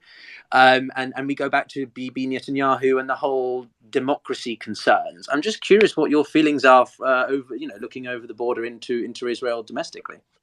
Well, for me, Israel is an apartheid state. Israel is not a democracy. A democracy for, some of your people is not democracy at all. Plus, I think the Saudi Israeli deal will be frozen right now. We don't know for how long. And there's also something else. Israel today has the most hawkish, let's say, the most extremist factions in its government. Netanyahu is going more and more extreme, and this is this let's say religious slash political movements. They're very bad for the Middle East, very bad, extremely bad from all directions, and it never worked. We were never able to build real states and real institution where the human being comes first when you have the rule of God between brackets. So anywhere in the Middle East, this is a serious problem that we have to tackle after what happened right now. I think Europe did not become the Europe we know today, the values and everything, and they become what they are today when they decided to put the rule of law and human rights even before God and before anything else. So this is something that we lack in our part of the world. There's lots of emotional flooding all over, and lots of religious parties that everyone thinks he owns what's right and what's true, and he wants to destroy the other, and Lebanon also is part of that. Ms. Jacobian, we do have some incredible speakers that will be coming up. War Monitor, we got Thank Attila, you. we have Jake, Professor. All of you will be bringing you up as soon as we're done with Ms. Jacobian. Ms. Jacobian, a message for the Lebanese people right now. Our last As question, a Mario. final message, this is the last Yeah, question, and what sure. your message will be to the Lebanese people, but more importantly in this case, what is your message to the world that is listening right now? We do have mostly an international audience. Well, let me tell you, Lebanese people were already very anxious before that this happened. Now it's really they don't know what to think. They have enough problems. We're not ready to deal with another war. That's why I'm telling you we will do whatever is necessary to try to stop any escalation coming towards Lebanon. But as for the world, what can I say for the world? It's time really to step up for and speak up for human rights, for values, and to see with both eyes. I mean, I was listening to these statements from the entire universe talking about the right of Israel to exist and the right of the Israelis. No one talked about the right of the Palestinians.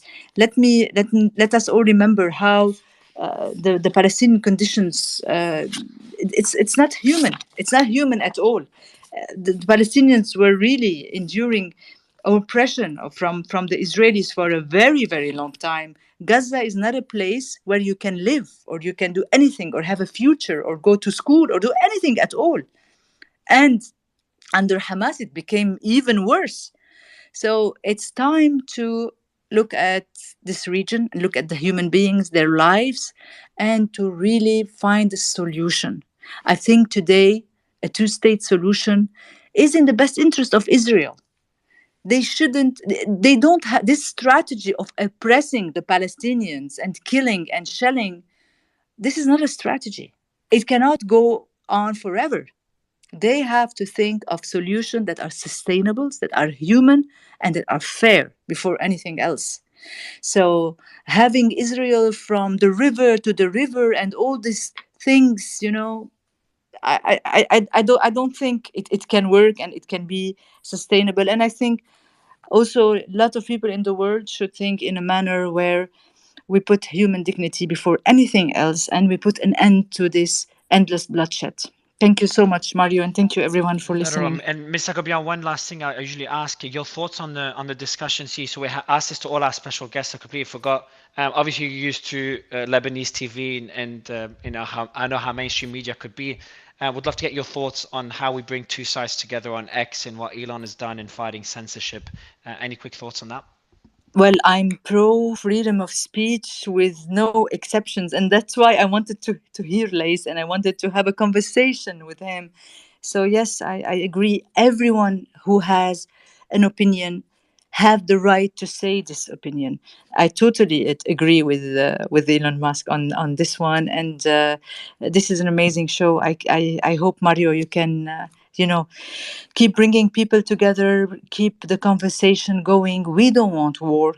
We want to really, we want a war of ideas. And that's what will make, all of us smarter, better human beings, and we can understand much more the any situation we're facing. But if you can do Thank you. it in Arabic, I'll be really happy next time to join, because I have the handicap of the language. I have to admit. So it's I'm struggling. I'm translating to speak in English. I hope You, I was clear. You Thank are, you but it so was much. great. It was Thank great. you. Thank you so much, Ms. Thank you. Jacobian. It's a pleasure to have you. I Um, appreciate it. Thank you. Thank you. I will bring up our speakers, just get updates on the ground again. Thank you everyone for waiting for so long.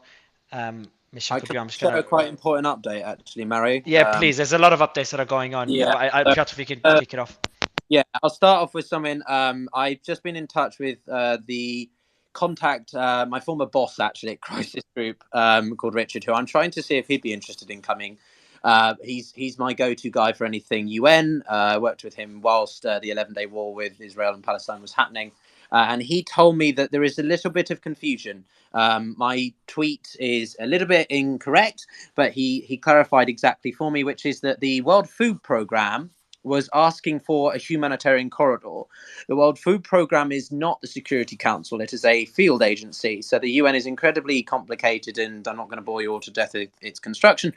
But essentially, there is a zero chance probability that the UNSC would mandate anything on Gaza whilst Israel is conducting military ops. This basically means that any potential corridor is up to Israel specifically, maybe Egypt and Sinai, but that's not quite as likely and harder to just sort of analyze, to be honest. What is, and there's another distinction here, which is that a humanitarian corridor has potentially multifaceted use, which means it can be used for the provision of aid, so food, medicine, so on, into the Gaza Strip, but it doesn't mean a passage for evacuation, because Hamas could use the cover of non-combatants, i.e. civilians that are fleeing, to, well, cover themselves and combatants from fleeing, which obviously Israel would not accept. So the likelihood of a corridor being granted multilaterally is not actually as likely as I was hoping it would be. The World Food Programme statement got me a little bit confused. So Richard helped me clarify that, and that's the situation there. Appreciate that.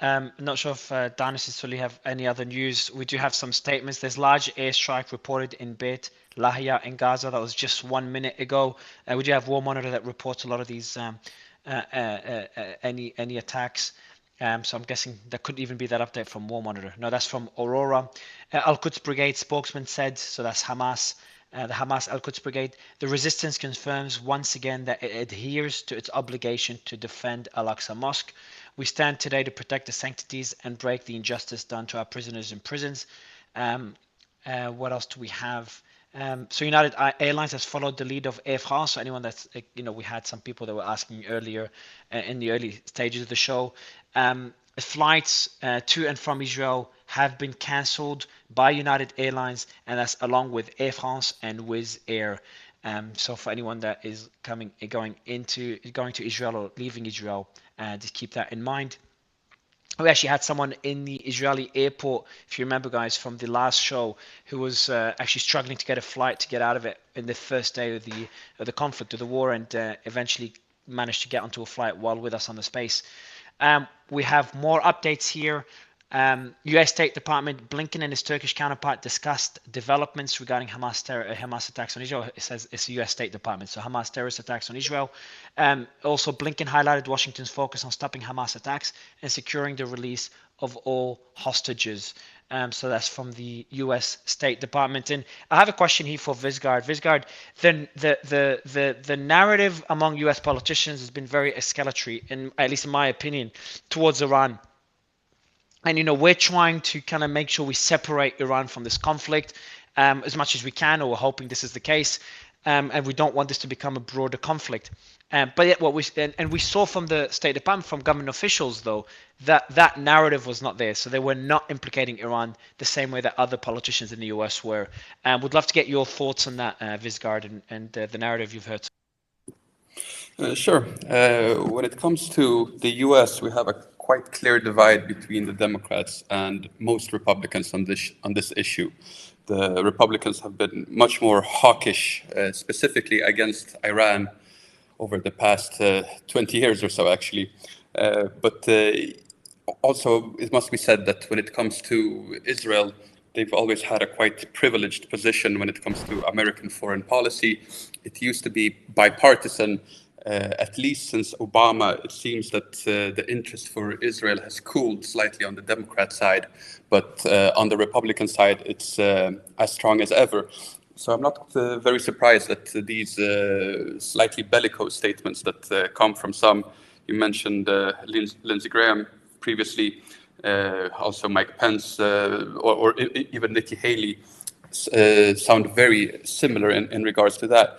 So I believe that on that side, that is to be expected. From the Democrats, it seems to be quite measured at the moment.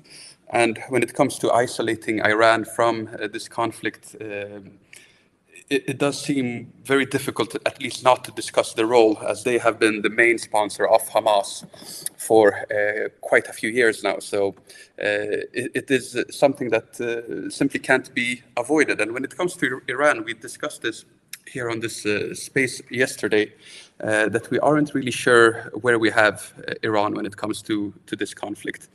So far, I would say that they haven't revealed their cards. Maybe they didn't know that there was a new deck that was about to be shuffled and handed out by Hamas a few days ago.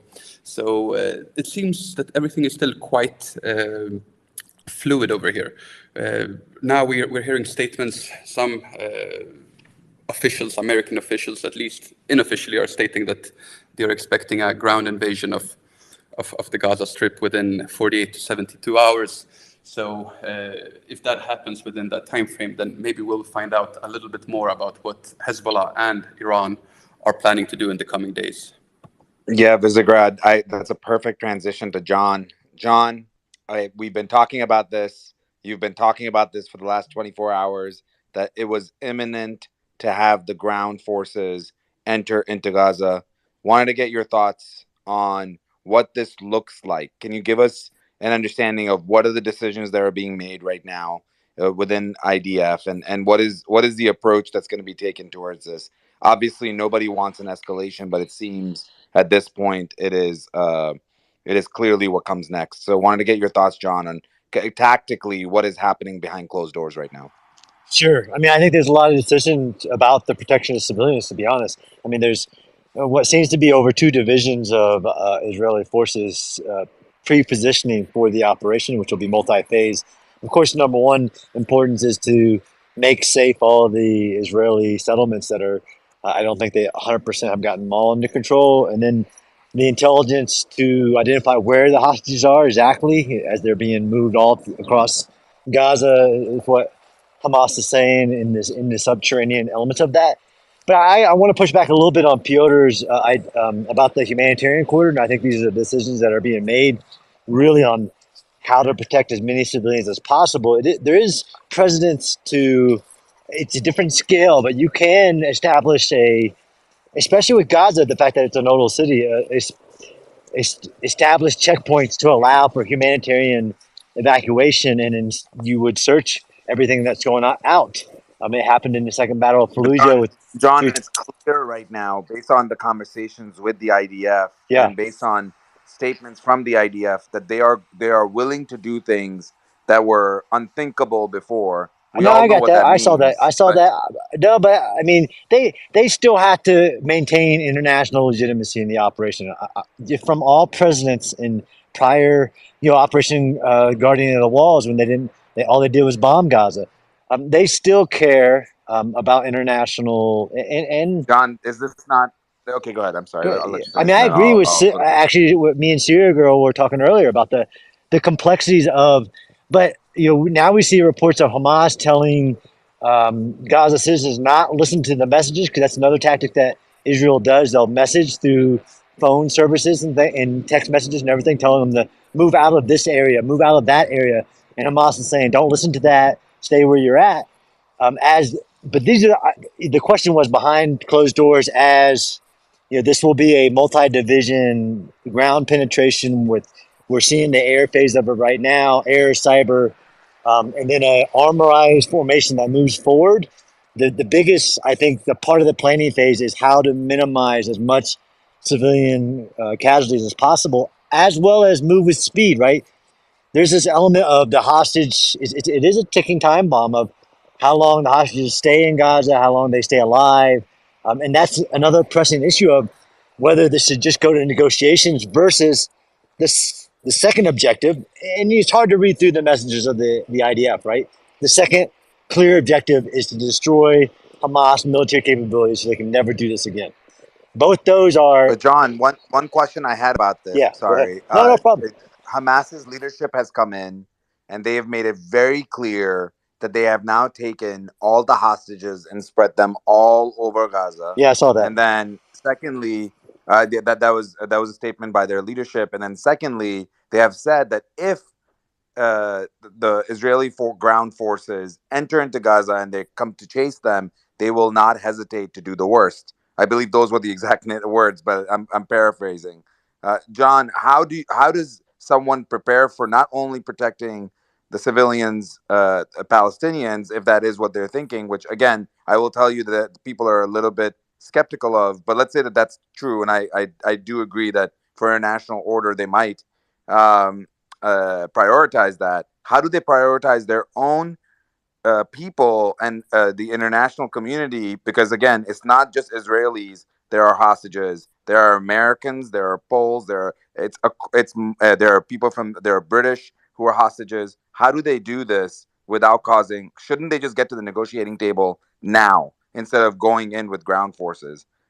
So Yeah, I mean, wouldn't that be the right decision? yeah. So this is multi-phase. I think that I agree with you, and I'm not. Of course, that should be and I'm sure that is a part of the calculation. But at no means does that mean you slow down the pre-positioning and maneuvering because of your second objective, right? Number one objective is to hostage you, and this would be the difference between having Hamas having exited Gaza, grabbed everybody, and then just pulled them back in there. But it's the it is the repercussions of the military and the killing of all the Israeli civilians that is that second objective. So no, I agree. There's some reason there. You do it with speed. To be honest, you have to move quickly, and then the other side, clearly the Hamas side wants to drag this to make it not go quickly, right? They want to use their protected space inside and all the advantages they have within the urban terrain, the dense urban terrain, to prevent the operation for going as long as they can and increasing the cost when the IDF do execute the operation, whether it's for the hostage rescue part, which you usually use highly specialized military units like the Yamam and many other that really the Israeli invented in order to do those missions, to include in contested areas. While that's going on, though, there is this secondary objective, which the IDF clearly have stated they're going to enter and remove Hamas's military capabilities, to include the expansive, which we think maybe 10,000 rocket supply within Gaza. So there's not just one objective here. Yeah, I mean, but Piotr, those two objectives literally seem to contradict. Your thoughts on John's commentary? Again, from my perspective, again, John knows way more than I do. But Piotr, your thoughts? Could you? Sorry, I cut out at the last bit. Could you summarize John's points for me? Yeah. John's main point was just that there's two objectives right now. One is to be able to get the hostages out, and the second is to remove Hamas from Gaza. That those are the two clear objectives. Military capability. Hamas military capabilities. Yeah. I apologize. Thank you, John. You want to? Yeah. So okay. So quick thought. Piotr, what I was saying was that they seem to contradict, because why would Hamas give away? And my point was maybe the answer is a negotiation. But go ahead, Piotr. No. Yeah, I mean, look, John, I have to say, I was about to sit down to eat something, and then you said you disagree with me, and I couldn't believe that, so now I have to pay. One time, one time.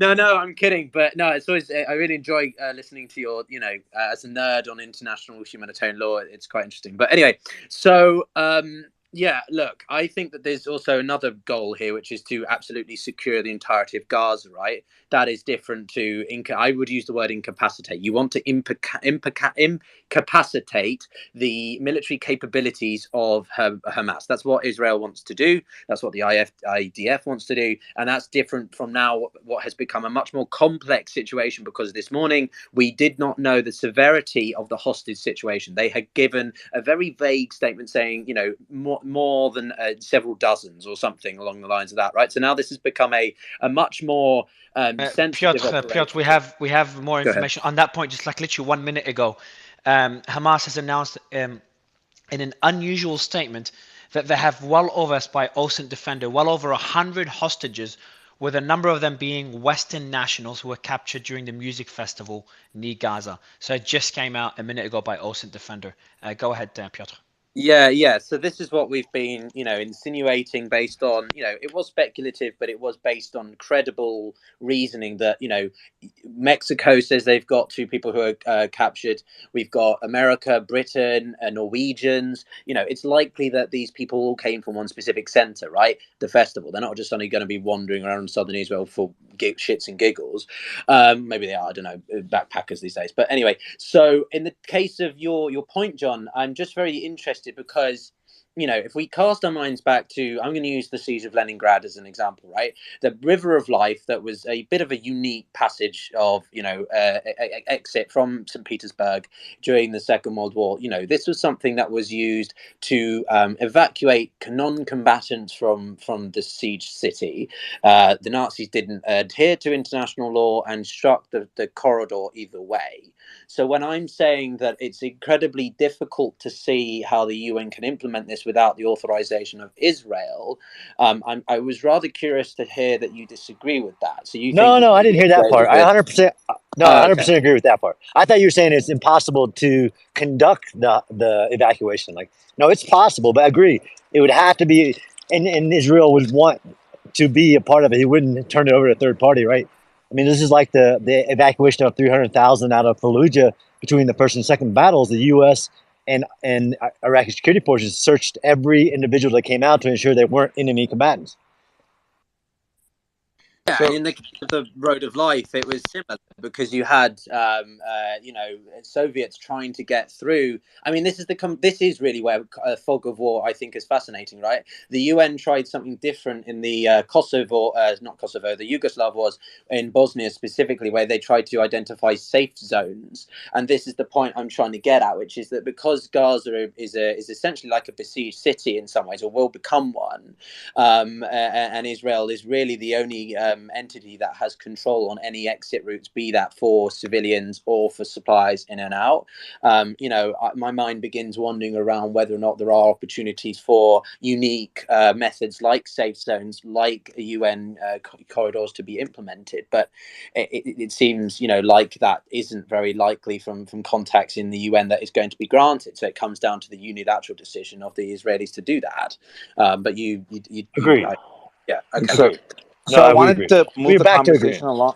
Yeah, so happy to hear that. I was going to say that I wanted to move the conversation along a little bit because we've heard a lot from the Lebanese side. We heard a lot from the Palestinian side. I do want to hear a little bit more from the Israeli side. Attila, thank you for joining us.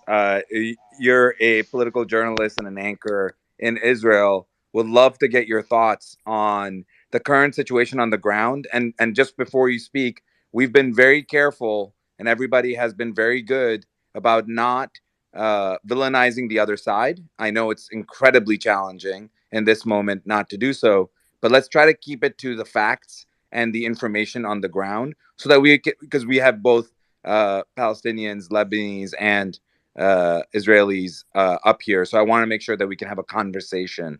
So Attila, thank you for joining us. Your initial thoughts on the current situation, if you can paint a picture for us, that'd be really helpful. You got to unmute bottom left. While waiting for Attila to unmute, I think it's glitching for him. Attila, you got to unmute bottom left. John, we talked a lot, and Attila, just unmute whenever it's working. There you go. Attila, go ahead. All right. Thank you, everybody, and thank you for the invitation. It's a great pleasure to listen to the very smart excuse me, hard days. The very smart discussion that you have here. I try to be as not emotional as I can be during these days. We are going through a lot as Israelis and mostly as human beings. You were asking what's happening. Well, I'll tell you what's happening. We are counting bodies. At least 700 people were murdered and butchered, and more than 2,000 were injured.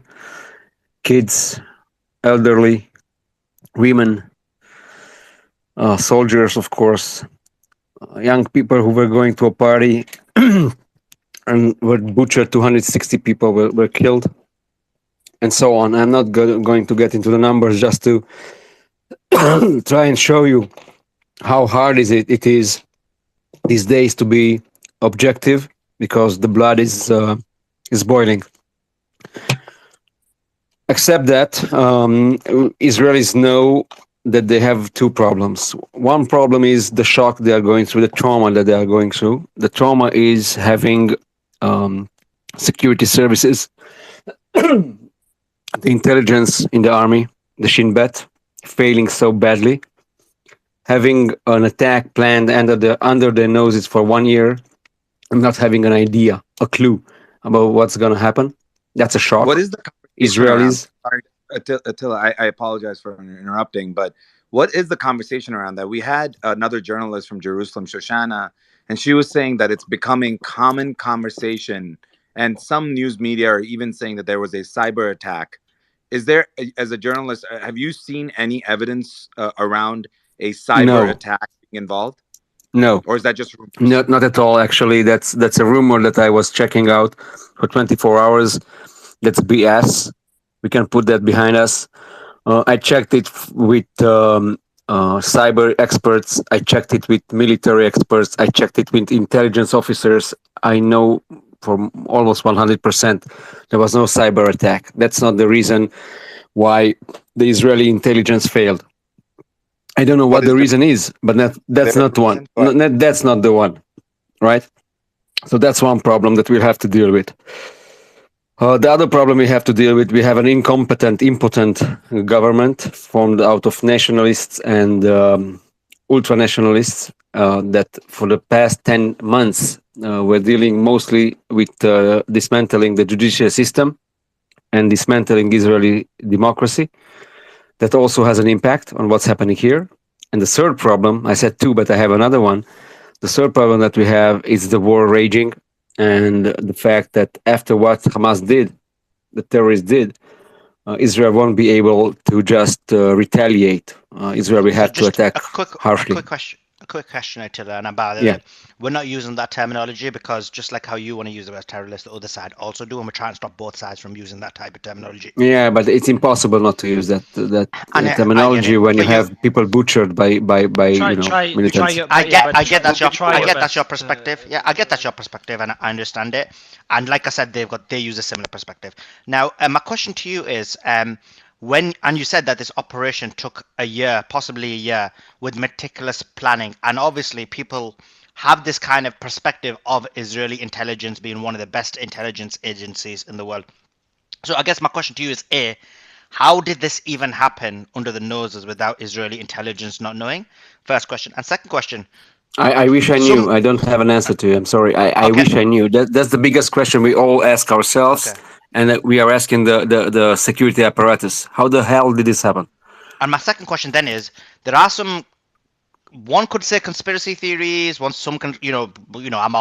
never like to use anything, I never like to use the word conspiracy theory after everything that happened in terms of COVID and so on and so forth. But some people are perpetuating a possible question that, was there some involvement from the Israeli agencies that this occurred? Was there some breach or were they involved? So this is some of the conspiracy theories going out, but I thought I'd ask you the question. Conspiracy theories are not something that serious journalists or analysts should deal with. There are facts. The fact is that the Israeli intelligence apparatus system did not know about. You don't. It's not. No system is formed out of one person or two persons or five persons. It's hundreds and perhaps thousands of people working for the security agencies. So it's not that one person did something to hide. It's impossible, and therefore we are asking the questions. And this is Israel is still a very strong democracy, and the press is very strong and it's very kicking. So the first question we asked yesterday, after 1 or 2 hours of raging, brutal violence, we asked the first thing: how the hell did this happen? How the hell did this happen that the border was so easily break down? How did it happen that nobody knew? How did it happen that there were no soldiers around the border? Why did it take so much time for the security organs to get there and just clean up the cities from Palestinian terrorists? There are many questions. We don't have time for that right now because Israel is at war, and nobody sits down to investigate or just ask the officers what happened. It's gonna be done after the war. At this point, um, the main issue that we are dealing with is counting the dead and preparing to war for war. That's pretty clear, What and is I think the Lebanese member of parliament emphasized it, that they are very anxious about getting to war. But the so fact is Attila, on that that note? What is the current conversation occurring? I mean, I know that the news in Israel, you have to be very careful. But what is the conversation that's occurring right now about the ground forces that are entering Gaza? Not this is based on American reports, not directly from the Israeli government. So I'm please. not gonna talk about any kind of terrestrial forces or military forces going in or going out or being here or being there. It's pretty clear that to achieve a strong deterrence after what has happened, Israel cannot only act from the air. I mean, it's pretty clear that bombing from above for 3 or 5 days again, and then have a ceasefire. That's not going to work. So what is the This objective? time, the objective is destroying as many infrastructures Hamas has in Gaza, and killing as much militants Israel can. And it can't be done from the air, only from air. You can't only bomb from planes or helicopters or drones. You'll have to go in terrestrial. I don't know how deep, how much, how many, how far. I have no idea. But it's clear that when you have an enemy that is hiding in hospitals, in kindergarten, and so on, and you want to catch them, you won't be able to do that from So from from above. so it seems also from at least the rhetoric, and it's important to separate rhetoric from actions. It seems as though the IDF leadership, and we've seen some of these streams live on our show. We've heard them. It seems as though there's been a change in posture from ever before. So this is we've never heard them talk like this before, saying we are going to have to do things that we've never done before. Do you feel like they're going to follow through on that? And what do they mean by that specifically? I think I mentioned most of the actions that can be done. I'm not getting into tactics or Do you think that they're strategies. going to be they're going to be less worried about, for example, collateral damage? Do you think right now they're out for blood? It's a very different situation. This type of event is unprecedented. No, Do you think that no, it no, will no, no. I'm require sorry. unprecedented? I'm totally against what you said right now. Nobody is out for blood. Nobody is out for blood. Israel is not bombing civilians on purpose. Israel is not getting in military personnel to kill children and elderly people with guns. That's not going to happen. That's never happened. Okay, so we No, have no, Uh, I totally so understand guys, that. That's hold why I on. was We asking. have very serious breaking news, and that comes from the Wall Street Journal, and the team's preparing the key points from it. The Islamic Republic security official Islamic Republic security officials, so Iran security officials helped plan Hamas's Saturday surprise attack on Israel and gave the green light for the assault at a meeting in Beirut last Monday, according to senior members of Hamas and Hezbollah, another Iran-backed militant, and Hezbollah. Officers from the Islamic Revolutionary Guard Corps had worked with Hamas since August to devise the air, land, and sea incursions, the most significant breach of Israel's borders since the 1973 Yom Kippur War, according to those two sources. So it just came out from the Wall Street Journal article. I want to get some thoughts now from the panel. Would you have Vizgar, Just Attila, to John? regarding what you're saying right now, I would just like to emphasize that here in Israel, nobody is surprised. Everybody dealing with security and military issues thought about the fact that it couldn't be have done without the Iranians. So it's pretty clear that the Hamas was trained and held by the Iranians. That's not a big surprise in Israel. Danish, I'd love to get some thoughts from Vizgard, from John, Yeah, Professor we need to Ben, explore this. Piotr, James. Can you all please put the tweet up in the nest so then people Oh well, can yeah, follow along? we're putting the key points, and I'll be posting This it with the is key points. I this is just want to make a point. obviously. Go Go ahead, ahead, Tash. Piotr. I No, I was just just gonna say really quickly, it's Piotr. This yeah, is yeah. unprecedented. The reason why this is important. This is what we were talking about this whole time, which was we needed a direct link. You can talk about it. People are tweeting me, just so everybody knows. People are tweeting me saying, "Hey, we told you 3 days ago this was happening." That's all great, but now there is a direct link and a direct meeting. Allegedly, it still needs to be confirmed by multiple people, but Wall Street Journal is a very reliable source. And the reason why we all were hoping this was not true, the reason why we were all sitting here hoping it was not true, is because this is a clear escalation. Ben, your initial thoughts on this? Sorry, I like Attila. I have a sore throat. I'm getting over COVID. Attila, shalom. Uh, Look, again, I agree with Attila. I don't think that any Israeli is surprised. But again, it's you need to verify, right? I mean, there's so many. I will believe it when it's verified. I accept it. It's obviously it's true. I mean, somebody had to train them. But again, I will say this: it does not, whether it's Iran, Syria, whoever, it does not take away from the fact that the security apparatus in the state of Israel did not know. Okay, so I have to make that very clear. And I think Attila would look. He's a journalist in Israel. He understands. Um, it's a massive failure in Israel's everything, defense establishment, security, intel. A lot of questions need to be answered. But yeah, listen, they had to be trained by somebody sophisticated. Again, this is not something that you could train for overnight. I don't know what This tomorrow will explains, bring Ben. with this. It does explain why earlier today we were hearing talks about Iran sanctions. I don't know if people remember, but we were hearing this from our direct sources in DC that was on the table.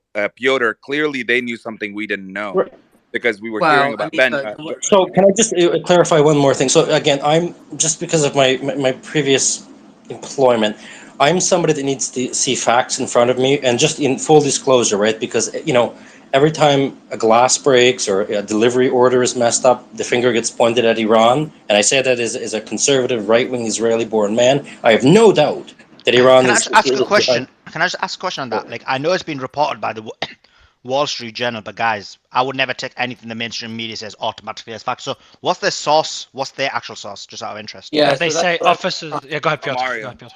yeah, yeah. So look, or I Piotr. think there's a couple of things we should unpack here. One is this: each media entity is its own. Well, it's the Wall Street Journal is owned by Rupert Murdoch.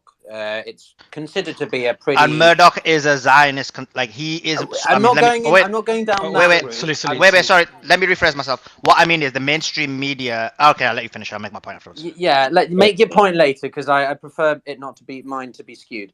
I'm just pointing out that the Wall Street Journal is part of a group of publications that are under the umbrella owned by Rupert Murdoch. Now, the Wall Street Journal is considered to be a pretty reputable source if you like reading the mainstream media. Its opinion column is considered to be quite right wing. Now, the Wall Street Journal is one specific publication. It's not the entire media. So what we need to wait and see is whether this is corroborated by, I don't know, other media outlets like I don't know, Financial Times, Bloomberg, some those other ones that are quite often getting some headlines out. The other thing If I may add something to that, many times when the Israelis want to leak something in order to create an atmosphere around security issues, it goes to the WSJ.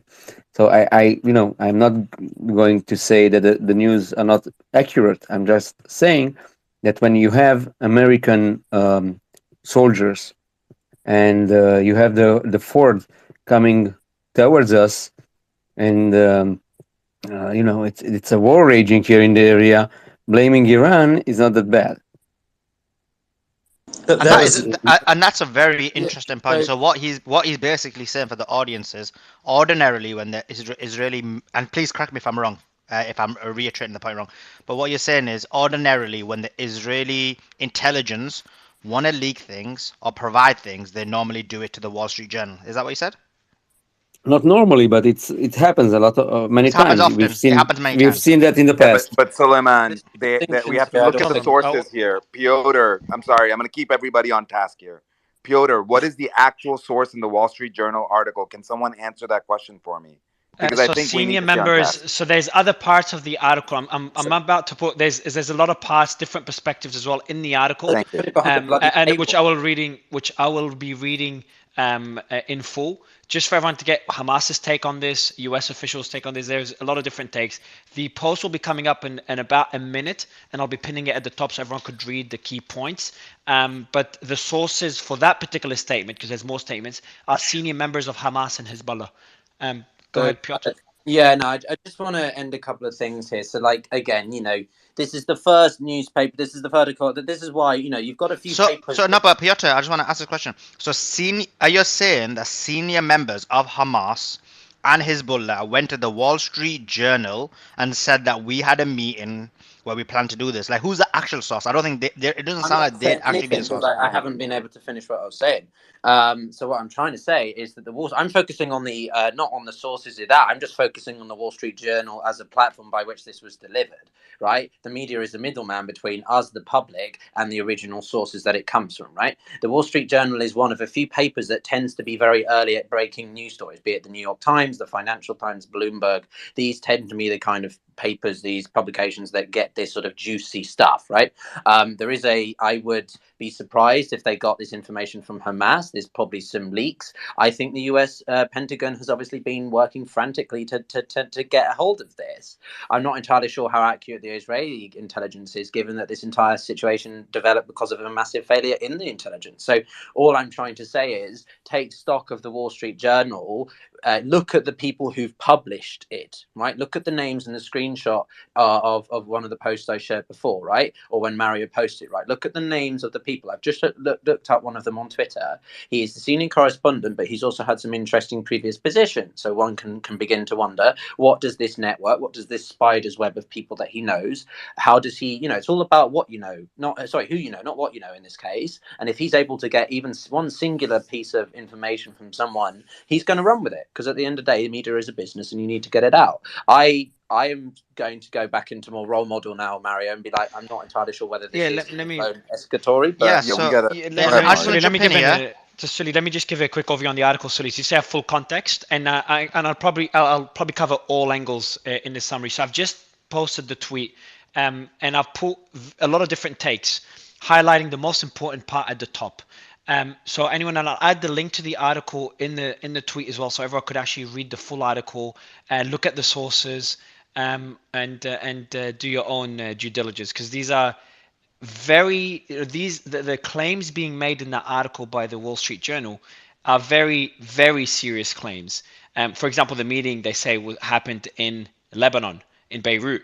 So we just had a Lebanese MP on stage, and they're going to be probably very worried when they see it's happened in Lebanon instead of the meeting happening in Iran, assuming it's true. I'm just talking about them being claims by the Wall Street Journal. So there's significant repercussions from this. I've added the link of the article as well. It's all pinned above. So let me go through it, and everyone could just open it up and read the key points in the post. So Iran, so the main claim is that Iran helped Hamas plan the attack and gave the green light. So the Wall Street Journal claims that Iran security officials helped plan Hamas's attack, giving the green light for the assault at a meeting in Beirut last Monday. So it's a week ago from now.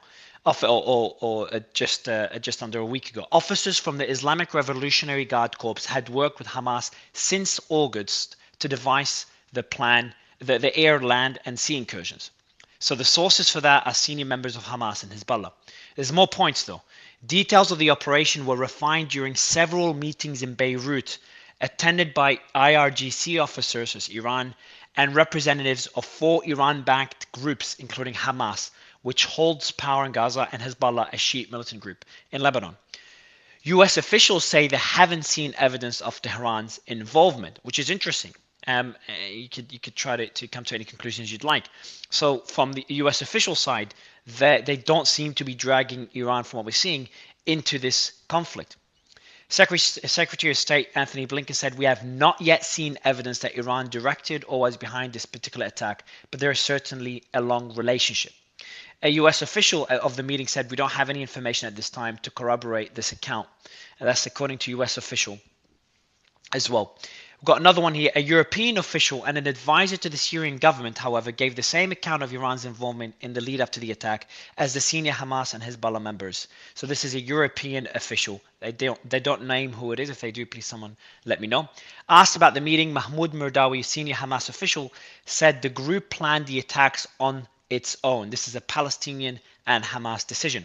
Which that one, I had one thing we could have speculated is that Hamas tried to plant the story at the Wall Street Journal to try to get Iran support, to try to involve Iran in the war. That could be one incentive they have. But in this case, Hamas is distancing Iran from this. A European official is corroborating the story. The Anthony Blinken and U.S. officials are saying there's no direct evidence of Iran, not dragging Iran into it, but they do say there is a long relationship, which we know is the case. And last point is senior Israeli security officials have pledged, this is why this is so important, they've pledged to strike at Iran's leadership if Tehran is found responsible for killing Israelis. So if these claims are true, then we could see Israel strike not only Hezbollah in Lebanon, but also Iranian targets. Whether that will be within Iranian territory or Syrian territory, we don't know. And to kind of go to Sully's point as well, and I think Piotr was making that point, we've seen stories within mainstream media, even though in many cases they do a great job in breaking stories early on and do great journalism. There's also many cases where it's either bad journalism or agenda-driven journalism for whatever agenda they're trying to advance, which is the point that I think Sully will make afterwards. And we've covered this heavily on stage, but this is very different though to a random Telegram group or a random person posting such claims. So these are the claims. Sully, do you want to go first, and then we'll go to Danish and the rest of the panel?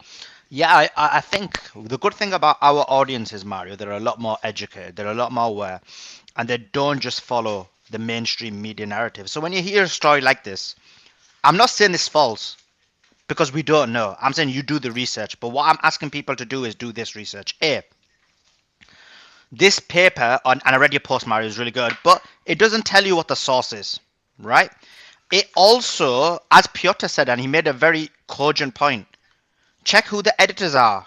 Check their background. Check the owner of these newspapers. Check their background. Because what sometimes happens is, and Danish made a really good point, they want to create a narrative. Danish, yesterday, I think he was mentioning, why is it everybody saying Iran, Iran, Iran, when no one had any information about Iran? And now you have the mainstream media stating the same thing. Dr. Danish, excuse me for interfering. I'm listening to this discussion about the Wall Street Journal. The problem is that there is a war raging out there. And it doesn't matter what the Wall Street Journal says or not. It matters a lot because it's the newspapers Attila, can I push and back on you? it's the newspapers and it's the military-industrial complex who cause wars to happen. So it does matter. It was based on these false information that the false weapons of mass destruction in Iran happened. Let's be clear. So it does matter. But the war It is does already matter. happening. It doesn't matter what the war says. No, I mean, But it no. matters But in the the war short with important run. is the fact Iran, that the the war with Israelis want Iran. revenge. No, So the Attila, I war think with Iran hasn't happened, has it? I'm talking about the war in Iran with Iran, possibly. And so we have to look at the information. And I just whenever you've got the rhinos or the people who are into war wanting to go into war, and you also have the media perpetuating it. All I say is just look at the data, look at the evidence. It could be there is Iran's involvement later. I'm not putting my hat on anything, but I'm saying let's look at it. And I don't trust the mainstream media. I feel like the fact that they've been stating it for the last day or two means that this is the end goal, and that's my concern. Danish, I'll give you the mic as well. And we have rockets heading from. So Hamas has announced their attempts to target the international airport of the city of Tel Aviv right now, with over 150 rockets having been launched from the Gaza Strip. Iron Dome Yeah, batteries are I trying to just intercept heard as it many out of rockets. Tel Aviv. I just heard the explosions.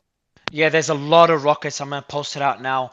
There's a lot of rockets heading from Hamas. That's because they are trying to deal with Iron Dome because they think that if they fire 150 rockets, then many of them they will fall down. They are wrong. And they are targeting the airport in Israel right now. Sorry, Before Dr. I'll go to Part of Danish. Ben, let me part go of to the Danish. Sorry, go ahead, Vizgard, on that point, and then we'll go to Danish then Ben.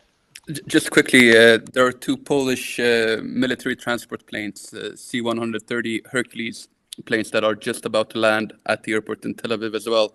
So if any of the rockets would manage to slip through, then it could be a problematic situation.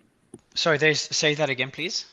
There are Polish planes on the ground, or about to land in Tel About Aviv. to land, yes. Two military transport planes, C-130 Hercules planes that are there to evacuate Polish citizens and other European citizens who like to leave Israel. Yeah, and so if God forbid any of those rockets end up hitting those planes, this could become another international incident. And I know that for Israelis, this is already an international incident. But I think the big thing that Suleiman is saying is again, I will remind people, and I found multiple articles from the Wall Street Journal talking about weapons of mass destruction, and I know that people don't like this commentary, and people know that I try to be very, very objective. But guys, do you realize what it would mean if this story actually is true? And then, so we have to put the Can I onus hit of. on that? Hold I on, did a Piotr. bit of Piotr, research on hear me the out. Hear me out, Piotr. Let me finish, please. So the point that I don't, me, I try to be as objective as possible. It's too early for us to say this. This is too weak of evidence for something so big, for us to just sit here. At least we should hold ourselves to a higher standard when the U.S. government is saying that this is not true, or that they did not confirm nor deny.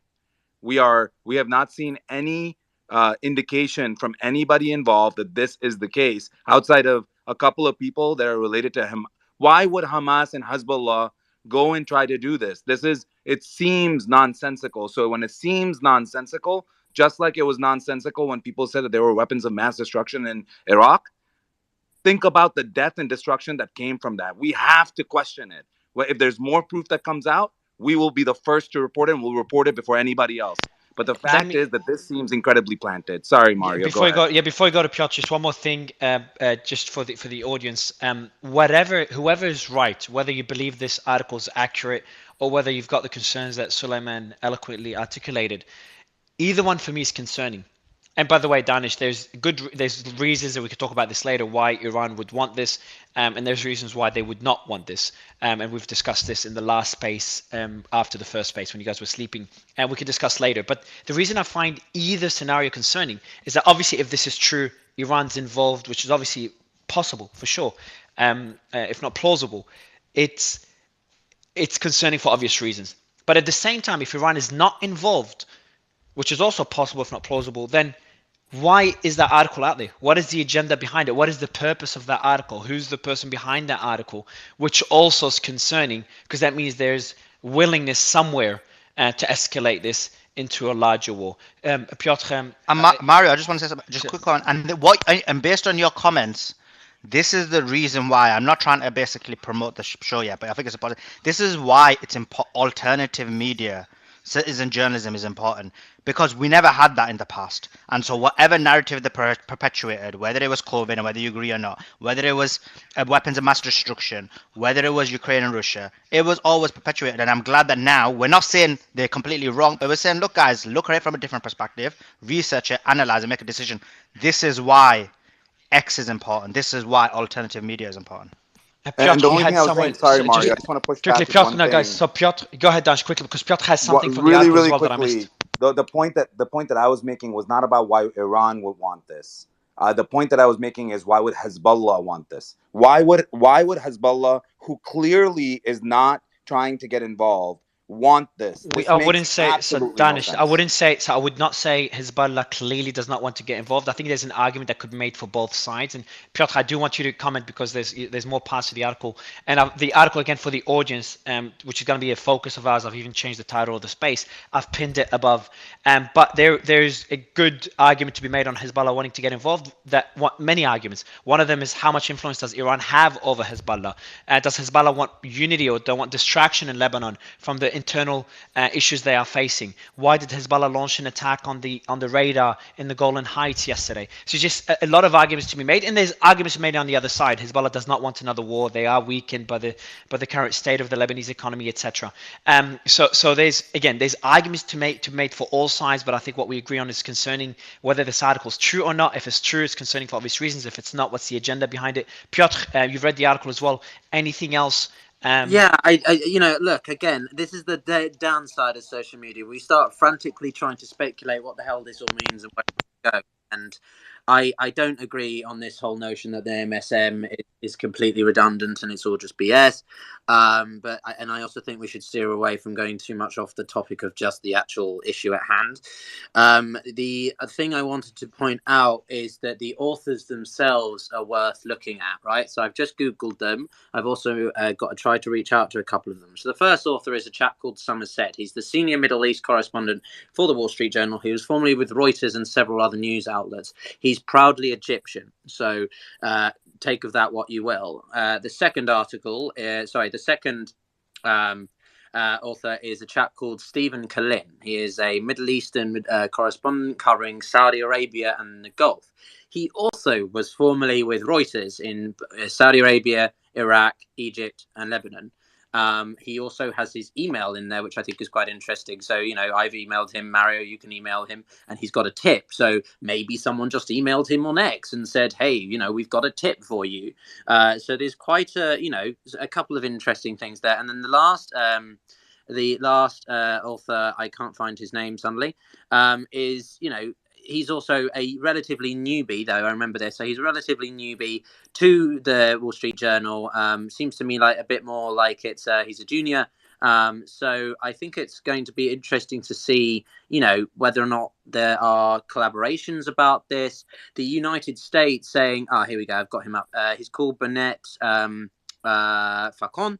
And he is, I think that means, so he's co-author of the Un cartel nom Daesh, which is, I believe, French for a cartel named Daesh, which is the other name for ISIS. So he's been with different article outlets as well. So I just want to keep an idea of who these individuals are and what their background is. And then the last thing, I mean, the government is not going to collaborate, verify immediately after a staunchly breaking article has, they're not going to deny or accept it. They're just going to say, none of your business. We're not getting involved because at the moment, the intelligence around this is major. I still don't know what this means directly for Iran. I still don't think the Americans would exactly launch some kind of offensive against Iran. Any war in Iran is a million times different to Iraq or Afghanistan. It's a highly mountainous area with a very different topography, very different type of population, and the military being much more sizable and well trained than. Could Iran be taking advantage of the west of NATO, of the US, being so thinly spread due to the war in Ukraine? Well, this is something that plays a good question, that because this plays into the narrative I've been seeing from some other people about Russia, that Russia's involved in this somehow because of the war in Ukraine, and that not exactly what they expected. They are looking to distract the Americans, the NATO alliance, by creating a hellscape somewhere else. I still don't really get this argument because it doesn't make sense to me. So could the same be applied to Iran? Possibly, but I think it's a bit of a whim, and I'm more inclined to think that this was maybe Hamas reaching out to Iran on a hypothetical, like, hey guys, we're thinking about doing this thing. What would you do in this instance? And then 3 months No, but later, without telling Iran, if they you, do. yeah, but no, but you Go have to ahead, understand sorry. there was multiple meetings in Beirut according to the article. So if the article is true, those multiple meetings just Yeah, but that show this might to be very be coordinated. Now that those might be could, running on there the could be, premise that it's yeah, not ever meant. yeah, exactly. There could be meetings about something else. So it could be the article doesn't have to be binary. It doesn't have to be a complete agenda or completely false reporting and or completely accurate. It's generally speaking somewhere in the middle. Just where is that? So are these meetings maybe unrelated to these attacks? Because I've seen multiple cases where the journalist sees a meeting and they'll be discussing something completely separate, and then they link it to the current attacks or planning the attacks. So it's just really tough to understand which aspects of the article are true, which ones are not. Before going to Ben and Nick, I do want to mention anyone in the audience who's a reporter, who's a military analyst, would love you. So we will bring people from the ground afterwards, but for now, we want military analysts and reporters. Please DM me. My team's checking the Marriott, can DMs, I just and we'll ask you a bring quick? you, and we'll bring you up to stage. I really want to understand and dissect the article. Go ahead, Piotr. Yeah, sorry to interject. I know when I get to other voices. Someone asked me a question. Apparently, the WSA, the street, the journal quotes the BBC. They say that they quotes the BBC claiming that Iran helped Hamas, with this development. Can you see if that's in the article? I haven't read the entire thing yet. Sorry, say that again. What does it say? So someone is telling me that apparently the journal article is quoting a BBC story. I don't know. I'm searching BBC, just Control F BBC, and it's not coming up. Okay. So Because yeah, if they could, all right, yeah, sorry. that's okay. No, it's all good. It's all good. It is a pretty long article, and what we could do as well is I could run the space and we could guys, if you could read the article and find Xerxes, Sully, Danish, Piotr, just go through the article, find important segments so we can then discuss them. Answer John is here as well. Vizgard, Vizgrad. Go through the article and then we could dissect it. Danish, I know you did bring Faraz just for an update. He's facing on the Yeah, ground. I just don't know how long he can stay on. Faraz, Yeah, sure. Faraz, yeah, go ahead, Danish, and then we'll go back to the article. Faraz, thank you for sharing what's going on. Sounds like things are getting very hairy over there. Can you give us an update? Hey guys, yeah, it's escalating in the West Bank. I just wanted to give an update on what's happening. I keep getting videos and reports about basically Israeli forces that are shooting any Palestinian they see indiscriminately. It's horrifying, and we're getting like every 20-30 minutes we're getting someone new who got shot or got killed. There's still shooting that's happening at our apartment building from the settlement that's across. They just, someone from Beit Il settlement, which is right next to El Bire, which is in the north of Ramallah. So one side of our apartment building is facing the Beit Il settlement, and there are people from the settlement who are just firing at Palestinian buildings indiscriminately. Is there any video or evidence of it? I'm just trying to be clear here because Yeah, so we're in the of our building, we're not going anywhere near that area. All of us are staying in the bedrooms away because basically the areas where they're shooting at are where the living rooms typically are. And the one that got shot up the most was the neighbor. So there's my parents' apartment. We're on the third floor, and then my aunt's is on the fourth, and then there's a neighbor, this old lady, on the fifth. I reported earlier there were just a few shots, 2 shots in my aunt's apartment, one at ours, but the one that's for the old lady in the top just recently was getting got a hefty load. We just my wife just called her just to make sure she's okay, and we're all staying in the basically the bedroom side, which is away from the side of the house, where there's a few walls in between us and the side that's facing the settlements. I'll keep posting whatever videos I'm getting about basically that's happening in the West Bank. There was another child. We still don't know his name, but he, photo was released about a child getting shot in Beta, which is in an area outside Nablus. Right. So like, we look forward to seeing any sort of evidence you have, but I do want to go back to the article if we can here, if you guys don't mind. Please, yeah, of course. Yeah. Well, So, let Ben go first, then I'll go. Go ahead, Ben. No, I just actually wanted to back up what Suleiman and Dr. Danj said for once. Look, I'm going to take my politics and my beliefs out of it for a second. I believe, of course, Iran is behind it. That being said, extraordinary claims require extraordinary proof, okay?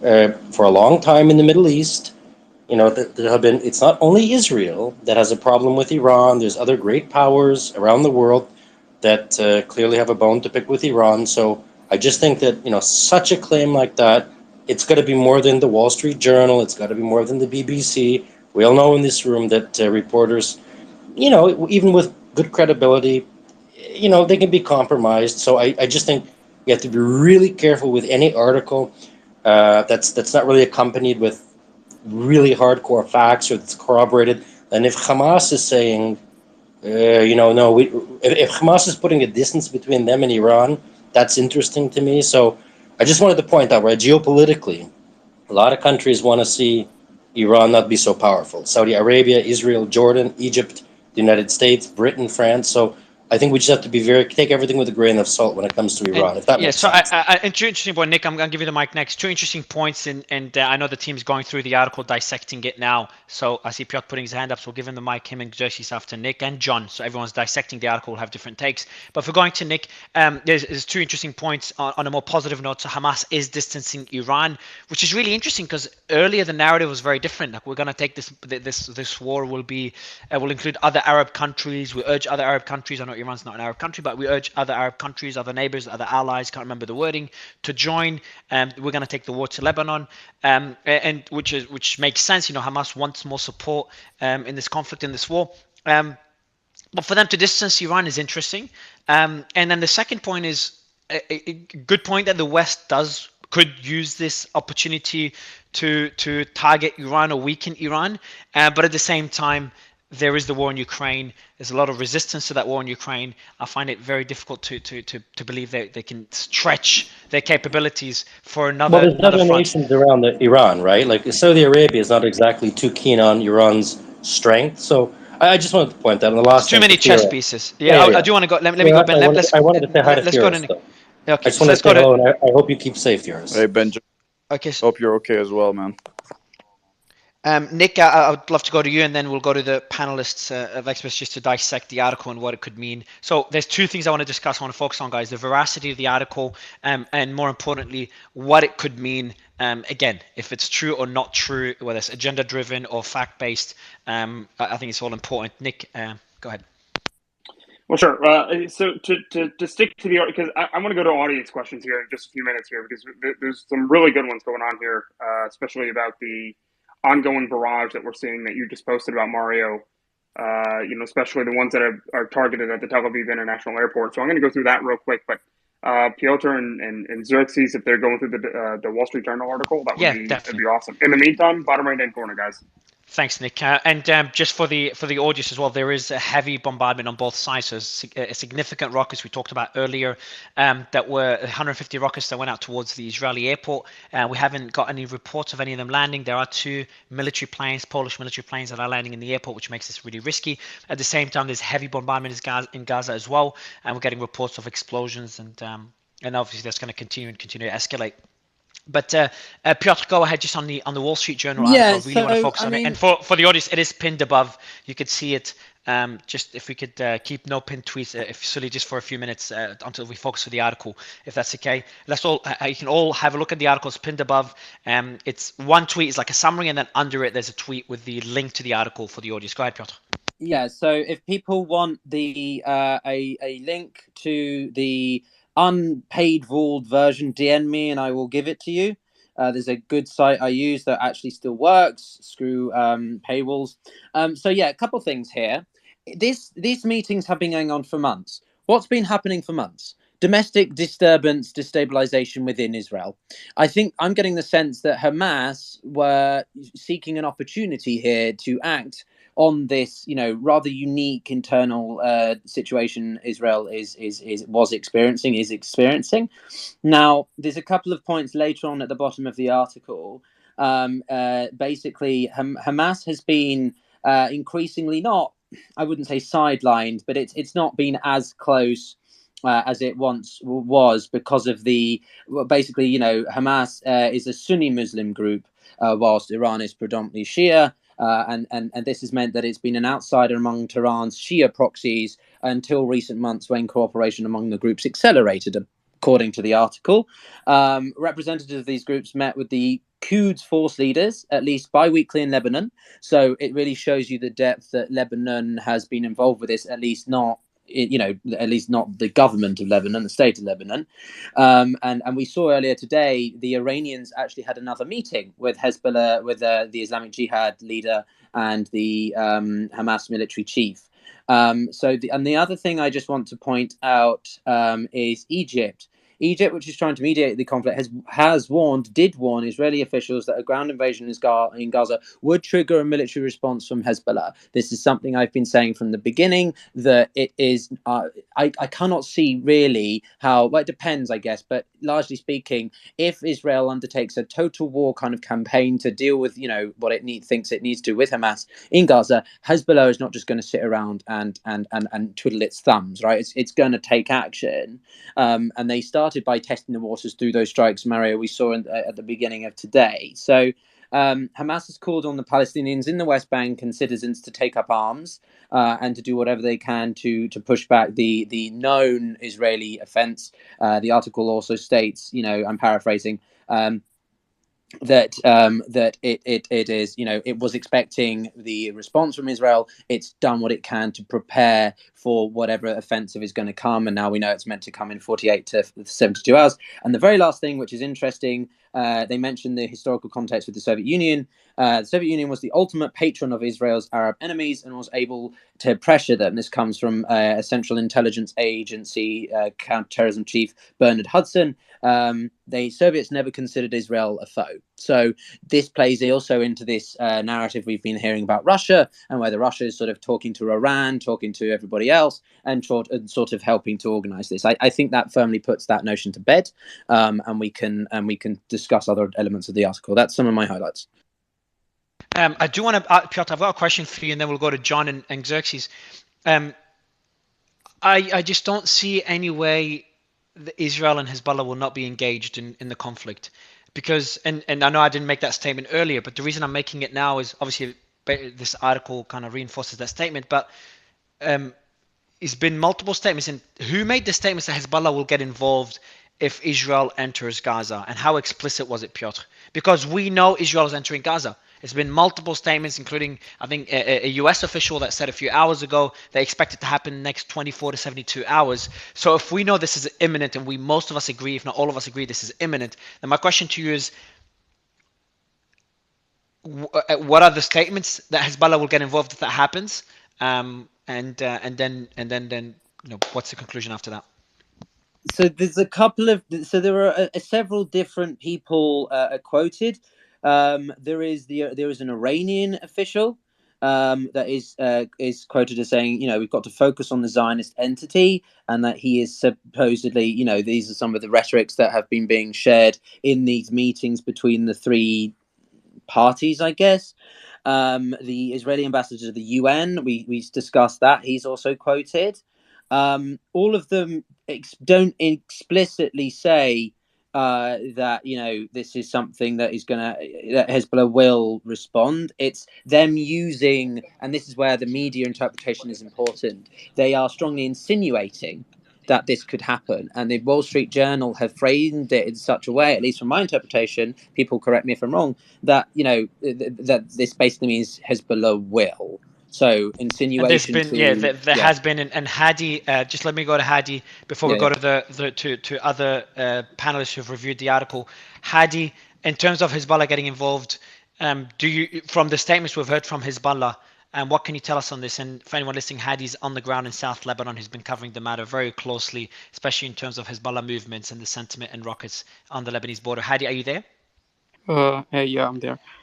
So I was reading the article, and I have just two things to talk And about. before the article, just quick, a specific question, and then Okay. for the article, I'll go to you a bit later. Just a specific question in terms of the Hezbollah statements. How explicit were they that Hezbollah will get involved if Israel enters Gaza?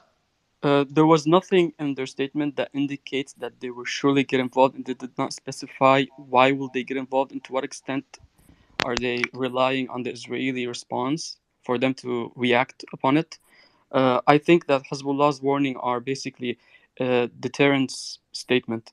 There was no such thing. There was no direct threat or direct warning to Israel, or they didn't specify any level of Israeli response where they're gonna react upon it. So I don't think if Hezbollah wants to get involved, they will say it out loud. If it's gonna happen, it's gonna happen suddenly. And I think they're just putting out their cards. But the statement. I remember the statement when they hit this the radar. The statement was, indicating that they were warning them for escalating the matter. I'm just going to try to find the exact statement, and that was about when they hit the radar. Let me just try to find it, because that's when I think this is probably the most.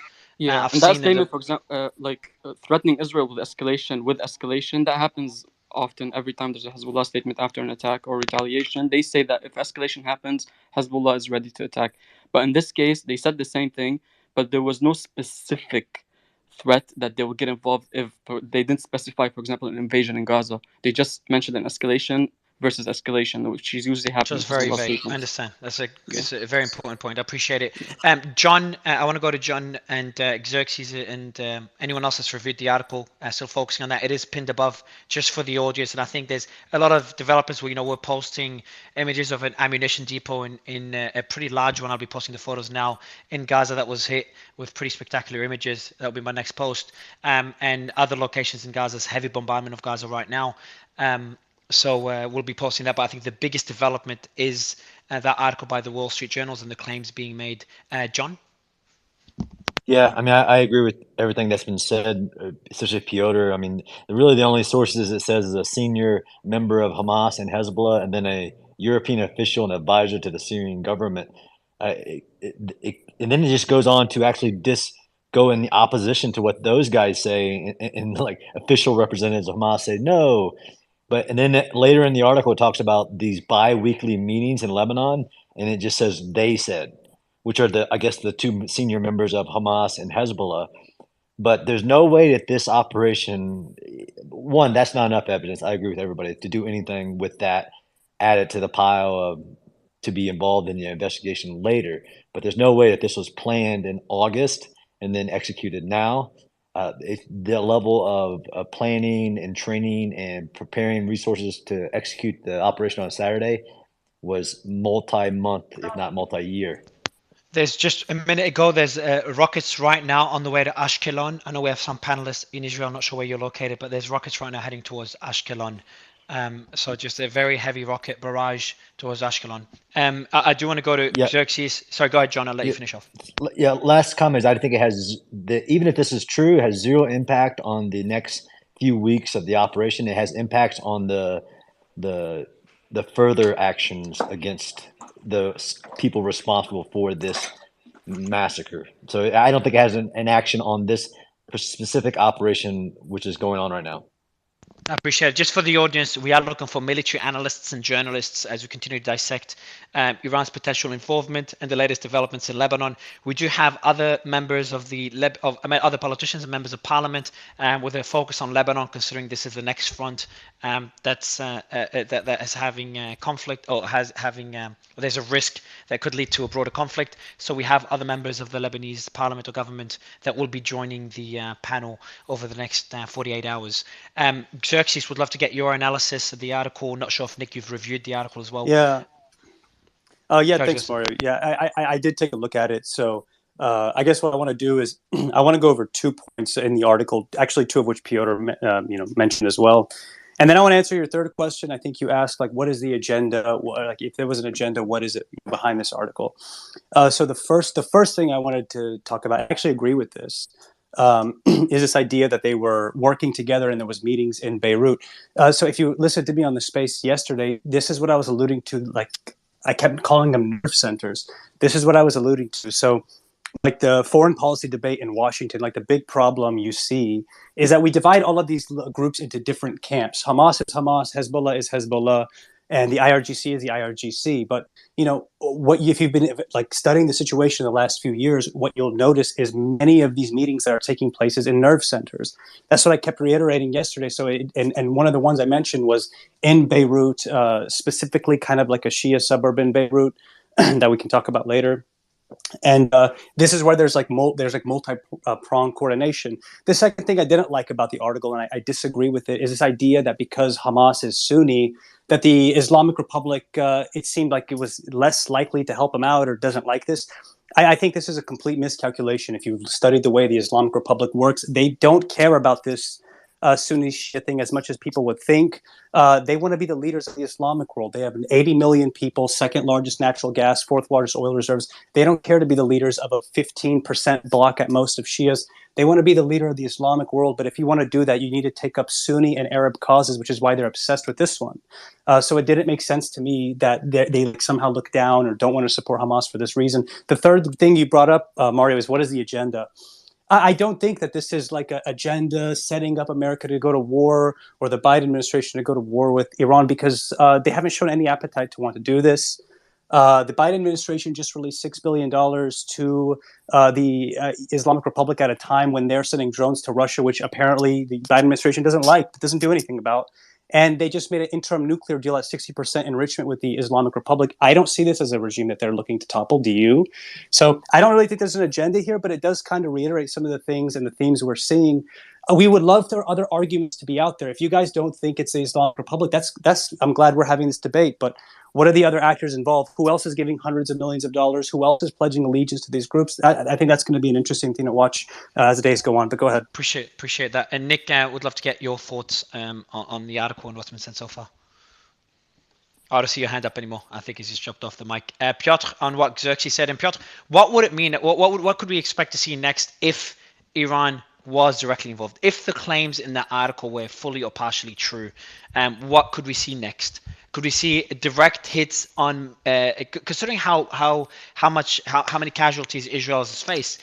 And just to kind of put it into perspective, I think we're up to over 500 or 700. I just can't keep up with the number anymore. The latest casualties on the Israeli side, and that's already double. If it's 700, it's double 500, about 50% more than the total casualties on the Israeli side between 2008 and 2023. Considering this fact and the amount of damage they faced, how severe will their response be? Could they hit targets within Iran, which I think that would be unprecedented, or is it going to be Iranian targets in Syria, as has happened in the past?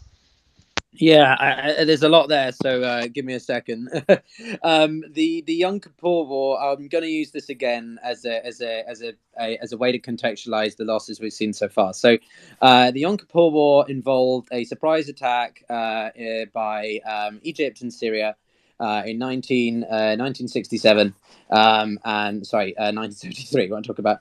And it lasted for couple of weeks, and it was an outright victory for the Israelis.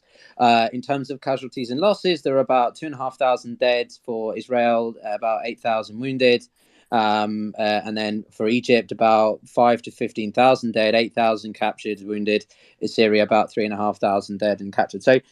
There's more actors involved, and there's more, and it was a nation-state, interstate battle, not a asymmetrical one with a militia group, but we are nearing levels of losses for at least the other nation state in this, which is Israel, that we haven't seen for a long time, right?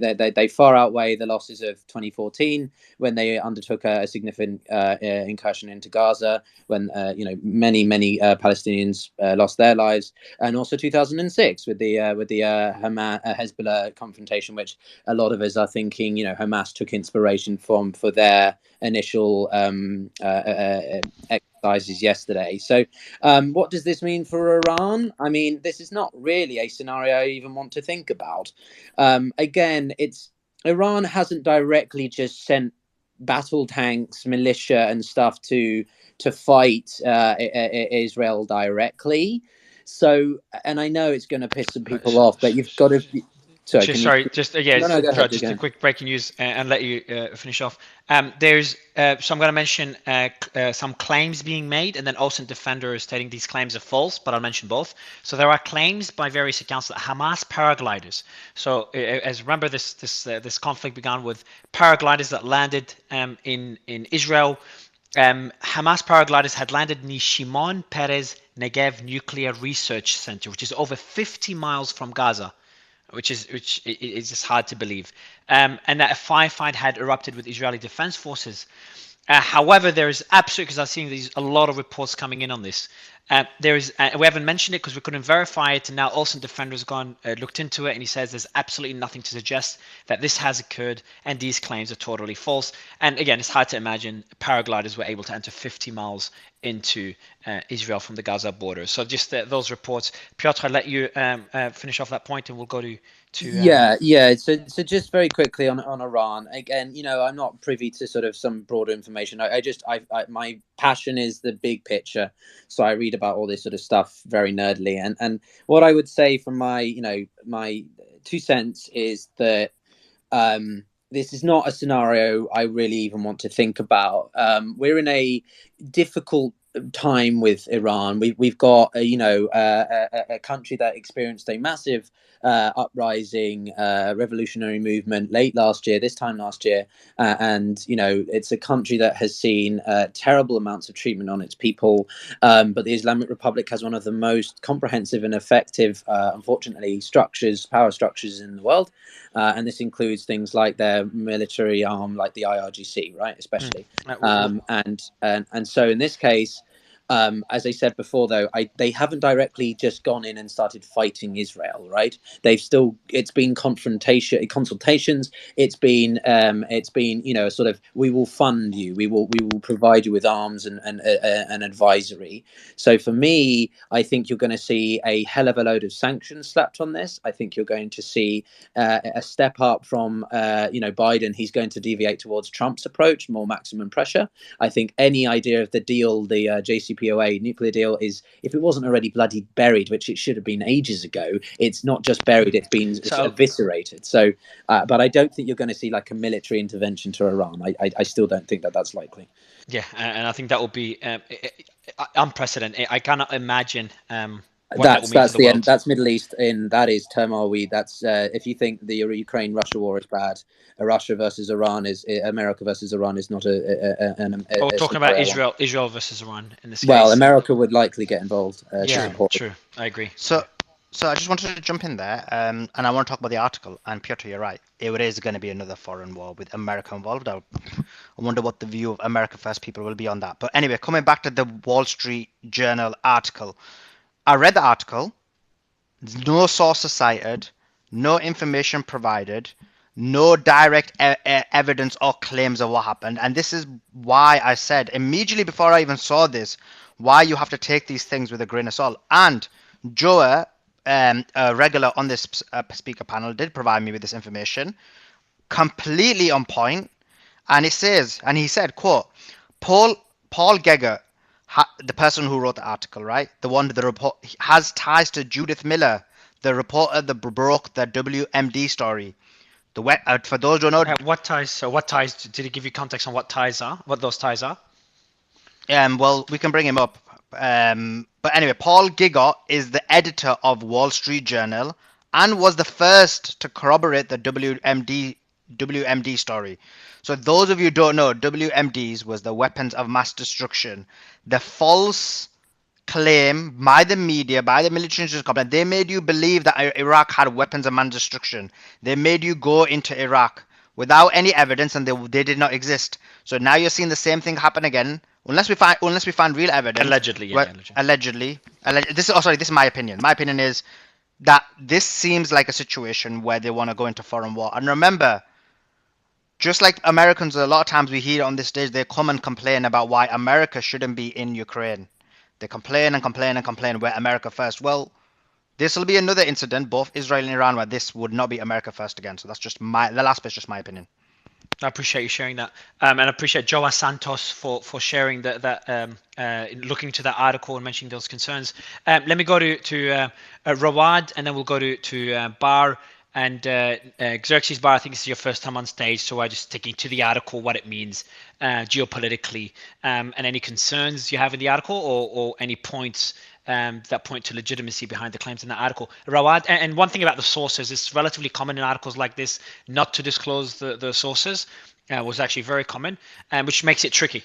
So it makes it very hard for us to verify. But this is, an important part of journalism. But I agree with most of the concerns, if not all the concerns that I mentioned about the article so far. And personally, on a personal level, my bias is I really don't want that article to be true, because geopolitically it'd be very, very concerning. Rawad, and then Bar. Go ahead, Rawad. Well, you don't want war because people die in war. Exactly. I think any escalation, no matter what the circumstances, anything that leads to more deaths, I'm very simple in my decision. Anything that leads to more deaths, I'm usually against. But Rod, go ahead. Yeah, so as a start, I do agree. I hope the article isn't true because possibly that would have more repercussions on Lebanon. And as we mentioned before, like the country can't sustain any more fights, especially given the economic situation. One thing in particular I want to point on, yes, the article could be true and could not be true. I also had a chat with a few friends in DC who were downsizing the importance of the article and also questioning its legitimacy, just as some of the people in this space are doing as well. But I wanted to point out on one thing in particular, which is the article is talking about an undisclosed meeting. We don't know if it's true or if it's not true. But very quickly, I had a small look into the recent archive of public meetings that were being held in Beirut.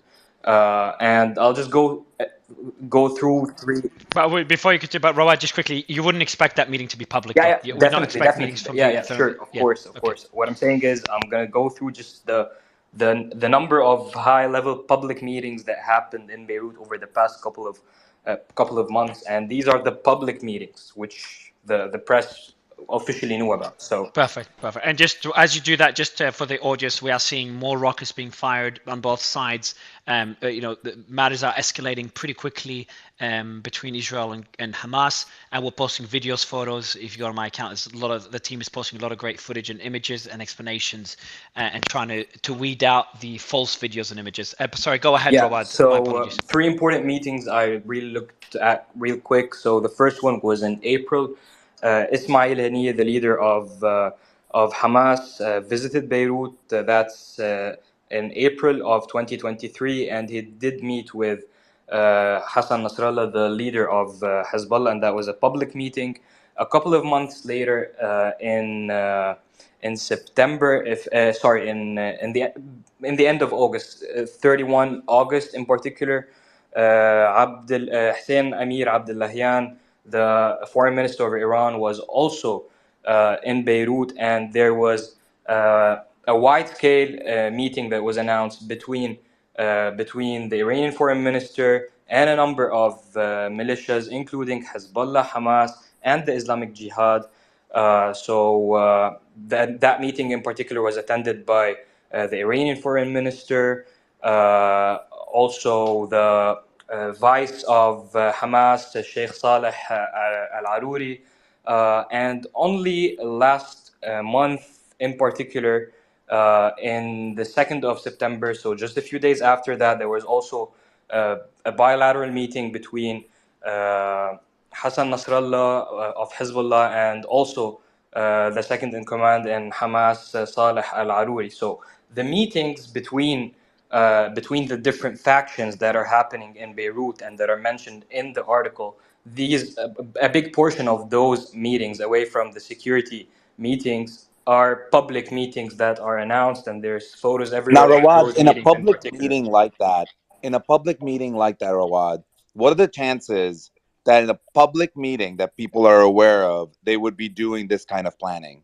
No, I'm not saying that kind of planning happened in those meetings. What I'm emphasizing on is that the relationship between the militias in particular and the communication, the frequent meetings is not a secret. This is something that is Oh, public agreed. and that happens every now and then. This is what I'm trying to say. So I No, no, wouldn't be totally understand. surprised. I think Yeah. my question for you, Rawad, is: are the meetings that they're citing in the Wall Street Journal are they, I don't think they're the same meetings that you're citing right now.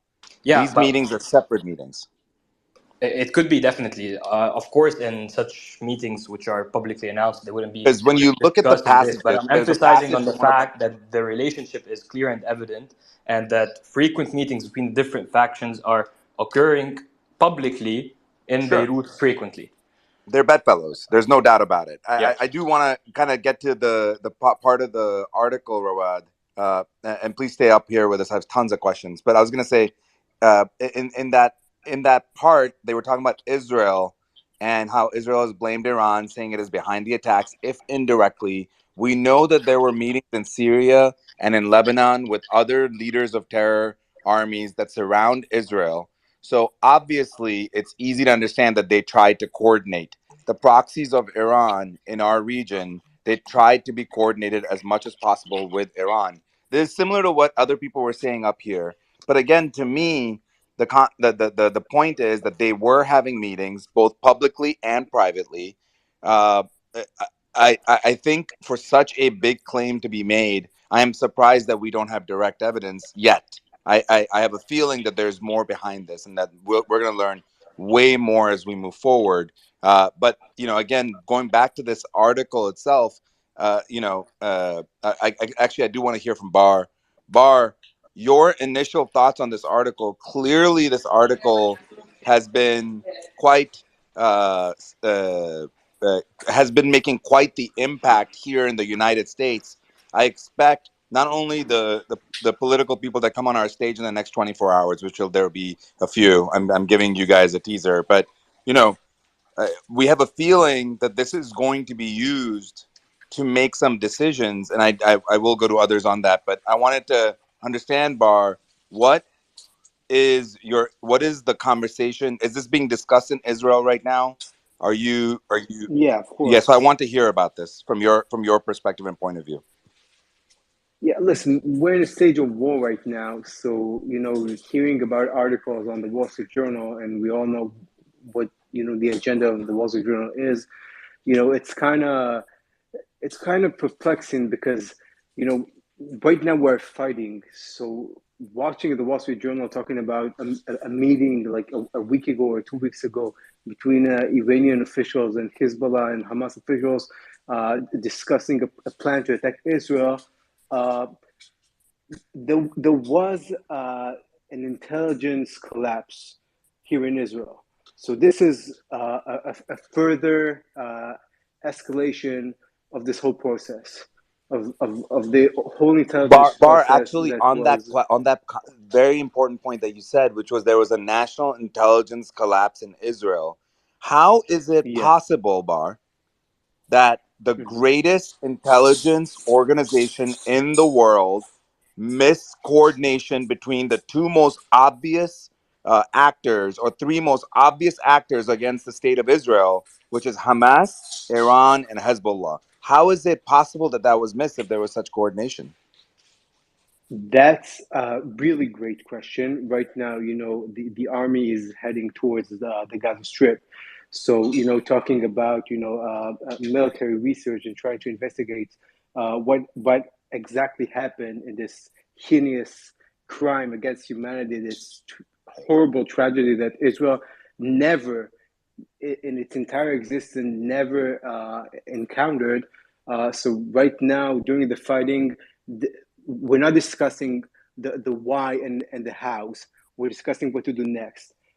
There will be an investigation after the war, after the hopefully all the population here in Israel want Hamas to be entirely destroyed. So hopefully this will be the outcome, and the investigation will follow the war. And Oh, did we lose Bar? Can other people hear him? I think Lost No, him. we lost him. You know, Can you hear us? Xerxes. Oh, you're back. Oh, good, good. Y- Hope everything is Okay. okay with you, Bar, in Israel. I was going to say Yeah, that. So, so, so from the sounds of it, you all are dealing with the task at hand right now, which is obviously trying to secure your homes, secure your families, and get the situation resolved from your perspective. What is the basically, this is support? what's going Yeah, like what is the support for Netanyahu right now inside on. Israel? Because I cannot imagine that that's a very positive situation right now. Netanyahu is a very powerful leader. When you talk about populist support for Netanyahu is very strong. However, after the recent attack, so the entire population is perplexed and by what happened. And regarding the intelligence collapse that we talked about, so many here believe that maybe there was a misconception of the political leadership that led to this situation.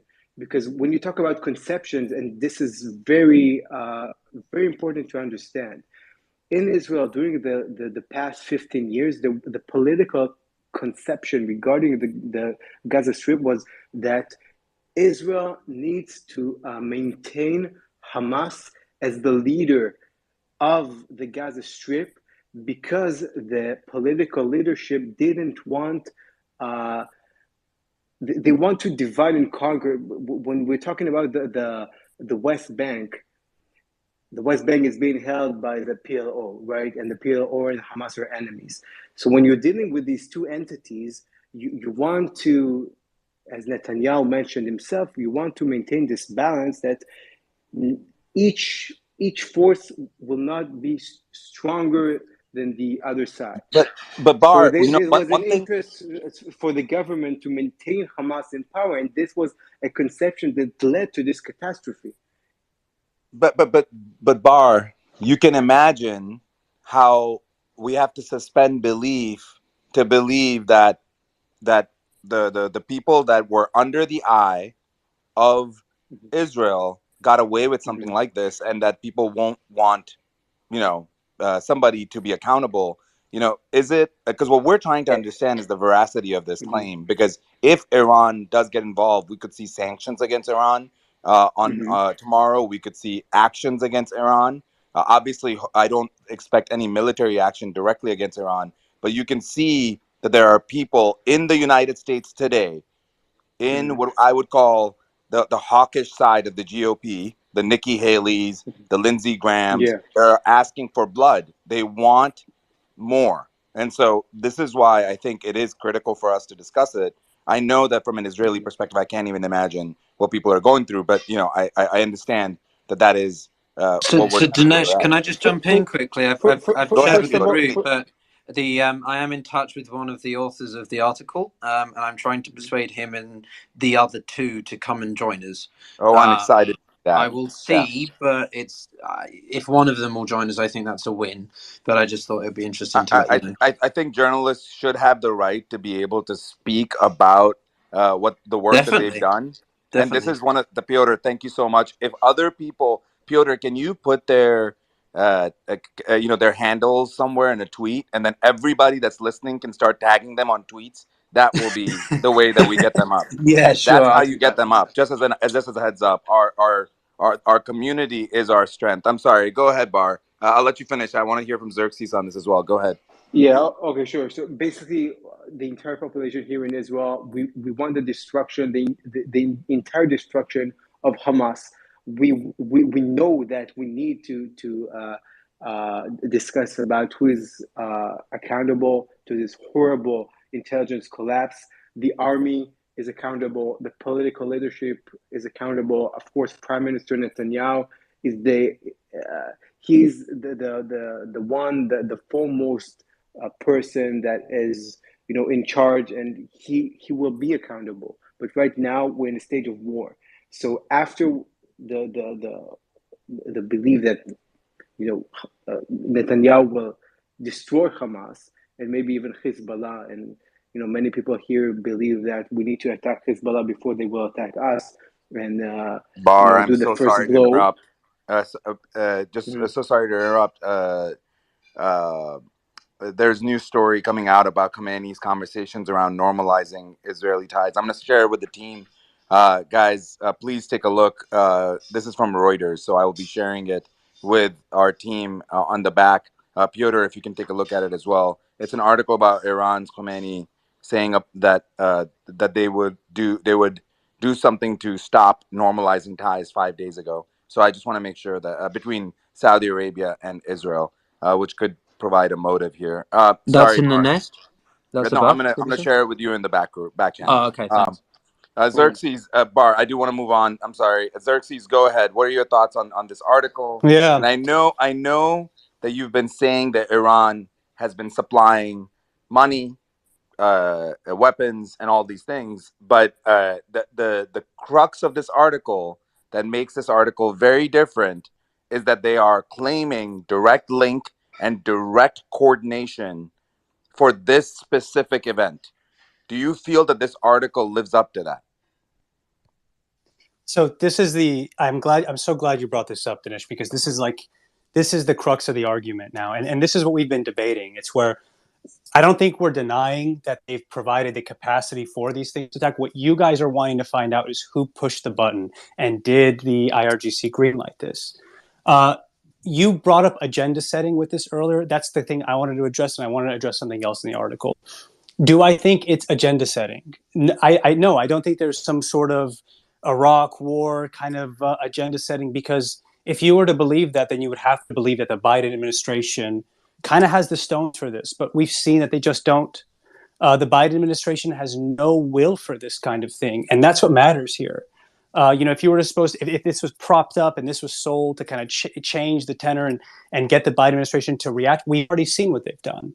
When there was uprisings inside of Iran, we gave the Islamic Republic $6 billion in a nuclear deal and an interim deal to legitimize them.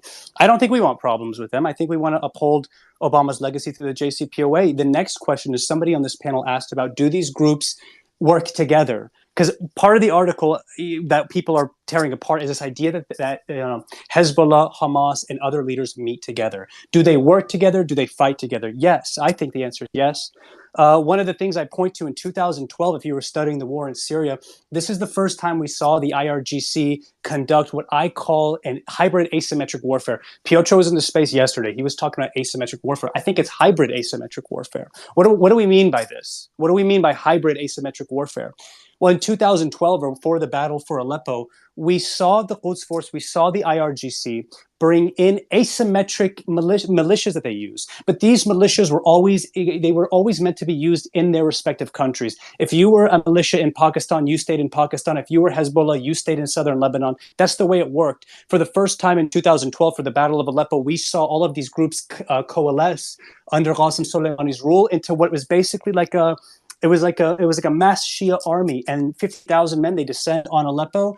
But the Quds Force also partook in this. 2,000 members from the Quds Force, 4,000 members from the IRGC, and they brought Fateh 110 surface-to-surface missiles. And so they launched this attack, and all they were missing was the Air Force, which Vladimir Putin was happy to provide them with. So we should use this. If we're looking at precedent, this definitely exists. One of the pieces in the article we're talking about is, go ahead, Mario. Sorry, just two quick things. I'll give you the mic to continue. I haven't been listening, just been on calls for the last 5 minutes. But for the audience, we would like to speak to the three journalists of the Wall Street Journal article. I've just pinned above. I'm going to do a tweet as well to really get some traction on it with their tags, inviting them. Maybe Sully, if you could. Oh, no, Sully dropped out. His phone died. No, I put it up but I'll there ask as well. Sully to. No, I'm gonna do a tweet as well, just calling them to join the space. So I'll get Sully to do a good tweet, and we'll just all push it. But that Piotr has put a comment which I've pinned above, or he's pinned above, or Danish has. Please, if anyone can bring those journalists or can contact them, the contact details are there. Tell them to come on a space, in an unbiased space, where we're going to discuss it objectively and understand what process they've gone through, etc. They might give us more insight than what's in the article. It will be great. So I'm going to be working on efforts to be able to bring the journalists here, and anyone in the audience analyst that is a journalist or is a military expert. We are focusing on those two categories right now to bring you up on the panel. Make sure you DM me so the team can see your DM, chat to you, and then bring you up on stage. Sorry, Danish and Xerxes, go ahead. So last point I want to make before, and I'll wrap it up right here. Danish, I'm so glad you brought this up. Great point. We've got to wait and see because we have to. This is important that we link these two. But what I challenge you guys on the panel to do, and anyone else in the audience, come up with alternatives. And if there's going to be other ones, like we're already speculating here, we should speculate about what else we think is out there, because so far it is the IRGC. That's the where I'm speculating. I would like to hear other ones, but thanks, Dennis. I think it's a great question you asked, so we'll see what happens. Can I just jump in very quickly? Sorry, I love this. Can I just give a crude shout out to all of you who are posting, like, come join us. This is amazing. I love this. This is citizen journalism. I love it. It's awesome. I just wanted to answer your question, Dinesh, about the article you posted. So, Dr. Dinesh posted an article to us in our chat here, asking, sort of, it was from Reuters and it was from a few days ago, and it basically talks about Khanami saying normalizing Israeli ties. I think that this is another provocative statement that he has said around about this time. We've seen two or three of these in the past couple of days in the run up to the events on Saturday and today, but also prior to that. So one could argue, maybe was he doing this in the run up, knowing that this event was going to happen on Saturday, and he just wanted to, poke the bear, so to speak, or is it just he does this all the time, regardless? It is pretty clear that Iran doesn't want to see a normalization of ties, because it really is then left. The one thing it did kind of enjoy was the mutual bitterness or resentment that Saudi Arabia had, the Arab states had for Israel. So suddenly, if they're all hunky-dory, or at least better, that really does live Iran, it versus the rest of us versus them sort of thing. So anything they can do to destabilize these normalization efforts, it's a common tactic amongst autocratic states, countries that are ousted or what you call pariah states. This is what Russia does in the Caucasus. It does just enough to destabilize Ukraine or Georgia to prevent either country from being able to join NATO, for example, because if you have an ongoing conflict, regardless of who it is or what caused it, in your territory, you're not allowed to join NATO. It goes against its articles. So Russia does benefit from quite a lot of destabilization in the Middle East. It helps control everything. I'll put it another way. So the Azerbaijan-Armenia, this was achieved during the 1950s, when Stalin essentially deliberately put the borders between the two countries in such a way that there was a massive Armenian population, but within a recognized Azerbaijan area. And this led to all the events we've seen in the past few years, and most recently past couple of weeks with Nagorno-Karabakh. So why I'm saying all this is because this is a tactic that countries like Iran also employ. Piotr, thank you. Hadi, Hezbollah has been implicated in this article. And it seems as though the claim being made by this article is that Hezbollah, Hamas, and Iran have been working together. It seems pretty obvious now that that Israel is putting boots on the ground in Gaza, and that would mean that, according to the Egyptian mediators, Hezbollah may get involved. What is what are your thoughts on all of this in the article? What is the tenor of what's going on in Lebanon now? I know it probably feels like nothing is going on, but wanted to get your thoughts from the ground. All right, so I'm gonna start. I have 3 points around the articles when it comes to Hezbollah. The first one, that they said there's sources within Hezbollah. Judging by the past articles from different writers from different news outlets, when they say they have sources with Hezbollah, things turn out to be completely false. Hezbollah, countless times, they said that there is no such thing as a source within Hezbollah. This doesn't exist, let alone a senior source, which is kind of impossible, and they didn't even mention names. I understand that some people might say, yeah, Hezbollah would definitely say that, because sometimes they don't need this negative exposure that's been verified, quote, verified by some sources within Hezbollah. But living in Lebanon, you would know that there's no such thing. And once they said that, once I read that, I felt like, okay, this article is speculating too much around the meetings. As Rawat said before, a lot of meetings happened and they keep happening even if they're secret. But everyone knows they keep happening. The second thing I want to mention, I'm gonna agree with Xerxes on this, that define involvement. Uh, I mean, Iran is always involved, and that's not something they're hiding. They're always supplying weapons. They're always supplying strategic and tactical backing to organizations like Hamas and Hezbollah. Xerxes gave an example, the Battle of Aleppo. I'm gonna go before that, 2006 war, which was sparked by a Hezbollah operation when they kidnapped two soldiers on the borders. Hezbollah did the operation by themselves. They took the decision to go in and do that. But during the war, later on in years, Hezbollah announced that the Iranians were involved directly, and Qasem Soleimani, the late Iranian general, was involved on the ground, helping Hezbollah fight Israel. So that kind of involvement always exists between these organizations, between these entities. It's not something that they're hiding as well. So when they say Iran is involved, it is involved. They probably gave the tactical and strategic and the information sharing with Hamas, but I don't believe that Iran ordered such attack. There's a difference between ordering the attack and helping with the decision that Hamas made. The third thing I want to say that I hope the writers will come into this panel because I really want to ask them this question. When they said there's an EU official and also an advisor to the Syrian government, correct me if I'm wrong, but I don't quite understand that. Is this EU official an advisor to the Syrian government? Because that doesn't make sense whatsoever. And they didn't mention any names. They just say they said. How can an EU official be an advisor to the Syrian government, or was it a former advisor, or was he advisor like to the Syrian government but to the EU? I quite didn't understand that, so I wish the writers can explain more about that. That's a good reminder to everybody that's listening. Please go up and see that tweet from Piotr, and I want you to tag them and retweet it and message them and do whatever you need to do, because they have to come up here and share the details, because I think that this article is just the beginning. It's not the end, obviously. I think we need to know a lot more.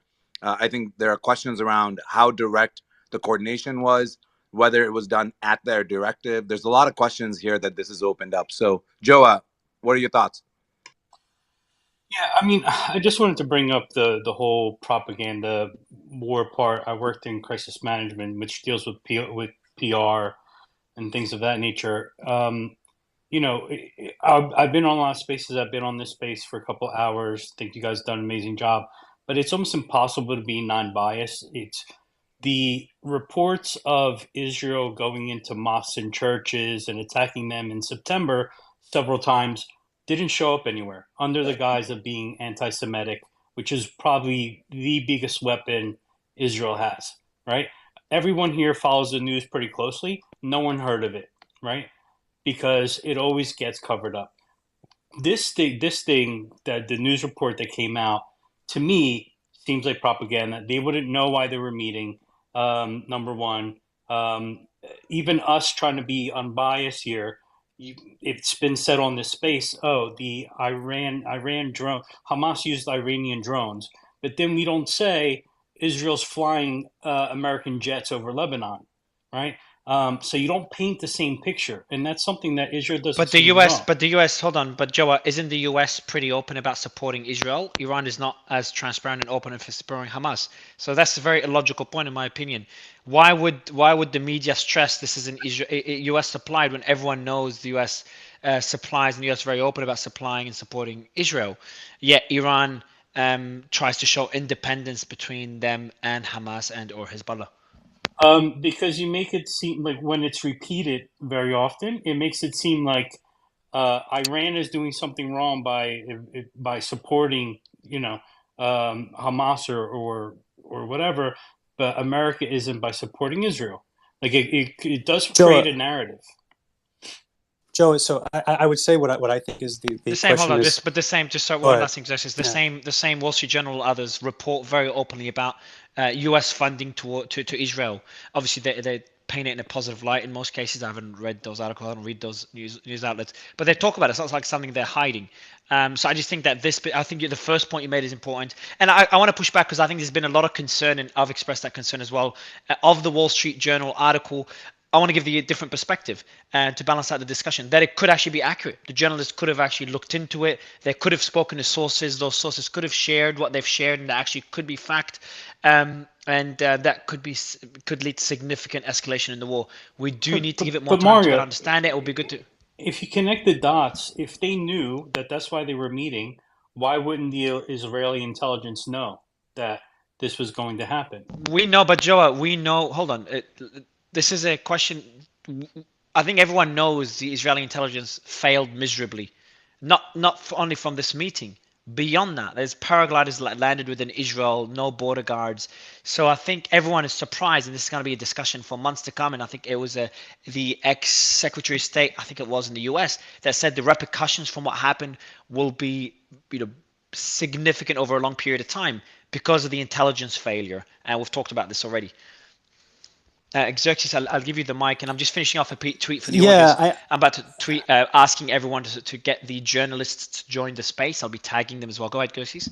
Yeah, I was just going to say to Joa, just to clarify, I think many people are saying it's no one's up here saying like trying to make the argument that well some people I guess have that the U.S. supports Israel, so we shouldn't care that the Islamic Republic support. No, Israel and United States have like very clear and open relationships. This is the one that's like we're trying to figure out, and not because it's good or bad, but because probably the Israelis are going to want to respond if the IRGC is involved. Can I ask you a question on that? Yeah, go ahead.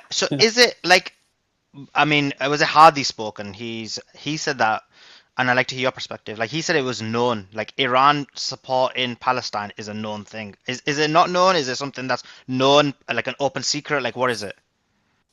So this is 100% known. Okay, so I have two videos. I have no. So because Mario made the argument that the reason so Mario's argument is wrong. Then it is actually. Just like the Hamas leader, there's videos of him. One of them from 2014 where he says.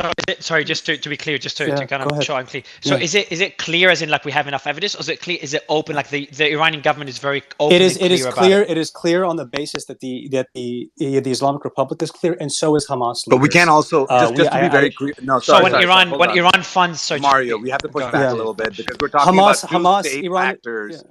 Israel and the United States versus a state and a organization. It's not the same. To try to claim equivalency of Hamas.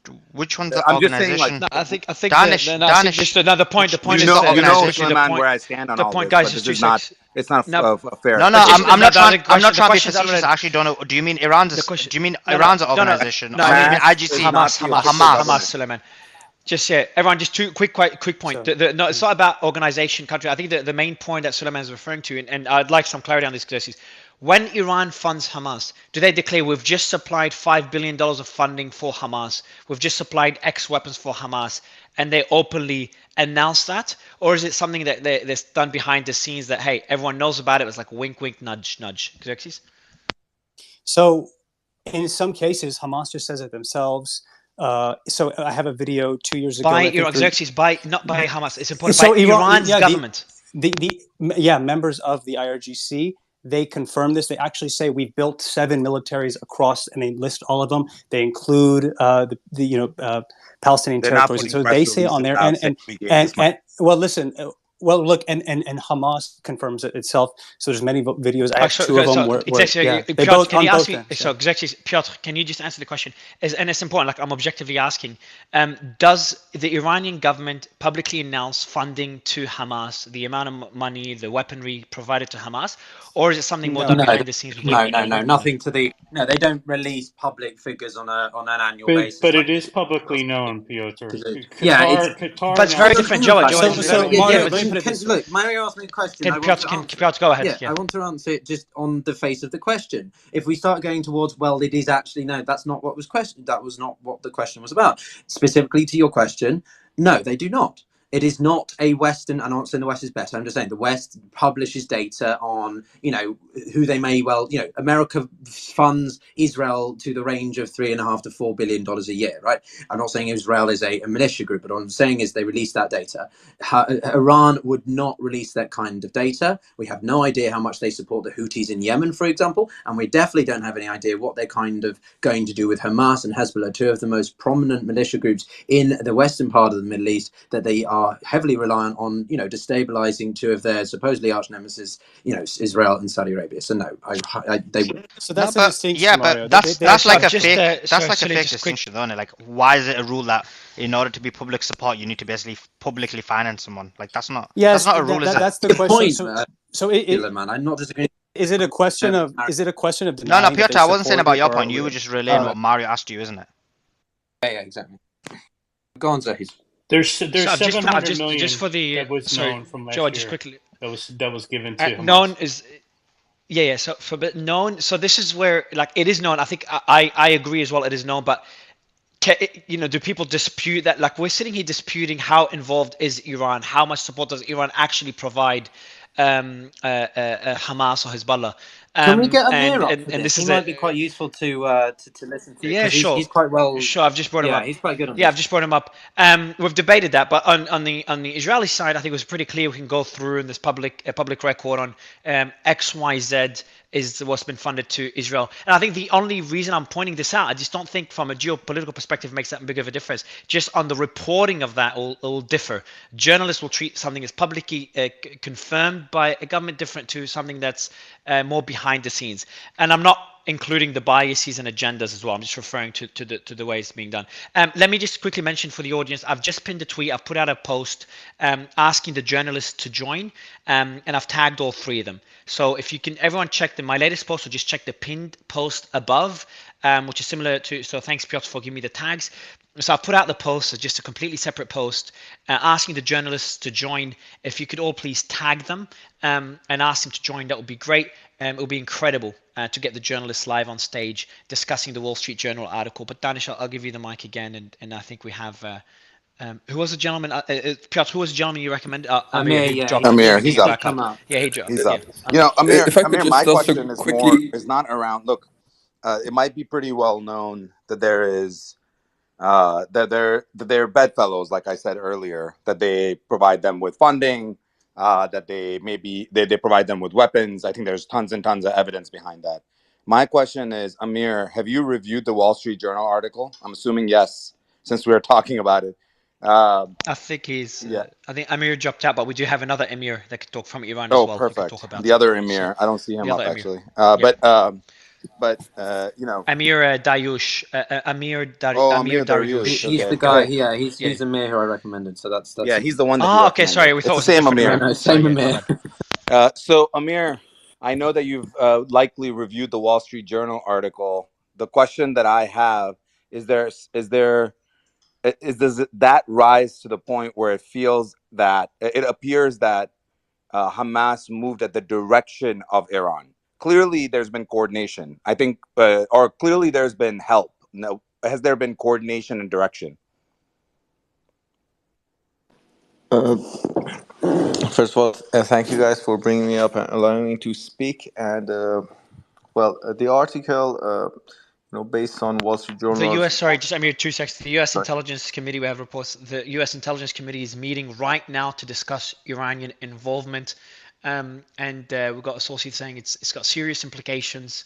And you never know if the article could be shut down by the U.S. intelligence community, which is possible, or there could be no comment. It'll be interesting to see what their response is and what that means. But sorry, Amir, I just wanted to mention Hold that on, I'm breaking news. sorry, Go ahead. Mario. Before we go there, Mario, does it not surprise you that the U.S. intelligence community is reacting to an article? Yeah, but it's very this is we've talked about the ugly side of journalism, but there's a beautiful side of journalism and why it's important to society: objective, unbiased journalism, and that's reporting facts Mario, or reporting things that organizations don't want to. the Yes, claim Danish. of the article is that Iran, which is an enemy of Israel, Hezbollah, which has been in multiple skirmishes with Israel, and Hamas, who is the direct adversary of Israel were coordinating an event for a year and for months, and they did it on the 50th anniversary of the last time something similar happened, and they were not able to catch it. And not only that, they were able to break down the defenses. So the Israeli intelligence failure aside, now we're saying that the U.S. intelligence didn't know about this. I mean, do you realize No, how so there's two ways. fantastical this is? Yeah, so there's two many ways of Extremely looking at it. So maybe fantastical, they Dr. do. Danish. I mean, we're not Yeah. asking the real question, but I Okay, find so it very hard to believe that no one knew. So can I answer? Okay, so again, they could know, but that's not the point of whether they knew or not. How are they going to respond? Are they keep it under the wraps? Do they not want a direct clash with it? Maybe they know all this. Maybe they leaked the story. We don't know any of this. Or maybe they don't know the story. Maybe it is an intelligence failure. You know, the intelligence is pretty powerful. But at the same time, we've seen significant failure of intelligence in Israel, which none of us expected. So it could be an intelligence failure. It could be all planned. But their response is also important. It just means how willing is the US or Israel in a confrontation, direct or indirect, with Iran, which is also important. So it's not about whether they knew or not; it's whether how the response will be and what is happening behind the scenes. What could we see from the West? So it's just many. It's a lot more complex, I think, than we're making it out to be, and it's definitely not binary. You know, true, not true. They know, they don't know. They want war, they don't want war. I think it's very complex. That's my thoughts. Let's hear from Amir then, because my spidey senses are going all kinds of crazy right now, and you all know how I am. I was trying to keep all of this stuff out of here, but holy cow, this just seems so. It's very, very difficult that the government, by the way, Danish, that they could be knows meeting. They could Mario, be, they know the color of your poop, but now but they don't know never about said. something But like Danish, this. who said they don't know? Who said they Mario, don't know? if they knew, They're they would saying never it. let Mario. Israelis come under harm's way. No, this is who said it. Sorry, Suleiman. Sorry, go Mario, ahead. so are you? He's right. Danish is right. Like, for example, if the U.S. intelligence knew about it, then you're actually making the argument, which is possible, that they knew about it and allowed Hamas to attack Israel. Is They that would what you're saying? never let Israelis come under harm, man. Like, there's no way. Yeah, exactly. It's actually a very good point. Like them knowing and letting it happen. But I'm just what I said. They know. They might know now that Iran is involved. That's what I mean. But Suleiman, you said they know that we don't know. So they never said they don't know what's happened. The claims being made in the Wall Street Journal articles. I haven't made any comment on the Wall Street Journal article. No, I wasn't commenting. So we don't know. I wasn't commenting on that. But they won't. I was making they never will. They never will. Yeah, exactly. They never will. I was commenting on Danish's argument, which I think was a good argument, that they wouldn't let it happen unless American intelligence and or Israeli intelligence were aware of the attack and allowed it to happen, or they were involved in it. I don't think. Yeah, I think I find it. I'm saying from a everything's possible. I'm just saying from a logical. No. I'm just saying from a logical point of view. I find it unlikely that they know about an attack by an enemy and allow it to happen, compared to possibly, let's say, Israeli intelligence were actually involved in it. I think that is more likely. Yeah, and if they wanted a false flag, just 2 seconds. If they wanted a full, I don't think they're as unlikely as you think, Dr. Danish. So I think so just 2 seconds, guys. For them to know that it's going to be an attack at this scale and letting it happen makes no strategic sense. If they want a false flag attack, it's not. Wait a second. I'm not saying no. It makes a lot of sense. Like, look, I'm not saying it happened. Hold on. You're saying flag operation. But you're saying it makes sense. Of hundreds of Israelis led to the death. Are you crazy? That you can then basically invade. So that you can basically invade Iran. You don't need, but Suleiman, you don't invade Iran. Okay, Jesus. All right, let's move on, guys. I think this is a bit too far. Avenue, right? Yeah, go ahead, Piotr. Yeah, speculations. Look, speculation's healthy. Well, I was in the fog of going war, down speculation a completely different direction, and then Suleiman just took me down. Go ahead, Conspiracy Danish. road. Conspiracy theory like the WMDs being real. Okay. No, yeah, okay. Let's go back going to back to the point that I was trying to go to. I want to go to Amir Dar, if that's okay, because he's been waiting. Amir Daryush. Amir, wanted to make sure to go back to you. The question that I am interested in, and I think our listeners are interested in, is not about whether Iran has supplied weapons, not whether Iran has in the past provided funds, but do you believe that this article and other corroborating articles, we're seeing it now, a lot of them are tagging the original Wall Street Journal article, but do you think that this rises to the point where we can say that this happened under the direction of Iran? First of all, thanks for letting me speak. I hope my voice is clear. This is like uh, this is like another 9/11 atmosphere. Everybody is just panicking. It's just news articles coming in, like the Democrats in White House, they just made a deal with Iran months back, and just the Republicans are trying to get back to them. Wall Street Journal is Republican backed. It's just too complicated. And to be fair, I'm an Iranian sitting in Tehran, and you guys, your intentions is to stop war, and that's perfect. Everybody here, I understand that we don't want war. Nobody wants war.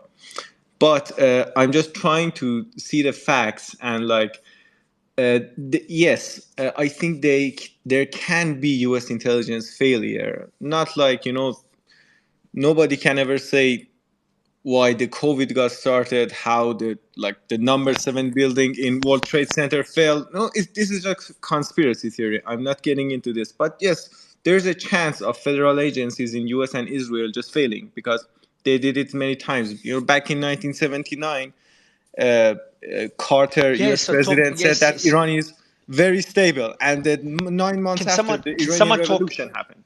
Yeah, and that's a good This example. And happens. yeah, and can someone talk, maybe Piotr, you could talk about the intelligence failures in the 1970s by Israel, or by I can't remember. I haven't looked into it as much as you have, but there's been failures on both sides in the 1970s war, Yom Kippur War. So maybe Piotr can give us a bit of an update there, and a couple of examples of intelligence failures, very briefly, because we're kind of moving away from because we are focusing here on the events on the ground. There is some news before Piotr speaks. IDF airstrikes, Israeli Defense Force airstrikes, continue to intensify throughout Gaza at the moment. Significant explosions are being reported in multiple areas, and we also have intensive airstrike near the Ministry of Education, and there's been an airstrike on a large building in Yabna, Rafah, southern Gaza. So that's just some updates here. Hold on, there's one more, I think. So let me check quickly.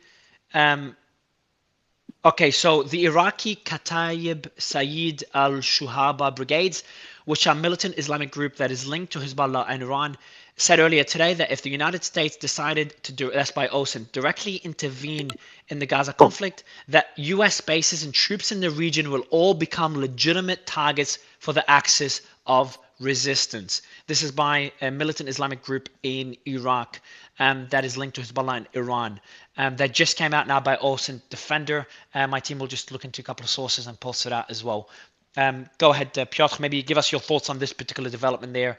And is that everything that we're seeing, how much of it is expected, and how much of it is surprising you and indicating that this could become a broader geopolitical conflict, which obviously none of us would want to see? Yeah, I mean, again, broad questions. So I'll try and keep it concise, because you also want me to go through some historical examples of.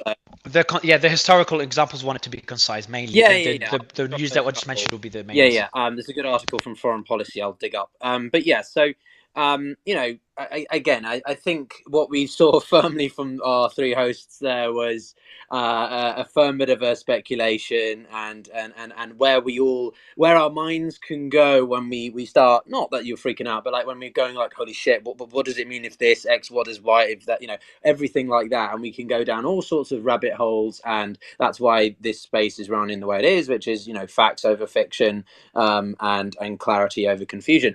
For me, I think very simply, again, we have to take stock of the media's role in this as well. We have to take stock of the writers. We have to take stock of their relationships, and we have to take stock at the time when this was published in the context of the broader conflict or situation, and how it's going to play out, in the coming days.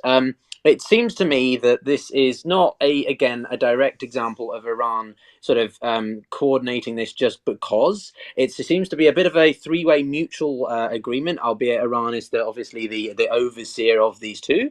But as I said, it does state in the article, albeit it has some issues, that Hamas has been often a little bit sidelined because it's Sunni, not Shia.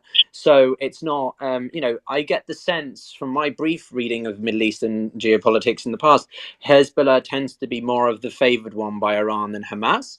But that's because Hezbollah is a little bit more of a potent force. It's a little bit more organized, and it has access to Syria and Lebanon and other places that just, are maybe easier to deal with than Israel, which is still, whether or not Iran likes it, Israel is still a very competent military entity in the Middle East. So for me, I still retain some degree of hope, cautionality that this will lead to, escalation in the sense of Iran is directly fighting. It could very well mean that we do have Hezbollah, and then sort of Iran is more overtly just supplying it, and then we get like a Yemen kind of situation where Iran's supplying one side, Saudi Arabia supplying another. But I still think it's too early to tell. What is disturbing is that the US is sort of saying, well, we're reacting. I do agree with Dr. Nanesh's point. Like, what the heck is that language used? I don't like that at all. And so that leads me to a couple of other examples of intelligence. Intelligence fails, it succeeds. It was very accurate in the run up to the Ukrainian war, but it didn't stop Putin from and Russia from what happened. So anyway, what a good example of a intelligence failure. Pearl Harbor, 1941. You can argue that was a good example. The Bay of Pigs invasion in 1961. The CIA attempted to assault Cuba, and they got completely confused, and there was a horrible aerial confusion, and it was a mess. The CIA revealed that they believed that the President F. Kennedy would commit troops, and he didn't, and so that screwed up the operation. The Tet Offensive in 1968 from Vietnam. That's another example. The Yom Kippur War, you mentioned it, Mario, so I'll focus on this one a little bit more. So the CIA accurately analysed that the Six-Day War between Israel and Arab states in 1967, it was caught flat-footed in 1973 because it was basically the Israeli intelligence community believed that the country's military power would deter Arab states from initiating a war, and US intelligence officials bought into this, came round to agreeing with this, right? So it tells you that other countries' intelligence departments are as affected, but are affected by other countries' intelligence departments. On the day the war began, I'm just quoting the article here from FP. I can send it to anyone who's interested. The National Security Council memo noted that Soviet advisors had begun evacuating from Egypt, and that Israel was anticipating attack because of Egyptian Syrian military movements, but added that US intelligence services continue to downplay the likelihood of an Arab attack, and then it happened. So yeah, there are several examples of and the Iranian Revolution, as Aziz and Amir have pointed out. So anyway, I'll pass back to you. Yeah, I do have the breaking news now. If you could all check let me pin it above. And we haven't talked much about this. Let me see who's on stage. I see. Where's John? John's here as well. Perfect. So John, I want to ask you that question, and Visegrad. So we have the group called Iraqi Kataib Sayyid whatever brigades, which have links to Hezbollah and Iran. They said if the US decides to directly intervene in the Gaza conflict, now it's obviously vague, even though they say directly intervene, does that mean with troops, more military support? We don't know. US bases and troops in the region will all become legitimate targets for the axis of resistance. Can you please tell us how major is this statement by the Iraqi al-Shuhada brigades? John, you want to go first on this one? Yeah. I don't think it's a massive threat. I mean, of course, I think it's enough for U.S. military personnel to raise readiness levels. I agree with you. It's very vague and direct support. What does that mean? Israel is not asking for direct support. The deterrent of the U.S. Navy, the supplying of weapons, the political deterrence for other actors not to get involved. So it's very vague. I don't think it's a credible threat. I don't think it's a massive danger. No. Good to hear. Could I ask John a question, rhetoric. Mario? Do you mind? Sorry, if I could just put in a few go thoughts ahead, there about, of course, yeah, please. About the threat here.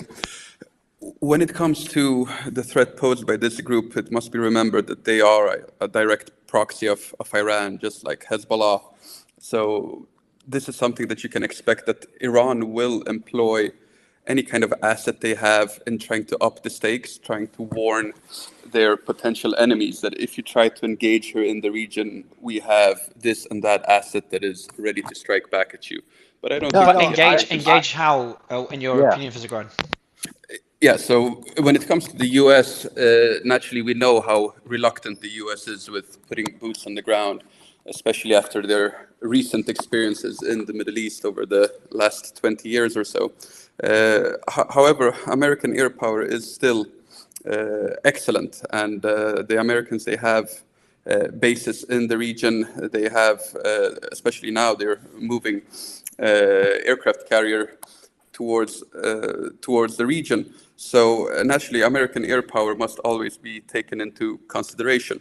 Also, we still have American troops in Syria as well. Maybe not enormous amounts, but the Americans, they are usually quite well protected. So they could quickly increase their numbers if they would like to. So They Visegrad, on the sorry, just on the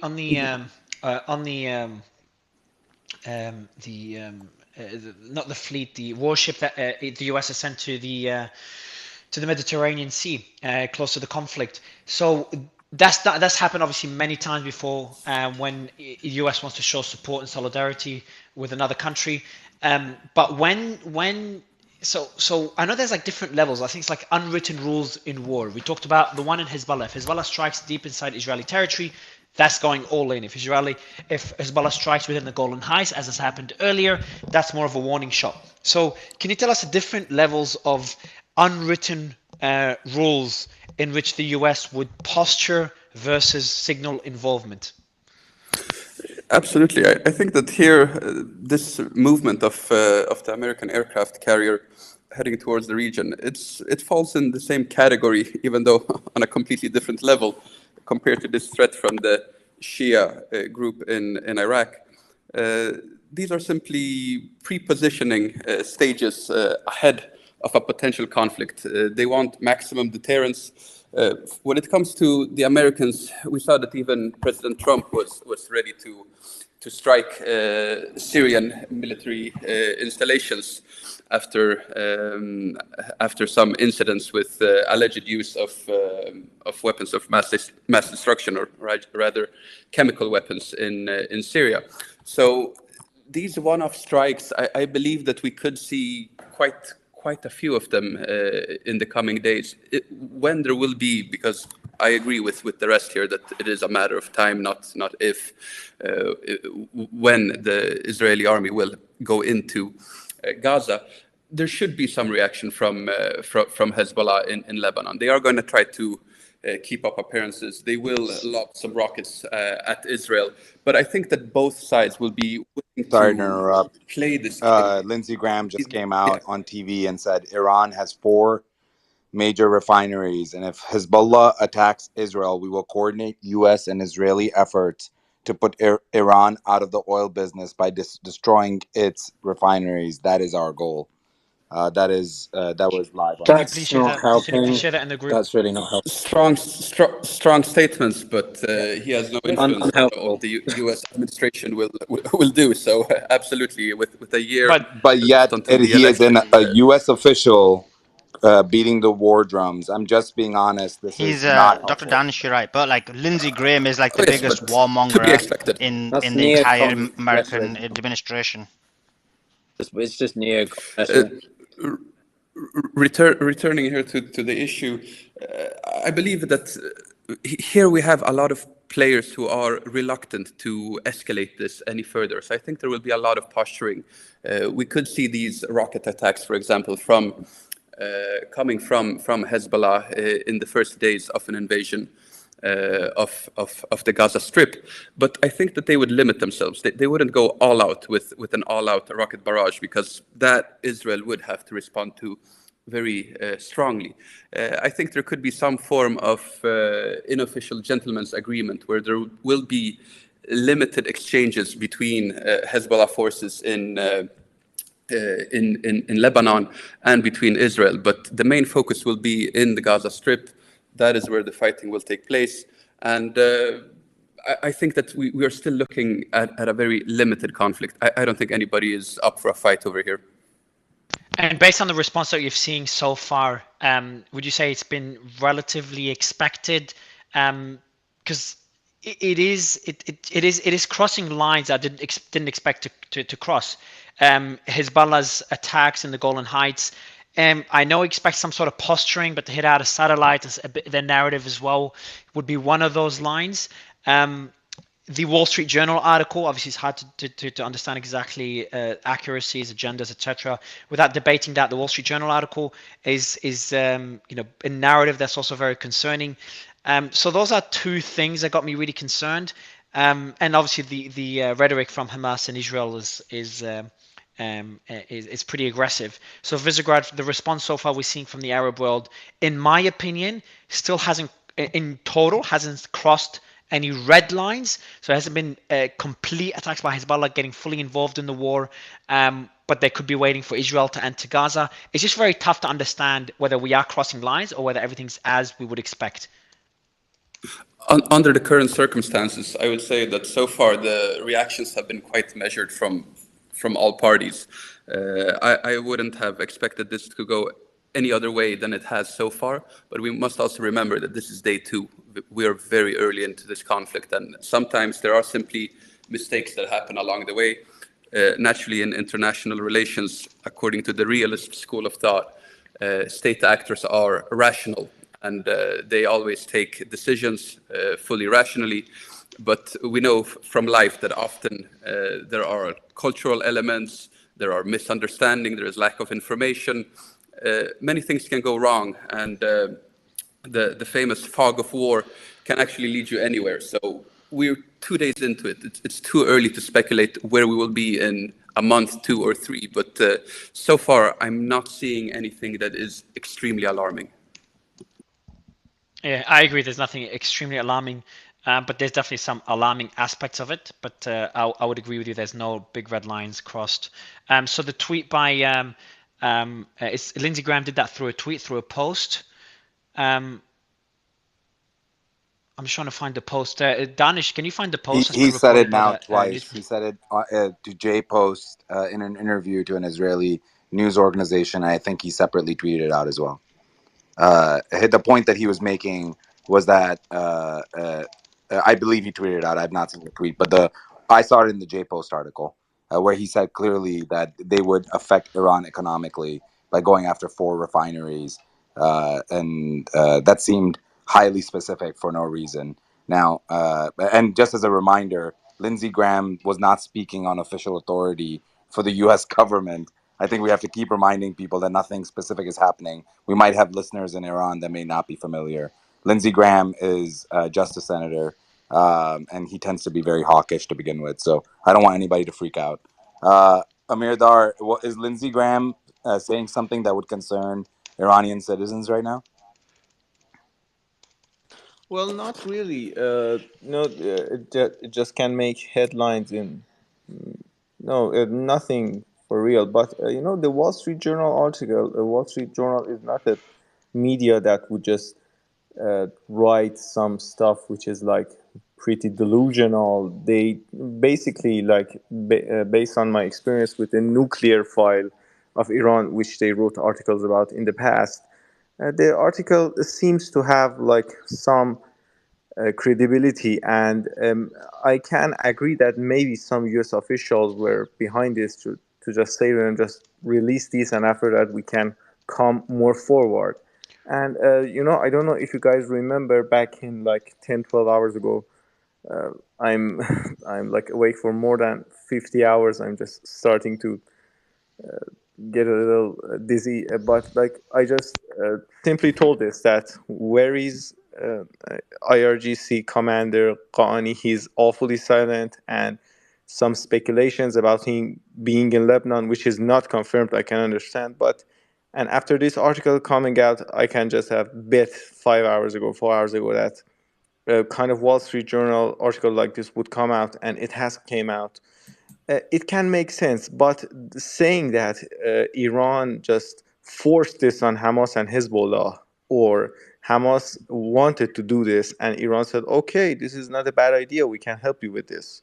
This is two different views, and maybe the second one makes more sense.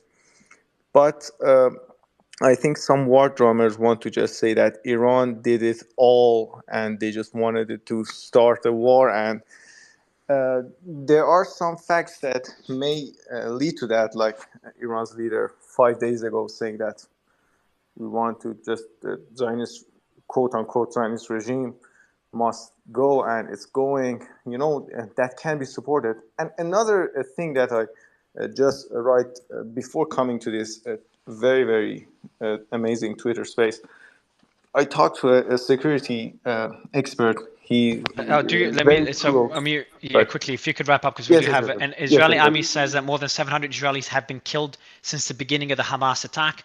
That continues to rise. And No, sorry, go ahead. I'm sorry, two things. One is that Senator Graham actually posted in a Yes, series I'll of give you. Sorry, just no, I was just mentioning some breaking news, and we'll go to you and those aren't, Felix. yeah, we discussed this last night. Those aren't breaking news. These are the same dead from yesterday, maybe with a slight addition from fighting troops. Yeah, it is Remember, we breaking were news because still it's just been counting them. announced. I'm not saying they just died. I'm just saying this has just been announced that the death toll now has gone up to 700. We expect it to continue going up, and that's not from immediately now. It is from people Okay. being counted from yesterday's events. We also have the U.S. State Department. Blinken confirmed in a call with his Saudi counterpart Washington's focus. Please mute your mic, whoever's unmuted. Washington's focus on stopping Hamas attacks and releasing the hostages. Blinken stressed in a phone call with Emirati counterpart Israel's right to self-defense. We are getting more reports of not rockets right now towards Israel. We had a lot of reports of those earlier. There's airstrikes on in Gaza that continues, and will probably continue to see more airstrikes and more rockets. Let me go to Piotr. Piotr, would love to give you the mic. It's just been a lot shared right now. Piotr, you got to unmute, man. Can you unmute, or is it glitching It's for you? fine. Too many things bloody going on my phone. No, I just wanted to on the Iranian thing again. I just want to echo what Vice Grid said. We're 2 days into this. We really don't know. Some people are already beginning to talk about what's the future of Hamas. I mean, like, guys. But again, I just want to share another thing. Maybe you did see it, but the Russians have called for another ceasefire, another set of negotiations. Vasily Nebenzia, the Russian ambassador to the UN. So this is the first major statement I can think of from a country delegation, not the UN Secretary General Guterres. He said, we want them fighting to stop immediately and to go to a ceasefire and for meaningful negotiations, which was told for decades. This is partly the result of unresolved issues. Russia really going down the route of sort of historical context and analysis, which is quite interesting. And I don't know, Mario, if you saw the comment by Blinken, but he said he seeks Turkey's continued engagement to help stop the fighting. He said he had a call with Foreign Minister Hakan Fidel, about halting Hamas's offensive. Quote, the secretary encouraged Turkey's continued engagement and highlighted the United States' unwavering focus on halting the etc. etc. So very interesting, really. That the US That goes is back to our releasing. earlier conversation like hours ago when it seemed pretty clear that there was an aid package that was going to be put together for Israel. But then we suddenly saw them backtrack. Our direct sources in DC were backtracking and saying, hey, this is becoming a multilateral effort. Seems like the US and Israel are trying to get other countries. UAE just issued a statement now with Turkey. I'm very Piotr. One quick follow up. Do you think that this is going to take a few days since it's got to be a multilateral effort now? What, to provide to provide aid to coordinated Israel? Israel, right? Yeah, I mean, I think we should wait for the UN meetings tomorrow as well. I don't think there's a difference between multilateralism from states operating as a group themselves versus multilaterally through the UN, because then that the UN has a mandate, and well, if it all agrees. But as I said, that was a misnomer on my part. In this case, I think it's really interesting just to take stock of the Turkish role. Like, clearly Erdogan has been, seeking to get on better side with the US in certain ways, because Russia's not been a great ally either. And I think it's interesting that, at this point you could see maybe a really big blossoming of Turkish-US relations compared to what we've seen in recent years. A thawing, a warming up, whatever word you want to call it, because the US sees Turkey as a really paramount actor in this area. It's a very strong Muslim economy. Or state. It's a huge entity in this area, and it's a massive linchpin, I guess you could say, a gateway for the US to sort of get through to helping not just directly to Israel, but on side Piotr, we have with Professor Ahmed. We have Professor I was going to Ahmed say yourself. I would love to get his thoughts on that specific. Professor, your thoughts on Yes, Piotr's yes. commentary around Erdogan and his interest in getting involved. No guy. All right, go ahead, Professor. Yes, Vice Grad. Okay, thank you. If he's finished. I mean, Erdogan, of course, tried to balance between Russia and the US, and more leaning toward the USA in the recent months after the elections, especially, and even was open to dialogue with Israel. But this chaos, I think the crisis, the latest, Palestine crisis, is gonna impact also Turkey. But also How do you Turkey think it will impact is Turkey? Sorry, I just want to understand the comment. sure, yeah. Yes, Turkey is, of course, for mediation, for dialogue, and we have a major crisis. I mean, in the Middle East, we have all, in the Caucasus, in other places, especially in also Balkans. Turkey is involved with the Albanians. They are trying to also calm down the Serbians. But I think Russia looks like try to, expand these tensions to distract people from I think maybe Russian aspect maybe discuss more than also or as much as Iranian role, and they are I'm pivoting sorry. other sides, I just want to make opposite sure that I sides. Russia, understand what you're trying to claim. yeah, Sorry, this is yes, not. I just want to say that unless you have direct evidence of Russia's role, I just want to be very careful, because we're now starting to implicate sure, when sure, sure. Russia, who, Analytically, by the way, yeah. Russia does not have a completely adversarial relationship with Israel, unlike Iran. Are you saying that Russia had a direct role in Hamas's attack on Israel? Because we have No, no no, the evidence of that. opposite, the opposite. Yes. Turkey is for the escalation between both sides, but Russia has good relations with the radical right in Israel and Iran. They are good allies with Iran, but Iran has also strong influence on Hamas, and the tension looks like is maybe helping both sides, but especially to distract the world toward the Ukraine war.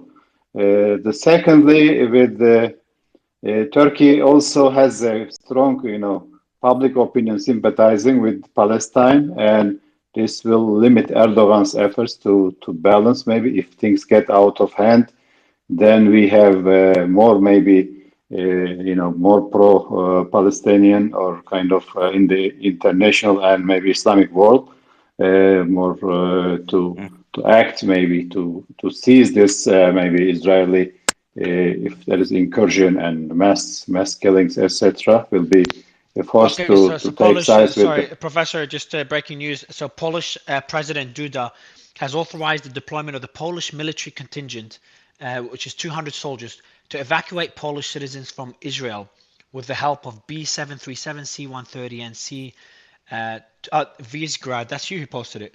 Yeah, is this the I think old? it is. Hold Is on. this the old information? Because they were landing It soon, says or no, is it? yeah, but we didn't know what those. I think those were there to evacuate citizens. Actually, I've muted everyone. Hold on, let me unmute by accident. Visegrad, maybe you can give us clarity because you posted that piece of Yeah, I news. posted that quite a while ago as well. But yeah, just Sure. Okay. Yes, this is just the formalities of the operation. previously we knew that the planes were being sent, but we didn't know the details about how many soldiers, how long they will be able to operate for in Israel. Here they have the authorization to operate up until October 15th. So it's supposed to be a swift operation. Naturally, these soldiers are there to protect the air crews. And also sometimes if you have to go from one area, for example, to another to try to fetch some of your citizens, then it will be good to have some But would that include some support. That would include so that's just citizens within Israel. Is that common? Like, do they need to send military personnel to evacuate citizens? No. Nor is it common for Israel to allow soldiers to enter it. No, none of this makes sense, basically. I'm saying it's not happening. I'm saying it makes no diplomatic sense that I can think of, especially given the status. Unless they're planning to go get them from the Gaza Strip, in which case, more power my to question them. is, There's no need for this, nor is it standard operating procedure. No. It is very unusual, but unless there is, is there reports of Polish citizens that were? Yes. And if you could just mute your mic and then unmute Yes, Noga. yes. Oh, okay, hold on. There's reports of Polish citizens that were kidnapped. Yes. Well, taken onto custody. yes, there are reports of citizens from all over the place, and yes, I've seen reports of Polish citizens who've been taken hostage. Most of them from the Nature Party, but again, unless the Poles are planning to go into the Gaza Strip and get them, which I encourage them to do, there's no reason for them to send a contingency of 200 soldiers to Israel. I mean, I even understand the airplane because a lot of the international flights have been canceled, but That's a very good point. the Noga, troops, by the way, honestly, your I don't background get. sound noise is way too high. If you can move to a different location, that'd be very I'm helpful. sorry. Yeah, I think sure. Just to add here, we don't really expect these soldiers to neither go into the Gaza Strip or to go on any other adventurous excursions on Israeli territory. They're most likely there simply just to assist with the operation. Today, of course, we had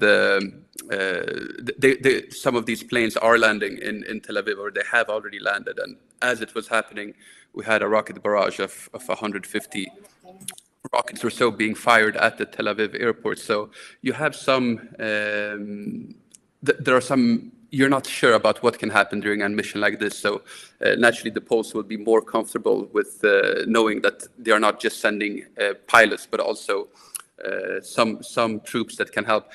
The figure 200, it is just that it is authorized that up to 200 soldiers can take part in this operation, but it is likely to be far fewer, probably a dozen or two, split up on several different days. So I think maybe we can expect teams of 10 to 15 going in, and then 10 to 15 also going in at some other days. So I don't think it's a very big operation in that way. No, it Do looks you know? more Do you know how many citizens. people they're planning to evacuate? So the polls say that around 400 Polish citizens have voiced that they would like to be taken home. The Poles have also said that they are willing to take other citizens from other countries that have not been able to get out of the country, and that their countries have not been able to help them. Most likely, they will establish an air bridge. The conversation has been going on, the dialogue with the authorities of Greece. So they wouldn't be flying these citizens all the way back to Poland. They would rather just fly them out to Greece. yeah, can I just use an example? We've seen this happen in Afghanistan. We've seen this happen in other parts of the Middle East and Africa, like particularly in Africa, right? Think of Sudan. Think of any of the coups that have happened in the past couple of years. It happened in Myanmar, I think, in 2021. So this does happen where countries will often share or cooperate on evacuating similar citizens. When embassies are evacuating as well. So Poland. It was interesting that Poland took the initiative to be the one to first do this, but they're not going to get anywhere near the front line. They're not going to get anywhere near southern Israel and Gaza. It's just going wherever the Polish citizens that aren't hostages are in the country and getting them out. That's pretty much all it is. I have to bring up Xerxes. Mario. I have to bring something up that I bothers me quite a lot, and I hope this doesn't get too political because we're going to go right to Xerxes. But Unusual Whales, who has a very good track record on this specific comment, has, people know in the U.S., you have to disclose what you're investing in. Congress has been buying war stocks more than ever before. Many bought defense stocks, including General Dynamics, and both sides. It's not just one side, and it's just a reminder of all the things that happen when war occurs. Sorry, Mario, I had to. Go ahead. You can go to somebody else. Over what? That's important. No, sorry. Oh, it's not. It's nothing. Sorry, but over what period were they buying war stocks? This is over the past few days. So since I believe It's this, over I'm the past few sorry. days. How many of the Wait, past few hold days? on, guys. Let me jump in on that. Danish, remember that those So disclosures come out after they have 30 days to 90 days to put those disclosures in. So we don't know exactly when those purchases went through. it is unusual that in a time Okay, so when many people Wait, were saying Ryan, this was the I most wait, unrest. wait. Are you guys? I just want to make understand because I don't know how this works, right? Are you saying that they bought the stocks in the last 2 days after the incident, or are you saying before? So they've been. I'm seeing the post that Dr. Danish is discussing. And so so there's Republicans, and it's saying that numerous Republicans bought heavy into oil and energy companies because those stocks tend to go up significantly when there is a war or turmoil. We saw that when Ukraine Russia started, and Democrats had bought into cybersecurity company FTNT. And then we also have some that were buying into General Dynamics. The one thing to keep in mind, though, is with Congress people who buy stocks, they have I think they have a certain amount of time before they can put Yeah, in the just to be disclosure, and they clear, put one of the examples that was provided, stocks were bought on October 4th. I just want to be clear. So again, all I wanted to bring up is not about something going on. This is not about conspiracy theories. This is clearly just a commentary on who but it makes kind of money. is. Who makes Oh, money when wars true. occur? Okay. Just want to be Right. clear. So right. I respect. So my problem is There wasn't a war on October the 4th, though. I feel like There it is a kind of war. is That's though. called the Ukraine war. Exactly. I was like, the Ukrainian war has been going on. That says No, you got nothing. the Ukraine Maybe they Russia That expect. was war. not my So implication. I just want to be Yeah, but I'm clear. saying. Yeah, but I'm saying like it could be that it could be anything, but it is concerning. Like I'm even going to post about it, but it could be like they expect the escalation of the Russia-Ukraine war. It could be just a pure investment decision. But like for example, maybe they invest in war stocks on a regular basis. And how many was right. there last week? How many the week before? So I think a bigger comparison, Ryan, if you could look into it, Sure. because it is I important. agree. If this is suddenly an Very good point. uptick now in the last few days, it's very different to it's about the same as it was last week and the week before But and the I week just want to before. make it. But just because the But so just guys, as a so Xerxes, as a clarification, should say guys, go, Ryan. the filing came out on October 4th. The filings don't tell you exactly what they purchased them because famously Nancy Pelosi's filings would be passed around all the time. They didn't tell you. They usually wouldn't tell you the exact date of the purchase. I'm gonna jump in and find the filings myself, But guys. Ryan, just the concept that the people that are involved in this decision making can make money off of it is unreal. Oh, And I think of course, that's a whole that was different but conversation. they're not making. But that they're was my so and this is what I kind of want to talk sorry. to. Like this is where I feel like it was heading. Like a few times, people brought things up almost to make it sound like kind of conspiratorial, kind of like what's going on in the background. Is this Iraq 2.0?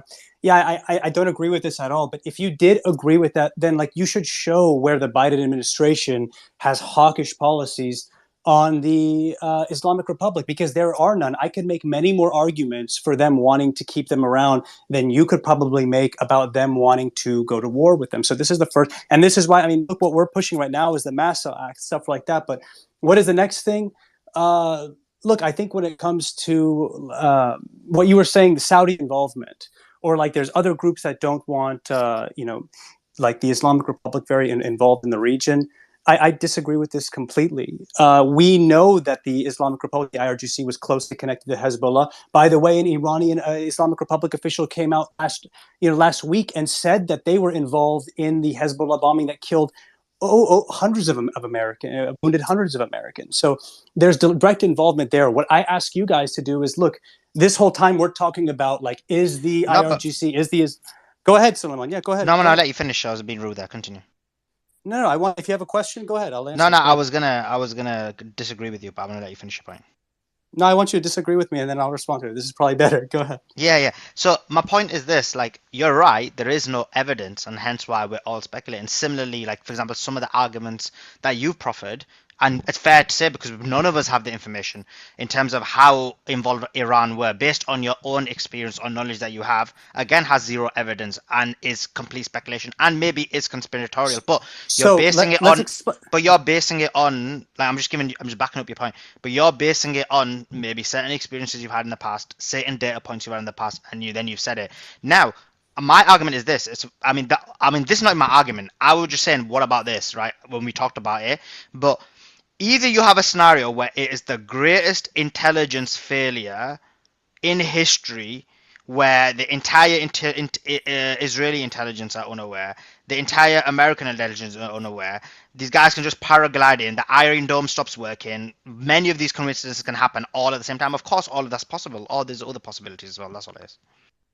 Yeah, so I want to respond. By the way, I'm seeing all the replies saying, "Oh, Xerxes, he's a war hawk." I find this very funny. When the Islamic Republic kidnaps Americans, we never call Xerxes, them war you don't hawks. even want When to they, read the responses yeah, that Suleiman, no, myself, and Mario get. It's okay. well, I Welcome, know, but this welcome is to no, but having this, the but mic, this is man. good. No, Danish, Wait, this I is good. thought the people love me. I'm the man of the people. Yeah, Kidding. some people love you. He is, but But go no. ahead, Xerxes. Well, look. Hold on, guys. I do have. Hold on. Gareth just came up on the.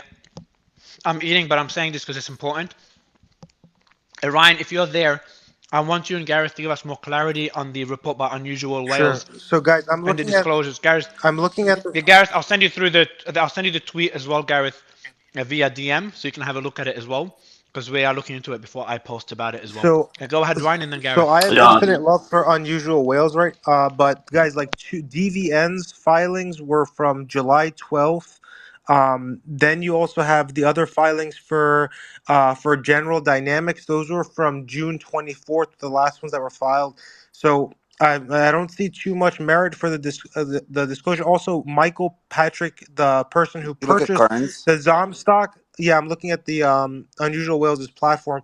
The Zom stock is a stock that he purchases periodically. It seems almost on a monthly frequency at the same amount.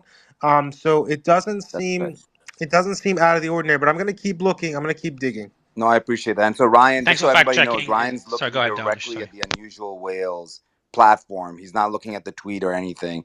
Ryan, if you can look up Kern, he's a Yeah, representative from I'm gonna Oklahoma. jump in directly into the filing system Thank you. for the So Discord. again, And I want to Gareth, be clear, Mario, I've because sent you I'm through the getting tweet. messages now too. Go I ahead, Danish. got to clarify the point that I was making, and it's an important one that I think we all should be able to agree on, is that we don't want people that are involved in making decisions about war profiting from it. I don't know why this is becoming the point that Unusual Whales was making, is that people are making money while they are working in Congress.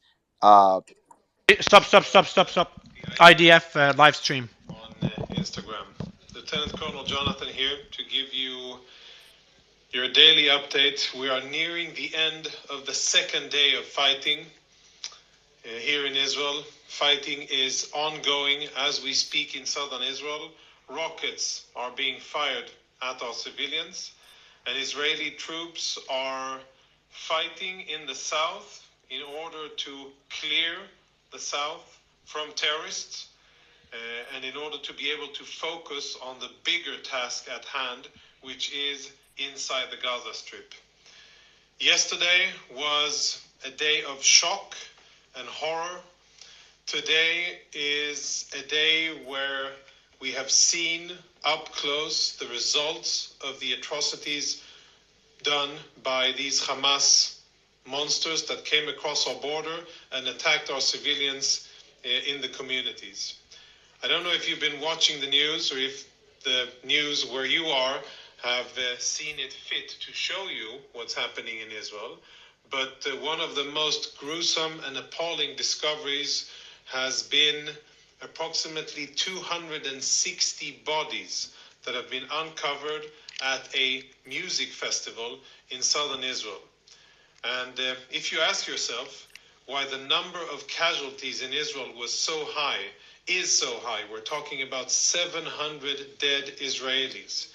260 of those dead Israelis were young Israelis who were at this music festival in southern Israel and who were executed on the spot, and many of those who were at the festival were also taken into Gaza.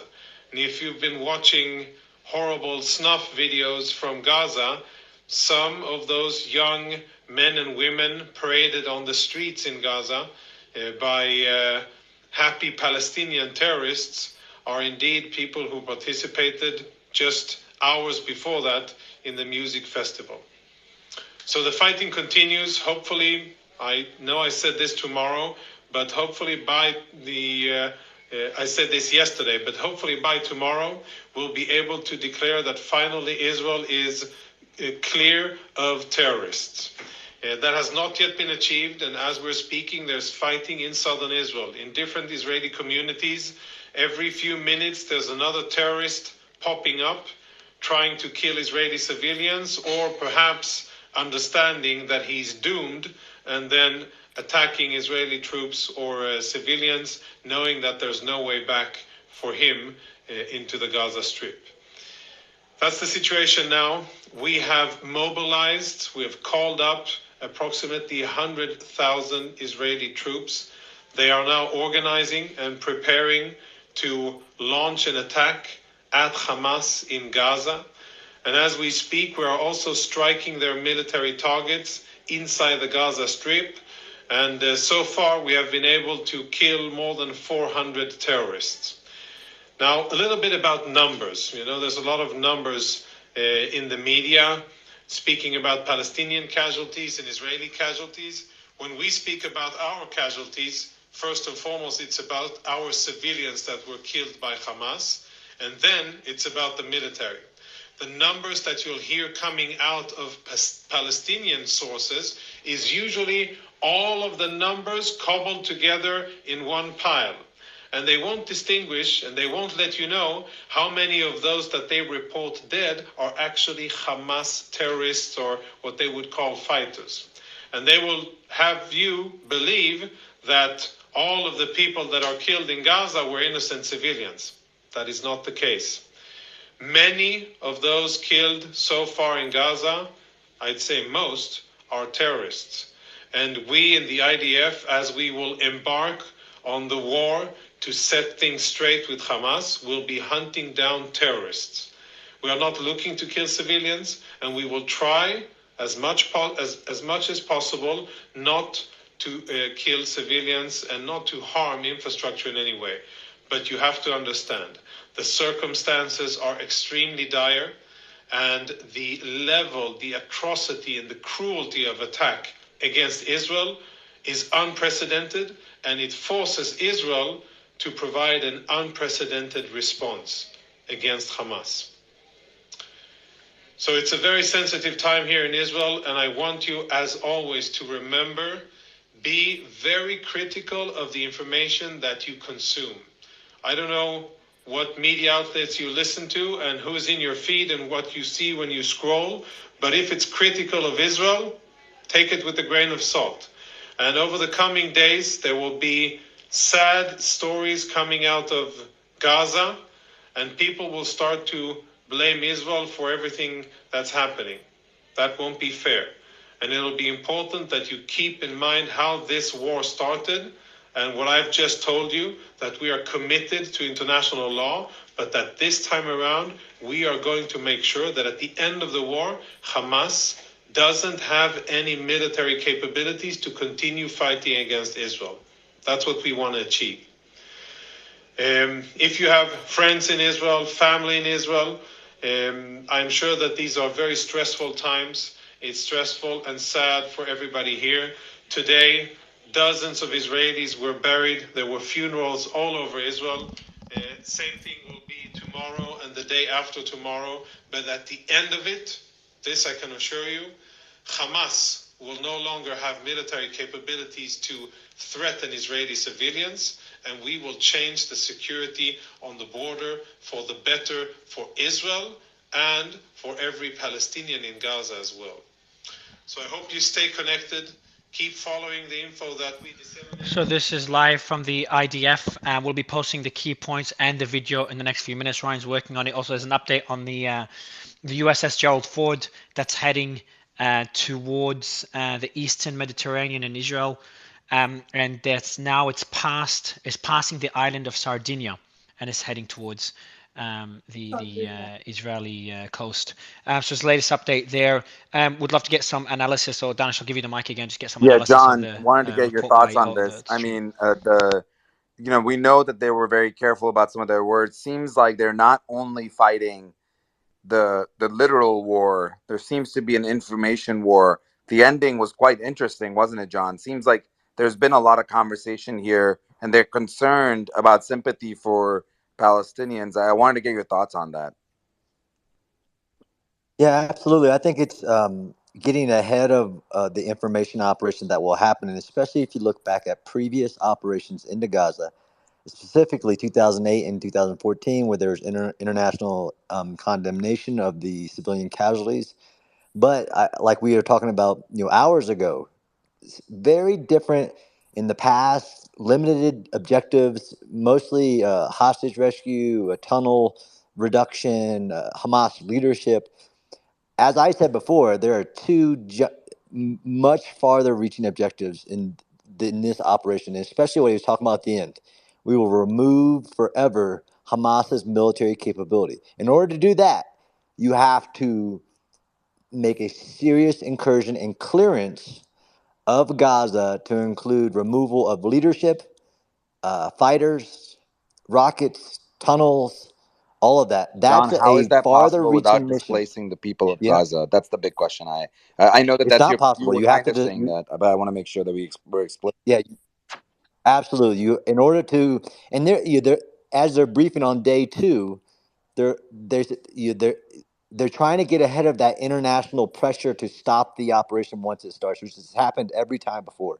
They have to evacuate the civilian casualties. They have to establish a humanitarian corridor and get all civilians, as many as possible, out prior to entering the city and the close fight, the very destructive, which will start with the airstrikes. Already has started, but and then airstrikes in front of the moving force. Highly destructive in order to do this. But John, they're how saying are they're they able going to to do it do to remove. this? Sorry, I have to keep asking Yeah. follow-ups, but how are they No, able no, to not at do all. Go this ahead. without with Jordan? We know from people on the ground that people cannot flee to Jordan right now.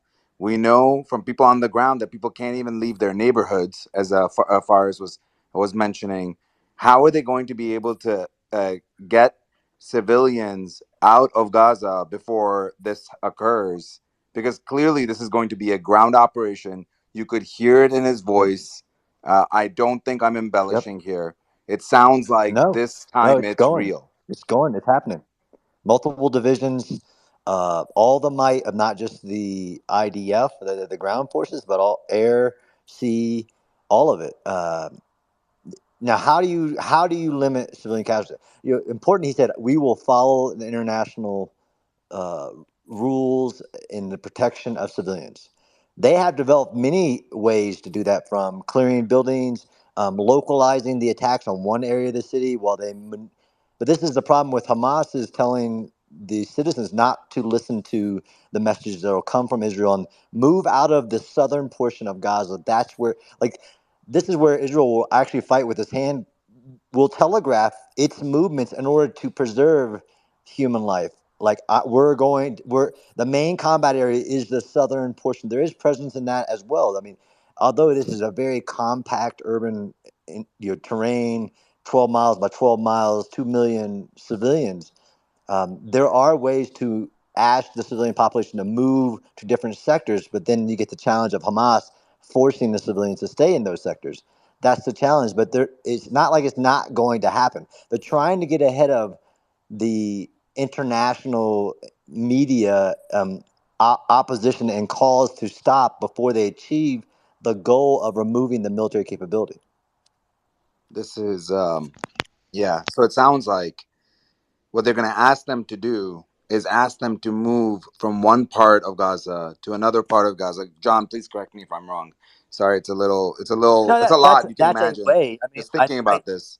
But the we're most asking preferred people to way move from is one to side to the other while they go and try to find Hamas in those areas. Now they don't know if the people that are Yep. moving are part of Hamas, correct? There's no way for them to know. They don't wear t-shirts that say Hamas. Correct. So how are they going to know Right. who is Hamas and who is not? There's a, I mean, there's there is intelligence preparation of the battlefield, much like previous operations. They'll be striking known Hamas leadership locations, right? Trying to take out the heads of the Hydra, multiple heads, before the operation. But again, they're going to be following. I know there's lots of doubts on their ability to do this, but once you, and there are a lot of historical case studies showing once you enter the urban environment, how to positively identify an enemy combatant, usually when they're shooting at you.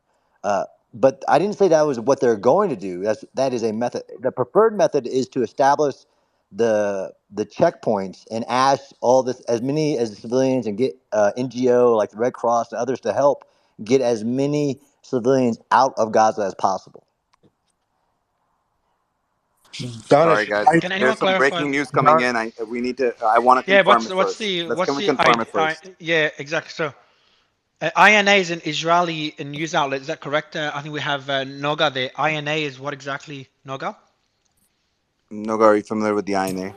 I'm sorry. I'm trying to translate them back into Hebrew so that I can answer that question. Sorry. Yeah, so we just need to know INA. Does anyone know what the INA is? We have Piotr, Visegrad. INA. We're gonna wait on it then. Let's wait. Guys. INA. Mario, let's wait. Let me just find. Let's find another source to say this. I'm sorry. We just got. This is a very big news, I so we can't gotta make find sure. anything called the INA. Just googling Okay. very. Okay, no, I'm sorry. I know them. I just don't know them in English. It's not the most reliable news source, but they're not necessarily wrong. Is it okay? large? Then we can say it. Mario, we can say it. It's called Kalkalist in Hebrew. Sure. So is it an Israeli news outlet? It's an Israeli news outlet. It's a fairly established news outlet. I mean, it's fine. They get things more right than they get it wrong. Mario. Okay, this is pretty. Yeah. News? So go ahead, Danish. Right. The IDF spokesperson says that, according to INA, the IDF spokesperson says that Israel is amassing 100,000 troops in southern Israel with a stated goal of taking away all military capabilities from Hamas.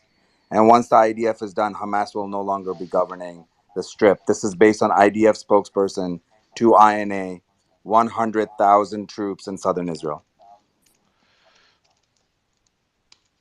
So I think the Piotr, argument of whether, go ahead, just the argument of whether. Oh, sorry, I've got everyone muted. Whether Israel is going to enter Gaza we just heard the IDF spokesperson say this. I was going to say we just this listened to him. Yeah, this exactly. Is I was going to exactly say what he said. Yeah, exactly. So I was going to say, I think the INAs, and Ryan, I know you're working on the post by the Just Israeli sent it to you. the Israeli spokesperson. Yeah. Oh, you've sent it. All right, cool. So we're going to have the key points. Yeah, so he confirmed 100,000 troops are going to be responding to Hamas in Gaza, and he's saying that so far 400 people have been killed. One thing I wanted to note, a report did come out earlier this morning that Israeli troops killed an Israeli trying to cross mistakenly. So, Dr. Danish, on your point that they don't have T-shirts that say who's on what team. No, this is a bit more. How do you want to tell us the less on the northern border with Lebanon, Ryan? No, There's I one. think it was on the fence. I'm gonna double check because it was really early this morning. I was a little bit fried, but I'm gonna double check. Yeah. There is one of Israeli engaging on their own people. And how do you want to give us some clarity on that one? There's been a lot of reports on it earlier. How do you get? Yeah, I'm here, but I'm sorry. Which the incident on the Lebanese border where there was an Israeli man in a truck and he was shot upon. So basically, there was an Israeli car driving there, and the Israeli soldiers on the borders, they suspected that he's something, so they tried to stop him, but that driver thought that those soldiers themselves were Hezbollah, so he didn't stop. The soldiers were suspicious of him, so they shot at him. He shot back, and he drove and hit 5 Israeli soldiers. The ambulances can be seen from the borders for the people who were there that were picking up the injured. There were some reports that someone was killed, but that was debunked. No one was killed. It was just injured by the car crash. Piotr and Danish, go ahead, you can take over, Danish. Go ahead, Piotr. Just for the audience, I'm about to post just a summary of the statements. Ryan just finished it. A summary of the statements by the Israeli Defense Force, as well as the video, so you can all watch the video and go through the statements, which include what we just read earlier. So let me read. I'll read out the statements right after they're posted. Okay, sounds good. I'll read out the key statements. 2 minutes. Go ahead. All right, sounds good. Suleiman, you want to go first before Piotr? I know we haven't heard from you in a while. Go ahead, Suleiman. Yeah, I mean, we're analyzing that statement, right? Yes. That's correct. Can you hear me? That's correct. Yes. Yeah, yeah, okay.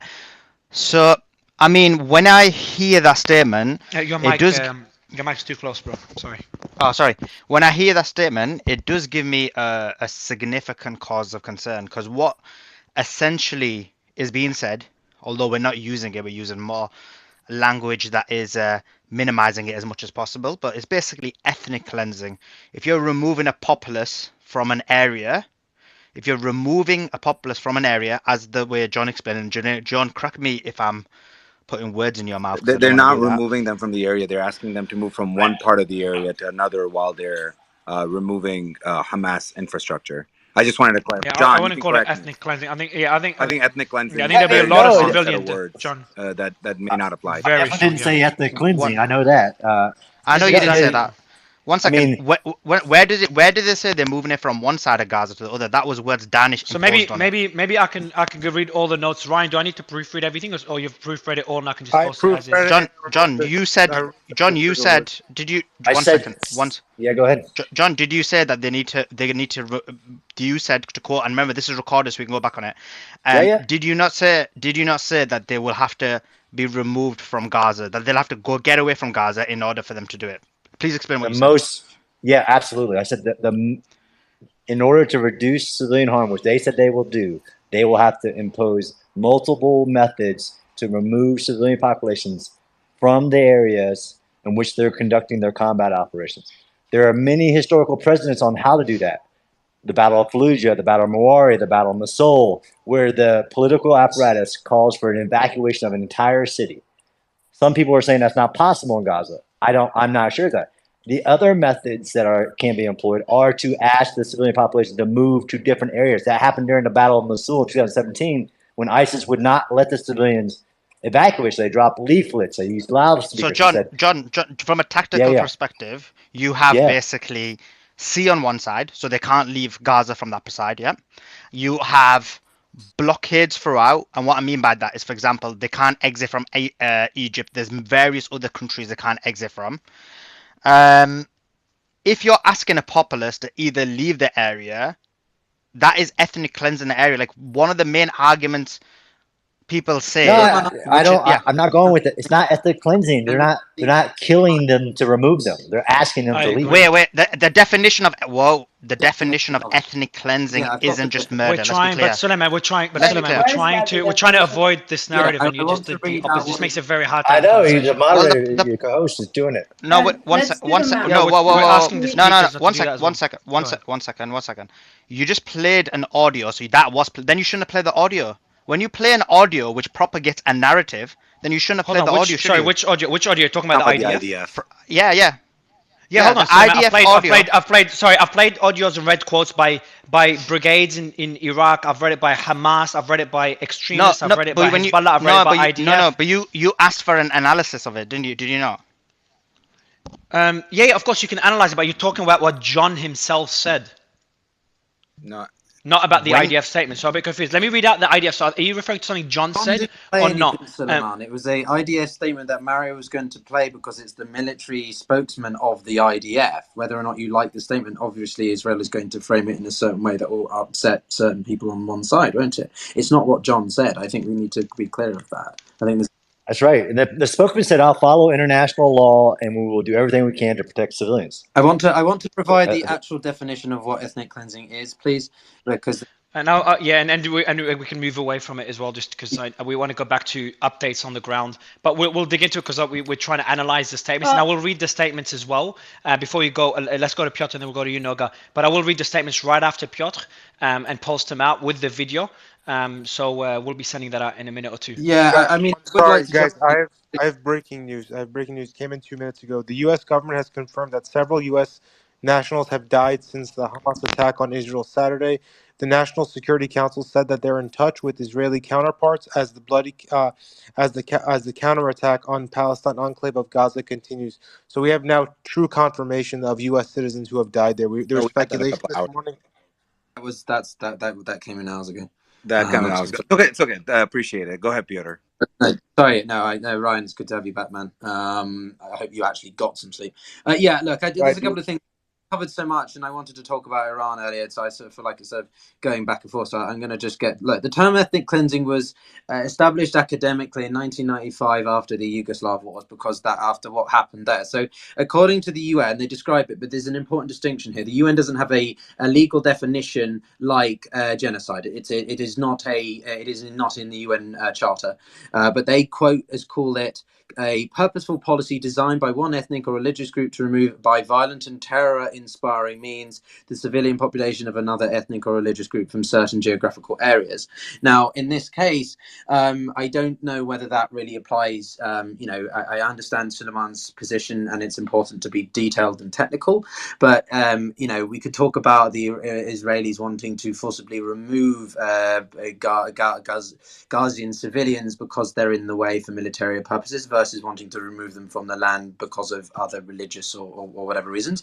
But then that makes one wonder, why don't they just open a corridor then? If they really want to remove the entire population, then they want to open a corridor and forcibly remove them that way, but they're not doing that. So it kind of undermines that point that they're trying to sort of remove them from the whole place. So I think we need to be careful of that. That being said, the statement by the IDF spokesman was quite strong, and he basically says, we're going to do whatever we deem okay or needed to deal with this, and that's basically, one could interpretate that as being a pretty heavy-handed approach that they're to pursue. And another thing as well that was mentioned by Ryan. I want to applaud Ryan, and we had Gareth, who's a regular on the Finance Show, also clarified the post about the Congress buying war stocks. This statement is by Gareth. It's a nothing burger. The post is creating is just a nothing burger. These purchases are small in nature and not even recent. So this is just another. This is similar to what Ryan has said. So I'm not saying it's okay to be able to, for Congress to be able to buy stocks, etc. That's not a discussion we're having. We're just saying that these particular stocks, it's worded in a way that made it seem that Congress bought stock. Justin, Gareth, maybe you can come up and explain it in a bit. I have to make space on the panel. Just let me, Piotr, you could have sent your co-host invite. If you could just accept it so I can bring up Gareth. Yeah, go ahead, Ryan. I'll let you explain it. I'll let Gareth add to it as well. And Ryan, if you could do a post clarifying, just because I know this is probably going to go viral, so I would like a clarification post without obviously mentioning anyone else, just mentioning reports of this and addressing it. So just to kind of give you guys a little bit of clarification, Congress members will periodically purchase stock, just like regular citizens of the country and around the world, right? And they put these filings in. And these filings they don't give you exact dates of purchase and exact size, but they give it to you in incremental size. Yeah, Ryan is speaking. Yeah, go ahead, Ryan. And they give it to you in incremental size. And the purchases of these are so small that they're insignificant. Even the most recent purchase, which was August 7th, was kind of ballooned in with, was packaged in with purchases of stocks like Amazon, Apple.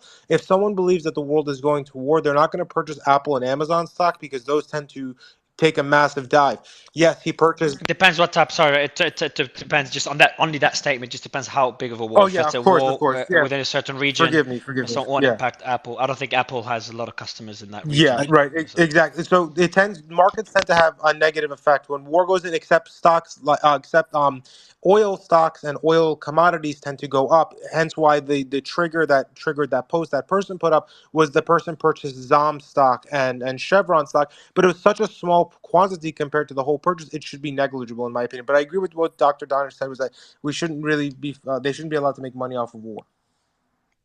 Exactly, and I think it's a fair statement there. We all agree with. And the video is about to be posted as Gareth. Can you elaborate on this, Gareth? And for everyone, in about 10 seconds, you'll see the video posted of the IDF live stream that they did, the update on the day, which will read out the key points. But Gareth, anything else to add to what Ryan just said? Yeah, just exactly that. Is like, it's just a perception, right? I mean, these political people, they just have to understand that it puts them up to, criticism, and it does look shady. And when you see a post, if you look at the post by Unusual Whales and you look at the comments going on, people aren't looking into it and saying, oh, wait, these guys are multi-millionaires. They're only buying $25,000 of this company. To us, that kind of puts it in perspective where it's not as big of a deal. And again, the dates are from quite a while ago. So I think it's just, it's important to kind of do the due diligence and look into it. But it just comes back to the fact that the politicians shouldn't be allowed to, because it just on a positive note, at least it has to be legally disclosed. So we know what they make, what purchase they do, and we can vote with, we could decide with our vote whether we still want to have them be politicians. If we care enough, then we should vote. We should express that care with our votes and not vote them in if we think they're abusing their insider knowledge and profiteering from war. So it's up to the U.S. voters to take action, and we can take action. So I've just posted the video. I've pinned it above that has the IDF live stream, which I'm going to read out the key points from that live stream. You can all see it above. So Israel is on the second day of ongoing fighting, especially in southern Israel. Rockets are targeting Israeli civilians, prompting the Israeli military to combat Hamas in the south and refocus on the Gaza Strip. A tragic event occurred when around 260 young Israelis attending a music festival in southern Israel were killed. The total death in Israel is around 700. Some festival attendees were taken in Gaza, and there have been disturbing videos emerging from the area. Israeli Defense Forces are mobilizing approximately 100,000 troops, and I would love some analysis on this. Is that what you'd expect for a ground invasion? Is that a lot more than you'd expect? How big of a ground invasion will that be? It's actually really interesting getting analysis here from Piotr, John, Visegrad, and anyone else. The media is reporting various casualty members. Lieutenant Colonel Jonathan emphasizes that not all the casualties from Gaza are civilians, as many are Hamas. The IDF claims to target Hamas without harming civilians or infrastructure. However, the severity of the attacks on Israel necessitates a strong response. The Lieutenant Colonel urges caution when consuming media, asking viewers to assess information critically and to remember Israel's commitment to international law. The primary objective is to disable Hamas's military capabilities by the end of the conflict. Many Israelis are mourning the loss of their loved ones, with funerals taking place throughout the country. The goal is to ensure a safer border for both Israelis and Palestinians in Gaza. So the feedback or the analysis I would like from the panel, and I can see speakers being brought up. If we could just stick to speakers, I don't know who they are, but just make sure they're speakers that are military analysts, or anyone that can offer more clarity on this particular topic. We will be getting people from the ground, from Gaza and Israel, again, to get more updates from the ground. But for now, I just want to focus on these reports. So Piotr, I'd love you to go first, especially the 100,000 number. Well, yeah, I mean, look, that's a lot. That's a lot more than I expected. If Hamas, I mean, 1,000 was sort of what I thought the Hamas initial group may consist of. A few hundred, I thought it would be a couple thousand. 1,000 was at the minimum, I thought. But 100,000 for Israel. I mean, let's think about this. This is a Gaza Strip. It's again one of the most densely populated territories in the world. 2.5 million or so people. Mixture of obviously civilians and masses in there, and whatever. But the 100,000, that's a lot of forces. Maybe that's bolstering the northern front, obviously, and just in case, because again, Israel. No, so that's not northern front. So it could be actually, but just to be clear, it says 100,000 troops to respond to Hamas in Gaza. Okay, well, yeah, I mean, I guess No, that's actually not what they said. Okay, so can you correct? Can you correct? Sorry, just quickly. I said before Noga, because I know it could have been translated incorrectly. So you've got the tweet in front of you, Noga. Everything I've read. Is there any particular points that I need to edit? Yeah, a couple of them actually. There were 3,000 people in the party. 260 of them are dead, and we don't know how many of them are in Hamas. 260 is just the number of dead. So let me just go through. Tragic event occurred when around 260 young Israeli attending in southern Israel were killed. That's what it says. Yeah, but I'm saying it is what it says. 260 were killed out of 3,000. The problem is, in this regard, that a lot of the others are still missing. These are the 260 that we found. I know that District 360. So correct. Yeah. So, but I'm saying these the other thing is, go ahead. Is that the IDF is recruiting 100,000 soldiers. That's where you put the period. The idea isn't that they're all designated for. Are you sure they didn't say they're mobilizing? Because the news outlet that we were talking about earlier said they're mobilizing as well. They're mobilizing 100,000 troops, and that's just the first increment of. So they're mobilizing. So they are mobilizing those troops. So guys, the exact quote is mobilizing those troops means that they're being called up to service. Guys, the exact quote But says they're- we've called up approximately 100,000 Israeli troops. They are now organizing and preparing to launch an attack on Hamas in Gaza. That's the exact quote. What I'm saying is, I think it's pretty accurate. Yeah. Okay. And the exact thing that happened is that we're mobilizing 100,000 troops and we're rearranging the army so that we will have all that we need to attack in Gaza and anywhere else that might be necessary.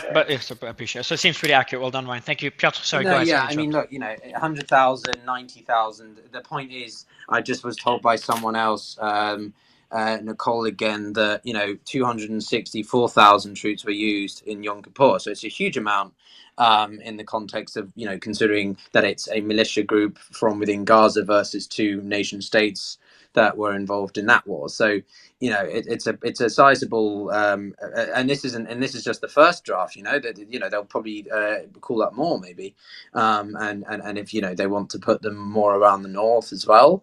So I think the number is sizable. It's really big, and it shows you they're not fucking around. And again, it's difficult to really tell the size of the Hamas entities, but it can't be, I don't know, a tenth of that, 10,000. I mean, I don't know, John. Do you have any thoughts on this? I know you've probably got some expertise in the area. Yeah, I mean, I'm sure that number includes not just what we consider the combat fighting formations, so multiple divisions in a multi-pronged attack, but also the support personnel. So, I mean, actually, that number doesn't sound that large to me for a large-scale combat operation against a city of this many with an unknown number. Nobody knows the actual number of how many Hamas fighters there is, 20, 40,000. It doesn't sound that far off from me. I would like, when we get a chance, to read the other parts of the speech where it says, I'll follow international law, will not target civilians, and that part.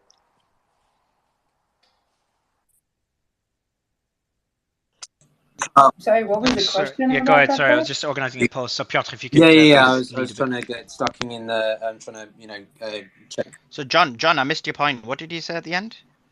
No, I haven't seen the post because I'm interested in the part where he exactly says we will follow international law. He's talking about IHL and the approach to warfare, not target civilians. His statements are in the pinned post. If you check the pinned post, his statements are there. I see it now. I'm sorry, John. What's the question about it, though? No, it's all good. I think John just wants to highlight. John wants to just highlight that he said that. So I do want to go. I want to go to Hadi, guys. I want to go to Hadi. Hadi, can you give us, and then Muhammad, just get updates from the ground in Gaza and southern Lebanon. Muhammad, can you give us an update on? I just want to go quickly updates, and I'll give you the mic solely. Muhammad, can you give us an update on Gaza? Hadi, are you asking Hadi or Mohammed? Which one are you asking, Mario? Up to you, man. I don't mind. I wanted to ask Mohammed on Gaza and Hadi on southern Lebanon, but I'll let you ask the questions. Just update. Hadi, so if you can answer Mario's question about southern Lebanon, but that's Mohammed. If you can answer the updates about Gaza, and then if you can also answer the question in terms of I don't know if you heard that audio. What's your thoughts about how they will do that? How they will go to Gaza, allegedly remove certain areas. Maybe we'll ask him. Sorry, maybe just ask him what are your thoughts on the statements? It's his second language, you see, so I'm trying to make it easy for him. Anyway, Mohammed, go ahead. They're pretty educated. They speak English pretty fluently, and I think they've done incredibly good speaking second language. Muhammad, no, that's not what I meant. That's not what I meant because the thing. No, listen, because it's gonna make it look like I'm degrading him when I'm not. So. No, that's not the point. So John's experience is he knows how to highlight certain things to put a certain perspective across. Muhammad might not realize that, so that's why I was trying to say. Go ahead, Muhammad, anyway. Okay, I appreciate it. Go ahead, Muhammad. Yeah, so basically the airstrikes are continuing in Gaza. There's been only about 3 hours of electricity today, and that's expected to go even further down because the power plant in Gaza is running out of fuel. And that means also water going down. The health sector is already teetering on the brink of collapse, and hospitals are very much overloaded. The number of casualties up until now in the last 36 hours is the highest it has ever been in any previous Israeli military operation in Gaza. The last war, to put this into perspective, the last war in Gaza, 2021, Operation Guardians of the Wall, there were about 256 Palestinians killed by Israel in the entire war. But now we have doubled that number in Gaza itself, inside Gaza, within 36 hours. This is more than any previous Israeli war on Gaza in the last 2 decades.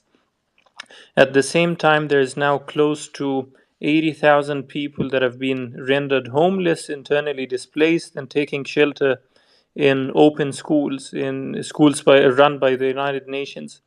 The amount of damage that is inflicted to infrastructure is also quite unprecedented. So Gaza now looks very much like a ghost town, no people out on the street, and there's about 1,210 homes that have been completely or partially destroyed, more than 13 high-rise buildings that have been flattened down to earth. Some of these buildings used to have about 100 apartments. So we're talking about an insane level of destruction.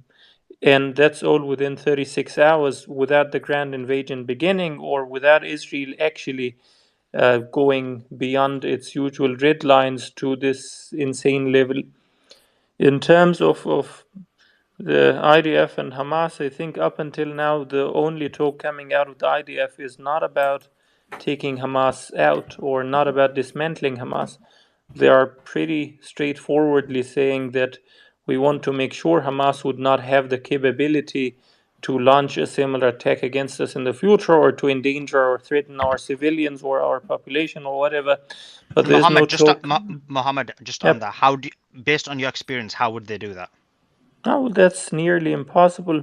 Every single escalation that Israel launches on Gaza goes with the same objective, that we need to make sure Hamas does not constitute a threat and that we dismantle its capabilities. The last one, Israel destroyed what it called the metro system, so the tunnels underground in Gaza, Hamas's underground tunnels. And Israel claimed that they have inflicted vast damage on that metro system.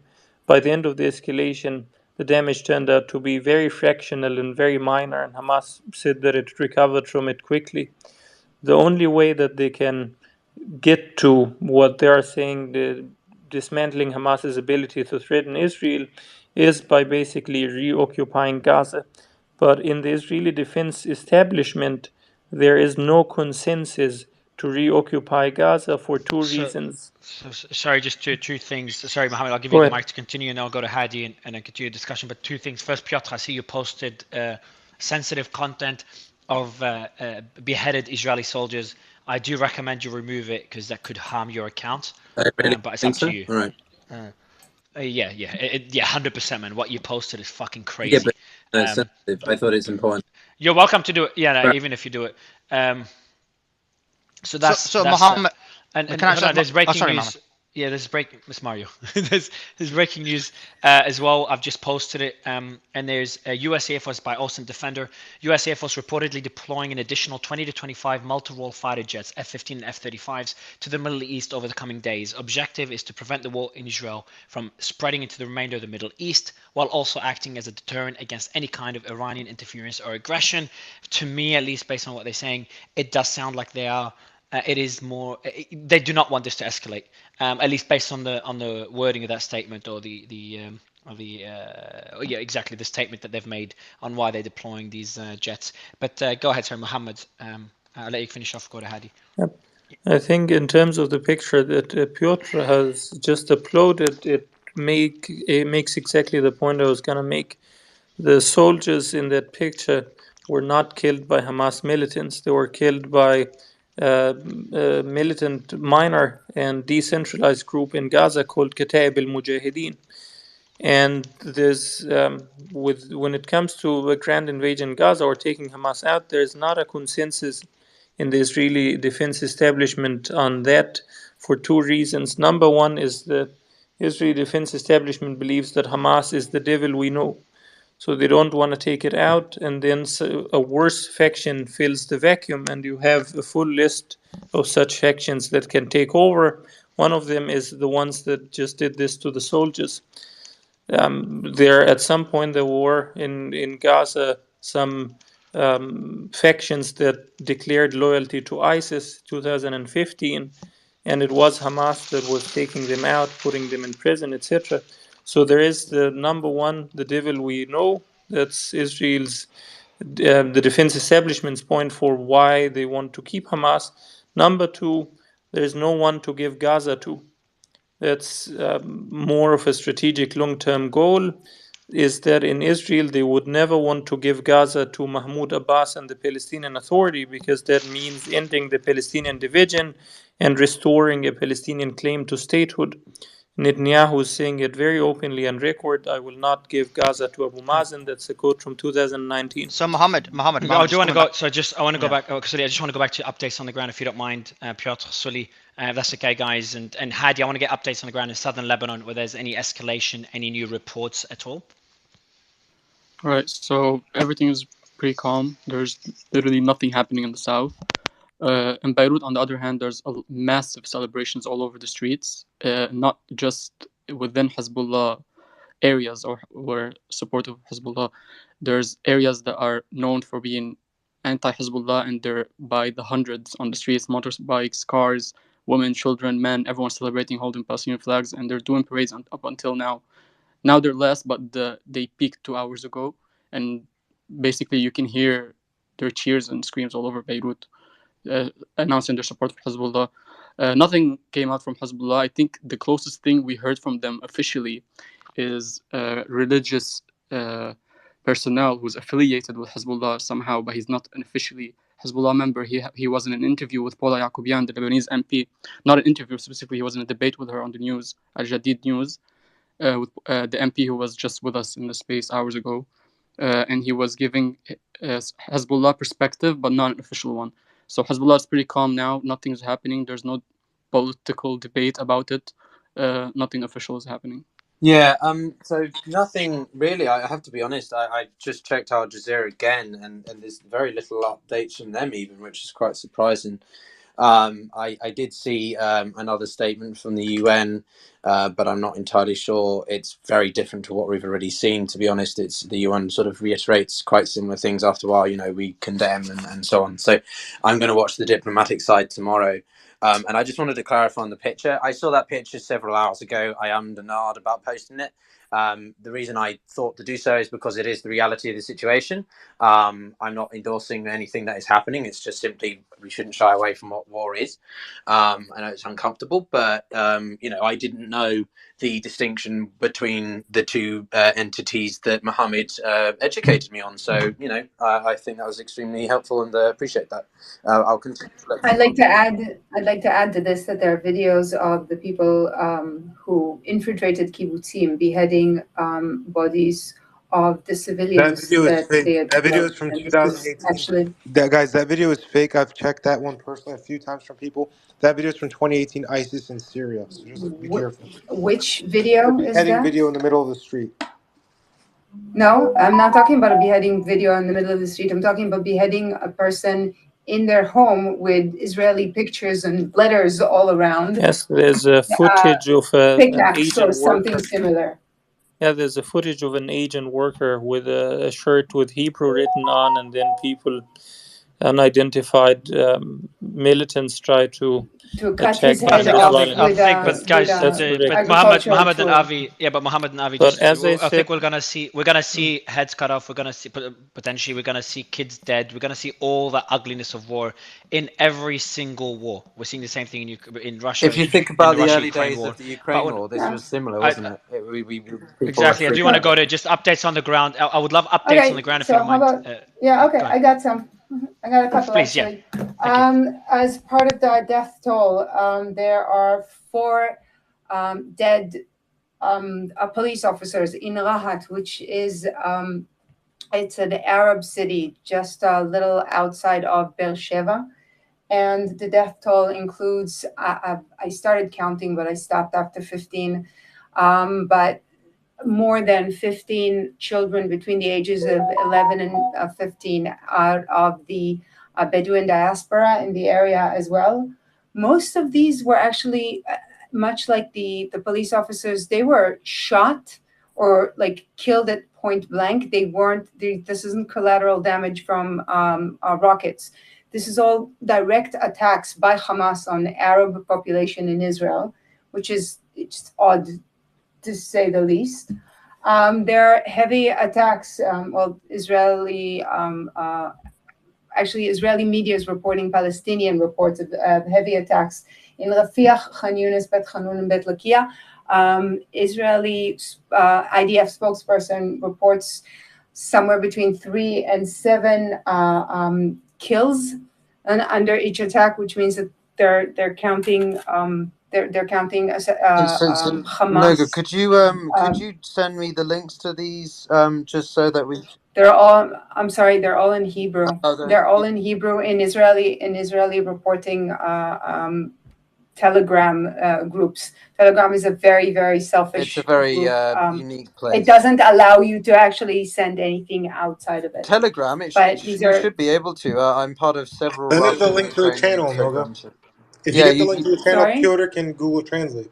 Yeah, it's fine. I can manage it. Don't worry about that. So if you can just send me whatever you have, just so that we can. Yeah, I'll try to sort them out. Yeah. But I think the bottom line is that IDF is reporting kills with every attack, but it's also reporting heavy-handed bombardments of the area.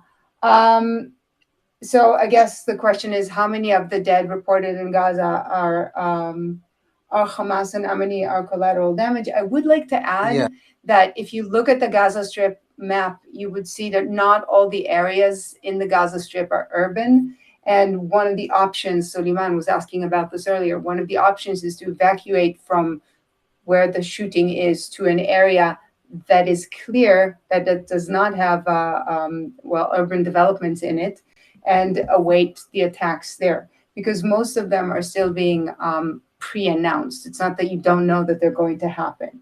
A couple of other things, by the way, the Lindsay quote you were talking about earlier, Lindsay actually put a different version of what the Wall Street Journal was reporting in his Twitter account. And there are some discrepancies between what you were discussing and the Twitter account, so you might want to check it out. Specifically, I haven't Can you found link that in to the me Lindsay as well Twitter. when you have the opportunity, please? It'd be great to. To me is to Mario. But to me, yeah, because Mario is away for the time being. So if you could just link it to me, I'll put it in the group. We can collaborate it and add it. So that would be to Piotr. I'm sorry, I can't always. Piotr Okay. speaking. Yeah, the accent should give it away. I'm the only Brit on this. So if you're capable of distinguishing between the accents, that would give it away. Unfortunately, not all of us. Mario are has a capable of doing very that. very lovely multi-faceted accent. I have a pretty British one. Fine. But yeah. So and the last point you wanted to make, because I want to jump over anyway, to Suleiman and others. Just the point about this is that I didn't see in the tweet. Maybe I missed it, but I did try to find the specific of 4. Not distilleries, I'm missing a word there, that we were talking about earlier. And one more thing, never mind. Okay, well, yeah, we'll come back later. to you when I want to make sure it. that it's true. Yeah, just raise your hand when you remember what it is. I just wanted to add one quick interesting statistic or sort of stat that someone I saw posted, which is that so far, it's a bit old now, but at the time, it was, when 600 Israelis were found to be dead, in a population of less than 10 million. So the comparison was, if in terms of population size, that's the equivalent to 21,000 Americans. So now that it's 700 Israelis that are confirmed dead, that's going to be what, 25,000? And that's not even considering the hostages. So this is their comment was, this is Israel's 9/11 with a far greater impact, though, on the nation. So interesting sort of way to try and, if you take the number, extrapolate it out and then apply it to your population. So if you're listening and you're from a different country, then just, take a similar sized fatality number and apply it, and you'll get a similar percentage of just what, how bad this is, at least from Israel's perspective. But then, we've got to keep in mind also the total deaths and injuries that have been experienced from both sides during the past 15 years, if you go back to 2008. So it's a very difficult thing to really try and talk about. I actually had a discussion about comparing the number of deaths in this situation. And again, I think it's important to remember that when you put civilians in harm's way, you are then responsible Yeah, when your adversary hits I them. want to So bounce over comparing to that some. Yeah. number is ridiculous, to say the least. Okay, it's not a comparison of the number. I'm trying to put it into context for other listeners, Noga. So I appreciate. And I'm saying, Yeah. So no, I I understand. look. I asked. I said thank you. I want to go to Suleiman and Yehuda. Okay. Thank you. Over to you, Suleiman. Yeah, I just want to go to Mohammed just based on what Noga said. So Noga said collateral. I think collateral, we know what collateral means is the women and children. So Mohammed, up to No, now, that's not in what it terms, means. what does collateral mean? I'm sorry. Aren't there You any said men in you. the Gaza Strip? Look, guys. Like seriously, Noga, you've spoken for a while. I'm not going to get into politics now. Solomon, do you want to go to Mohammed? Yeah, Mohammed, how many women and children and people in total have people died from the Palestinian side? Well, up until now in Gaza, it's about 413. More than that, the number is increasing by the minute. And out of them, there's 79 children. That's inside Gaza itself. Add to this about 400 that were killed, Gazans and Palestinians inside Israel itself, who crossed the fence. Some of them are the Hamas militants, others who just crossed the fence right after. And in the case of Gaza, there's 8 entire families that were completely wiped out, not a single member left. Of 54 people in total, there's 2 families that were killed today very prominently. One was killed, Budagga was killed in Gaza City, or in Khan Yunis actually, sorry, where it's 15 members that were pulled from underneath the rubble, including 6 children as young as a few months old. Not a single one of them is a confirmed Hamas militant. My colleagues in Gaza are collecting evidence on the ground from human rights organizations on the ground and are collecting evidence. And some of the airstrikes hit populated areas during peak time hours without previous necessary precautions for civilian evacuation.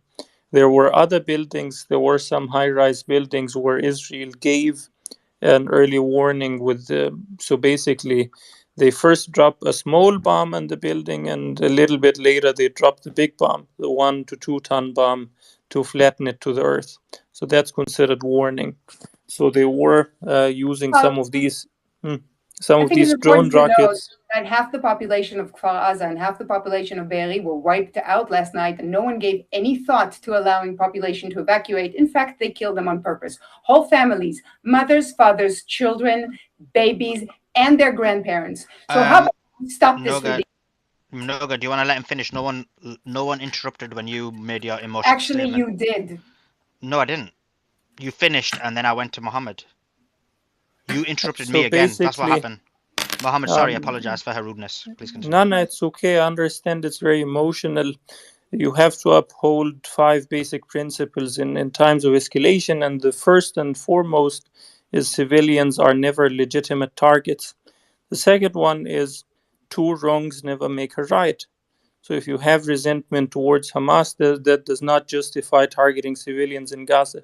The And if civilians you in Gaza are not targeted. We just discussed that there were collateral damage and they were I asked. am Noga, that's not documenting. true. Noga, that's not true. I'm sorry, I have to push back because we've gotten records and story about residential buildings being hit and residential buildings being targeted. The Gazans were Direct asked to sources. leave yesterday. Yeah, where are they going to Direct go? To sources. leave Noga, there's where? nowhere for them to We go. just had Noga, this there's nowhere for them discussion. to go. Leave the city.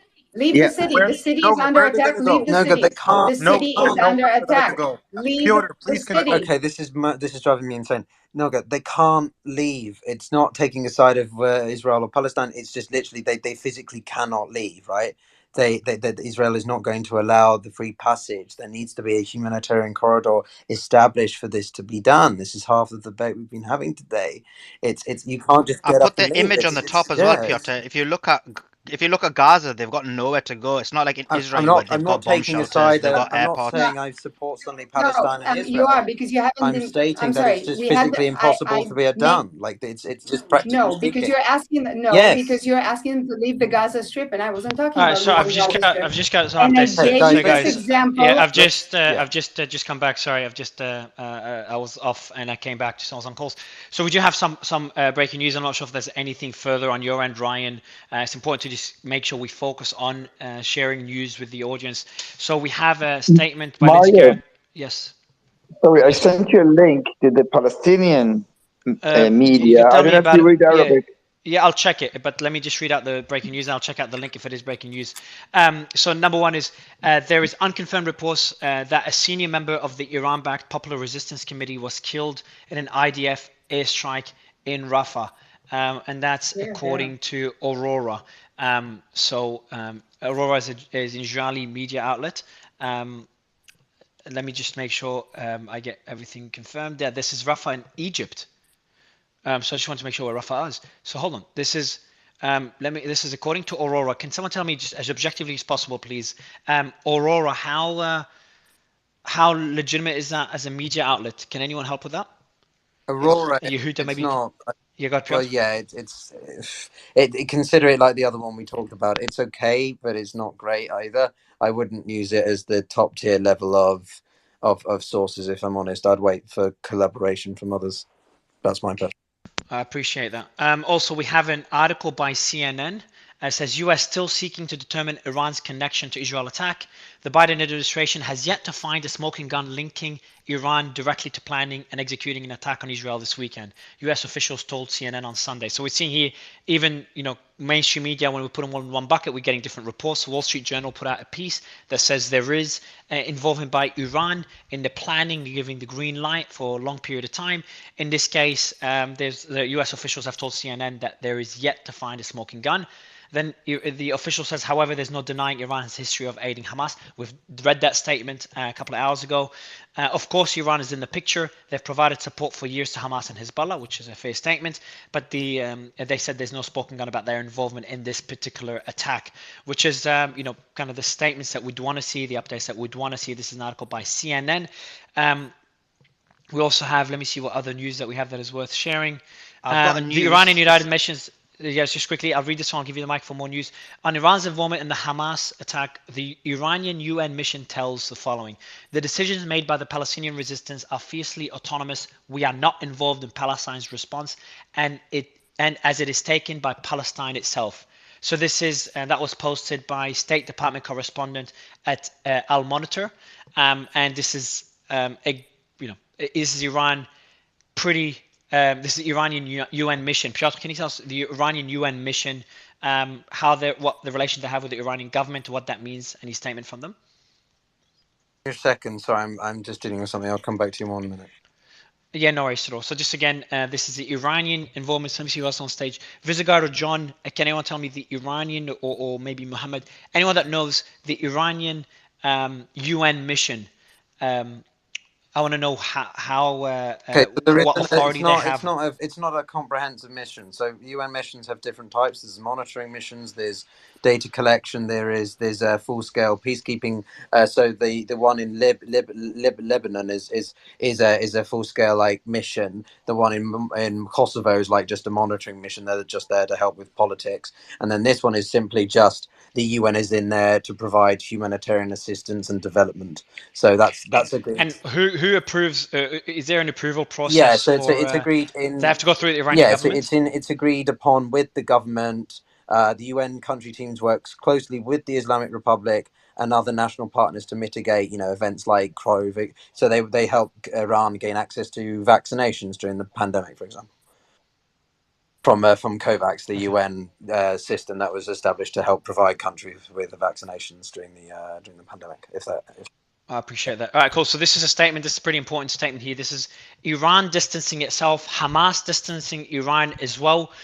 So obviously it could mean that there are links and they want to distance themselves to avoid the repercussions, or maybe there is just no links whatsoever. So again, conflicting reports. This is a definition of the fog of war. So I've just posted the statement.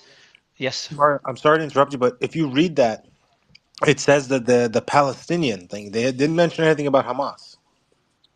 But the decision made by the Palestinian resistance, that's pretty common for Iran to call it Palestinian resistance, I'm as far sorry, I as I'm missed aware, that word. unless someone Sorry. can correct me. All right, cool. So that's another piece of news there. Let me see if there's anything else. There's Yeah, photos of Mario, bed. Sorry, go ahead. look at the link that I sent you. You can see the toll there. They said 465.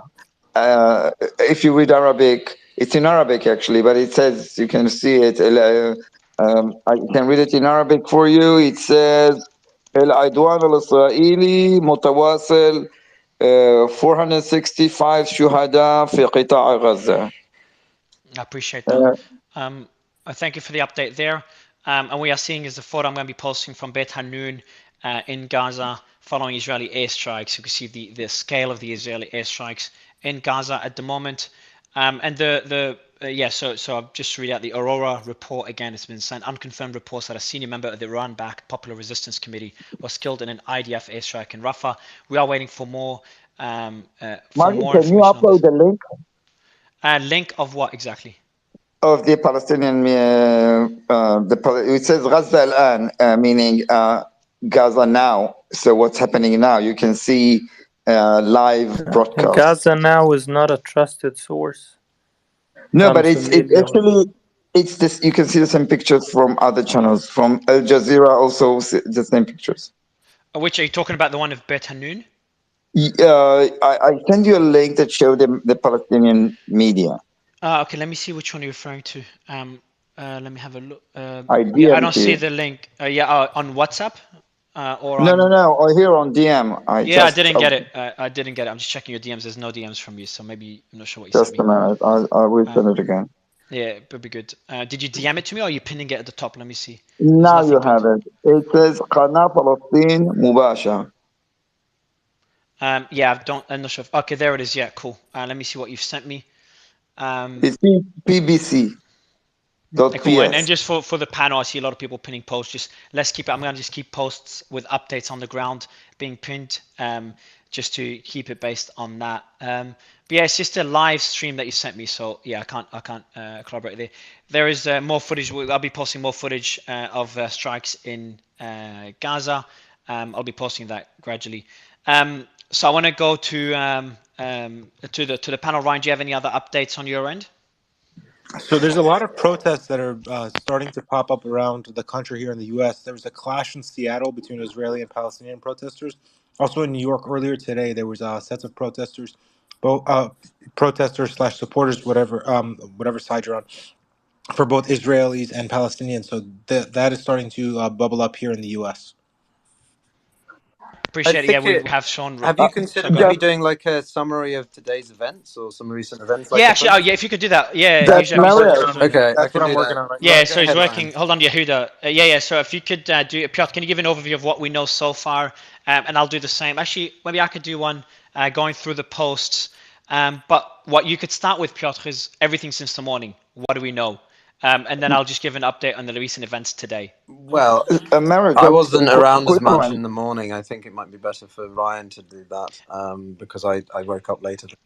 So we know that what we know just very broadly, there were attacks by Hamas on Israeli territory from the land, air, and sea. And that led to unprecedented amount of deaths on the Israeli side. The deaths far exceed, more than double, and potentially could end up being triple, if not more, the deaths that Israel has experienced between 2008 and 2023. We've seen a lot of footage and stuff of that. And that showed potentially severe failure on the Israeli side from an intelligence perspective. And that's by far the biggest escalation in that region since the 1975 or 73 war. As expected, so till now, by the way, it's been what, 2 days now, or 1.5 days? I've lost track of time, but till now, there's still members of Hamas within Israeli territory, unless someone can correct me. But based on the latest reports, there is significantly less. We're not getting as many reports of any clashes. I think that they're in hiding, I guess. And Israeli defense members are going from house to house or looking for remaining Hamas members within Israeli territory. As expected, in response, we saw significant bombardment from Israel on Gaza. We've posted a lot of footage, a lot of videos, a lot of photos. The death toll is climbing pretty rapidly, and the bombardment continues. Rockets continue as well from Gaza, so the attacks continue on both sides. Even today, we saw members of the Hamas of Hamas party or Hamas group or Hamas militia, whatever you want to call it, members of Hamas enter Israel today and yesterday. So today, yes, it's today day 2, Piotr. I've lost track. Or day 3. Yeah, it started on Day two, Saturday guys. morning. Yeah, so. Day 2. Okay. Members still entering Israel, and the bombardment in Gaza is obviously Gaza is a very populated, one of the most populated regions in the world. So bombardment will lead to significant casualties. And we are seeing those casualties as well. So we're seeing deaths everywhere. Now, the response from other regions, there was clashes with Hezbollah on the northern border. Both sides, Hezbollah and Israel, have reportedly, or Israel has announced that they've amassed troops and equipment on the Lebanese border. Hezbollah has, I don't think they've announced anything as such, but there's been reports of Hezbollah also amassing troops there, and that could be a defensive move by either side, or it could be preparing for an attack. We don't know. There were clashes as well in which Hezbollah attacked a radar in the Golan Heights. Now, to be clear, Golan Heights is a territory that's disputed, and an attack on that region does not mean entering the war, and that's like an unwritten rule. No, that just means Mario, there is an update regarding this. Yes, I'll let you give me the update afterwards. I'm just going through chronologically. So it's on any attacks in the occupied territory. Remember the term this time. Any attacks in the occupied territory is considered a warning shot or posturing. It does not indicate a full attack or involvement in the war. Israel obviously responded accordingly. Hezbollah took responsibility for the attacks on the Israeli radar. So what we saw afterwards was a pretty. The rhetoric on the Iranian and Hezbollah side has been as expected, I'd say. There hasn't been any clashes with any Iranian forces in Syria or Egypt. There's reports that there could be different, but they haven't been verified. And Israel, and that's obviously too early. We're day 2 right now, and just limited clashes with Hezbollah. Otherwise, we do have more reports of deaths. We have IDF being very, the rhetoric being very aggressive as expected. And the rhetoric on the Hamas side also being very aggressive. And then we've got updates today. Let me see the updates worth mentioning beyond footage and Well, the small announcements. the naval side of the US. So the Americans have finalized, one aspect to this situation, which is that they're going to start sending naval, well, specifically the Gerald R. Ford Carrier Strike Group with their flagship aircraft carrier, the Gerald Ford, which is the largest they own. And this is currently passing, I believe, probably it passed Sardinia. So now it's probably around just south of the Balkans, probably around sort of Croatia, if you think about it from down, entering towards past Greece, and that's going to be around Eastern Med, and they will be able to provide logistical support, so getting specific people out of places, but also providing additional equipment and things into places. That doesn't mean troops involved. That doesn't mean America's getting involved, and it also means they can provide distant strikes from the ocean into Gaza, to support the IDF, which are undertaking their response in 48 hours, so now probably 36 to 72 hours, something like that.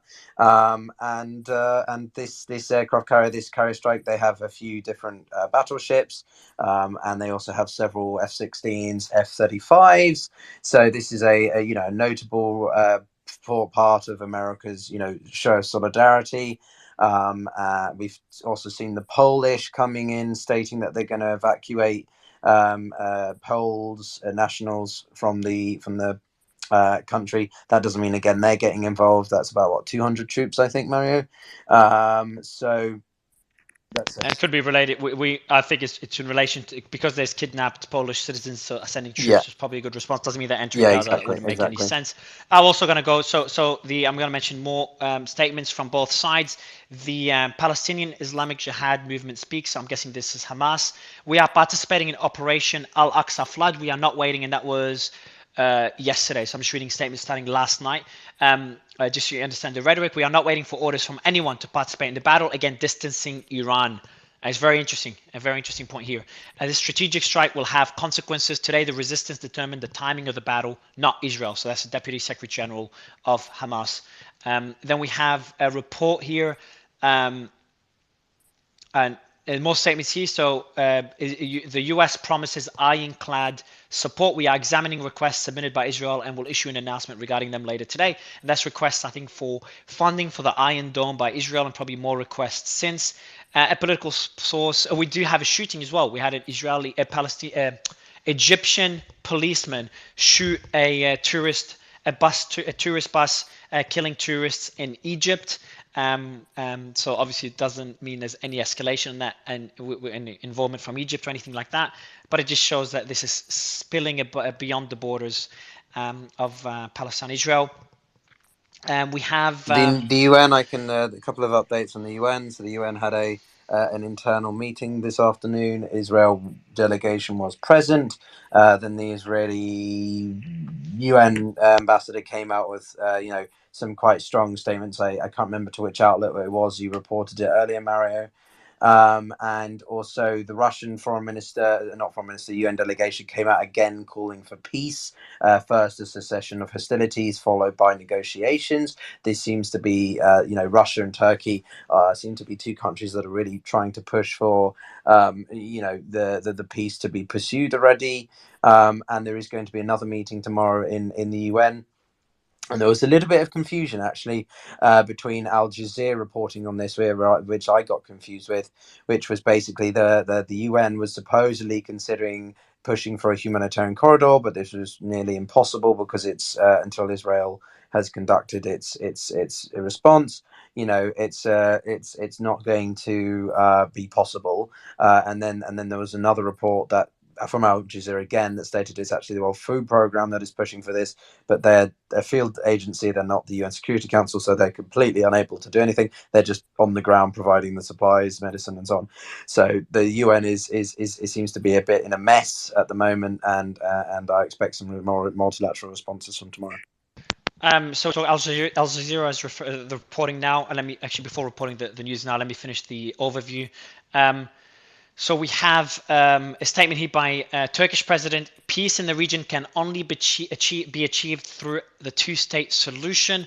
The Palestinian issue must be resolved fairly. We are determined to intensify diplomatic efforts to calm the Israeli-Palestinian conflict. So the rhetoric by other countries so far has been to de-escalate the situation. Obviously, I'm avoiding some politicians that are doing the opposite.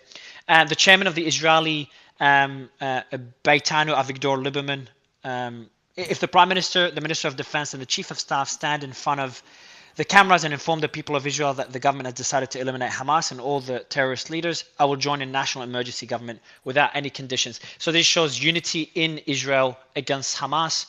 So in the short term, this is bolstering Netanyahu's support. We have Iranian president confirms his support for the Palestinian people. Mario.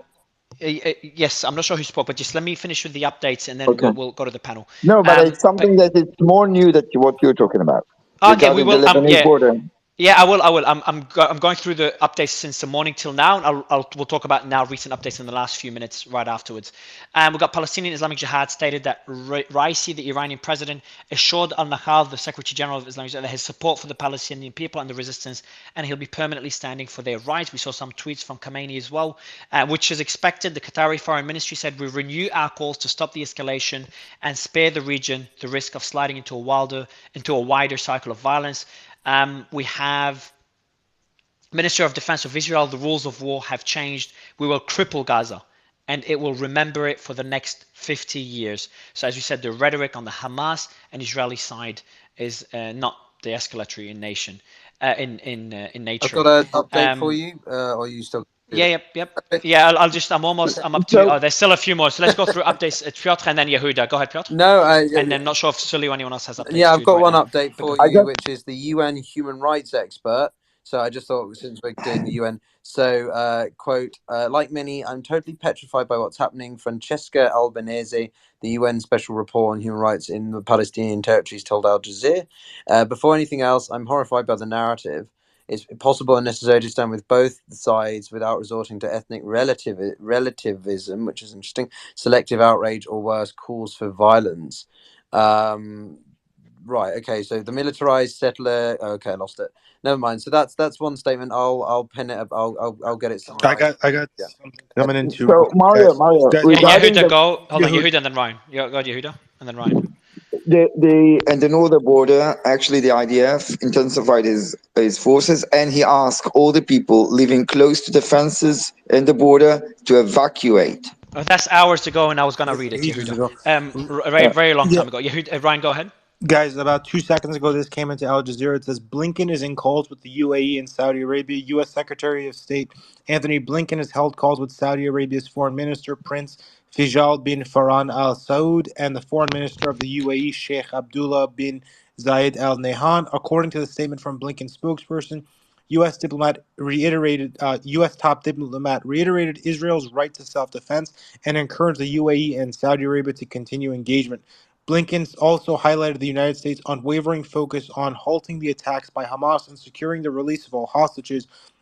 He's been on calls with them all Sunday night. Also, I have another thing that just came to CNN. I don't know if we guys covered this or not, but it says Hamas claims to have taken more Israeli hostages on Sunday. So that the escalation is it's still in full effect. And the hostage situation, guys, I think that's going to be one of the biggest key points to this conflict, and that's I got one more thing coming in. I'm sorry, I have to hit So, refresh. so did the A statement? major guys, last thing I promise. Major airlines have also canceled dozens of flights to Israel now, so less and less are flying in because we know the airspace is very, very volatile.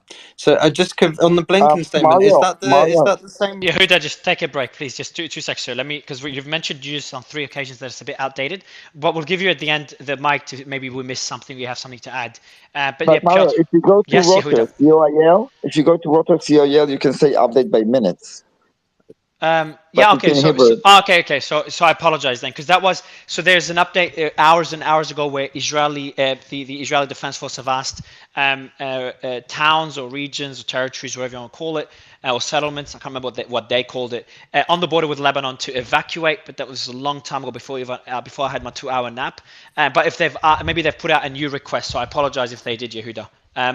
And we'll go to Piotr. Sorry, you were saying something, Piotr? Yeah, no, it was just I just wanted to clarify on that because I saw the statement about from Blinken about UAE a while ago. Is that a new statement or that's another one? That just came through on Al Jazeera for me. It says 2 seconds Because ago. the Saudis. Okay, and let me. Sorry, Mara. Yeah, it's like, sorry, just guys. So Omar, I know you don't have much time. So before we continue with the news, we do have Omar. Omar, I would love to get your thoughts on are there different countries in the different countries around the world, not only in the Arab world. The rhetoric, is it what you'd expect? Are they trying to escalate things? So what I'm really focusing on, will this escalate to Lebanon? Will this escalate to Egypt, Syria, with the targeting of Iranian targets? Or is it going to be contained between Gaza and Israel? Would love to get your thoughts, Omar. Thank you, Mario. Obviously, nobody can know anything for certain in this situation, but I do think it's unlikely for it to spread widely because there is a balance of deterrence that exists between Hezbollah and Israel. Can you tell us more? Can you tell us more about that balance of deterrence, please? Sure. We've seen back in 2006, when things were getting out of hand between Hezbollah and Israel, that Hezbollah drew a line, said that if any major buildings were bombed in downtown Beirut, that Hezbollah would respond with massive rockets that can bring down major buildings in Tel Aviv. And those are rockets that are obviously acquired through Iran. And that was the line that basically started leading to a shift in which there was de escalation. And there is very, very good understanding at this point that if there is an all out war between Hezbollah and Israel, then you are looking at major population centers in the biggest cities in both Lebanon and Israel, possibly facing very Omar, widespread destruction. so your point on why Israel wouldn't want to escalate this, which I understand, because on the second thing, the last thing Israel needs now, when they're gonna when they're calling the reservists and they're going to invade, most likely invade Gaza, the last thing they want is a two-front war. So my next question is, what about an incentive for Hezbollah to get involved? For two reasons: Israel is weak, or at least weaker than what it was, and the Lebanese could unite behind Hezbollah and that could distract them from domestic problems that they're facing, which are very significant. So could Hezbollah, could these outweigh the economic difficulties Lebanon's facing? So the popularity bit, I think, is absolutely critical. And if there is any kind of Israeli attack on Lebanon that would justify a Hezbollah response, then they absolutely would respond, knowing that the entire population would back them. However, if the population of Lebanon perceives Hezbollah as having put Lebanon in danger and caused massive destruction to join a war that was not Lebanon's war to join, then that would backfire hugely. And Hezbollah knows this. They thrive on their immense popularity in the Arab world, and they would be risking it significantly. I mean, they would get approval from beyond Lebanon, but I think they still need the Lebanese population to be behind them. So one more question, Omar. Sorry, one more question. And if you can refresh my memory, it's been a very long time. In 2006, what triggered the Israeli Hezbollah war? It was the fact that there were many Lebanese prisoners that were held by Israel, and Hezbollah decided to do a cross-border raid, much smaller than the one that Hamas just carried out. Nothing of the like, where they kidnapped, they targeted an Israeli military convoy, kidnapped a couple of soldiers, and Israel responded basically with a full-on bombing and invasion of Lebanon. That was in a trap that was set for Israel because Hezbollah had surprise capabilities in which, they gave Israel a bloody nose. Israel initially went into Lebanon promising to eradicate Hezbollah from existence. By the end of the war, they were talking about just wanting to stop the rockets from being fired. And until the very last day of that war, Israel was not able to accomplish any of its goals. So everybody recognizes this as a huge strategic defeat for Israel and a rebalancing of their relationship where there is now mutual deterrence, and Israel would have to think twice and three times before invading Lebanon, in contrast to previous times when they could just waltz across the border whenever they wanted to, carrying out all kinds of operations. But Mario, if I may, yes, if I may, no, 2 seconds. We will be opening it up. Noga, we're just focusing on just updates. And Omar has to go. And Noga, you've got some time with us. You've become regular. Omar, Piotr, you want to add I something? want to jump in. A quarter to 4 in the morning. Interesting point, Omar. Sorry, thank you. Just on this, one of the things I've put towards John Spencer, who I think is here, I'm not sure, was about the role of drones in the response from Hamas. I will go. Sorry, but Piotr, I do. We will go to John. Mario, But it's towards Amar. I'm mentioning John as reference. Yeah. Sorry. Yeah, Ryan, what's the breaking news? And we'll go back to Piotr. So directly from the IDF's official Telegram channel, Swords of Iron posts that IDF aircrafts have continued to strike the Gaza Strip and severely degraded the capabilities of Hamas organization. The IDF targeted a structure which housed Hamas organization operatives. In parallel, several Hamas operational command centers were targeted. Among them was a 3-floor command center, a command center belonging to Mahmad Kashta, a senior operative of the Hamas organization naval forces. IDF has also targeted a Hamas operational asset located in a mosque in the city of Jabalia, an intelligence asset, and an additional asset that was used for directing of terror by Hamas infrastructure were also targeted. So there, it looks like this is some justification for some of the locations that they targeted, like the 3-floor building we just saw, the mosque that we saw that was destroyed. But again, that's just wanted to bring that to you guys. Yeah, cool. I'll continue giving updates. I think Oran had to drop off. He'll be back with us. I'll continue giving updates before we go to the panel. I know there's a lot to discuss. So we're up to, just for the audience, more statements over the last few hours. That's today. It is time for an emergency government. That's Israeli president. We also have U.S. Representative McCall said a Speaker of the House is a Speaker of the House is necessary to send funds to Israel. So we're seeing a lot of a lot supporting funding Israel, further funding Israel, or taking action against Iran. Mike Pence doing the same. Lindsey Graham doing the same. Israeli Foreign Minister, Israel's continued attacks on Gaza violate UN resolution and increase the possibility of the war spreading.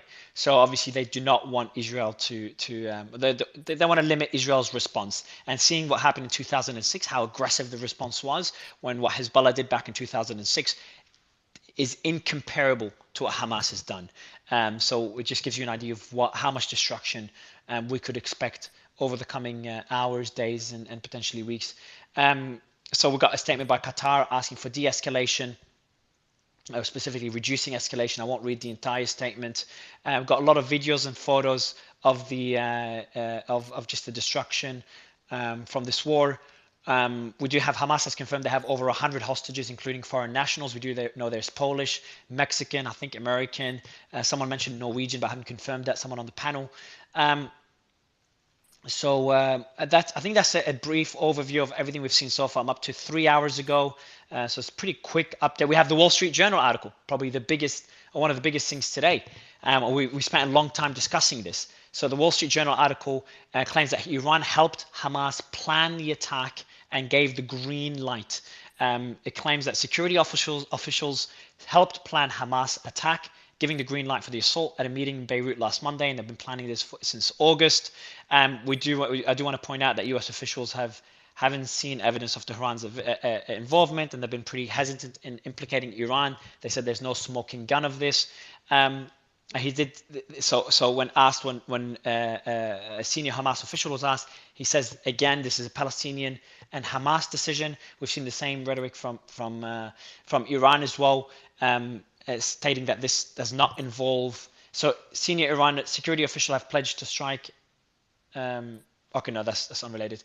But Iran saying that they're not involved in this particular attack. There's no direct involvement. So we are seeing again more and more examples of distancing Iran from these attacks, which is again positive for de-escalation if that's what you want. Lastly, about an hour ago, a bit over an hour ago, we do have the statement from the Israeli Defense Force. Probably the biggest statement is that they're amassing 100,000 troops on the Gaza border, and there's a lot of points there. Everything I'm reading is from my tweets. You can go through them, go through the videos in more details. If you're interested, the team is just doing an incredible job sending updates. And lastly, we have again the Iranian UN mission states is distancing. The decision made by the Palestinian resistance are fiercely autonomous. We are not involved in Palestine's response as it is taken by Palestine itself. So based on this, I'm pretty comfortable now to state that this Iran is it's highly unlikely this will escalate beyond the current borders. I think there's a probability that it could escalate into Lebanese borders, but I think it's improbable. I just don't know how Hezbollah will respond, or how Iran will respond once the scale of the Israeli attack on Gaza. So we had Omar say earlier, there needs to be a reason for the Lebanese to support Hezbollah responding to the war, what's going on in Israel and Gaza, and they will be supporting Hezbollah, according to Omar and others.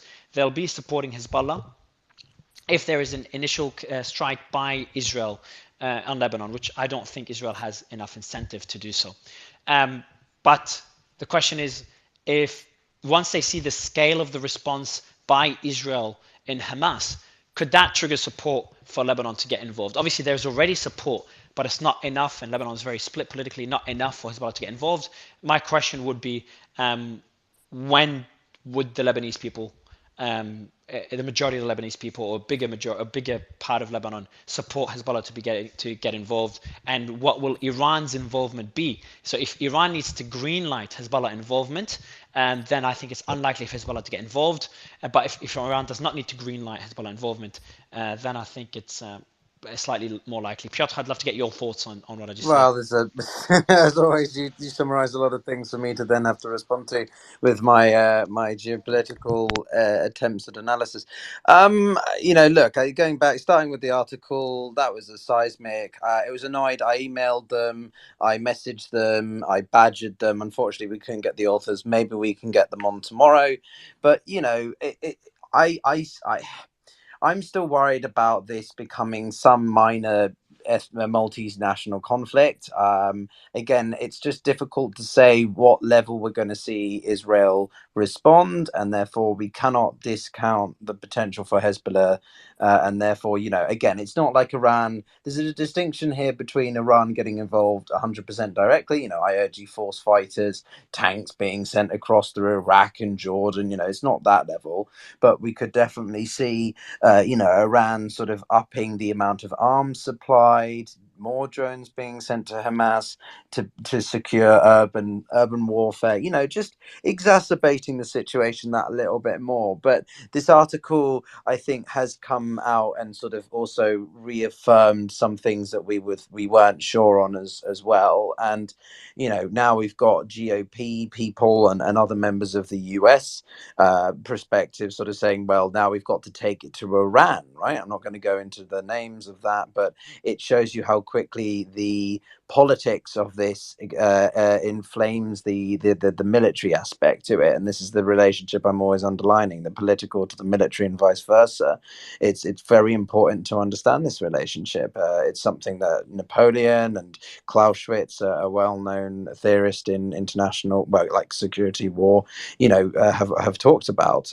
So in this case, I hope that we, American politicians don't sort of worsen the situation as much as the what else has been said. It also reminded me the role of media. The Wall Street Journal wants to get this information out beforehand, but also the people who write the articles, right? You've got to look at the authors, and you've got to think about their relationships with previous positions, people in certain places. And I thought that was a really good conversation we had during that part of the space. And then to the very last point, to the Lebanese being pulled in again, this is something very difficult to judge. The Lebanese military isn't exactly in the best shape. Hezbollah is not the Lebanese state army, and highly unlikely for the Lebanese military yeah, to directly so get involved. you're more likely to see random militia from Syria get involved, because that's Golan Heights and that's 1973 kind of stuff. So there's a lot of unknowns here, but there's lots of possibilities, but there's more probabilities is the way that I sort of look at it. So Gaza in the meanwhile continues to be pounded, and Hamas continues to have hostages of varying nationalities, and we've got to consider the real time situation for all of those affected in this area right now. So yeah. So I've just posted as well the commander in chief of the Al Nasser Salah Al whatever brigade, which is a military wing of Hamas. He was killed, according to Israeli media, quoting an independent Arab journalist. He was killed in the bombing of a house in Rafah, Gaza. I'm not sure if Muhammad is not here. It'd be good to get him to verify this. But this is a pretty senior commander on the Hamas side, that is reportedly killed by the Israeli airstrikes. You're going to see Trust, I see things your like that hand back happen. up. No, sorry, I think that was left up from before. No, I just say you're going to start seeing that sort of thing happen increasingly. The two commanders that we've seen in the IDF are pretty significant as well. But the more this happens, the more you're going to see, losses and notable names on the Hamas side, coming to light. It just depends how quickly that happens, and how well Hamas can sort of respond to those military losses. I guess it's a bit like the Russians. When we were looking at the Ukraine war early on, there were quite a few senior Russian military officers who were being killed on near the front lines, and that was because in the Russian, at least, sense, you have a very poor vertical command, so government to military field to lateral, so between battalions, regiments, and so on. And so basically senior officers from the Russian military were going to have to go to the front lines at the time to educate and get the conscripts, the troops, to actually do the right bloody thing. So I'm not saying that's going to be the case in this scenario, but because of how densely populated Gaza is, it's inevitable. There's going to be losses of senior staff. And also, last point is that the Israelis are striking, what they call terrorist buildings. These buildings that are supposedly where they have lots of Hamas intelligence ops going on. So lots more to come, I'm sure. Yeah, I think it's a great overview.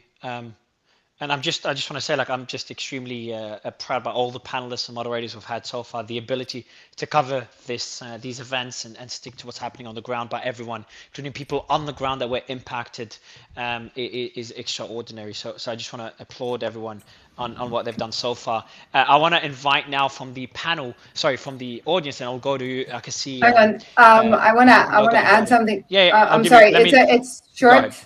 Yeah, go ahead. Let me just And let me invite the panels quickly. Sorry, audience, and I'll give you the mic. Just for the audience, we've had a lot of military analysts. We would like more, but I'd also would welcome now anyone on the ground in Lebanon, Gaza, or Israel to please DM us. Would love you to come up on stage, especially Gaza, obviously, but I know it's really difficult concerning there's airstrikes there. But if you have family in Gaza, it's been a bit harder to get a better picture of what's happening within Gaza, and obviously in Israel, just to get updates on the ground, what's going on. It's been a while we haven't done that. But Rafa, go ahead. Sorry, Noga, go ahead. Okay, just wanted to mention in relation to the discussion we were having about where the Palestinians are going to go. I found this, I think, in a Wall Street Journal report, because I know how much you guys like sources. Actually, one of the other users sent it to me, and thank you very much, Maggie, for this. There are designated areas where in the North Gaza Strip where people could go when they're being warned that there's going to be attacks in their area. Designated, marked, go ahead. And they could go there. No, that's it. So just No I've got problem. breaking news Just, here from the. okay. Go ahead, Sully. So I've just got some breaking news, and I'll give you a mic, Sully. There is footage right now from Shahab Agency. Can you check the guys, Ryan, Sully? If you can check the breaking news group, it just came in. Here, also sent it through. Yeah, so I'm just about to post it. If you can get me the video and post it in the group, please, Ryan. Guys, can you just check that the Shahab Agency? So the username is Shahab, SHEHAB Agency.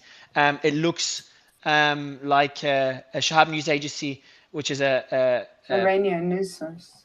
It does look.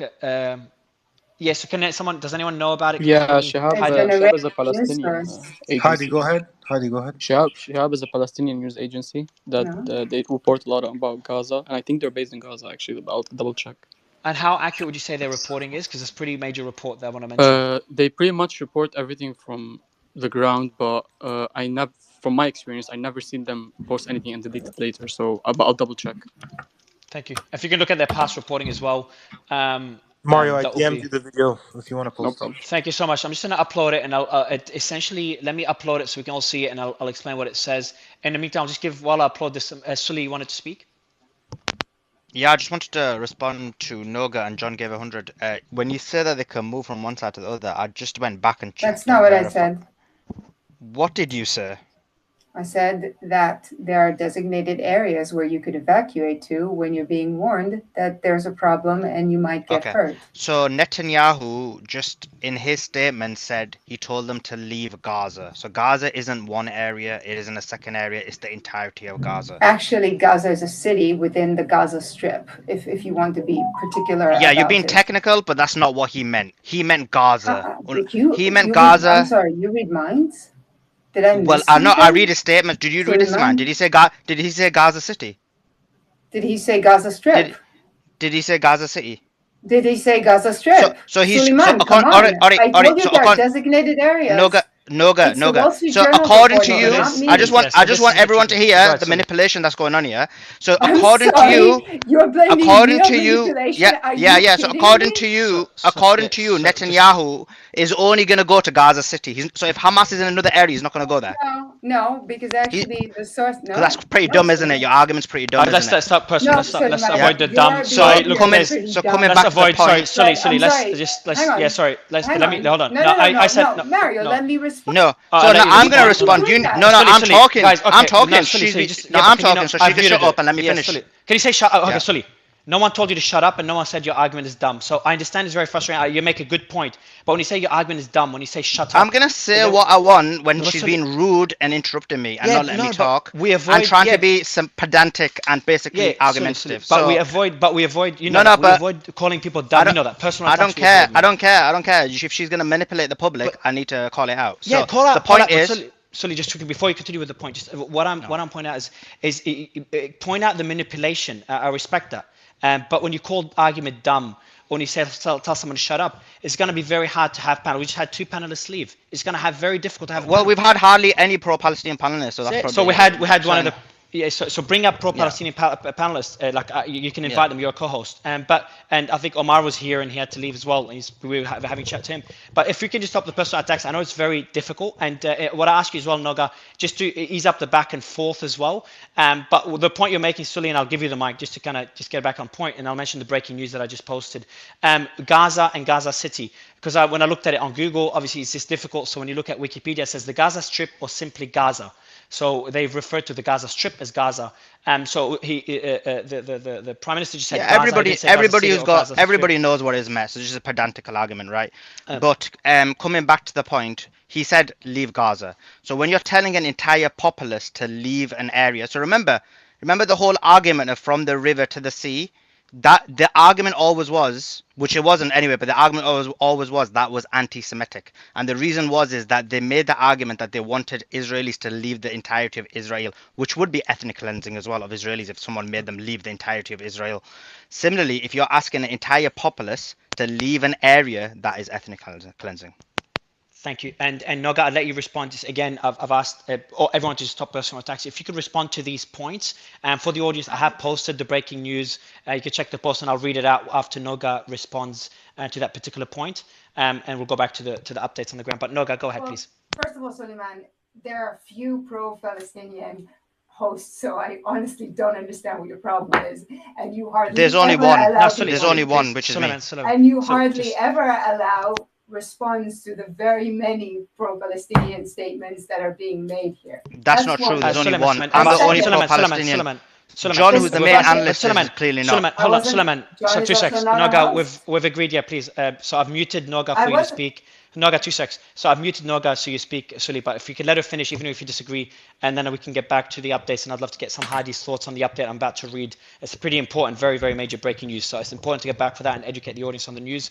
But Noga, go ahead, please respond. Sully, please let her respond. Please. Let's get the facts straight, okay? The Netanyahu statement you're talking about was almost 48 hours ago. No, not 48, I think something along the lines of 36. At that point, corridor was still being discussed. It's something that is at the moment wasn't reached, but the IDF spokesperson did ask people several times, and we had this discussion yesterday, to move away from harm's way. And one of the ways they're doing it now, which, by the way, I've mentioned twice already, is that they're evacuating people. Yeah, wonderful, Suleiman. Is that they're evacuating people to areas outside of the major cities, and they've actually designated them. If, of course, you want to cooperate with that, if you want to make a point of staying, if you want to make a point of staying in the city and getting hurt at this point, because again, I have to remind you that Hamas entered the homes of civilians and murdered them after abusing them for hours, and is now abusing Israeli children who are being held hostage in the Gaza Strip. So I do. Excuse me. So I'm almost. I know finished. this is. I know this is emotionally charged, but I know. But Ryan, I just. Finished. Yeah, please, you have to finish, Noga, because. Excuse. So I have one more sentence. We could have been done with it by now. So you will excuse me if Israel is just a little less worried about children in Gaza when children in Gaza are abusing children of Israel that were abducted to the Strip. You have no proof of it. Stop. I have videos showing it. So Ryan, look, Noga, I kind of blanked out because for me, this could get into a really, really long discussion.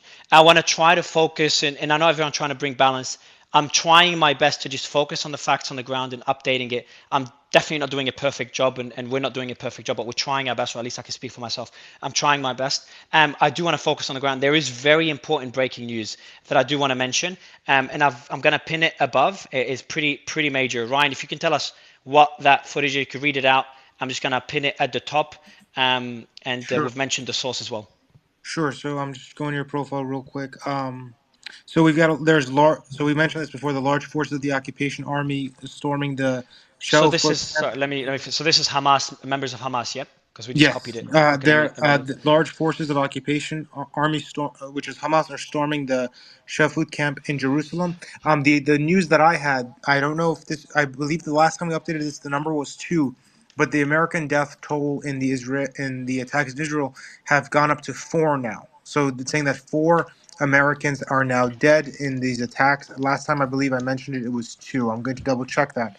but that is not good. Sorry, just quickly, but move away from all breaking news on this particular point, please, Piotr. If you could tell us, or Hadi, Piotr or Hadi, the Shufat camp in Jerusalem for Hamas members to be there. How far is that from Gaza? Just on that particular question, anyone, how far is that from Gaza, and how major is this? Can anyone please give me clarity? I mean, I can give you, the Shufat camp is actually in Jerusalem. It's not even close to Gaza. It's far away from it. Yeah. And Sorry. Yeah. I don't think there's actually anything that had to do with Hamas there. I think there have been clashes for 7 hours now between the Palestinians who live there and Israeli soldiers. And because that got intense, the Israeli soldiers now are storming the area. Yeah, I want to That's what just like happened. to Hadi, Okay, this is please. what I thought. No, Yeah. it's you know, it's Jerusalem is it's a long distance. Hamas entered Israel, and you know this was obviously a very scary time, but there was never any chance of them getting that far up. The only things that we've seen is the strikes on Tel Aviv and Jerusalem through missiles. So there's a excuse me, there's a big distinction there. So yeah. I appreciate the clarity. So this is a camp, a Palestinian camp in Jerusalem, and Israeli forces have entered that camp. Yes, correct. The clashes have been happening for 7 hours now. Is that in East Jerusalem? Yes. Clashes have been ongoing for how long? For around 7 hours, there have been clashes between the Palestinians' residents and the Israeli forces who are there illegally because it's a Palestinian territory. But because it got too intense, the Israeli army is now invading, storming the the camp, Shwat camp. And based on the so how does it? Fact? Sorry, what's a fact? I know. I'm asking if it's in Shufat. Yes, Al Jazeera just confirmed Okay. 1 minute to around 5 minutes ago, and they're posting footages and videos, so it's all over now. So how major is this, and how common is that, please? That's pretty much common, especially when there's escalations in Gaza. There's always going to be clashes between the Palestinians and the Israeli. And how common is it for Israeli forces to enter the camp? Not very much common, but storming areas around Jerusalem and the West Bank is usually happens, but only when things escalate further. It happened pretty much often. It's not like something that's very shocking. I appreciate the clarity, man. It's really good information. Can you send us that video, please, of the show food camp if you have it? Yeah, yes, no problem. I'm happy. Could you send me So is that the one we've posted? The one I posted, or is a different one? This is the first one, but I have videos of the clashes also 7 hours ago. If you want, I'm just gonna send them. Please, if you can send it, in our group, and you can DM them to Noga if you like on Twitter DMs, or we can do it for you. But yeah, I've just I posted it. Yeah, you can all see it there. Yeah, okay, cool. Sorry, I'm just reading the updates, more updates on the clashes there. And I want to go back to more breaking news, and I see John's hand is up. John, we'll go to you in a bit. Okay, so yeah, you've read the news of 4 Americans who were killed in the attack by Hamas in Israel. That's according to members of Congress after a talk, after having a meeting. Expectations that a number of American deaths may rise in the Hamas attack on Israel, and this is based on the attack in the rave party in the desert near the border with Israel, because obviously a lot of foreigners were there. And there's Patrick will be joining us as well to give us an analysis of the situation, latest developments. Anyone in the audience that would like to join, especially people on the ground in Lebanon, but mainly in Gaza and in Israel, please do DM us and we can bring you up on stage. So can I? But you have to make sure you DM me. Go ahead, Piotr. Yeah, no, I just want to read an analysis, and I'd be curious for some people's takes, maybe Hadi and John or anyone. But so this comes from the BBC. He's called Jeremy Bowen. He's the international editor. I do have to say I respect him quite a lot. He's a serious journalist, not a tabloid dumbass. So he's just said this: a massive military operation seems certain. Quote, until now, Israeli prime ministers, include Netanyahu, have resisted pressure to send large forces to Gaza to try and break the power of Hamas. It's a daunting military challenge which would kill many Palestinian civilians and might not even work. Instead, they tried to contain Hamas by imposing a siege on Gaza Gaza, and by relying on intelligence and the deterrent power of the Israeli military. That policy is now in tatters. A massive military operation seems certain. I would intend to agree. This is my comment, by the way, because 100,000 draft, as we discussed briefly earlier, is major, given the size of it, and it will only grow. Back to the quote, even if it is achieved its objectives without spreading the war to other places, it wouldn't deal with some big challenges. How would Gaza be governed? What would happen the day after Israel pulled out? Military force is not enough. Longer term, the underlying political reasons for this deadly conflict need to be addressed. If not, more generations will be sentenced to bloodshed and pain. So, this goes back to what I was saying about the political military dynamics here, because it's all well and good to just go in there, do what you need to do militarily, get rid of Hamas, or at least what you think you do. But the idea is Hamas is an idea, and it will be sustained or perpetuated amongst younger generations potentially because of how they're treated in the ensuing military operation. The other thing that I just wanted to add was the UN has now, this is where the UN is quite useful, because it is able to provide data and statistics, as well as humanitarian supplies, hopefully. But according to them, more than 123,000 Palestinians have been displaced in Gaza, with close to 74,000 seeking shelter in these schools. That's a population of 2.3 million.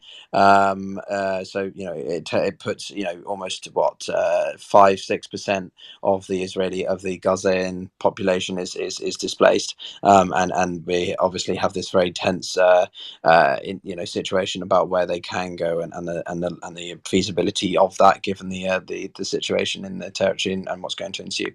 So I'll pass back to you, Manu. No, I appreciate it, John. I know you've had your hand up for a while. And I will be bringing up new speakers. If the moderators could just check the group and see if there's new speakers to bring up and invite them if the team has sent them through. John?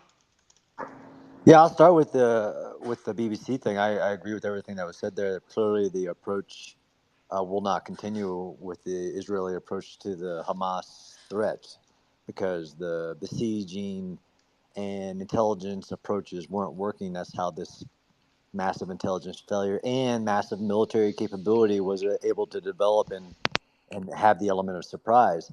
I just want to circle back, if you allow me, without any emotion, on the UN definition of ethnic cleansing. Do you mind if we don't go down that path, John? Just because I know where it could lead to. If that's okay with you, please. Okay, but thank you it's so very much. pertinent to upcoming operations. Anyone that wants to look at it, please, you could just Google it for now. Also, Ryan, I would love you to go into just latest updates. Give us updates over the last half an hour, please. Sure. So some of the updates coming in from the last half an hour, and so of course we got the statement from Blinken that I mentioned before. We don't know if that's recent or a repost of that. The UN human rights expert said that they're horrified by the narrative. I'm just going to go through Mario's post because the team has been doing such a fantastic job. We saw that Israeli forces have now entered the Palestinian Shuafat camp in the East Jerusalem. That's one. Breaking the commander-in-chief of Al-Nasser, Salah al-Din barrages from the military wing of Hamas. Rafat Abu Hil Abdul Abdi, I'm sorry for the pronunciation, was killed in the bombing of a house in Rafah, Gaza. The source was an Israeli media quoting an independent Arab journalist. The Beit Hanun, following Israeli strikes, we can see that there's been like massive leveling and massive chaos. We have breaking on Iran's involvement with Hamas. On Iran's involvement with the Hamas attack, the Iranian UN mission states that, quote, decisions were made by the Palestinian resistance are fiercely autonomous. We are not involved in Palestine's response as it is taken by Palestine itself. So it seems that this person is trying to distance himself from what happened. Another one was the U.S. Air Force reportedly deployed an additional 20 to 25 multi-role fighter jets, F-15s and F-35s to the Middle East over the coming days. I also have a few things that I sent to Mara that we're gonna be posting shortly. One is that USS Gerald F. Ford CVN-78 captured by satellite imagery of the European Space Agency in the Mediterranean. According to the satellite photos, Carrier Strike Group 12, led by USS Gerald R. Ford, which is CVN-78, is passing the island of Sardinia and headed to the southeast towards the eastern Mediterranean and Israel. So that's on the move. We also have that there's clashes that are happening between local residents occupying the military forces in several locations, one being the Shell food camp, which we mentioned just recently in Jerusalem, neighborhoods in Nablus and Beit Uman in Hebron. These are all within that region. The confrontations are sparked as military forces are kind of clashing with each other. Updates are slowly going down. Also, the death toll update from the Americans. I double checked previously; it was two. About 21 minutes ago, CNN posted that it is now up to 4 American deaths have gone up. News is kind of slowing down a little bit here as it is in the early morning. But we also have another one that just came in from the IDF, which is the Israeli Defense Forces. Exchange of fire near Serdut in Israel's south. Forces were called to the scene near Sderot following an exchange of fire. This is according to an IDF spokesperson. And another thing that just came out before that was that Israel's Air Force is attacking Hamas headquarters and other targets in Gaza through airstrikes. According to an announcement, a building housing Hamas operatives in several Hamas headquarters were attacked. If you guys recall a little bit earlier, I read this huge post from directly from the Israeli Iron Swords Telegram discussing why they've hit some targets, including mosques, a 3-floor command center, because they believe that Hamas is using them as assets. So yeah, there's a lot going on. I think we're hoping that de-escalation could start sometime soon, but just unfortunately, it feels like the conflict is just beginning. Piotr, I want to get your thoughts on this too, or Soli. This thing, the Iranian UN distancing themselves from this. How close is this representative with the actual IRGC? It's really weird for me because in the morning we had them congratulating the Palestinians and the forces, not the UN but the IRGC directly, and now we have this person that is saying that they were done autonomously, that there was no involvement there. I'd love to see what you guys' thoughts are on this. So let me just clarify your question. So the UN mission in Iran. By the way, guys, one Did I clarification. read I'm sorry. question already? The IDF. 1 second. I'm sorry. The IDF, the assets part. I read that is a quote. There is no proof that there was Hamas in these in that mosque or in that 3-story thing, because we've seen, unfortunately, and this is with stuff that I've seen with my own 2 eyes, videos, and I'm being very impartial here, is that a lot of these, once they're hit, like the hospital from yesterday that I was discussing, innocent people are dying within them, and then they're realizing, oh, there's no one actually in there. So I wanted to actually clarify that, because there are innocent people that are dying on this because of some of this targeting. So I wanted to clarify that. And this I'm basing this based off of reports that I'm seeing, not my own personal feelings. Yeah. So to your question, as I said before, there are different types of relationships member states, countries will have with the UN. If the UN has a physical presence in the country, that is, let's say it's a failed state like Somalia, then that will be established through the agreement of member states and the Security Council, that the UN will send in a comprehensive peacekeeping mission involving, political envoys, diplomats, humanitarian workers. There's lots of different officers basically who take on different roles. Then you've got monitoring missions, in this case, like in Kosovo, where they help support a temporary government to facilitate dialogue with Serbia to try and prevent a deterioration there. And then in the case of this one, this is like a sort of a UN development program. So basically, the UN works under the guidance and agreement of the Iranian government. So the UN isn't mandated with the Security Council. It's the government telling them what to do or giving them what they can and can't do. So the UN mission is essentially just trying to distance itself from the very questionable parts of the Islamic Republic. In this case, the Revolutionary Guard, which is their primary group that they use to influence their and serve their strategical interests abroad. So that there is no relation. I'm not entirely sure what the UN mission, I don't know, group would look like if it's foreign nationals, if it's mainly Iranians who were diplomats or civil servants. It's not very clear to me. I'll read into it. but they've mainly worked as like an intermediary, excuse me, as a facilitator in gaining, like as I said before, vaccinations during the pandemic from the COVAX thing that the UN set up. So I hope that makes sense. Yeah, so I've just sorry guys, just got looking at some of the news that are coming across. There will be something I'll be reading from Olsen Defender shortly. I'll be doing so shortly. Yedioth Arnorth, let me see who that is. So It's Yedioth an is Israeli the newspaper. oh yeah, estimate of the number of Israeli deaths reaching 1,000, and the number of abductees reaching more than 150. I'm sorry, the number of the abductees. Reaching more than It's gonna 150. be it's gonna be higher than that. It's Yediot Achronot, by the way. Yeah, don't expect you to say it properly, but I'll No, try my best. no, it's okay, but yeah. So just look at the number, how quickly it is rising. So I think the amount of deaths we're going to see, the amount of Israelis that will be the amount of deaths on the Israeli side and the Palestinian side is going to be significant. And I think this goes without saying. So just my heart goes out to all the civilians that are getting caught up in all this. And we're not getting much numbers from the Palestinian side, just because the scale of the ongoing airstrikes, and of course the lack of facilities there to be able to get accurate data and get it updated. But I'm sure that number, or both numbers. So there's a number here, Piotr, you've posted. The UN states 123,000 Palestinians in Gaza are displaced.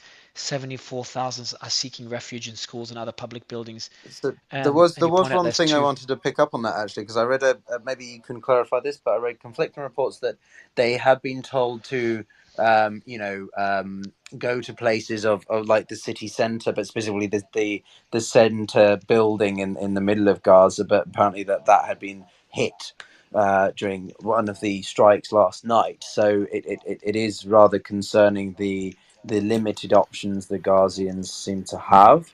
But I've actually just put up a tweet in the line of the space with the specific map instructing each Gazans in each city where they could go in Arabic by the IDF spokesperson. Check it out.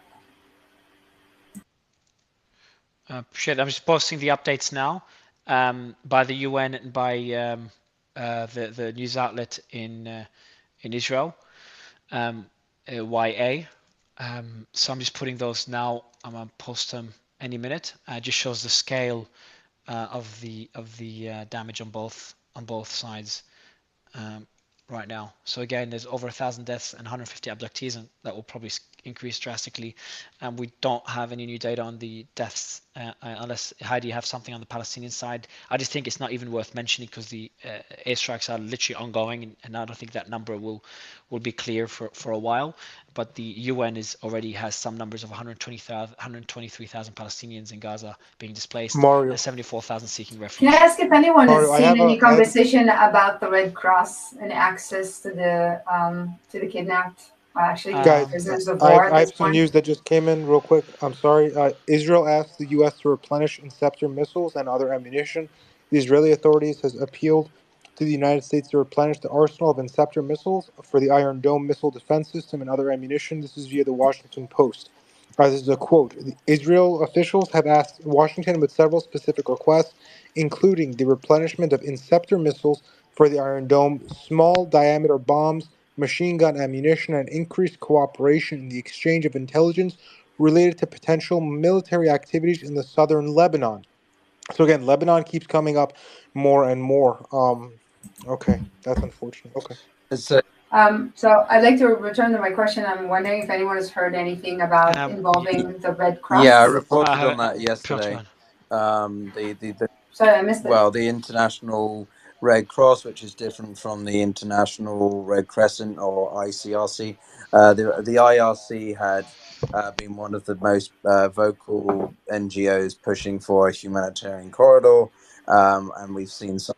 Oh, no. I wasn't asking about humanitarian corridor. I was asking about access to the prisoners of war. Yeah, the IRC has not commented on that so explicitly, no. Thank you. So I want to go to Hadi. Hadi, is there any updates? So if you could please make sure your mic remains muted. Thanks, Noga. Hadi, if you could give us some updates on your end, anything you're seeing, anything on the ground, or in the various groups that you're seeing.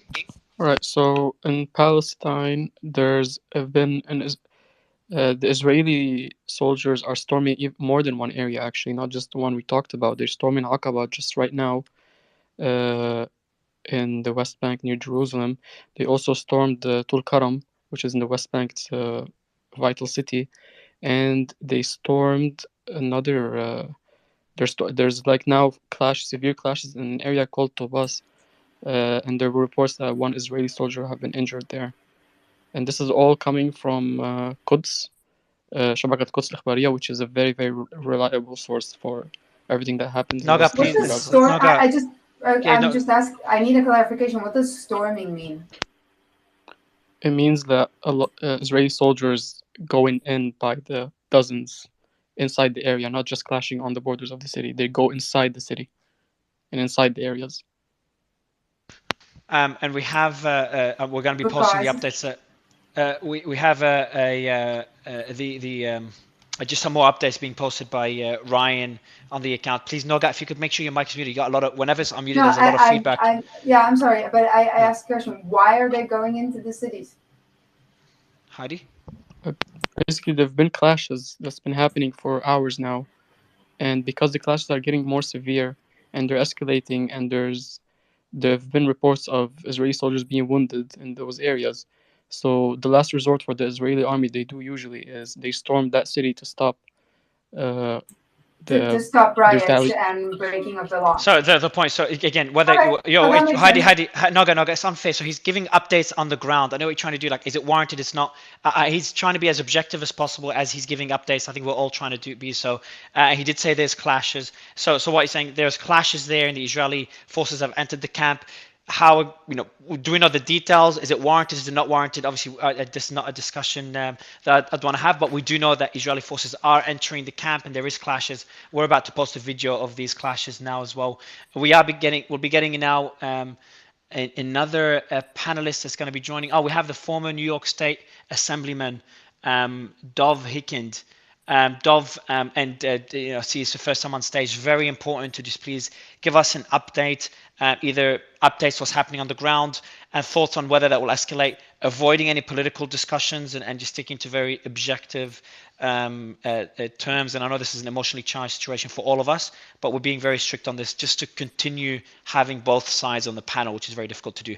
Dov, would love to get any updates on your end, please. Well, thank you. I appreciate the opportunity. And look, we all have been watching what's unfolding, not propaganda from any side, but the reality of what happened today, the brutality, the massacre. But I understand. So Dov, I understand. There's a lot of brutality. There's a lot of deaths by the Hamas attacks, and we've seen a lot of footage, which is heartbreaking, disgusting. We've seen massive bombardment in Gaza, a lot of footage. It's similar, just disgusting, horrifying. A lot of deaths on all sides. No attacks on any civilians. Wait a second. There is one side that attacked. Okay, Dov. Brutalized innocent men, women. I've just asked you nicely. Look, this is a discussion we will be having, sir. But what will happen is once you start making these statements, and others on the panel will also respond from their side of the history and starts getting into, was that warranted? Was that not warranted? Is that a terrorist attack? Is not a terrorist attack? Can you call them terrorists? And we've been doing this for 2 days now, nonstop. And that becomes a very heated debate, and some people start leaving the stage, etc. So what I'm trying to do is, if you've got updates on the ground, you've got people in Israel. I'm not sure if you're in Israel yourself. Maybe updates on watching TV and any reports from the military. Maybe a question I can ask you, a specific question, Dov, maybe that would make it easier, is how likely do you think Israel will preemptively strike Hezbollah? That was my next question anyway, so maybe I can ask you that question. How likely do you think it is for Israel to preemptively strike Hezbollah? Because for me, I think it's highly unlikely, because I don't think Israel wants a two-front war, especially considering what's happened in the last 2 days. But maybe I could be wrong. Would love your take on that particular question, please, sir. You're muting Dov, muted Dov, so we cannot hear you, please. If you can unmute bottom left corner, please. Dov, you got to unmute on bottom left corner. So while Dov unmutes, I know we have Ali as well on stage. So I'll go to Ali if you cannot unmute Dov. Ali, are you there? All right, I think it's glitching. Piotr, let me try to fix the glitch. Can you hear me, Piotr? I can, yeah, it's fine for me. Oh, Yeah, all right, cool. okay, It's a don't worry, glitch. I'm fine. I might switch out with Ryan if he wants to take over for now, because it's.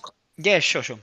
Yeah, but the question I have to you is how likely is it for Israel to take to initially take a preemptive strike on Hezbollah? Because I think it's highly What, unlikely. missile I would strike? love to hear your take on that. Oh, on Hezbollah. Oh, A sorry, I preemptive misheard. strike deep into Lebanese Yeah, territory. no, like a full war. no. I mean, look, we saw what they were doing. So, Israel has posted heavy armor. I posted this earlier. I think you did as well. They've posted, they've deployed heavy armor responses. So that's basically collective term for tanks. Missile artillery sort of vehicles and so on.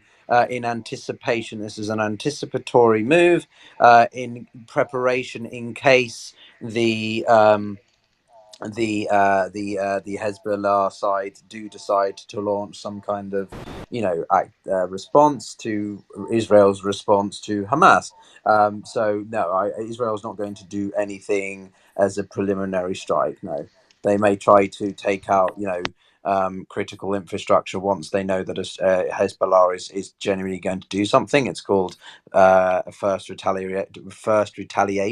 It's something that the Japanese have in their doctrine. So they don't have first strike capabilities, but they do have retaliatory capabilities, and so you could see the Israelis try and make use of that as well.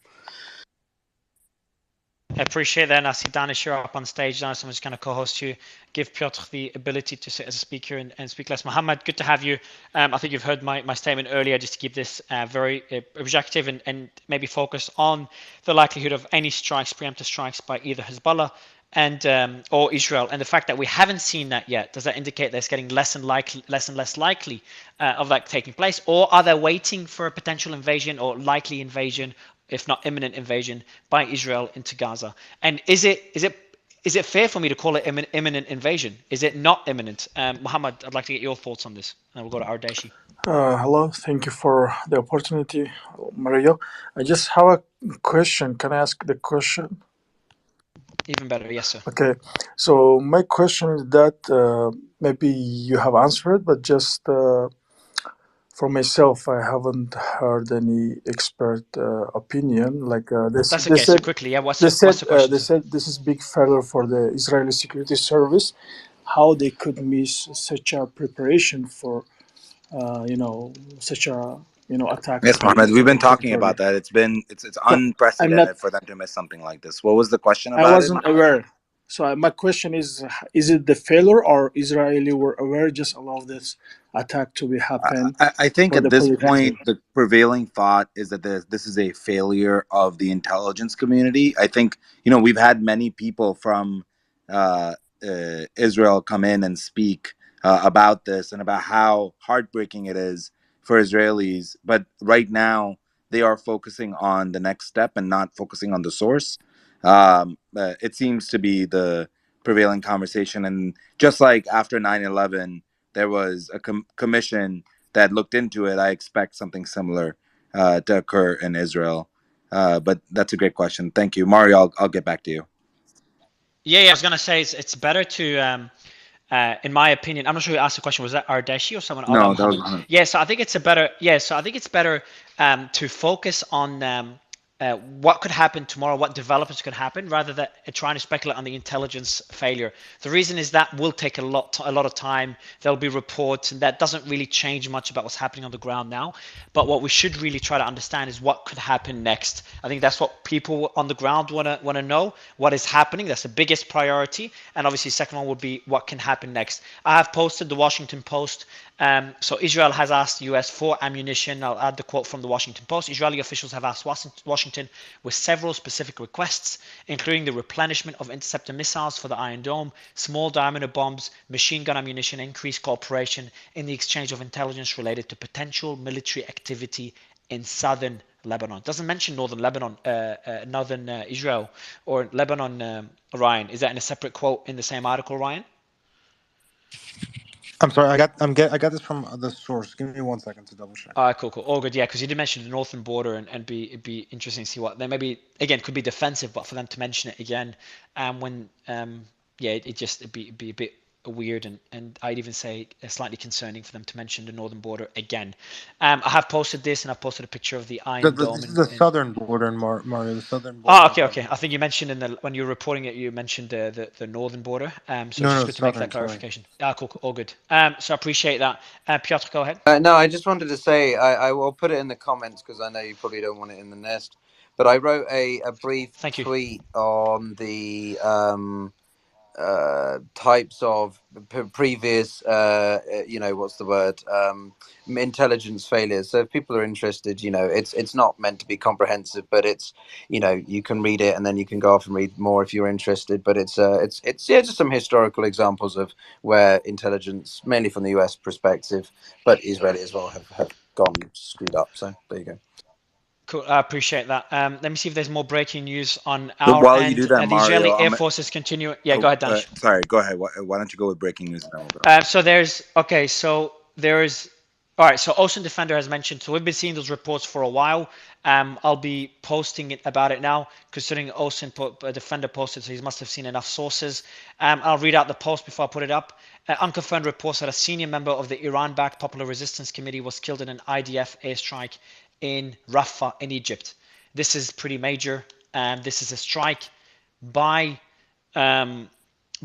Israel on Egyptian territory against an Iranian target.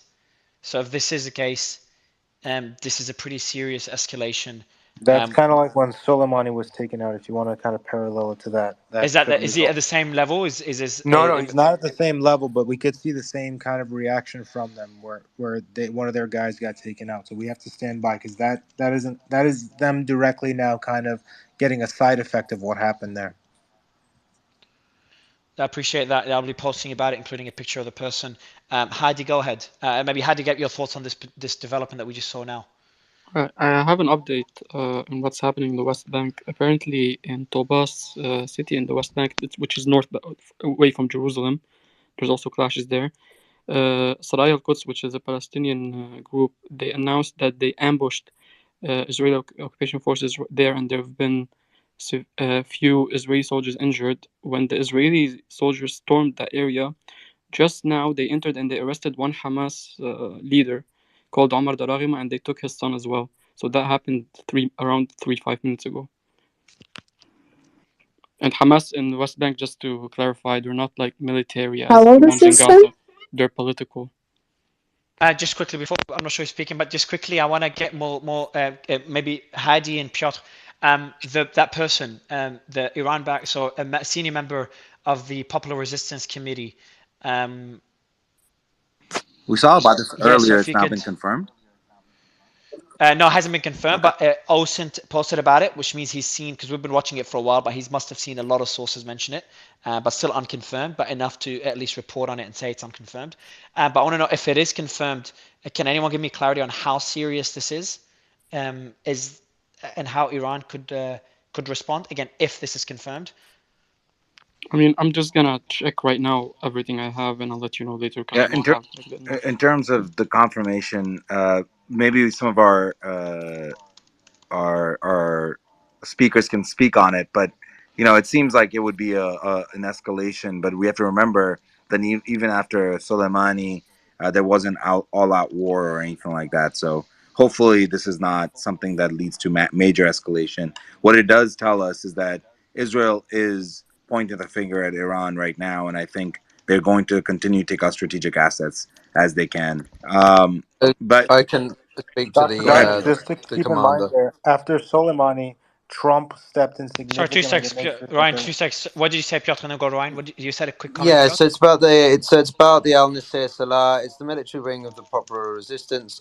Don't forget that. Remember when you told me to take down that the picture, the sensitive picture, that was conducted by a different group, not Hamas. So there is a various set of militant organizations that do operate in the Gaza Strip. It's very difficult to ascertain the size and scale of them. But the leader of this Al Nasser was called Abu Sayyaf. So that's Abu Sayayaf, Mario, if you want to write it down. Yeah, please. Oh, sorry, what's the name? Abu Sayyaf. ABU So ABU. SA Yeah, SA. SABUSAYYAF. Yeah. And Okay. he's been in Yep. power since, or whatever, led it since 2015. It was established in 2000, and I know, its ideology is fundamentalism. It was known for kidnapping various people, the southern Israeli attacks in 2011, and its flag is quite interesting. Actually, it's quite similar to the Islamic State, but anyway, its allies are Iran, Syria, and Qatar. So this is quite interesting. Is Syria going to do anything about this? I highly doubt it, but it's still Doubt it. Yeah. still worth taking note of. Just sorry, I want more clarity on this. So this is a first. We've just had this discussion. I've just read this. I'm not sure if you can hear me properly, if it's glitching. But so the first thing I want to talk is that this is a member of an Iran-backed group, as very important. That I don't know. I've just been so long that I kind of conflated this group with Iran itself, a member of the Iranian forces. So I don't know how I did that. And again, it's been a long time and haven't slept much, so I apologize. So this is a senior member of the Iran-backed Popular Resistance Committee, who was killed in an Israeli airstrike. So, and this group, correct me if I'm wrong, Piotr, but this group has a history of attacking Israel. Is that correct? Yeah, let me just go through it quickly. So the brigades fought during the Gaza War in 2008 to 2009, so that was a couple of months. The leader of the brigade was then killed in 2011 by an IDF strike. The group also took part in the 2014 Israeli Gaza Flex. So remember that was the last most significant incident event concerning Gaza in this matter, and there was also a raid that Israel carried out for one of the reasons that caused Gaza-Israel clashes in 2018. So yes, they've had quite a few run-ins in the past 15 years. I'd say about 5 or 6 instances in the past decade. Appreciate it. I just want to say one thing that I checked. Go ahead. All Arabic and Palestinian news, no one mentioned anything about an assassination, not even unconfirmed reports. There was nothing at all. Appreciate it. I'm just making it clear it's unconfirmed, but it wouldn't be too surprising considering that this has happened happened in the past, before, including in so 2011. it well may be possible. And even if it isn't yet, it may well happen in eventually, because of the scale that we're talking about from Israel that's upcoming. Appreciate it. Yep, I've just added all the details in a tweet now, as the panel is analyzing and explaining who the group is and who the leader is and what it means. So I don't think this will lead to any involvement or escalation of the war, and this is a pretty standard response. If this happened in 2011, considering the attacks now, we expect this to happen, or similar people to get killed on a much bigger scale. So I've just posted a picture. Excuse me, hiccups. A picture of the person, including all the updates we've just talked about. It's just been posted. I can't imagine you haven't had hiccups quicker, to be honest with you, the amount you've been managing today. And the amount of coffee as well. Let me go back to the panel. I'm not sure if there's any breaking news at the moment. If anything you're seeing, Danish, on your end. The Popular Resistance Committee. Okay, so there is an Israeli raid targeted a security site in central Gaza City with a number of missiles that just came in a minute ago. Al Jazeera reported a number of missiles have just hit a security site in central Gaza City, according to Al Jazeera. So we're seeing the airstrikes on Gaza are ongoing. They haven't really stopped since yesterday, and we don't expect them to stop for a while, based on the rhetoric and based on the scale of the attack. This will probably be the most aggressive airstrike by Israel on Gaza since 1970s, Piotr? Yeah, but yeah, well, I don't know specifically about airstrikes, Don't forget, technology's come a long way in 50 years. Maybe more likely the 2000s, but in terms of just overall lives being lost, a military escalation, or drafting mobilization, this is 1973 levels basically. 264,000 were drafted in the Six-Day War, which is 1967, I believe, and that was and then. So this is 100,000 that's been drafted, and obviously that's going to grow because we're still only at the beginning, and we don't know how bloody it's going to get in Gaza. So, it's a big. This is a big. We're living through a very unfortunate thing we don't want But to. Piotr, one of the obvious questions now is what happens tonight. I mean, most of the escalation, I would say, happens overnight. Most of the activity, sorry, happens overnight. We expect. Do we expect more bombings? Do we expect more Well, troops on I the mean, ground? yes and no. I would point out that the Hezbollah groups, did stuff in the morning and the day. I think when we're talking about this in the night, it's specifically focusing on Gaza, unfortunately. Exactly. So yeah, but no, I think unfortunately we're living through a fluid time. Nothing's going to I think what will happen is that later on in the week, maybe Tuesday, Wednesday, when Israel finally undertake this response, we're going to see a sudden reignition of activity. Right, I think we're entering a bit of a lull period now, with strikes, more indirect engagement, and then it's only going to spike again when the troops, the forces on the ground, and maybe the Americans start, I don't know, doing stuff with the maritime presence. We don't know, but I think it's going to get heated again more as we enter the early part of next week. So, just want to make sure that we take a moment to recap. I know that we have a new audience. There's nearly 20,000 people still in the room. So, want to make sure that if everybody who has been paying attention today, just give us a few minutes just for the new people that have joined. Today has been a challenging day because we saw rockets come out of Hezbollah territory into disputed territory bordering Israel. We've seen that was first thing this morning.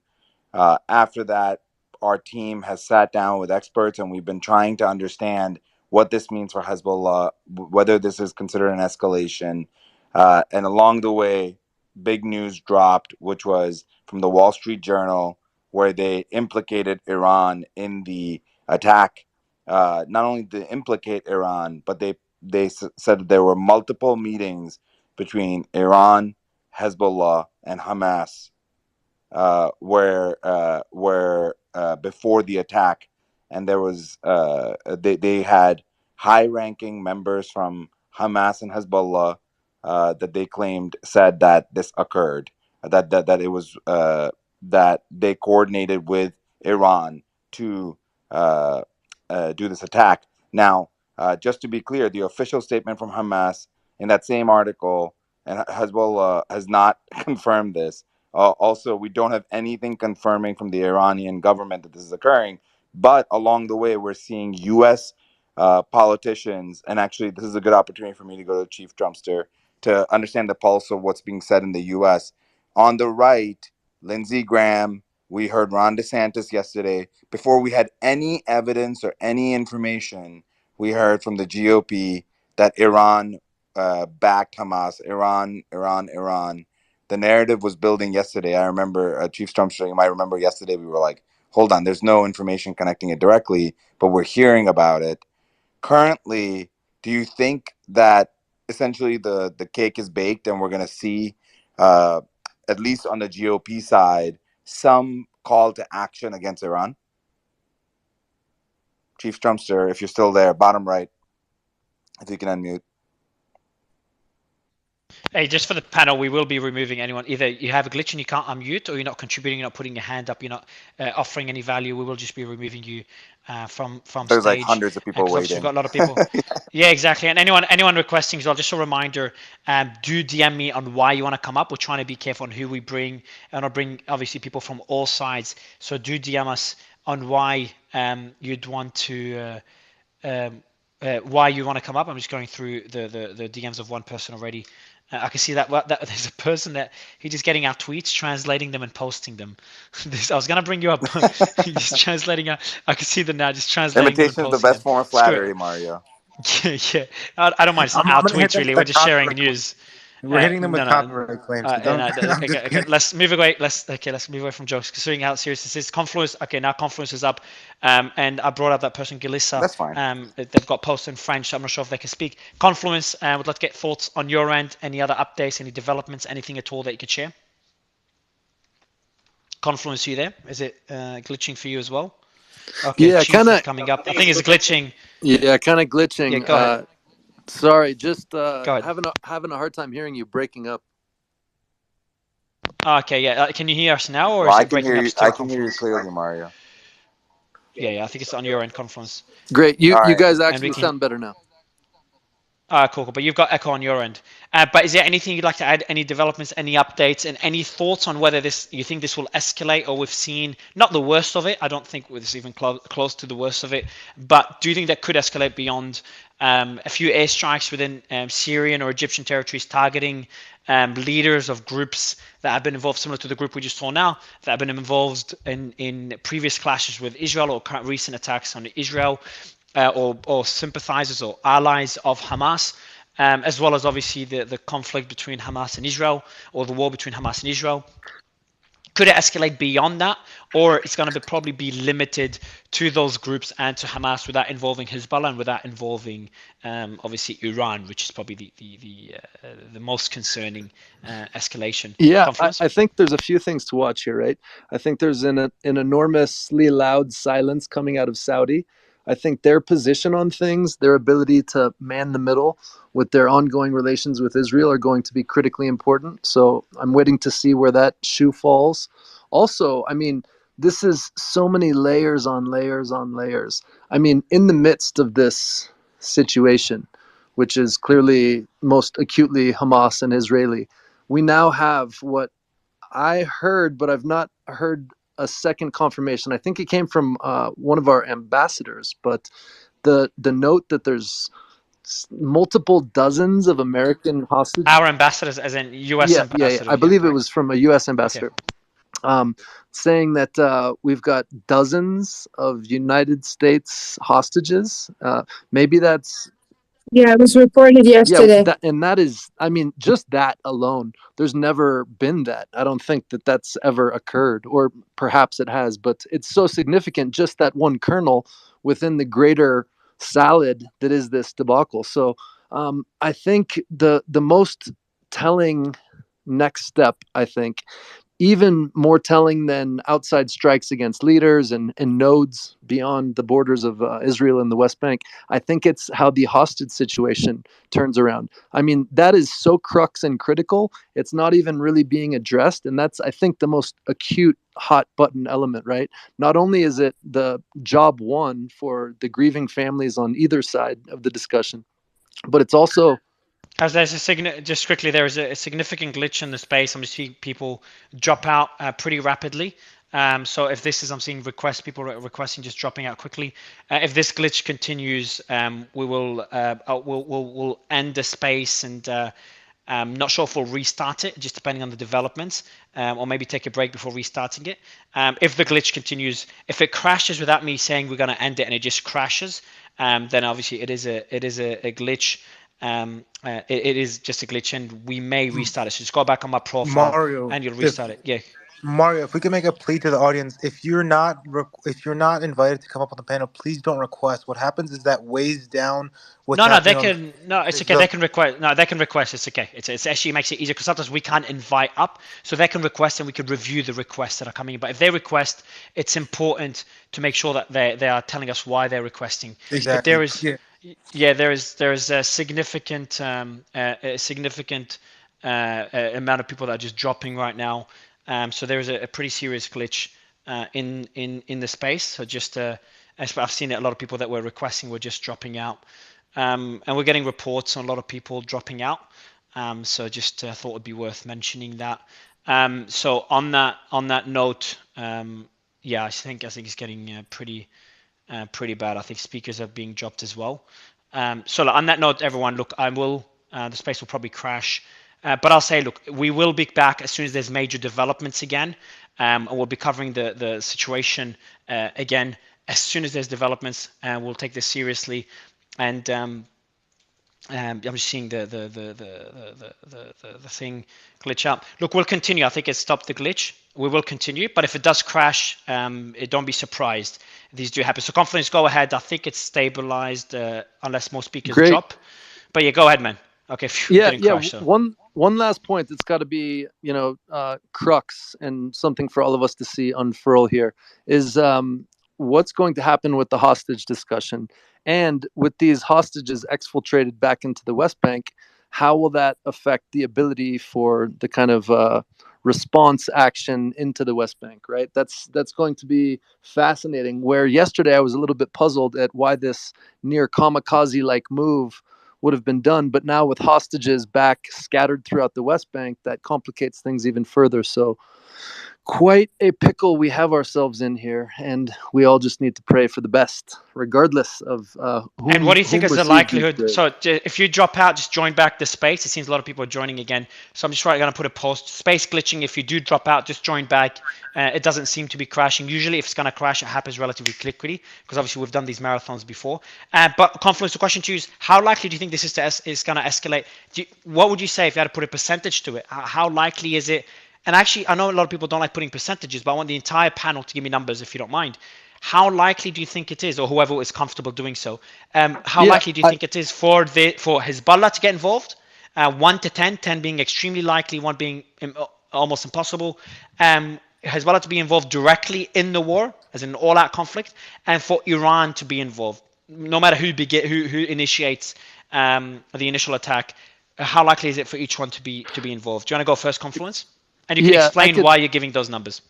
Sure. So I think to some extent they have to be, right? This is such a big move using so many of the proverbial bullets available that you can't make a move so big without engaging with your counterparts so that they're at least aware of it, right? Not to say that they were complicit or helpful or green lighting, etc. I don't know about that language, but they have to be at least aware, because you can't go into this without backing, right? You don't go smack the big guy right in the cheek unless you have a plan. And clearly in the West Bank sense, there's nowhere to run. So I think Hezbollah de facto and even Iran de facto are already involved. It's just when that becomes kinetic or potentially kinetic. I think that Hezbollah, yes, absolutely. I think the Lebanese border is going to be something to watch, as we all kind of understand. And I think that Iran, here's another system that we have to be aware of, as we all may be unwitting participants in it.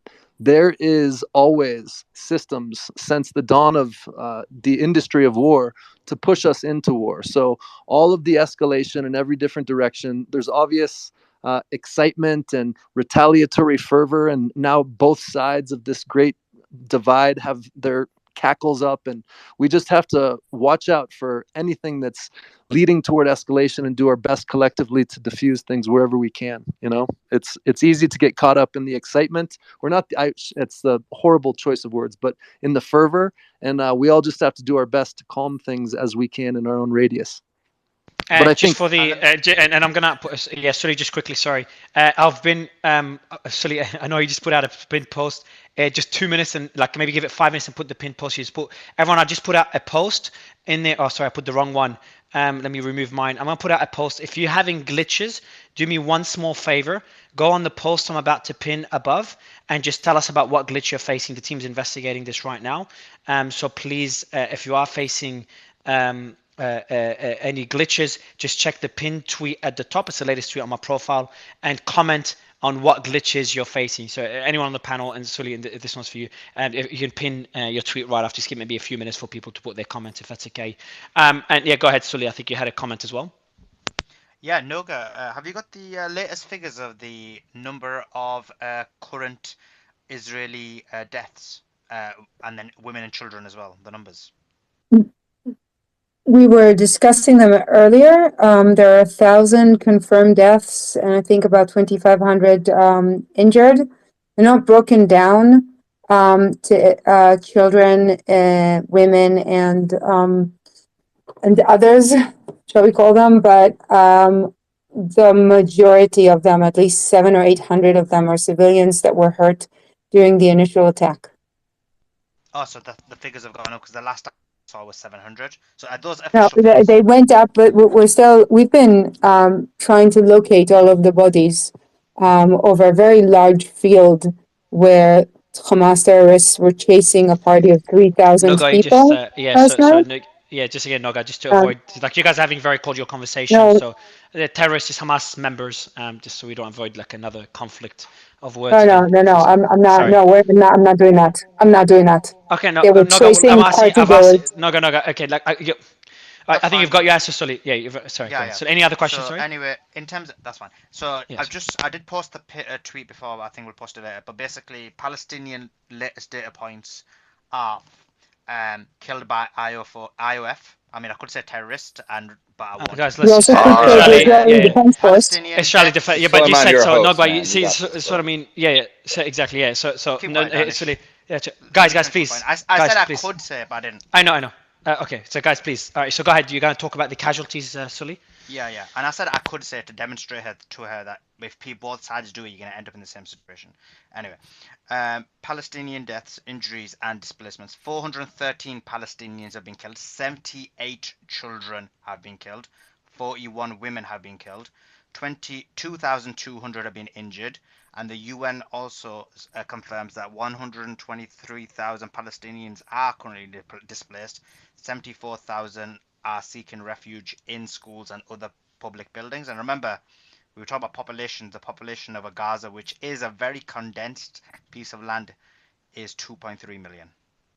I've got some data as well. So we have from 40 minutes ago, over 1,000 deaths and 150.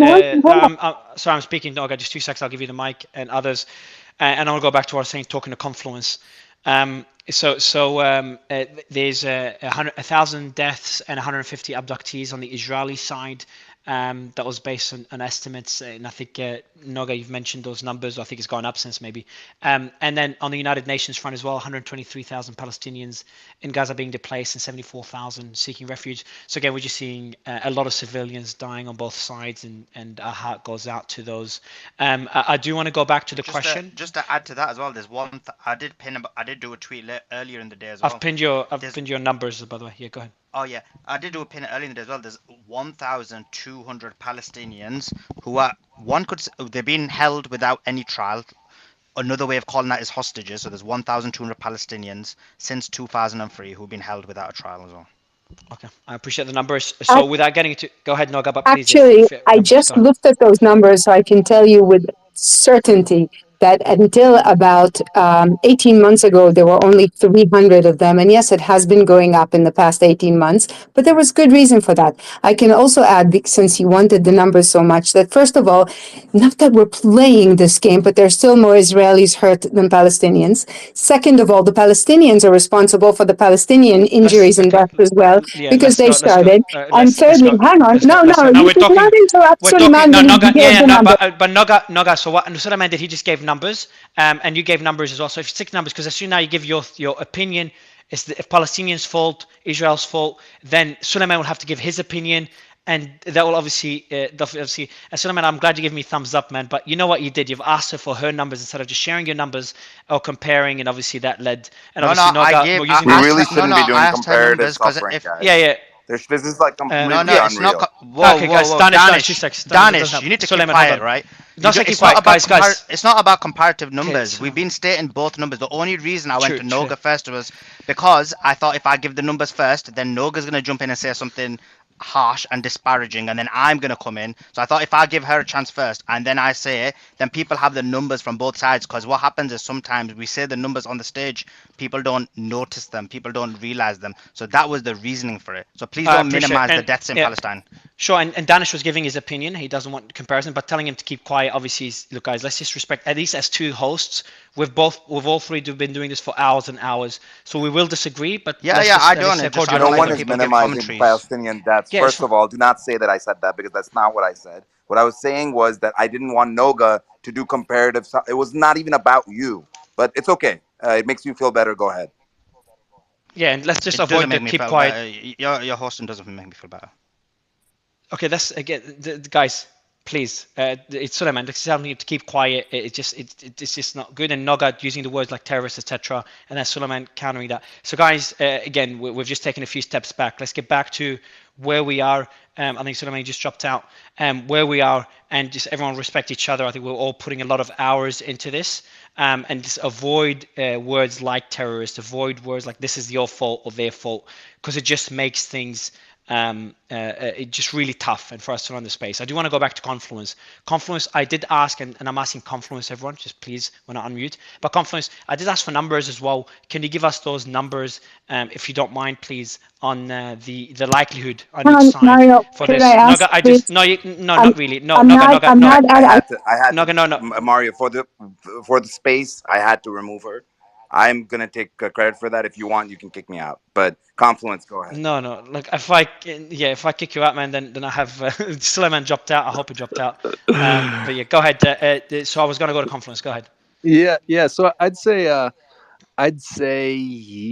oof. I mean, beyond this kind of minor skirmish and the Golan Heights stuff, I think there is over 50% official Hezbollah and hopefully under 50% Iran. I still think both of them are strong.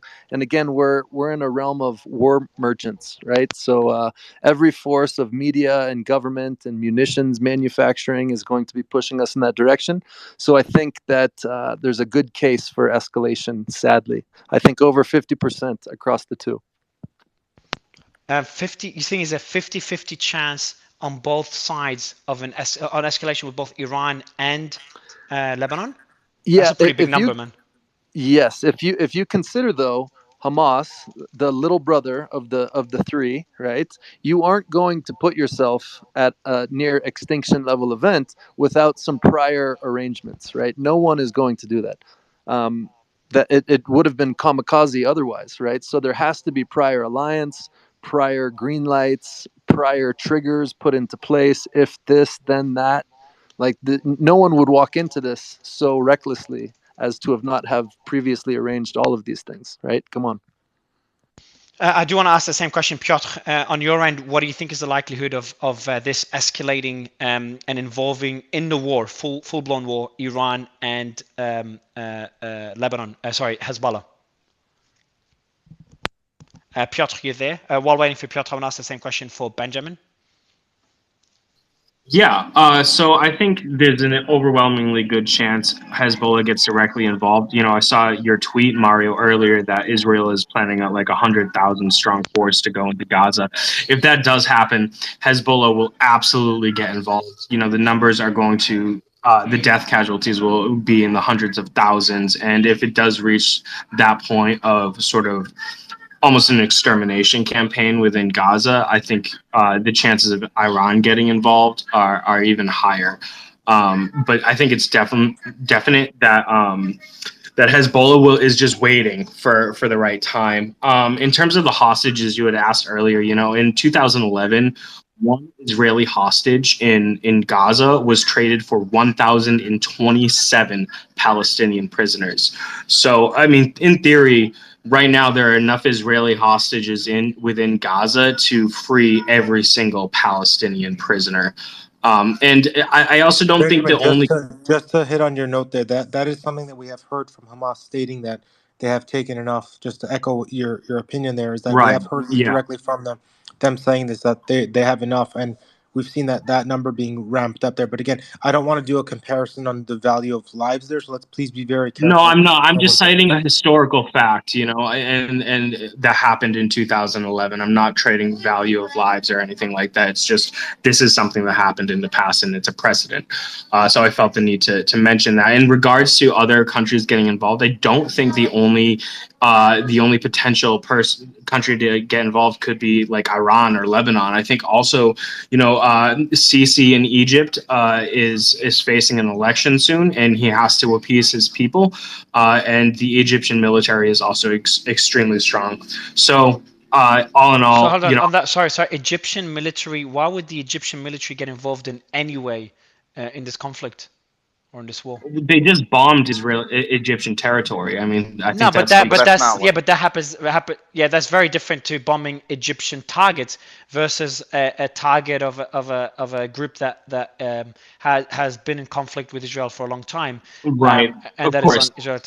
So Of this course, is but if there's 100,000 people dying in Gaza or 200, 300,000 right on right on Egypt's border, that creates significant national Yeah, but security. Benjamin, that's a very big speculative stretch. So let's if we can, let's keep to. I know everyone But wants to share their I'm happy, opinions. but I'm happy to explore it. Like it's. Yeah, my point is that And also, Benjamin, one last okay, I'm point trying to stay away wasn't. from inflammatory language, but there's been a lot of talk about very dramatic statements coming about what should happen to Gaza, and I'm not going to repeat them out of respect for the host. But if those things do actually come to pass, the dynamic you see right now in the Middle East will change dramatically, and other countries and the people themselves will put pressure on their leaders to take a far stronger stance than we've seen in history. So I think that's something people should be cognizant about. And, my perspective is an anti-Zionist Jew, so I am biased. So take that for what it's worth. Just sorry, if you can take over, please, guys. I'll be back. I need to Yeah, you do guys. So I'm something. gonna go to. I see Galissa has joined us. Welcome to the panel. Galissa, you have your hand up. Please. Oh, thank you, Danish, and thank you, Mario. FYI, Mario, I don't know if you noticed, but I've been translating in French all the posts and updates you've been putting about the conflict, so Yeah, you can I did actually that. see That's that. okay. I Yeah. was just joking. All right. Yeah. All right. So you saw that. So I just kind of want to bring it in a different perspective, So even though I live in the U.S., taxpayer here, I'm originally from Senegal, West Africa. So here, my concern is, with this conflict, the silent of Africa. And when I'm talking about the silent of Africa, it's mostly the sub-Saharan Africa beside the Northern Africa. We notice that there's a complete silence, no side taking, and Senegal is actually the leading of the UN, like the United Nations Committee of protecting the Palestinian right. So how can we actually understand that, that this conflict is going on and the whole Western leaders actually, it's like a synchronization of the same message, aggressively, condemning what's happened in Israel and directly saying that, this is a terrorist attack. And we see that a complete silence from the African leaders. I know. Welcome to. I know you just got it, but we're gonna stay away from words like like terrorists Yeah, and stuff I like that, think. just for respect. I think Absolutely, it's. absolutely. I heard that. Yes. Yeah, you Yeah. used So it. thank you for reminding So that. Thank you for calling that. Yeah, definitely. Yeah, All please, right. My please bad. don't. My Yeah, bad about that. it's okay. I know it's heated. I understand that, but we're trying to for both sides because the goal of this is to Definitely. make sure that people can come in and speak. So please go ahead. Just a quick update for the audience. There is some updates. Yeah, not sure if you're glitching.